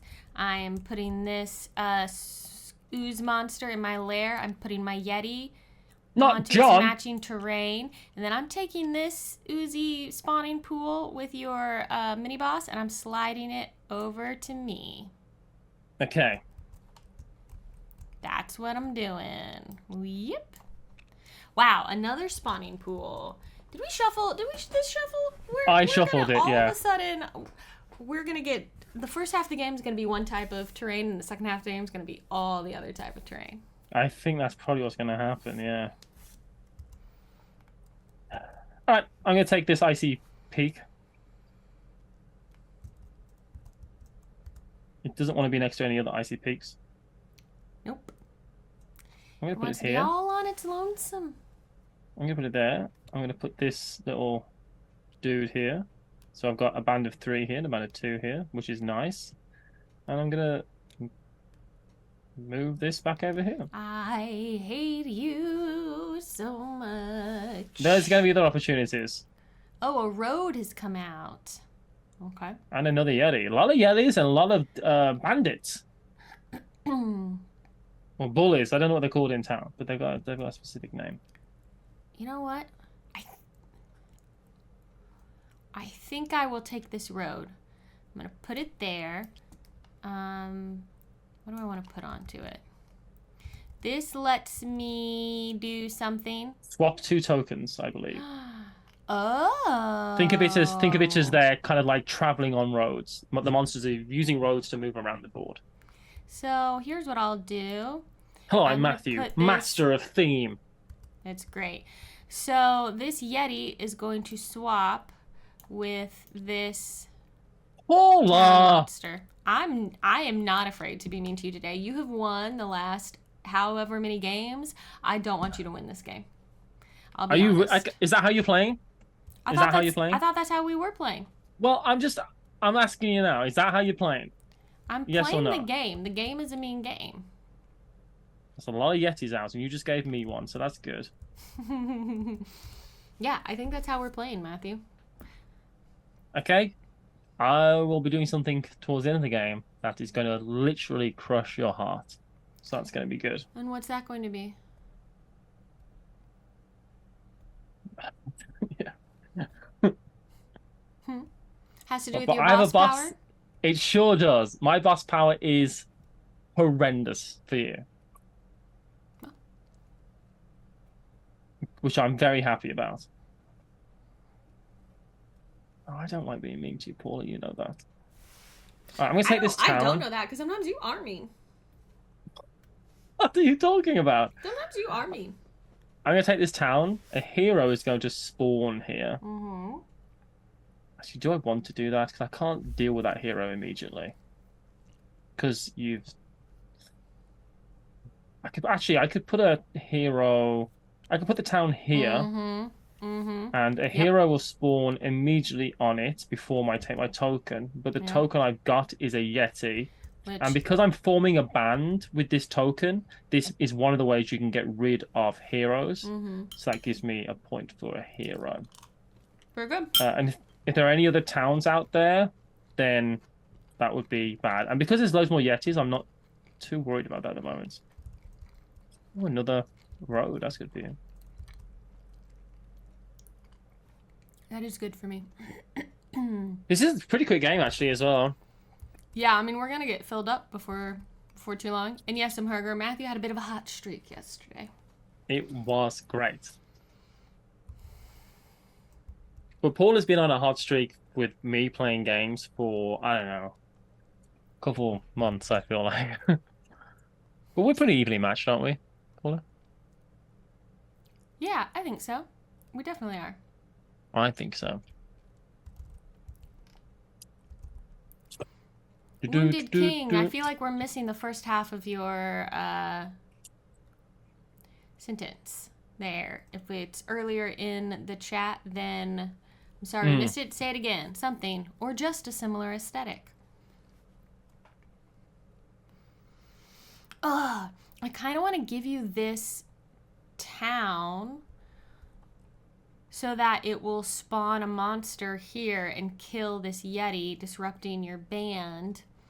But it does give you points. This is from the same people as Boss Monster. Exactly, Wounded King. Yeah. It is. It's in the same world as Boss Monster. So, yeah. Brotherwise Games. Also, Castles by the Sea, which is a game I really liked. Which is in a completely different aesthetic. Very different aesthetic. It's a very good game, I thought. I'm gonna take a spawning pool. Oh, you're not gonna do that? That's interesting. No, I don't think I am. Because you're not really incentivized to take this either. Because as soon as this comes out and spawns a hero, heroes spawn in all the towns. Mm-hmm. Yeah, I'm not incentivized to do it. So, other than it gives you a chance if you think you can, like, defeat it again with one of these other Yetis, like, then, you know, like, might as well farm the heroes. I'm going to take the spawning pool. Okay. And I'm going to put it... I don't have much in the way of bands. I'm going to put it down here. And instead of putting this squid on it, I'm going to put actually one of the slimes on it. Yeah. And then I will take a random token from the bag, and I hope it's something good. Oh, it's It is Zamhariga. It is. So, yeah. Though if I had placed this here with the octopus on it, I would have a band. But I'm hoping... I'd really like to get some, like, crystals or something. Did you take the token from the wrong place?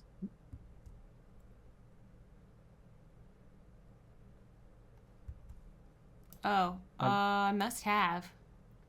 Jeez. No, sorry. I don't think I took the token. Oh, jeez Louise. Apparently, yes. Okay, sorry. I think it should have been that. It should have been the Yeti. Not this. Woof. Yeah, that's fine. Sorry, everyone. What's going on here, then, in one of the oozes? This ooze is still going there, because it's one that was just in my lair. Sorry, everyone. Good catch. Chat caught it, and you did too, Matthew. I don't know why I was thinking about. I don't know why I did that. That's all I can say. I don't know why. That's the answer to that. Sometimes I do things, and no, I don't know why I do them. Alright, I'm taking this road. I'm gonna pop it here. Alright. It comes with this. Comes with a little Squidward. But I get to change the position of 2 monsters. 2 tokens. Mm-hmm. So I'm going to put... Oh, it's not ideal for me, but I'm going to put this hero... Oh, you're blocking it off. That's so smart. ...on top of this town. I think that's worth doing. Yeah, because maybe if I take another road and put another Yeti here, I'll be very happy eventually. Yeah. Which is how I always conceptualize my happiness, that eventually it'll happen. Eventually, I'll be happy. What's your boss power do? Is it devastating? No. It's actually not very useful at the moment either. It's ongoing, but there's no, I'm not revealing it yet because there's no, I'm not able to use it at the moment. Good. Let's do, Oh,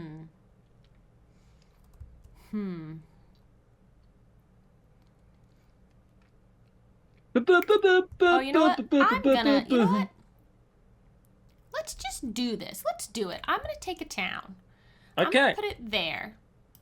This comes over because to you my have a lair. Yeti, yeah. Because I'm gonna be able to do a band here. And so a hero comes out. It spawns there. It would spawn here, but Matthew has blocked this off with the mini boss, right? So I am going to place an octopus here to create a band there. And that kills this hero. Now, if another hero spawns, it will kill this octopus. But this is good for now. Ooh, that's good. Another thing. Don't stop getting all the cool special stuff. Well, I'm a special boy. Well, I don't have anything to say to that. Exactly. I'm gonna take this.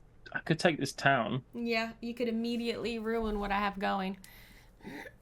which is a fair thing to do. I think I'll take this town, put it on your side of the board because they score for having different things in a row as well, don't they? Towns in a column. I think they're just worth 2 points.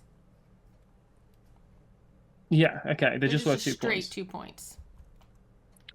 That's true, but it would destroy this and give you some heroes to deal with. Yeah. I would take the monster as well, wouldn't I? Mm-hmm. Yeah, let's do that. So this goes away, back into the bag. Great. You worked hard for that, didn't you? A hero spawns here, and so you're saying a hero does not spawn here; it just kills the monster. It just kills the monster, yeah. Alrighty. So you can actually replace that with something else if you wanted to. I think on my turn I'll have to do that. Oh no, I have to fill it. Oh yeah, you have to actually because it's not the done. road one. Yeah, you're right. Because you cannot end your turn with a monster in your lair if there is a tile it could go on. So this one goes here. Your turn, Sweetness and Light. I am going to take this Snowy Peak. I'm going to put it here, and I'm going to take this spire, and then I'm going to put this Yeti on here, and then I'm going to look at my ability. If you get to slide something, you can steal my road, I guess.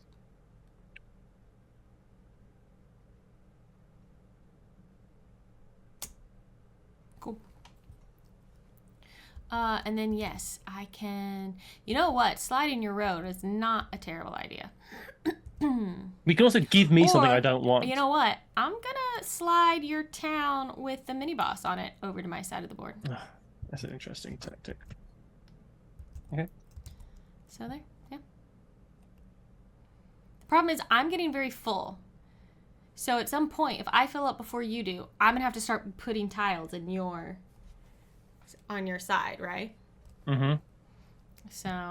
I have no idea how this is going to score. You know, when it's if your first real game or something, you're just like, how's this going to score, you know? It'll be interesting to see, like, how it all turns out. It's hard to know who is winning or not winning, you know?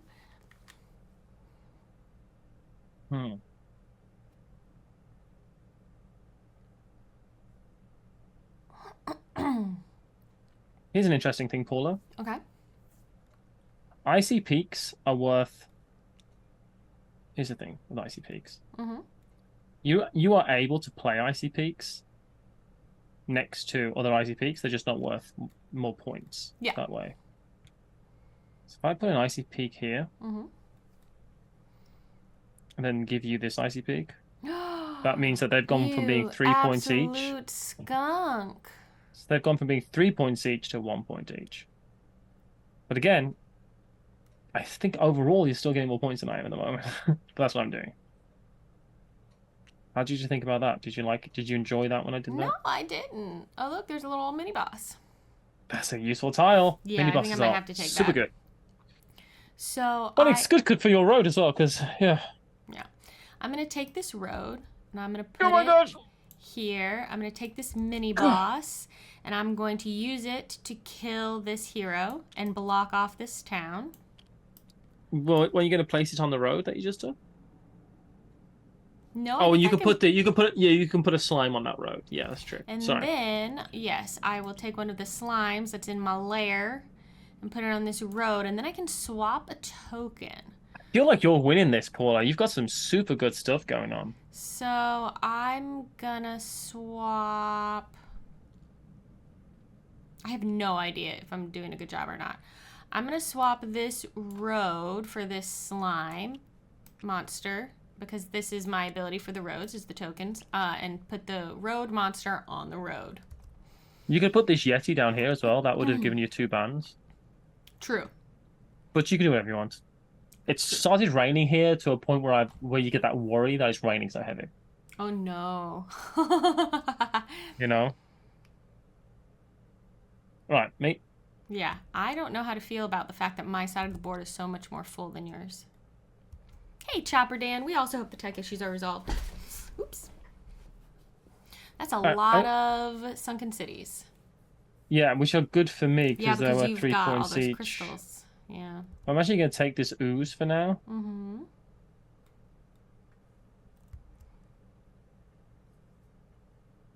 How did they score? I think for different monsters in their row. Different monsters in the row, and right? the way that we are actually looking at this.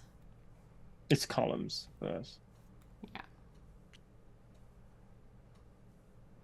Words are hard, Sasqueen. It's true. Yeah, so I actually want a different monster in each one of these, don't I? Because if I do that... Oh, then these are going to score like crazy. They'll all be worth points. Yeah, that's a good point. If I can change this Yeti to something else, then I should do, which I need a road to do. That's something I definitely should do. I get to draw a tile, though, for that. Oh, yes. Oh, and it's another spire. I can't believe. That's been pretty lucky. I should use maybe one of these spires. I could use 2 of them. I'll put this there and Move this. some things diagonally, yeah. This there, and then I can put this there. I could steal some of your roads, that type of thing. Anyway, I not at the moment. Thing is that power gets, very. What's going on? Did I take the wrong? Oh no, that's fine. I think I don't know. That's what we got. No, I think maybe I took the wrong token. Maybe something funny is going on with this because it looked like I took the wrong token that time, but I don't believe I did. Whatever. Yeah. That's what's out. This Icy Peak, this has this here now, which it shouldn't do. But whatever. That's better for you, so if that happens. So I don't know what happened there. Zumherger says, what happens if the roads on both sides connect? If they connect, then they score for whoever has the majority of the road on your side. And if there's a tie, then you both score it.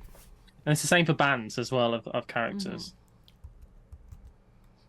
I would like this. This is thinky, isn't it? So I'm going to take this. I'm in the I would Sunken definitely City, take it now. which isn't going to be near water, so that's not like great. You can put it on my side, not near water. And that would let me refresh any spires if I had used them, but I haven't. So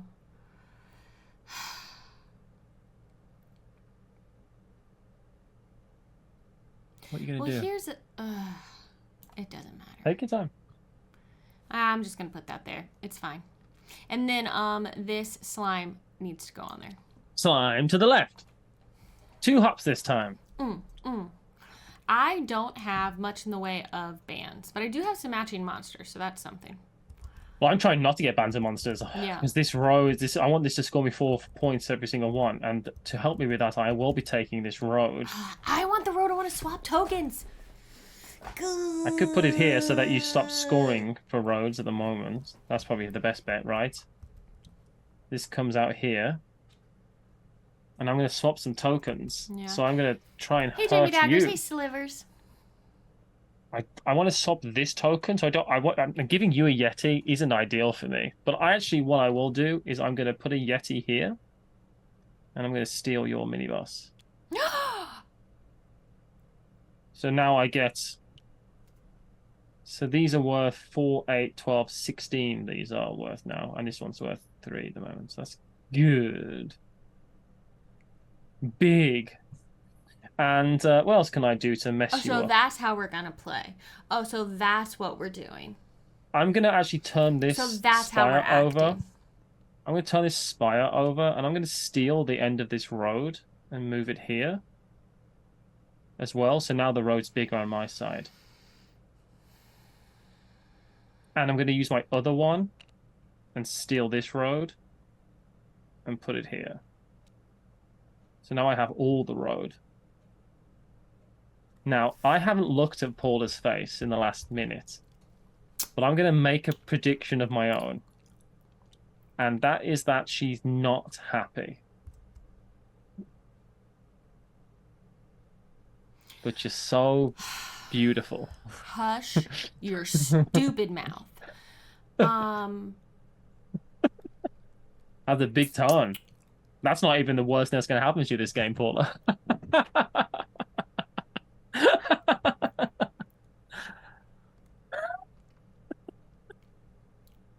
Oh, I'm so sorry. Mean isn't the way I play well, but I'm being mean and it doesn't feel good if that makes you feel better.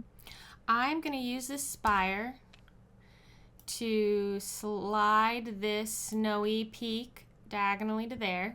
Oh, that's good for you. That opens. That's really good for you, honestly. Then I'm going to take this sunken city. Oh, to refresh it and use it. Oh, you're smart. And you score points for sunken cities. You score points for icy peaks, and you've got 4 of them. My sunken cities aren't doing much for me though. I will put this here. I score for roads as well. I score for roads as well, which helps. Yeah. Which helps, you know. This mini boss is going to. Oh, it can't. I need to swap tokens to be able to do it because there's no hero for it to kill. All right. Well, the mini boss will go on to here. The road has come out. Well, you're probably gonna stupid take it. I could take a sunken city, which is going to be useful to help me refresh all my my spires. Or don't. Just don't use them ever again. I am going to take the road, though, because I score for roads. So that's a good thing for me. So I'll take the road. It comes with a road monster. But I can now switch 2 monsters around. What's the most advantageous for me and bad for Paula? I'm taking that mini-boss again. Another mini-boss might be good because it's 2 points. And replacing it with something that you don't want is probably the best thing I could do.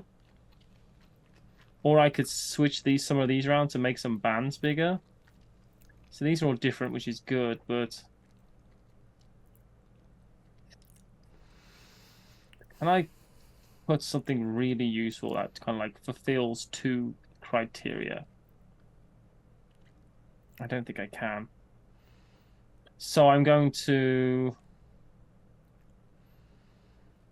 Yeah, I'm going to give you this. I'm going to take this, put it here. And you can get that there. That's the end of my turn. Matthew is a bad friend. I just want everyone to know. Well, the roads come out, so that's good for you. Matthew is a bad friend. Wait until I do my special power, which is coming up any moment. So I am going to take this road. I'm going to put it there. I'm going to put this monster on it. And then I'm going to use its ability to do a swap. So I'm going to take this mini... Yeah. If you give me Bandit or something else, that helps. Takes points away from this. Actually, I'm going to do this. Yeah. This might be dumb, but I'm actually just going to swap these 2 so I have a band of Yetis. Maybe that's stupid. What do they play? That's good. That's electric guitar. That's 4 points, and it helps you that. Yeah, I mean, that's maybe, good. I think. you know, I don't know. This road situation that you have is really, you're gonna get so many points for those roads. Oh, a dungeon. I don't have any dungeons, and a dungeon's just come out, which I will be taking. Guess I'll put it over here. And the spire, I think you are gonna wipe the floor with me in Well, I've only got one we'll sunken see. city, which is worth 5 points. But if I kept on taking sunken cities, I could be getting lots of points for them, which is probably... Actually, that's a better plan, right? Because this is good, but it's not going to be great. If I keep on taking sunken cities now, they're worth 4 points each. So I'll do that. All right. I'm going to do my boss action, Paula. I need to prepare you for this because it's very bad for you. All right, well, just do it. You're making it worse by talking about how bad it's going to be. Just do it. Okay. Just do whatever I'm going to play Shelder. Destroy 2 tiles, returning any tokens on them to their owner's lair. Alrighty. So I could destroy 2 of my own tiles to, like, help me out a better, right? Also, I put this sunken city here, Paula, which is not next to water. So can I put it here, which is where I should have put it? You're about to destroy 2 of my tiles, and you're asking me if you can retcon a choice you've made? The last choice I made. It's still my turn. This is still my turn. I don't know. I want you to, like, take a look in the mirror sometime and ask It's not yourself if even you're a good person. It's not even. Yeah, of course you can, Matthew. Of course you can. I'm teasing you. You monster. I'm teasing you. What are you destroying? Well, honestly, there's not that many massively great options for me, just things to destroy, because it's not as bad as it actually seems. I mean, obviously, if you did this and destroyed some road, that would really be unpleasant for me. Yeah. But, and I'm giving you options to change things as well. I will destroy this dungeon. But there is a dungeon out, which you can take on your next turn to replace it with. So I don't know how advantageous that is, but it stops you from putting another dungeon here. What's keeping me from putting it there and scoring it that way, yeah. I'm going to destroy this dungeon. And I can break up a band as well, which is good. So I'm going to destroy this road to destroy those bands. You get the monster back. Yeah, the monster goes back into my lair, but the tiles I go also, away. Paula, I, at the end of the game, get to score 2 of my tile sets as bands, like I would score monsters, which is why I've got a road, oh my god, a big long road, and a big long slime. Tell you what, your card is working for you way better than mine is for me. I'm gonna reveal mine on my turn, but it's yours is way better for you than mine is for me. So that gives that my tile is my ability is giving me 14 points for that, and it's as it stands, and it's taken away 5, 6, 7, 8, 9 points. But I did take away, so I've taken away, that's a big point swing, you know? Yup. Oh. Yeah, the game ends and the board is full. I'm desperate for a wee. I'll be back in 2 seconds. Go for it. Okay, I want to use the Spire, y'all, too, because I'm going to reveal my ability. We'll tell Matthew this when he gets it back, but it is whenever a dungeon is placed on your side of the map, you may refresh an expended spire or portal in your lair. I get +2 for each non-expended spire in my lair, but I've pulled like none out, right? Like, so I am going to end up taking this dungeon tile and this spire, right? Because those are worth 2 points each for me. But what I kind of like, well, when I place that, I'm going to be able to refresh one. So should I spend it? This lets me move things diagonally. Is there anything, like, is it worth, because here's the thing, is I could move this here, but that doesn't, it breaks up his road. I should probably do that, right? It breaks up his road, and it gives me, it's a band just 2. It gives me a little mini band. I think I will do that. So we'll use that spire. We'll just tell him what I did when... Well, I'll wait to do the rest of my turn so that he can see. Or maybe I should, when he comes back, we'll just do it. How about that? Just moving one of the spawning pools mess up what he has. Get your hand away from my board. By much. Okay, so I'm using a spire, Matthew. Yeah. And I'm moving this road to here. Okay.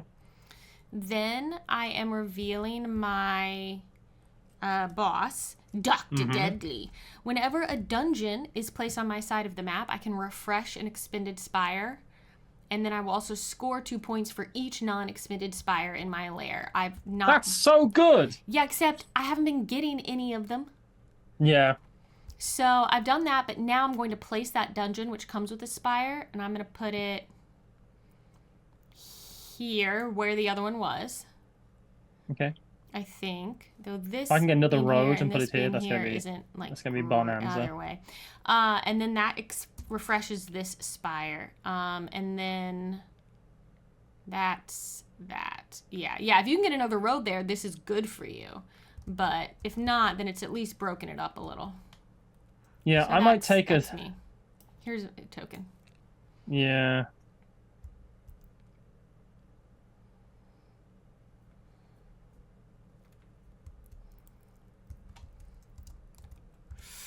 Wish I could. I really wish I could move. I do it refresh first, but I can't refresh first. That would be really helpful. Okay. I'm going to take this icy peak. It's funny. You're doing exactly. I was going to take one of those and put it on your side and then move something. That was exactly the plan I was just thinking. Give you this slime. Oh, you suck. And then move this road here. Yeah, that's pretty bad for me. I'm trying to stop you from being able to move my roads anymore.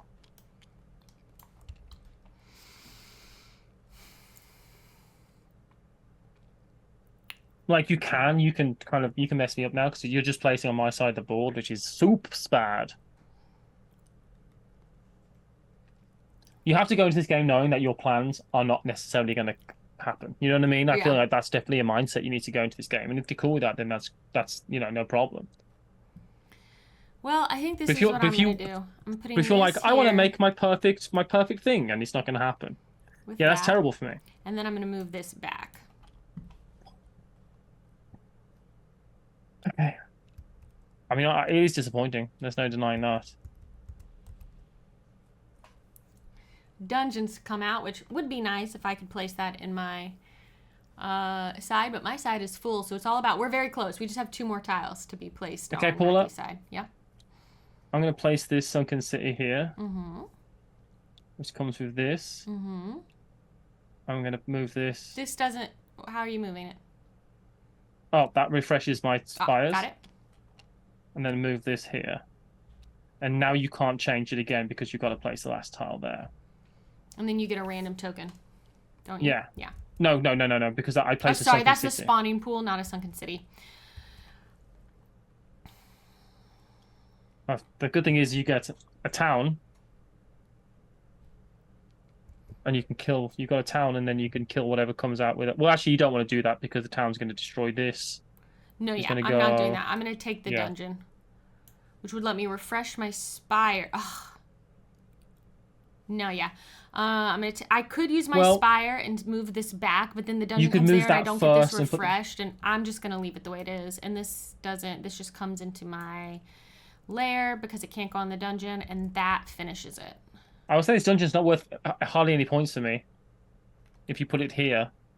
But then I lose 2 points for doing that because it goes into your side, your lair, or your side of the board, and not mine, and then I don't get to refresh my spire with it. But I lose all those points for that band of tiles I'm going to score, which is like 5 points or something I'll lose. But I'll gain 2 points from having the dungeon, 3 points. So, yeah, I don't know which one works out better. We'd have to like literally do the maths. So go with your gut. So I think that's what you've done. Yeah. All right. Okay. On the plus side, this is a terrible town, but you can walk right through it. Yeah, you don't have to go into either side. You just go straight on. You can just go and it's not going to look left or right. It's not going to look. Just go and go. I think you're going to have so many points. It worked out a lot better for you. All right, let's see how it scores here. Let's see if we can, I don't think I can. Yeah, that's kind of on the table. Yeah. So we have to look at the board upside down when we're scoring. It's a no stoplight town. That's right. Okay. So why don't I put the score? Why don't you look at both of our things and I'll put the scores in. How's that, right? Okay. Can I actually? Oh, you know what? I think we're just gonna have to. I don't know that I can actually write on this. You can add text boxes, I think, but maybe they're not text boxes already. Let's just write it down on a piece of paper. Okay, let's write it down on a piece of paper. This might be the best. There certainly is some scoring to do, right? That's for sure. Okay. Let me get a pen. Oh, I've got it. I can do it for both of us. You can use a pen to just write in Tabletop Simulator. Okay, hold on. How do I get it? I guess I could just do text and just do the thing.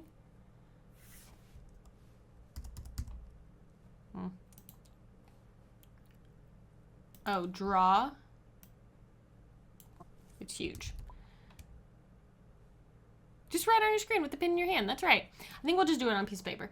Matthew, I was gonna take care of it, but then you I'm sorry. I didn't want to have to make you do everything. I'm sorry. That's what I was trying to avoid.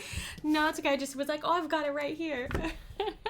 All right. First thing we score for terrain type 1, which we will say is icy peaks. So, Paula, they are worth, just as a reminder to everyone, 1 point on their own, and then 2 points if they're not next to any other icy peaks for a maximum of 3 points each. So Paula gets 3, 6, 7, 8, 9 points. Mm-hmm. And I get 3, 4, 5 points for icy peaks. All right. Next, we'll go for roads. Roads are going to score 1 point each, and the player whose side of the board has the longest connected chain of roads gains 4 points. All on Matthew's side, so I get 1, 2, 3, 4, 5, 6, 7, 8, 9 points. And I get nothing. You leave with nothing. Camelisk, yeah, I know that I could adjust the size and the color and all that of the pen. I just didn't feel like messing with it when it's just easier for me to just write it. All right. Pounds are worth 2 points each. That's it. And that's 6 points for you. 6 points for Hufflepuff. Actually, Paula is a Ravenclaw, and we all know it. Oh, yeah. And that's nice because you would score extra for them, and somehow I kept them all off your side of the board. Yeah, totally on purpose. Very good strategy on my part. Great strategy on Paul's part. Then we go for spawning pools. Spawning pools are going to score for... Someone puts off 1 point for every type of monster or mini boss in their row. In our case, columns, because we're playing it the wrong kind of way. So that's worth 2 points. This is going to be a huge amount of points. This is going to be really big for you, yeah. So unfortunately, there's a Yeti here, which is not what I wanted. So this is going to be worth 3, 6, 9, 12. Wait, sorry. I thought it was 1 point per monster type. I'm counting. This tile is worth 3. This is worth 3. Oh, that's this one's right. Worth 3. Sorry, because each one's one. Worth 3. Yes, you're absolutely correct. Yes. I'm so sorry, so Matthew. That's 12, and that's fine. And this one is worth 4, so 16 points. Okay. I think I might have this. I think I pop. It hurt. I think it's a good chance I've got this one, Paul. I'm sorry about that. Matthew, look at me. I do not want you to be sorry when you win a game. I always feel sorry when I win a game. I always feel bad when I win. You feel bad when you lose. You feel bad when you win. Stop that. I feel bad because you haven't won. But you feel bad when you haven't won. So enjoy the fact that you think it's you're not with winning. everyone. It's not with everyone. I just want you to have had a good time playing a fun game. I have a good time when you are not feeling bad. Okay. You hear me? I know. You hear? Yeah. You hear? All right. Everyone remember that with your friends. Yeah. Sunken cities are worth 1 point for each type of for each crystal that you have. Sunken cities are within the base points. If adjacent to watery edge on the board at the end of the game, each sunken city is worth a point equal to the number of crystals and spires in your layer. I have. So yours are all worth 3 points. 3, and I only have 2 that are next to water. So that's 6.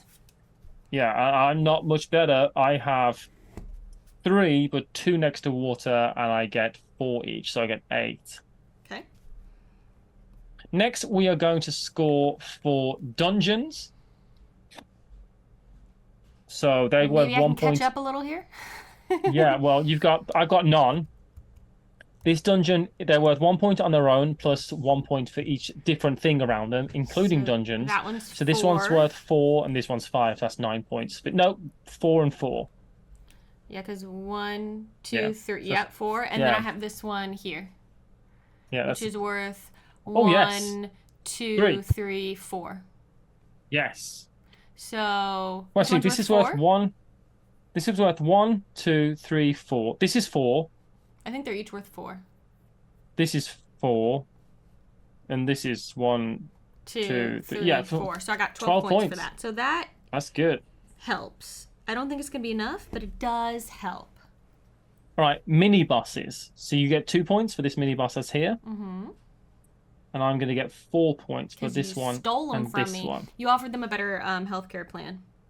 I did. I said, hey, you can eat as many pigeons as you want. No judgment.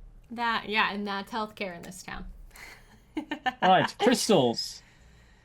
Crystals score. So crystals are going to score for their corresponding thing. Yeah, so you get 1, 2, 3, 4, 5 points for that crystal. I get 1 per snowy peak, so I get 5. Mm-hmm. So actually, we that's a kind of that's a wash because I get 5 points for this road. Aww. My other crystal doesn't score at all.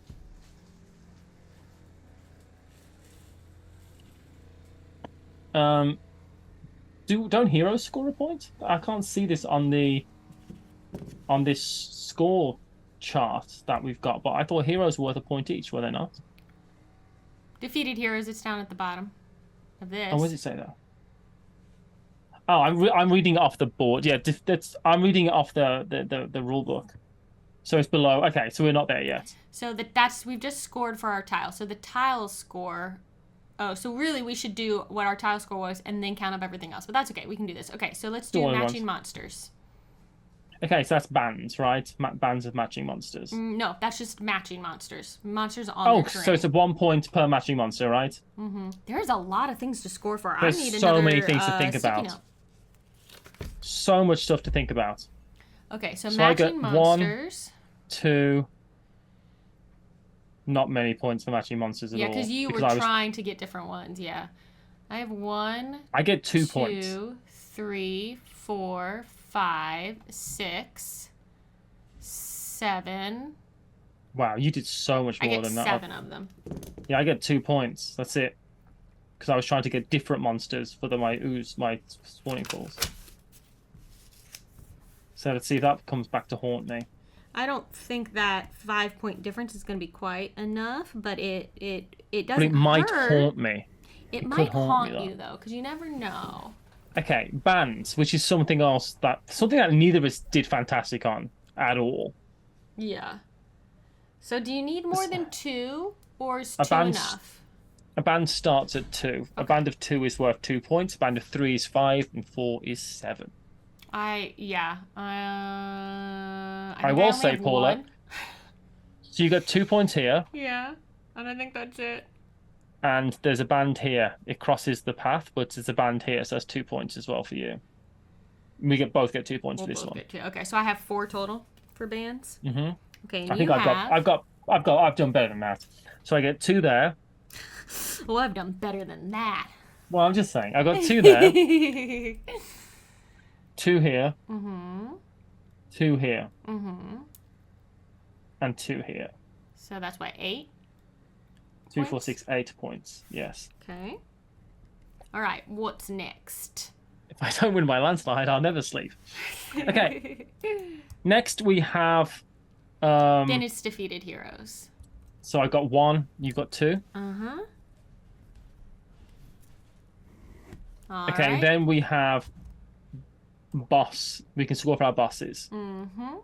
So you get 2 points for each non-expended spire. So, just 4 points. 4. Yeah, I didn't pull enough of those. So it didn't work out super great for me, but that's okay. I feel like your power was massive because it was so destructive to me by just keeping on being able to move things around. But none enough dungeons came out to help you with that. None of dungeons as well. or spires came out for me because the dungeons came out early, but I didn't get spires until later in the game. So I wasn't able to capitalize on it quite as much as I would have liked. Whereas I get 14 points because I get to score tiles as bands twice. It says you may score up to 2 bands as tiles on your side of the board, like monster bands. So I got a 4 and a 4, which I was really going. I mean, in my defense, I was really going for that. Well, I'm saying I was really. Defense? Well, I'm just saying, in my defense, I was going for that, and going for spawning tiles really helped because I could score all of them in the same way on the same row, so I got lots of points for that, and it gave me extra tiles, which got me extra things. But I'm glad I went for spawning pools because I think that's the strategy. Go for spawning pools on that one. And it definitely helped with the random tiles you were able to pull. Yeah, but which in themselves got me some points. Okay, so here's what I want you to guess. You have 100% won. I want you to guess what the point difference is. 30 points. No, it's not that bad.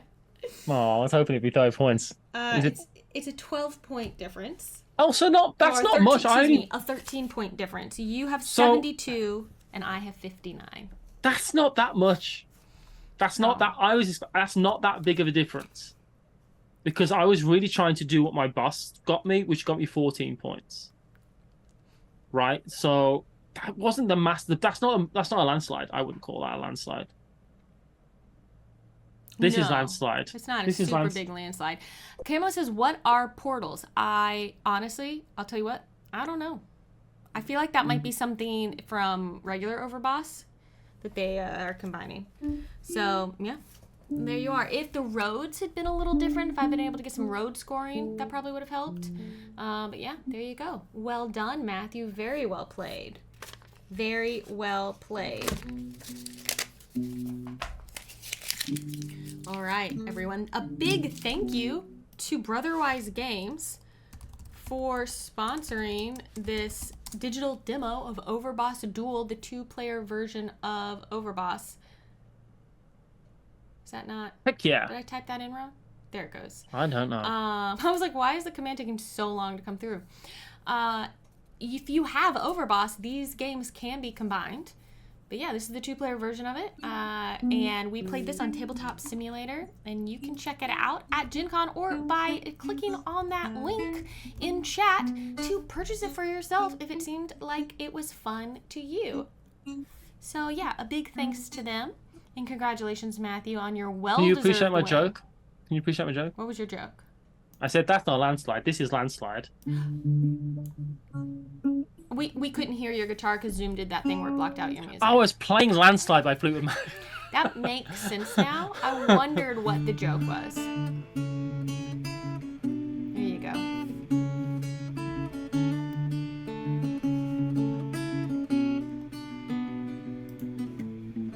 It's a great song. Take my love and I set it down. I like Fleetwood Mac. That Rumors, the best album ever made. Paula, thank you for playing. I really appreciate you. Hey, thank you for playing. I appreciate you. But I prefer the Smashing Pumpkins version of Landslide. I like the Dixie Chicks version. Okay. I see my reflection in a snow-covered hill. But this is how the Smashing Pumpkins one sounds. See my down. And I see my reflection, snow-covered hill. That's great. Man, I love Smashing Pumpkins so much. Yeah. So good. They're one of the best bands of all time. I know they're popular. Shut up. When I they here's what sure I are popular. associate. When I know a lot of people think that. What You I skunk. associate with the Smashing Pumpkins is the music video that was playing on TRL all the time. Tonight. I was just Tonight. trying to see Hanson music videos. It has them like on a rocket flying through space, and I was like, Tonight. okay. You mean like this? Tonight we are young. Look, I like Fun as much as the next guy. That album is awesome, so I'll give you that. But fine. All right, y'all. So as you can tell that we're like we only have 2 games to play today, so we're being really relaxed. We are, but we do need to get through them. We do need to do the dang thing. So I would like to thank Folded Space for sponsoring this entire stream. Thank you. I'd love to do that as well, Paula, but I'll do it on our behalf. Thank you, Folded Space. If you want to get some things that make your board games work better and make everything easier, Folded Space is the place to go. Check the link. We have partnered with Folded Space for this because we believe in them. We didn't just take any old company that would offer us stuff. We really do believe in Folded Space. It's a sponsor, so I'm not going to say anything negative about them, apart from their terrible secrets. But yeah, we really do like Folded Space, so thank you so much. That's right. And coming up next is Shake That City. But I would like to take a quick restroom break. Do you want to play an ad, or do you want to just hang out here? Let's play a Folded Space ad. All right, actually, I can hang out. I'll hang out. You want to hang out? I'll hang out because I don't want to put people off. People have seen those ads. Play Shake That City. No. I will open up a Discord so you can get yourself connected to it. So just much. make sure you mute yourself in the Discord call so that you can see what's going on, and then I'll do no as such soon as thing. I'm back, I'll set up. I'll do whatever the heck I want. It'll be great. Is Captain Link here? I didn't see that. There he is. Hey guys, love and happiness. Hey, love and happiness to you. And to love you, and my friend. to you. I hope you're doing all right, mate. All right. Off your tootle. What? Weird. Do you like me or not? That's my question I've got for you. Because I'm getting mixed signals. Do you like me or not? I need. Hold on. You're asking me to join this call, and now I'm gonna mute myself. Is that worked? Is that good? Have I muted? Or are you getting double matty? No. Okay, this did shift slightly from when I set it up. That should be... I think that'll be fine. I see it. I can see it. Okay. All right, y'all. That's I'll cool. be right back. I'll find chat again so I can Matthew. speak to these degens. Hey everyone. It's just me and you on Paula's stream. Paula's done really good.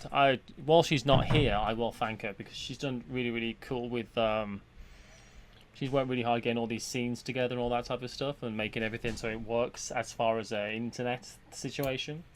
I've tried to, and she's learnt all those games, and she's got Gen Con she's going to tomorrow, which she's stressed out about, and she's got loads of stuff going on, and she's got to do it. She's doing stuff with the glass cannon, which she's got to prep for, which I don't know if she's done yet. She's got all that to do, so she's really been working really hard recently, and always. So yeah, I'm just really thankful that she's been doing a lot of stuff, and this is my idea to do all these Gen Con streams. I was like, we should do these Gen Con streams to earn some money, and Paula was like, Paula knows I need it more than she does. So yeah, so she's done really good. So she's pretty wicked. I mean, don't tell her I said that though, because she doesn't need the ego boost. Yeah, the character creation that she did. I don't know if she's streaming tonight. I don't know actually, but she might do. But she might not. I'm not sure actually. We will have to ask her in a bit. I would imagine she's not. Is going to be my guess. So yeah, that's that. Who's going to Gen Con? I'm not. Dentistry and all that type of stuff happening. So I do wish I was going. I'm going to go to Essen, and maybe PAX Unplugged. Captain Link, you're going to Gen Con? I thought you were going. You doing portal stuff? Portals? Heck yeah, that'd be great to see you at Essen. Both people. I would like that. Yeah, I'm hoping to get Paula to go to Essen as well. My plan is to be in Europe already. I'm hoping to do... Oh, cool. Oh, that's it. It's a fun game. Apex Legends is good. I've played it and it is fun. And I was like, is this my kind of game? And I played it. I thought, actually, this is fun. It was a sponsored thing, so take that into account. But the way you aim and stuff in that, I enjoyed it. And we played the Call of Duty game yesterday, and it's so different to that. And it's cool that both games are, again, sponsored. They were sponsored to play yesterday, but both games are good. So I thought that was really cool to see. Definitely doing PAX Unplugged. Yeah, if I can make PAX Unplugged happen, I would like to go. Because I love being in Philadelphia at Christmas as well anyway. I think it's a really cool town to go to at Christmas. And it's a great excuse and chance to see people. So I'm hoping to do that. If we can. If I can. We'll see how it goes. Yeah, but I'm hoping to be going to...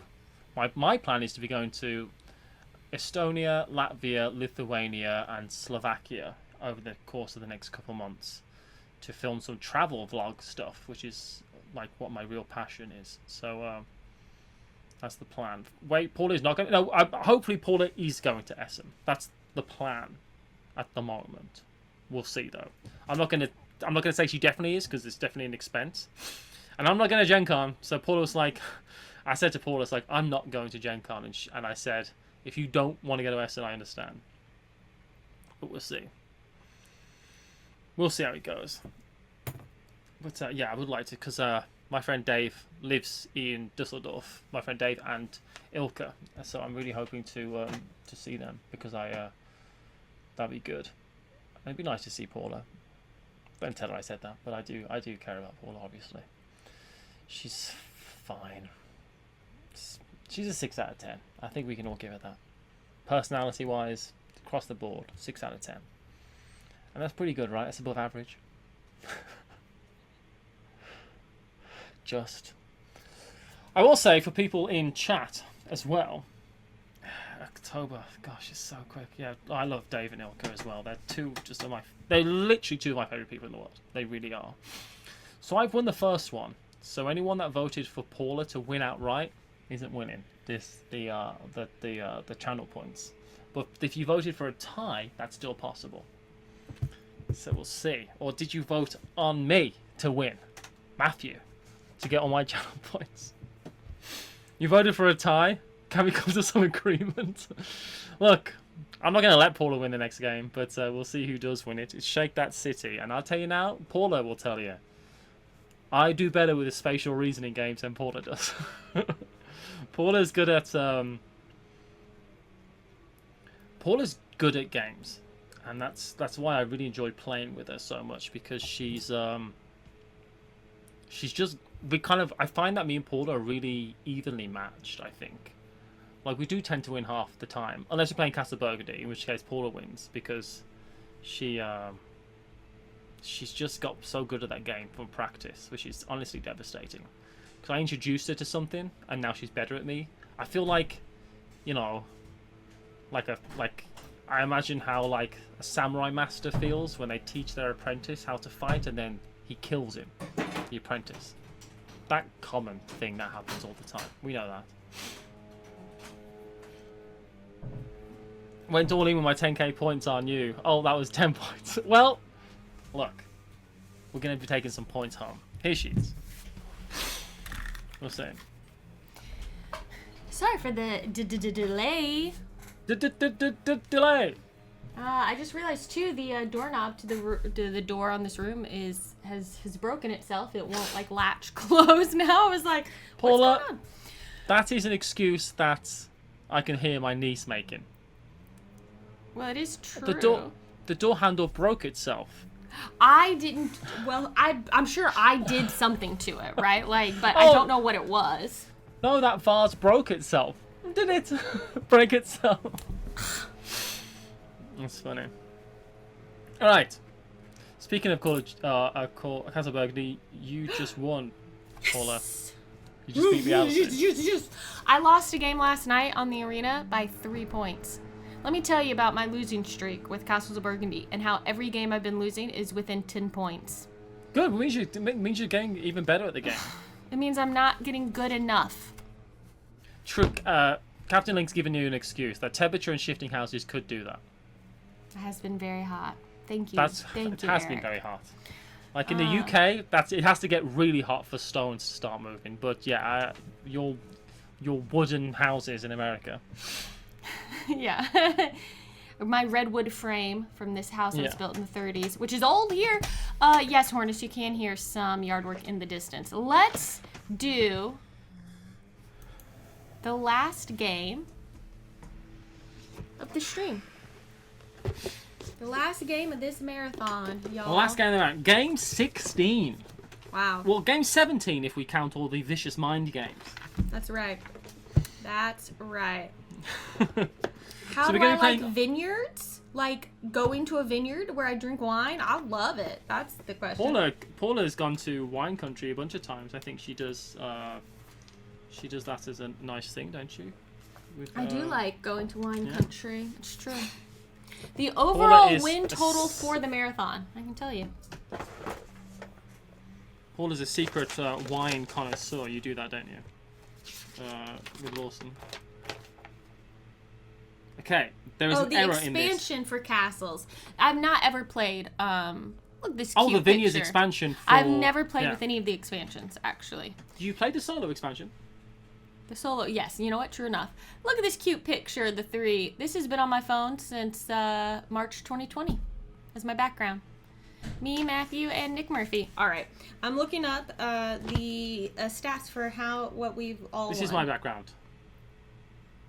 It makes my phone very difficult to read, if I'm perfectly honest. Like the time and stuff. But that's my background. It's a quote from Charles Bukowski. Who's not someone you should emulate, but he did have some good things to say. Yeah, so we need to make sure that we put our doobie circles in the same turkle burger. So we need to put our things in the same orientation. Matthew has won 8 of the games.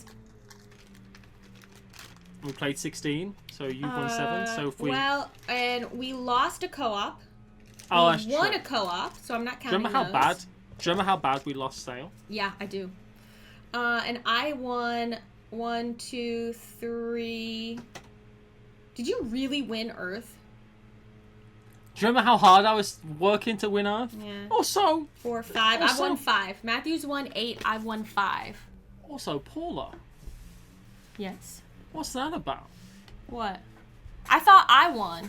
In my head, I won Earth. And then I realized that you actually won. Sorry, I realized that sounded... You really won Earth? No, because in my head, I'd won that, but I had not. So here we are. Fit for Print was a real fully fledged copy. This is a pre-production copy, so there is one mistake on this board. Don't forget. And that comes to scoring the shops, I believe, but the actual rule is here. And basically, shops are just worth 1, 2, or 3 points depending on what band they're in. On this player aid, it says 1, 1, and 1, which is. Oh yes, you're right. Do you want to play on the beach side or the city side? The basic normal one? side. Yes, there you please. go. And our round tracker. I need some tiles. I'm just going to dump them all in this box. Because I don't care. Our shaker. So this one is from AEG as well. So thank you, AEG, for sponsoring this segment. Yeah. So, oh god. Shake that city. We've played this. This is, other than Earth, is this the only game we've ever played before? Yes, I think so. So Earth we did already know because we liked that game, so we'd played it a bunch. Shake That City we have played before when it was on Kickstarter. Exactly. Let's get our scoring tiles out. So we should get a set of scoring tiles, and we should also 3, 3, 3, 3, 3, 3. It should have a. I think it has a number on the back to tell you. Ah, Hornus is saying the timing. AEG just tweeted that Shake is now on their online store. We messed up the end of the stream yesterday for that very reason, just to actually make that timing happen. So I will set the scoring tiles, Matthew, and then you can copy what I've got. How about that? Yes, please. That makes sense. Can you see okay on the camera that I should be broadcasting to? I can see it on the stream as well, but yes, I forgot that was happening, so let me see. If you're not going to use that, we'll turn it off to save our computers. Yeah. I guess we might not have to use it.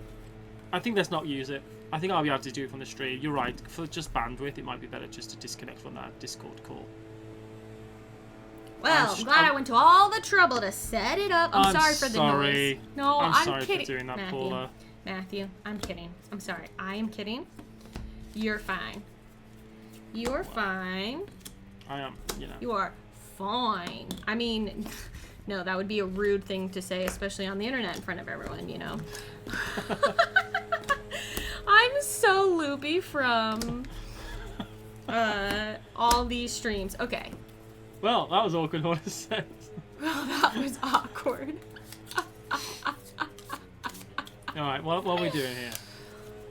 Alright, I'm just picking one of each scoring type right now, and then I'm gonna put them all around.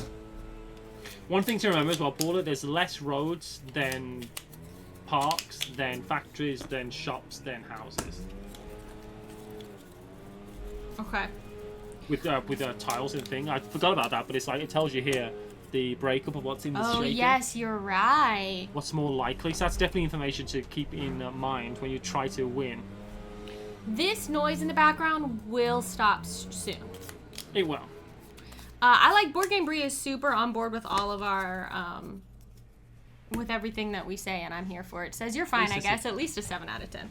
Yeah, that's a lot. 7 out of 10? Crazy amount. That's almost the full amount, right? Like, that's I don't need anyone to contribute to this, but I'm a 5 out of 10. Across the board. 5 out of 10. That's average. 7 is better than 6, it's true. Some people think I'm an 8. Some people think I'm a 0. So, I think a 5 out of 10. Also, do you know what is the interesting thing with all that type of nonsense, which means nothing, and I think it's garbage to talk about. You shouldn't really number people, in reality. So you're saying I should close this Discord call? Yeah. The way I feel is that you. Thank you, Brie. Is that I don't care what people think of me. I care what very specific people think about me, but everyone else, what does it matter? Right? Yeah. You know what I mean? I want as long as if Shep thinks I'm a 10 out of 10, that's all that matters to me. That's all that matters. We can ask him. He's right over here. My niece thinks I'm a 50 million out of 10. Oh, She thinks I'm does. fantastic. She cried earlier. You. I told her I was talking to her earlier, and I was like, well, ultimately I want to save up for my own house, and she cried because she thought that meant I was moving away. Well, one day, yes, but also, yeah, aww. Well, I said, you know how you have a bedroom. My niece has a bedroom at her house. Yeah. I said, you know how you got your own bedroom at your one nanny's house, and you got your own bedroom at your other nanny's house? I said, well, you can have your own bedroom at my house. She said, you can have your own bedroom at your Uncle Matty's house. Yeah. 3 bedrooms? Now 4. That'd be a 4th bedroom. That would be insane. That is the most. That's very middle class, Matthew. You're turning her into middle class. 4 bedrooms. Well, her bedroom at her nanny's house, one of the nanny's house, is literally a box room that was a storage room. I had to find a bed that would fit in that room, and that's the only thing that really fits in. Never call me middle class ever again. But thank you for trying. I wasn't calling you middle class. I was calling Autumn middle class. If you ever want to know how to insult me the most, it's by calling me middle class. That's the biggest insult. That's the biggest insult I could possibly hear. It really is. But Paula knows that. That's what she said. Somewhere, I bet. I'm West Midlands class, which is a different league. Let's see. The last time we played this, I was going to ask you because I have some scores. I won by 4 points. What did you score? 47, and you scored I got 43. Yeah. Where is my... We're just going to use this, because I don't know where my round marker is. That's true. I guess out of everyone, my niece is middle class, or at least because of that many bedrooms. But it's in a lot of working class houses. Yeah, I like that. Yeah, 4th bedroom is where you cross from middle class into posh.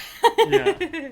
She's a princess, though, so she's allowed to be posh. Yeah. And Camo says, you got this, Paula. Not because I voted for a tie or anything. I want to win this real bad. Okay. If you get a tie, whoever vote on tie, if this is a tie, they're getting a lot of channel points.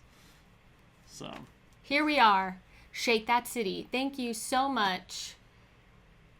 Oh, Captain Link has upgraded me to an 8.5 out of 10, so thank you very much, Captain Link.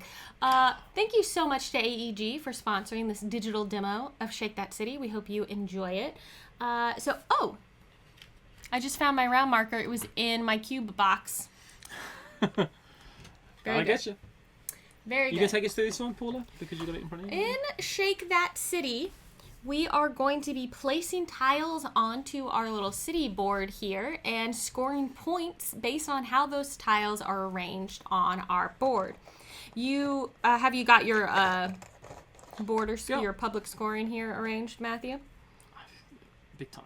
1,000,000%. So roads score 1 point for each one that is connected to the border of your board. So here, this road would be 3 points. 1, 2, 3 to the border there. This road would count for nothing because it is not adjacent to any other roads connecting it to the end.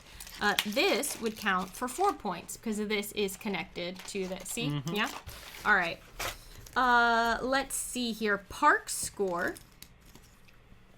1 point for being adjacent to a house. Yeah. And 1 point for... Oops, I have this on the wrong side. That makes more. 1 point for being adjacent to a factory. No, so a shop. Yeah.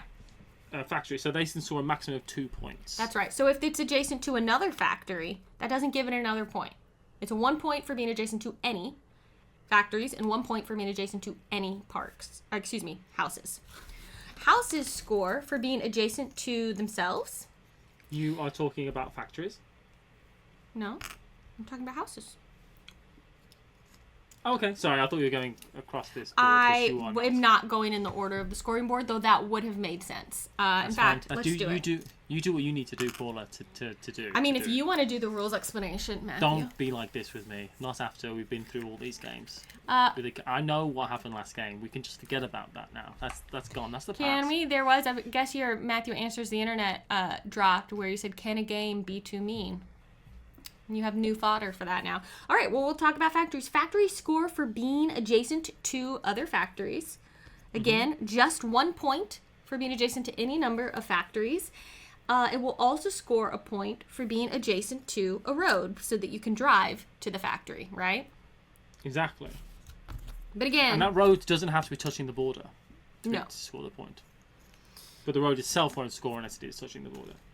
All right, then we have shops. Shops score only if they are connected to the border because you got to be able to get to the shop, right? So it will score if it's next to the border, or it will score if it's connected to the border via roads.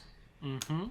So these would score because they're connected to the border via roads. Now, obviously, it's harder to get these to score because they're further away from the border, which means they're worth more. A shop in the green area is worth 1 point. A shop that's connected to the border in the brown area is worth 2 points. And a shop in the center gray area that's connected to the border is worth 3 points. And if there was another shop just above that one in the grey, in your example that you've just taken away, I apologise for saying this now, that wouldn't be, it has to be directly adjacent to a road. So just because there's a shop next to a shop that's next to a road, the shop itself needs to be adjacent to a road. That's something to take into account because you've got to stock the shops. Last but not least is the one I tried to explain ages ago, but guess what? You had to save it for last. It's houses. So houses score for being on the board. So one house is worth 2 points. A big group of houses is still only worth 2 points. So houses do better. You don't want to be right up next to your neighbor, right? You want to be all nice and spread out. So this is now 8 points. To hell with the concept of community. We want isolation 2 points. and Amazon. Isolation and Amazon.com. That's right. That's all we need in the human race. No civilization has ever done well raising families and children as a village in a community. Community is overrated. We don't like it now. Let's go with it. Community. Would you like to live next to a factory? No, I wouldn't actually. So that is something that means... So if this was here, a factory next to a house, 0 points. Yeah, that's bad. Look, it don't take a village, and it don't take a factory. I'm going to zoom my camera in a little. And that's the scoring. But how do we... Oh, wait. We should talk about the other scoring. Hold on. Bonus scoring. Each one of these tiles around the board has 2 goals on there. So let's take this one in the top right. You can see that it's one tile that has 2 stipulations. There's an arrow pointed down the column or row that it is that it counts. So on all of these, we have the idea that on this board, for example, if we take it going left to right, in column 1, 3, and 5, if that whole column is full, the tile above the tile that will flip. So can you show that so that you can see how the tile, there's one tile that denotes for both different areas. There we go.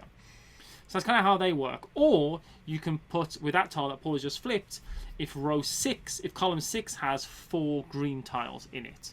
You can only score these bonus tiles once, but you are going to want to try and score all of them. Now, if, with that green tile example, the one that Paul had flipped, if there was 4 green tiles in column 5, that doesn't count, because it has to be just because that bonus tile is above it, it's not pointing to that column. So that's how that goes. The only one that's different, really, is the one in the corner. And the one in the corner wants us to have, doesn't matter what row column they're in, but we need to have 2 of every single type of building. So that's kind of like, the rest of them are scoring for like type tiles, and that one is scoring for desperate tiles, different ones. And you don't need to, Matthew, I'm sure has said this, but you don't need to do both things.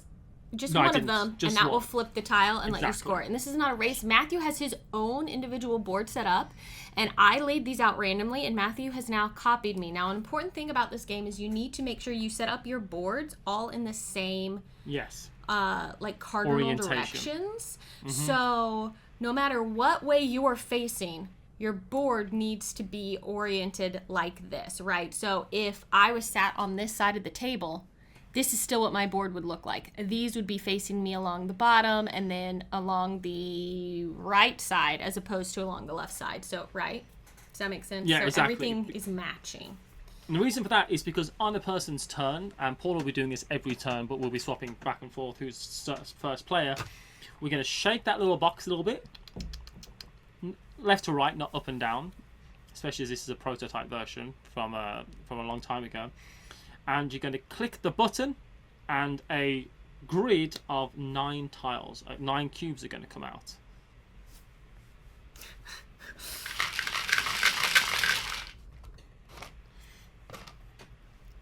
It helps if you give it a little drag. You lift it up, and there you go. It's a little hard to see the black ones, but they're there. So the first player gets to have the first choice of what colour they're going to use, and the other players, it's only me in this case, but all the other players can take whatever they want, just not what the first player took, but they can all take the same. So if Paula takes red, everyone else could take blue, or one person takes blue, one person takes green, and the person takes green. So we just can't take red. That changes in rounds 13, 14, and 15, which is denoted on this score tracker, which means anyone can take anything, even if the first player took it. You should describe this next bit, because this is going to need hands. Matthew can't trust me to just do the whole rules explanation on That's not it at all. That's not it at all. I was trying to support and help you, you monkey. So the way this works, and this is again why orientation is important, right? So these are, you aren't taking the cubes, you're taking tiles that correspond to these cubes and placing them on your board in the exact orientation that they are here. So let's say I want to do black. For red, it doesn't really matter, right? That can go anywhere, it's just a single one. Let's say I wanted to do factories. So this is 2 factories, and they have to be separated like this. You can't mirror them, you can't rotate them. This is what it is on your board. So one that's in a top left, right? And then 1, 2, so this would be blue, this would be blue, so this is the other black one, right? So they have to go on my board like this. Or, you know, they can go other places, but I can't rotate this shape, you know, to be whatever. I can't mirror it. So for example, the blue, this is a lot of blue. So the blue has to be placed on your board in this exact layout. So that would look something like this. Right? And again, this could go anywhere on my board as long as it's in that shape, but I can't rotate this, so I can't actually do, you know, this. I can't do it like that, right? It has to match that. Does that make sense? Can it go right against the edge, even if there are cubes of other colors that aren't placed and that would be off the edge? Yes. As long as it's not rotated, mirrored, flipped, whatever, it can go anywhere it can fit on your board. And you have to place, if something can fit on your board, you have to place it even if you don't want to. Because you're like, oh, but if I place this red, the only place I can put it is next to another red, which means that both reds won't score, they're only going to score as one, etc. Right? So that's how that works. And then we go for 15 rounds, and then we go. And if you can't place, you can't place. And as Matthew said before, on our little breakdown here, you can see there's the fewest roads in the box. You can see about the number of cubes. Then an equal number of parks and factories. Then the next most likely to come out is shops. And then the most cubes in the box are red ones. And then you put all of them back in and restart. That's going to be loud. Sorry, everyone. So, yeah. Paula, what else? Let's have a nice clean game. Let's be kind, considerate to each other, and if I don't win, I will scream. So I need you to know that going in. I hear you scream all the time, so I'm used to it. No, you don't. I'm not. That's not true. Yeah, I do. When? Like when? Like every time we're on the phone together, you scream. I make a lot of strange noises. I do this a lot. I introduce myself on this stream as Matthew, but that's not screaming. It's just strange oddities. Yeah, I'm immune to screams after all the horror video games I've played.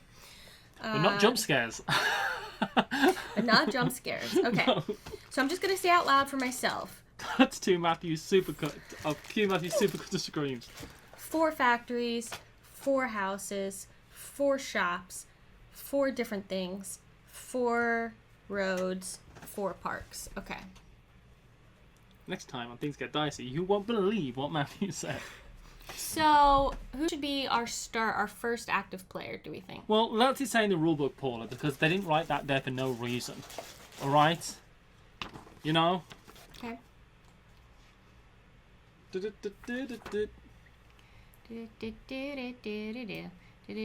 Oops. Oh no, everyone. I'm sorry. I'm just messing everything up today.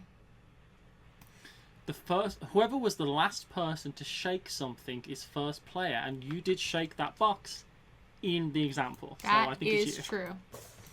Well, and I've lost the rulebook, so if we need to refer to that again, it's to go on forever. That's gone. That's okay. I have the rulebook right here. That's gone. That's gone now.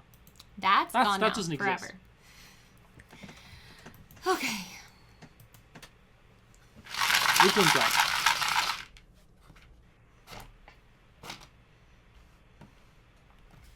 And the little slide just kind of helps put the cubes all in the right spot. In the right Now, if you ever lift this up and you haven't got all of them that have come out, you put them all back and you try again. Okay, I was shaking my head a lot in the last game as well, yes. You were. Okay. Oh, boy. I think I'm going to do the gray cubes. Because 3 have come out, and I'm going to play some roads. Yeah, so I'm going to be placing really gray good. cubes. That's cool. I'm not happy about that because I would have liked that because that's a good road to get started to put things around.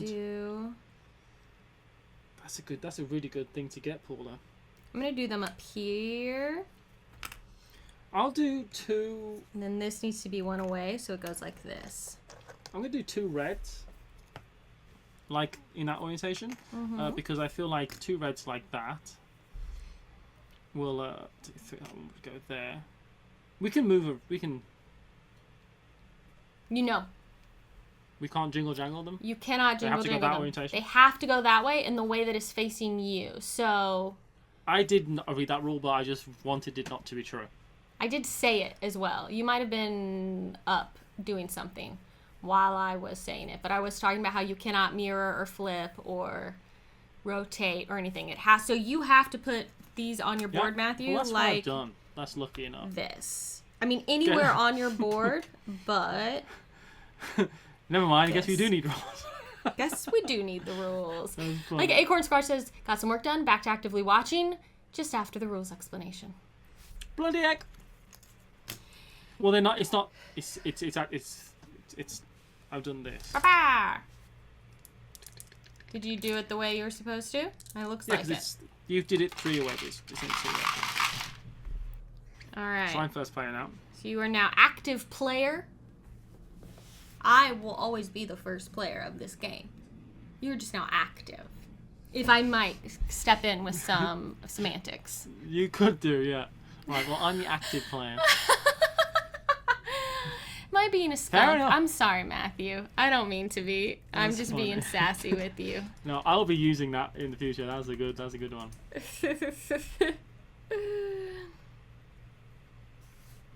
All right. Yeah, Shadow City makes you feel like, oh, this is easy, and then you go, oh no, this is a nightmare town. All right, here's what we got. No, no roads. I did want roads. No roads. Where we're going, we don't need roads, Matthew. I actually do. So I could... Ooh, I have a thing I want to do, but it depends obviously on you. I'm taking those red houses. Okay. Good, because I wanted the blue shops. Because guess what? I'm putting one of them for you. Here in the 3-point spot. And then this is just diagonally next to it, so that goes there. That's really good. I'm putting houses out. I'm just kind of like dotting houses around my board randomly. That's maybe not ideal, but I've got 10 points worth of houses so far. Thank you for those bits, Harker. Which is nothing. Are they all, they're all disconnected from each other? They are at the moment, but... Handy. Let's imagine that's not going to stay that way. It's a fast game, y'all. We're already in round 3. Yeah, it is. It's fast. This is like a 2-player, 20-minute game. Wow, two players, yeah. Those are houses you don't want, right? Because they are all touching each other. Captain Link, what am I not doing with Glass Cannon at Gen Con? I'm doing... Well, Captain Link's working for Apex Legends, which is a different Glass Cannon. You are working for Glass Cannon podcast. Glass Cannon Unplugged. I don't think I'm doing anything, but I should stop and say hello. You should do, because they've not asked me. Yeah, you did. Yeah, there's 2 Glass Cannons out there. That's true. There's Glass Cannon Network and Glass Cannon Unplugged. Mm-hmm. Ooh, maybe I'll get to play Apex Legends in person. Okay. That'd be cool. So, could the bottom right shop go to the top left, or do they have to use different road tiles? It could go there and be connected, but it couldn't have, because that would have been rotating that would have been changing the orientation of the shape. You can't rotate, mirror, or flip, so that would have been not. So I could have put this. You could have connected them both. This. You could have connected them both, just, or the opposite side of that. Or I suppose like this. Would you have connected them? Could have gone like that, and then they'd both be connected. True. Which may be what was being asked. But I did put them here, and I won't retcon it now. But yes. Is the brick house by any chance a bar? Boy, sorry. I need to choose what I'm doing. And I don't... Oh, get it. How damaged is it if it's just the box? Oh, no. Oh, it's the football field. Oh, I see. That actually makes more sense at the moment. That's a good point. I am gonna, you know what? I'm gonna take just this single black cube. Okay. So I'm gonna place a factory, and I'm gonna put it up here in between my 2 roads. That will, is that dumb? And maybe I should put it here. So it's adjacent, so it's adjacent to a road, but it has a spot for another factory, which would make it score its most. But I could maybe put a road there to make a longer road. Okay. I'm taking the 2 parks, because I can put them in places that score me for parks. That's good. Oh yeah, near your houses. If I put them here, like that, that'll be having parks in that row. Shake, shake, shake, Sonora, shake your body right. It is a bit Tiny Towns-esque, Ross Nelson. You're not wrong. It's different, obviously, because each cube represents a full building rather than doing the cubes and then putting a building out, but it does have a bit of that vibe, right? Are the bonus tiles a race? Or do we just get them if we get them? You just get them if you get them. Okay. Mm-hmm. You just get them if you get them. All right. Did you do your thing? Yeah, I'm actually going to do... Oh, what should I do? I'm trying to do my bonus tiles as well. Shepherd. He's napping. I don't want to be a jerk and bring him over here, but I do want everyone to see him. Alright, I'm going to put it here like... Yeah, I'm going to put it here like this. It might... Yeah. Okay, I'm done. Okay. All right. Matthew is now going to be the active player. What are you grinning at? Not first player. Not the first player. I'm the first player. Oh, no. All right. Just get rid of that one blue cube up top. That's There's a green one, too. Oh, yeah, just get rid of that. That's okay. We'll put those back in. See, normally you just redo all of them. Sometimes it malfunctions, but this is good. We got everything we needed, so we just needed to pull out the extras. Okay, what you gonna choose, son? I might take those houses. Wow, you're on big on houses. That is a lot of shops. Or do I not? Those shops are very tempting, actually. Yeah, I'm going to take the shops. Okay. Those houses or shops. I'm going to take those shops. There's just 4 shops like that, which I could just fit on my board pretty well. I'm thinking about doing the roads, then. Which are 1, 2, down. Actually, if I take these houses, though, it's not going to... I've got to connect all of them. All these shops, I'll have to connect all of them to get them to worth points. Right? Yeah, if you can line them up on the right-hand side of your board. I can't do that. I'm not going to take those shops. I'm sorry, okay. Paula. I'm no, thinking that's okay. too much. I can't line them up on the right side of my board anymore, which would have been really good, but I can't. So, you can, and put them all together. Yes, worth a lot of points for you. So that's 1, 2, 3. Oh, okay, I'm going to take... Sorry, I'm really thinking, Paula. I want to win, so I'm thinking too much. I'm going to take that one park. Okay.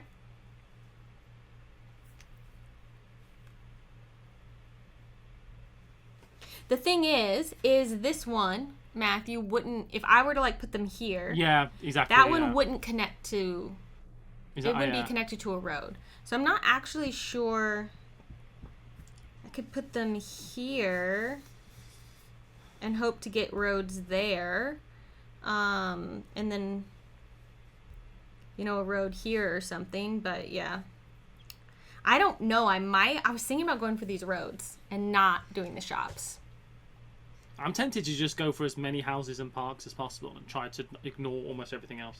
But remember, when your houses group up, they aren't getting you additional points. At some point, you're going to want to stop taking houses because they're not going to gain you.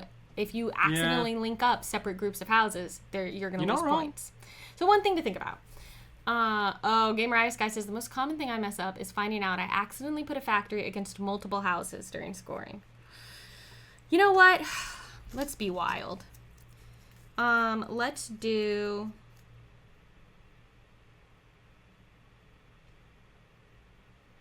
This is wild. I'm putting shops down, and I'm actually going to put them here, like an absolute crazy person. Well, that could be worth so many points at the end of the game if you can connect them all. I need roads, though. You do need roads. Because where I'm going, I do need roads. Yes. Because I'm going on a shopping spree. Almost everyone is that way, actually.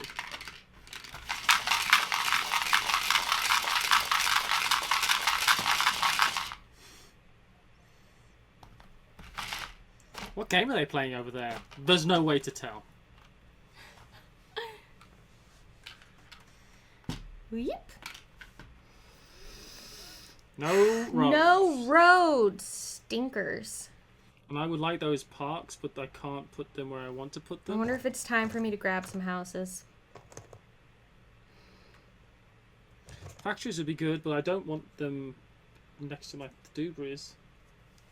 I could do that. You know what? I'm going to take the factories. Aren't you first? Am I not first player? No, you were last time. Is it round 5? It is round 5. So it went you, me, yep. Like, you literally just took you a long time to decide, but it was you. So I'm going to do factories, like so you can't do the factories. Now I'm actually going to put them Paula, here. it's my birthday month. I thought you were about to say, it's my birthday. It's tomorrow, it's your birthday month? It's my birthday month next month, so I think you can lend me some grace. What you going to do that's not factories, my boy? I'm going to take a shot. For a minute, I thought you said, I'm going to take a shot. I'm like, I mean, yeah, if that's what you need to get through it, then I guess do it. Just get something. I got too many houses at this point. I feel like I'm worried about that. I could put a house there. No, I could put the houses down, but it would actually technically lose me points. So I'm not going to do that. And I could put them down here. You know what dumb thing I did? Factories are bad for me. I filled in this row. I'm taking this. But in the wrong column. Excuse me, I filled this column in, but it's the wrong one, and I made it so I couldn't score all those 4 roads, which is what I was going for. I have made errors. There's a lot to think about in this game when you're trying to score. I'm going to take this. I'm taking the one shop. And I'm just going to put it down a little bit. Pop it down and get a point for it, I think, is what I'm going to do. No, not a roll and write, but a shake and set. Exactly. Your one? Let's go. Let's do it. All right, now you are the active player, so you get to choose first. Our doors are so different.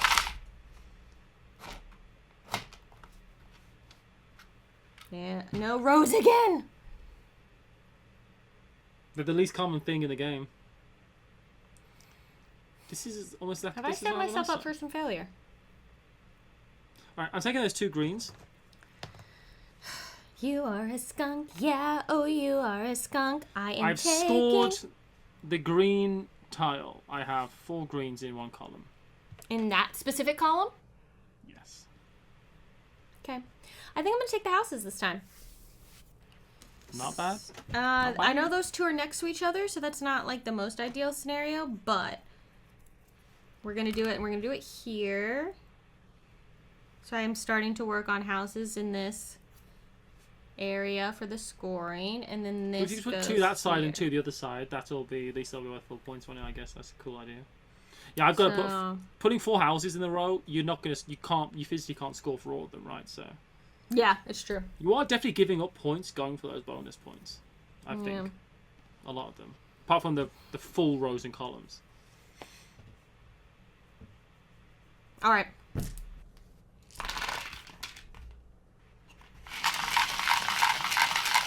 Camelist beans doing this, pulling a C3PO on someone who just said they don't believe in roads. It's giving you some bad news as well. It's mathematically impossible, perhaps, to connect all those shops. I don't know about that. I just need 2 roads here. A road here. This one might be tricky. This one probably would be tricky, but what are you going to do? I think all of them is going to be tricky. Am I first play this time? No, you just were. You literally just were. Again. I don't understand why you keep thinking you get to be the active player. I'm just a hopeful kind of guy. I'm a hopeful person. All right. I am going to take the road because I need it. Yeah, I thought that was the case. And I am going to put it here. Okay, I can take 2 parks. I'm full of parks though at this point, but I could do with more for my for some things. So I'd love it if they were the other way round. That would be better for me. But I will do. I don't think I should do parks. Maybe not just that one factory, so that one shop. I definitely can't get 4 shops in that thing. That's impossible, but I'll just pop a shop here. Actually, that's not the best. I'll put it here. Because if I could put a factory there, that would be worth 1 hour factory. I want to put a next to parks. Yeah, Spitska makes a good point. You should get to be active player more often because you don't get to shake the box. Thank you. I didn't want to say it out loud, but I did think it. So you're doing the parks? Yeah, I'm doing the parks. Great. Let's move on to the next part. Now you are the active player.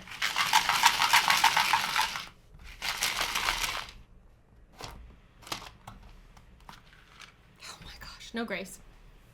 It's like fine. It's fine. It's not. Totally it's fine. not. It's bad. That's a lot of shops though, which I don't want. And I don't think you do either. I don't know if I want all those houses. I will take the houses. Yeah. Oh no, I can't fit them on my board the way I want to. I could do that, that, and that, but they would all be touching. That's terrible for me. Oh, I've lost a house. It's gone forever. I will take a factory. Yeah, I am making the mall. Yes, everyone, I'm making a very industrial area. You come in for shops and work, and then we have all of our... You live on this side of town. I'm sorry, what are you taking? The factory? I'm taking the factory, yeah. I will take... This game gets more and more thinky and thinky and thinky as it goes on, doesn't it? Yeah, I'm going to take the park and put it here. Because the houses would be nice, but I can't actually, because it would help me score this thing, but the road is in the way from being able to place the thing where I want it, so I'm not going to do that. I'm putting a park there. Yep. All right, I'm active player. Thank you for remembering. Needed to tell you that. Man, it's over so quick, this game. Yes. Okay. That's very good for you. Oh, putting this park here was actually bad for connecting this to a... Look. It's fine. I'm taking the roads, and I'm putting them here and here, because now every shop is connected by a road other than that one. Factories score for being next to other factories, don't they? Yes, and for being next to roads. Captain Link is accusing your board of being a mess because we can't see it. What will you take? Are you taking factories? Yes. Yeah, because those will score for being adjacent to each other. If I put this here, it's gonna. I'm putting my factories down in a row, so I've got 4 factories in a row, and the other factories at the top is going next to a house. But that's okay because it's gonna not score anyway. You can't do everything, and that allows you to flip another bonus tile, so that's good because I've got. Oh no! My bottom row is completely full, so that's the bonus tile. So I've done 2 bonus tiles. Oh, I need another park, and then I could flip the corner bonus tile. Because I have 2 of everything but green. Do you have that, Matthew? Yeah, I have 2 of everything, but I have no roads. I've got 2 reds, 2 blues, 2 blacks, 2 greens. Because I keep taking all the roads. Yeah, I've got no roads at all. Yeah, I should take those. I should take those just because. Oh, jeez. Okay. You are the active player. This is what you got. There is 1 single road. I think I might take it. Yeah. So the only thing that cares about being next to roads is factories get points for being next to roads, don't they? Factories and then, of course, shops. And then if you have roads connected, you get a point for each road connected in your road, right? Yeah. Matthew's town is not for driving. It's a walking, biking kind of town. That's the kind of town I would... If I could build a town, that's the kind of town it would be. I'm putting it there because it's next to 2... That road is next to 2 factories. So that's going to score some points. And I can also now place a shop down next to that road as well. Actually, the shop has to be... The road has to be connected to the border if it's put shops next to it. Right, I'm still doing that. I am going to place this park. I do think taking zeros is... Taking 1 tile sometimes is good because... She's so much more control over that, right? Yeah. Now I'm gonna put that park here. I want to fill my city. My city's filled with empty. And then that means I get to flip this because I have 2 of every type on my on my board. So I get 3 points for that. I'd like to score all my bonus tiles. That's something I'd like to get. That's would be really great. I don't think I'm going to score very many of mine, if I'm honest. Well, I keep fully filling in the ones that want to be scored for like 4 of something. I'm not planning that very well. That one was correct, because the bottom row is completely full in, so that flipped that. And I have 4 parks in that one, which flipped that. I'm just making sure I've done those correctly. Round 11. But you will probably fill in the whole board eventually anyway. You the active player? I am the active player. I don't want these roads. They're not oriented the way I would like. I'll be honest. So I think I might not take them. Let's see, if I put this one there, then it would go... Yeah, they're not good for me either. Yeah, I can't place them. This one here, then it would be... One...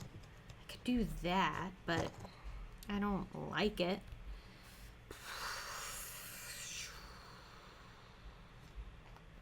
Ew, I don't like any of these. I'm going to take this single house. Damn it! That is what I wanted. Okay, I'm going to take these 3 shops. And put one here.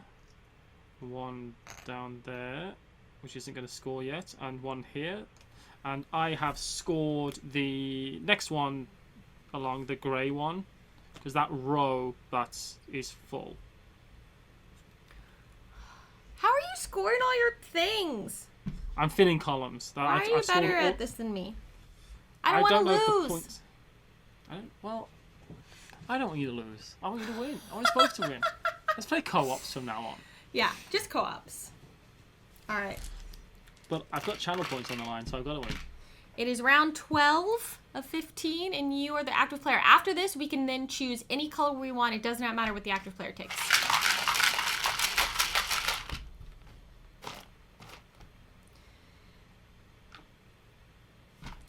Yeah, that's the housing market. Wowee. Yeah. Look at all those houses. That's garbage houses. Look at that. I won't be taking those houses. Yeah. That's for sure. But I will take that one road, I think. All right. Oh, let me hold on. 2 factories wouldn't be the worst thing in the world if I put 2 factories. I'm going to take this. I'm taking this road because that's better for me. So I'm going to put that road here with the hope I can get another road later on to score that. And now I've got 2 of each. So I've got my 4th bonus tile. Got it. I am going to actually take the shop, not because I think it's going to score me anything at the end of the game, but because it fills this column in. And that means I can flip this for 3 points. I think you're going to pop a bunch of those in the next couple of turns. I mean, if I can get one road there, it'd be good, but we'll see what happens with the roads. Okay, now we can both take anything. We can both take anything. It does not matter who is the active player. Neither of us have to skip a turn yet, which is interesting. What? Neither of us had to skip a turn. Neither of us have had to not place, which is good. We both got quite a lot of space left as well, so that's good. Oh, these roads are not... That's too many roads. Where I want them to go. Let me see. What would that do? I'm doing the same. That's like, how would that look? I don't think I can. I don't believe I can play. I can't place those roads on the board, so I can't even think about taking that. That would go. I don't think I can either. 1, 2. Yeah, I can't. Do that, but that won't score. Shibbity blop. That's what I was gonna say. Smurf! Slibbity blop, yeah. I need to fill this in, don't I? Parks might be next to factories.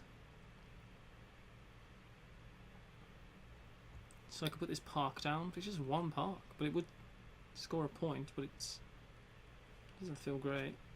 Right there, that's... Oh, Paula. What am I going to do? 2 shops. I'm going to place the houses. I can't place those shops either. And I'm doing them like this. Getting all those columns done so early is actually worked against me. Oh, no. Yeah. One factory. Language, Paula? Yeah, 2-player co-ops with the Secret Trader. That's what we should be playing. I'm placing the houses. Now, this is not going to increase my score here, but it is going to let me score for this, and I'm 1 away from being able to fill this row, which would be good for I did 1 factory to just get 2 points. Although if I could put any other colour in that row here, I would get... It's just 4 different ones. I could get some... Okay, if I just... This means I'm giving... if I put this here, that means I'm giving up on my... I'm just putting a park down instead, and I'm going to put it here. Because that still gets me the same amount of points, but it does mean I flip a tile, because I've got 4 different types of tile in that column. So the only problem with what I've just done is if I keep these 2 houses here, I'm giving up on my hope that I might get 3 roads in a straight line to be able to connect there. I don't want to do that, actually. Yeah, I've really thought about this. I've flipped another tile. I've got 5 flipped now. So instead... I wish you could see what I was doing. That would have been cool. Yeah. Because I could be doing anything, let's be honest. You could be doing anything, frankly. My ball's 3D. That's it. Alright, I'm actually going to put them like this. I can send you a picture of my finished board so that when we score, please. we can work out. We can make sure we can keep me honest when I'm scoring. Okay. That'd be nice. Come on, roads. 2 more rounds left. Come on. I just need 3 vertical gray cubes. 3 vertical gray cubes. So unbelievably unlikely. Reality, don't question my strategy. It says, is giving 3 spaces to road worth it for 1 shop? It's worth 3 points if I can make it connect and a point for each road. So it would be worth 6 points if I can make it work. Come on, little gray cubes. Well, 9 points because you flipped that tile as well. Come on, little buddies. Come on, come on, come on. Are you cheating right now? No, I'm joking. 1 gray cube. I'm taking it and I'm putting it there. Yeah. Because that'll at least give me 2 points.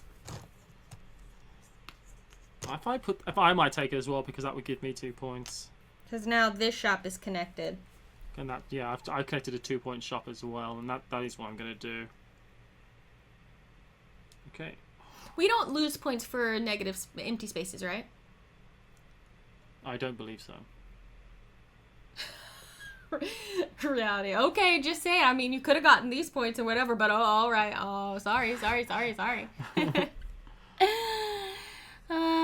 it. Last turn. Look, here's the thing. This is why I lose a lot of games. Are the choices I'm making the best ones? Probably not, but they're the choices I'm making. It's true.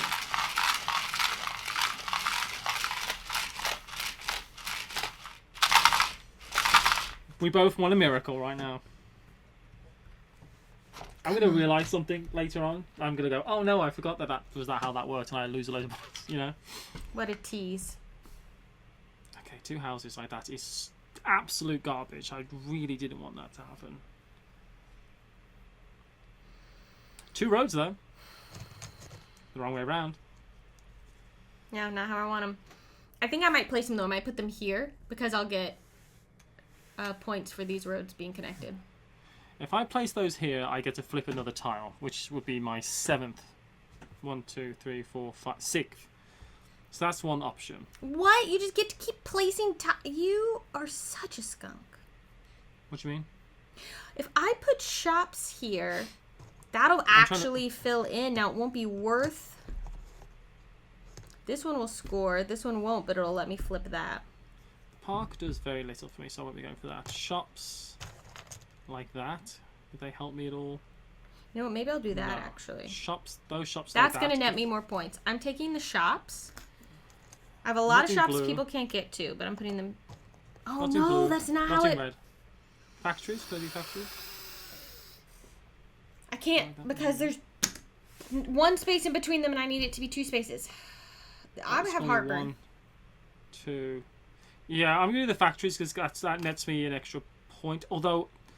That's worth 1, 2. That's worth 1, 2. I can do this though. Ooh, ooh. 4. That's 4 points. But if I put the roads down, that's 2 points plus 3. That's 5 points. Yeah, okay. I'm gonna do the. I'm gonna do that. So I'm flipping another tile. I am too, because I'm placing shops. This one is actually going to score me 2 points because it connected that road. That's going to score me 1 point. And I've just netted 6 points because this is full and I get to flip this. Baby. All right, that's the end of the game. Man, I'm hungry. They were saying, man, I'm stressed. Okay, where's the scorecard? Okay, I'm going to send you a photograph. We'll see if we did better or worse than our previous points.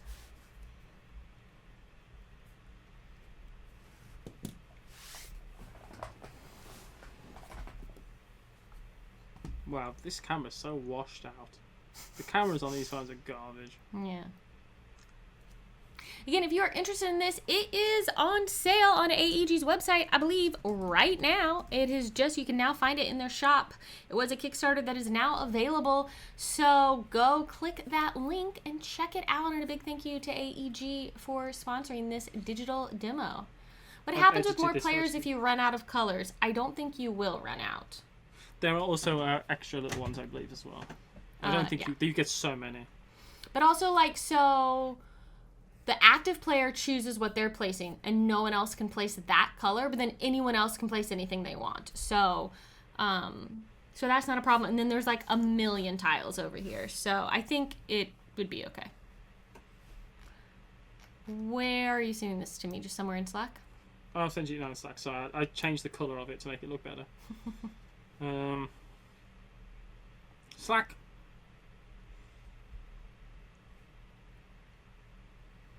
Oh yes, and yeah, the mini tiles, where are they? As well. So there's these extra tiles as well. No, I should be there with you.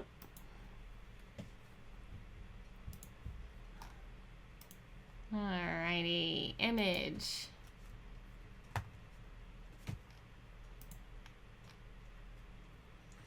Oh my goodness gracious. Are you anxious about scoring? Yeah, I've tried my hardest, but I would not be upset if you won, because I feel like that would be nice. You know what I mean? I tried my hardest and I would really like to win, but also if you win, like, great, totally fine. Sorry everyone, give me 1 second, this will scale to the right size. I just think dynamically it would be more fun for everyone if there was a tie and the people who voted on tie get all the points. So this is Matthew's board. Let me crop in on it. Oh no, that's fine. I'm just gonna crop it in like that. So that you can all see our two boards next to each other. There you go. Just funny, I think we've really proved how many games you can play remotely. Yes. I mean, some which you think you wouldn't be able to, but like Sail. But often you need to, if it's hard work and you need 2 copies and stuff like that. But we, you know, we've stretched the boundaries of that. I think more than anyone else. You know. Yeah. Indeed. Let's score.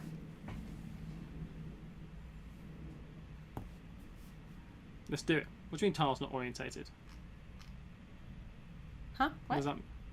Hornet says, Matthew's board's like mine, tiles are not orientated. What do you mean? Oh, like the tiles themselves might not be, you just kind of put them down. You put all your tiles like the specific way round? Facing me, yes. Who cares? That's what Hortus is saying. That's how they would do theirs. Okay, so we're going to score for houses. All right. Who cares? You get 2 points per group of house, 0 points if it is next to a factory. So I have 2, 4, 6, 8. 2, 4, 6, 8 as well. All right. Shops score if they're connected to the border based on where they are in the on the thing. So I have 1, 6, 2, 4. No. Yeah, 1 and 2 is 3, 4, 5, 6, 7, 8. This one doesn't score. 9, 10, 11, 12, 13, 14, 15. Wow, 15. That's your big one, though, right? That's like your big score. Sorry, how many did you have? I was busy counting. Just 6. All right, factories.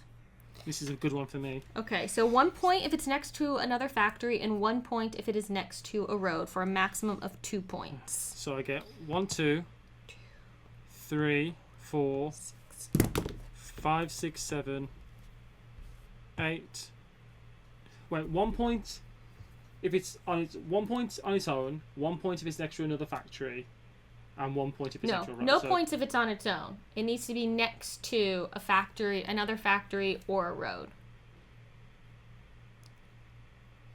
So they're only worth points if they're next to another factory. Wait, what does this mean? Do you know what I mean? I think it's worth a maximum of like a point for a factory. So it's worth nothing unless it's next to another road.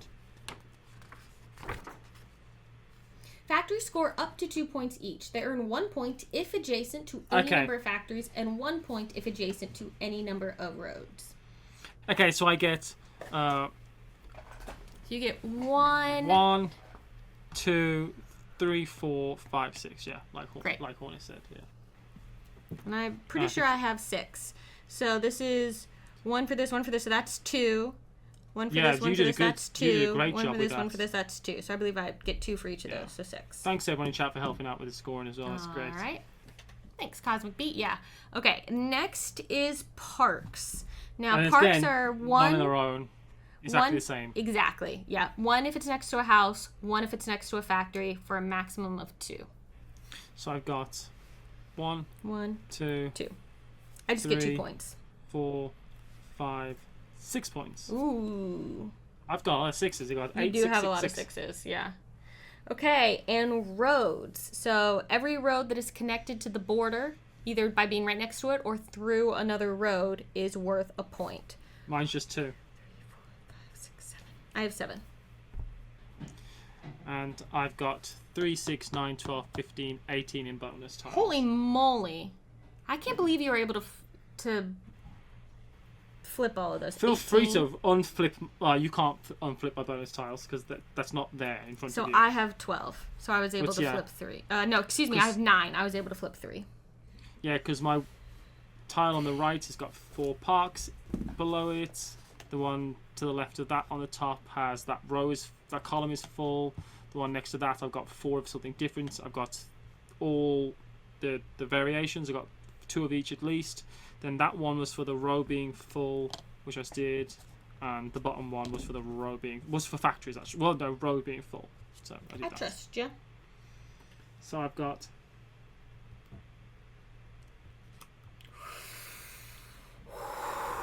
If my math is right, I think I've got 46. that's what I got for you as well. And what Add did up you mine get? real quick. I can't. We have to make sure it's very close. I will tell you what it is. Have you just won? I think I've won, but by 1 point. I have 47. I think I have 47. I just wanted to double check the math. That's what I was trying to do. Read it out to me. I wanted to double check it to make sure it was right before I announced it. Not to make you 8, 15. 8 plus 15? Yeah. Okay, Plus 23. 6. Plus 2. 29. 31. Plus 7. 38. Plus 9. 38. Yeah. Plus 9 would be 47, yeah. Yeah, 47. Wow. Well done. Wow, we 1 point 1 difference. Our Well games done, are Paula. almost always close.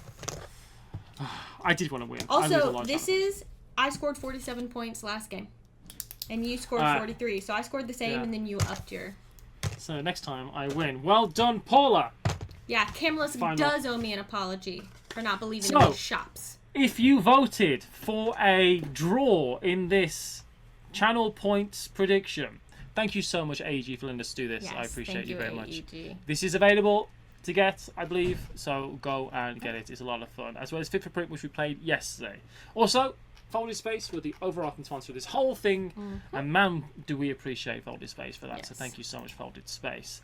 And now on to Twitch stuff, which is channel points. So the prediction.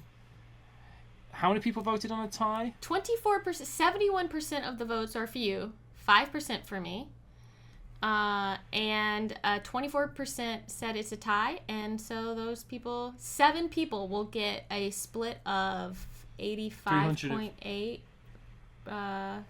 No, 50. I don't know. Lots. Everyone's so you get based on how much you bid as well. It's proportional. So, but 7 people are splitting 350,000 points. So, who's the big winners? Camelisk and 6 others. Hornets got back their 100,000. Camelisk got Yeah. 200,000. Well done. Noah says, done, "Wow, I Noah. should have bet more." Well, I'm still up 100,000 from where I started though. I'm on 200,000 now. So I that's have infinite points, but that's because it's my channel. true. I can't even look at all this. I'm like, it doesn't matter to me. But It's yeah. fun to do points. It is fun. Even if they I should come up with more ways for people to redeem them so that it could be more fun. But yeah, There you go. Y'all, wow. So, I know we extended this. Thank you everyone who showed up for this little 2.5 day of finishing off our marathon after yesterday my OBS decided it could not continue. It was tired. What I've learned is, so the first day OBS messed itself up. Did I have all of these in different? I just shoved all mine in the bag. I need to sort that out later. Oh yeah. Okay, there we go. The first day OBS went, no, I'm done, about 8 hours in, and today, or yesterday, now I'm rich. It shut down after about 7 hours, so it gets tired, you know. But yeah, we did it. Less than 3 hours it can handle. Yeah, that's good. Well, I'm glad we didn't play these last night as well, because we would have been finishing it so late for me as well, I guess. Late, yeah. So we appreciate everyone showing up this morning. You know, so yeah. So thanks everyone. We were a bit fresher as well, I think. Yeah. Yes, you know. That's 16 games, all of which will be at Gen Con in some capacity. Just thank you again to everyone who sponsored this and made this possible. And we really want to try and do this a couple times a year, I think is our aim at the moment. So we might be doing another one closer to PAX Unplugged, but that's not set in stone yet.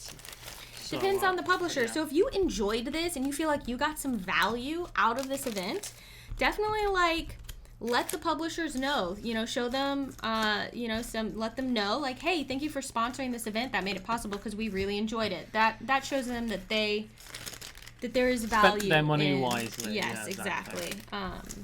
And for us, the money from these events means that we can go to conventions. So. Yeah, well, I'm using mine to pay for teeth, but other than that, yes. But normally. But I think we'll have some money here, hopefully, to go toward Essen? Essen, yeah. So there you go.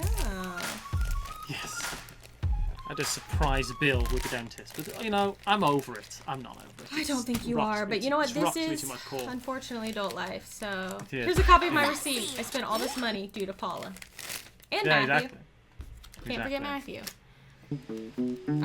If you are interested and you haven't watched, you should be checking out Matthew's travel YouTube channel called Yesland, where he travels around, which we'll be doing more of soon, I believe, and posts vlogs about it, and it's really good. And yeah, I'm biased because he's my best friend and I love him, but they really are good, so you should be checking them out. Thank you so much, Reality.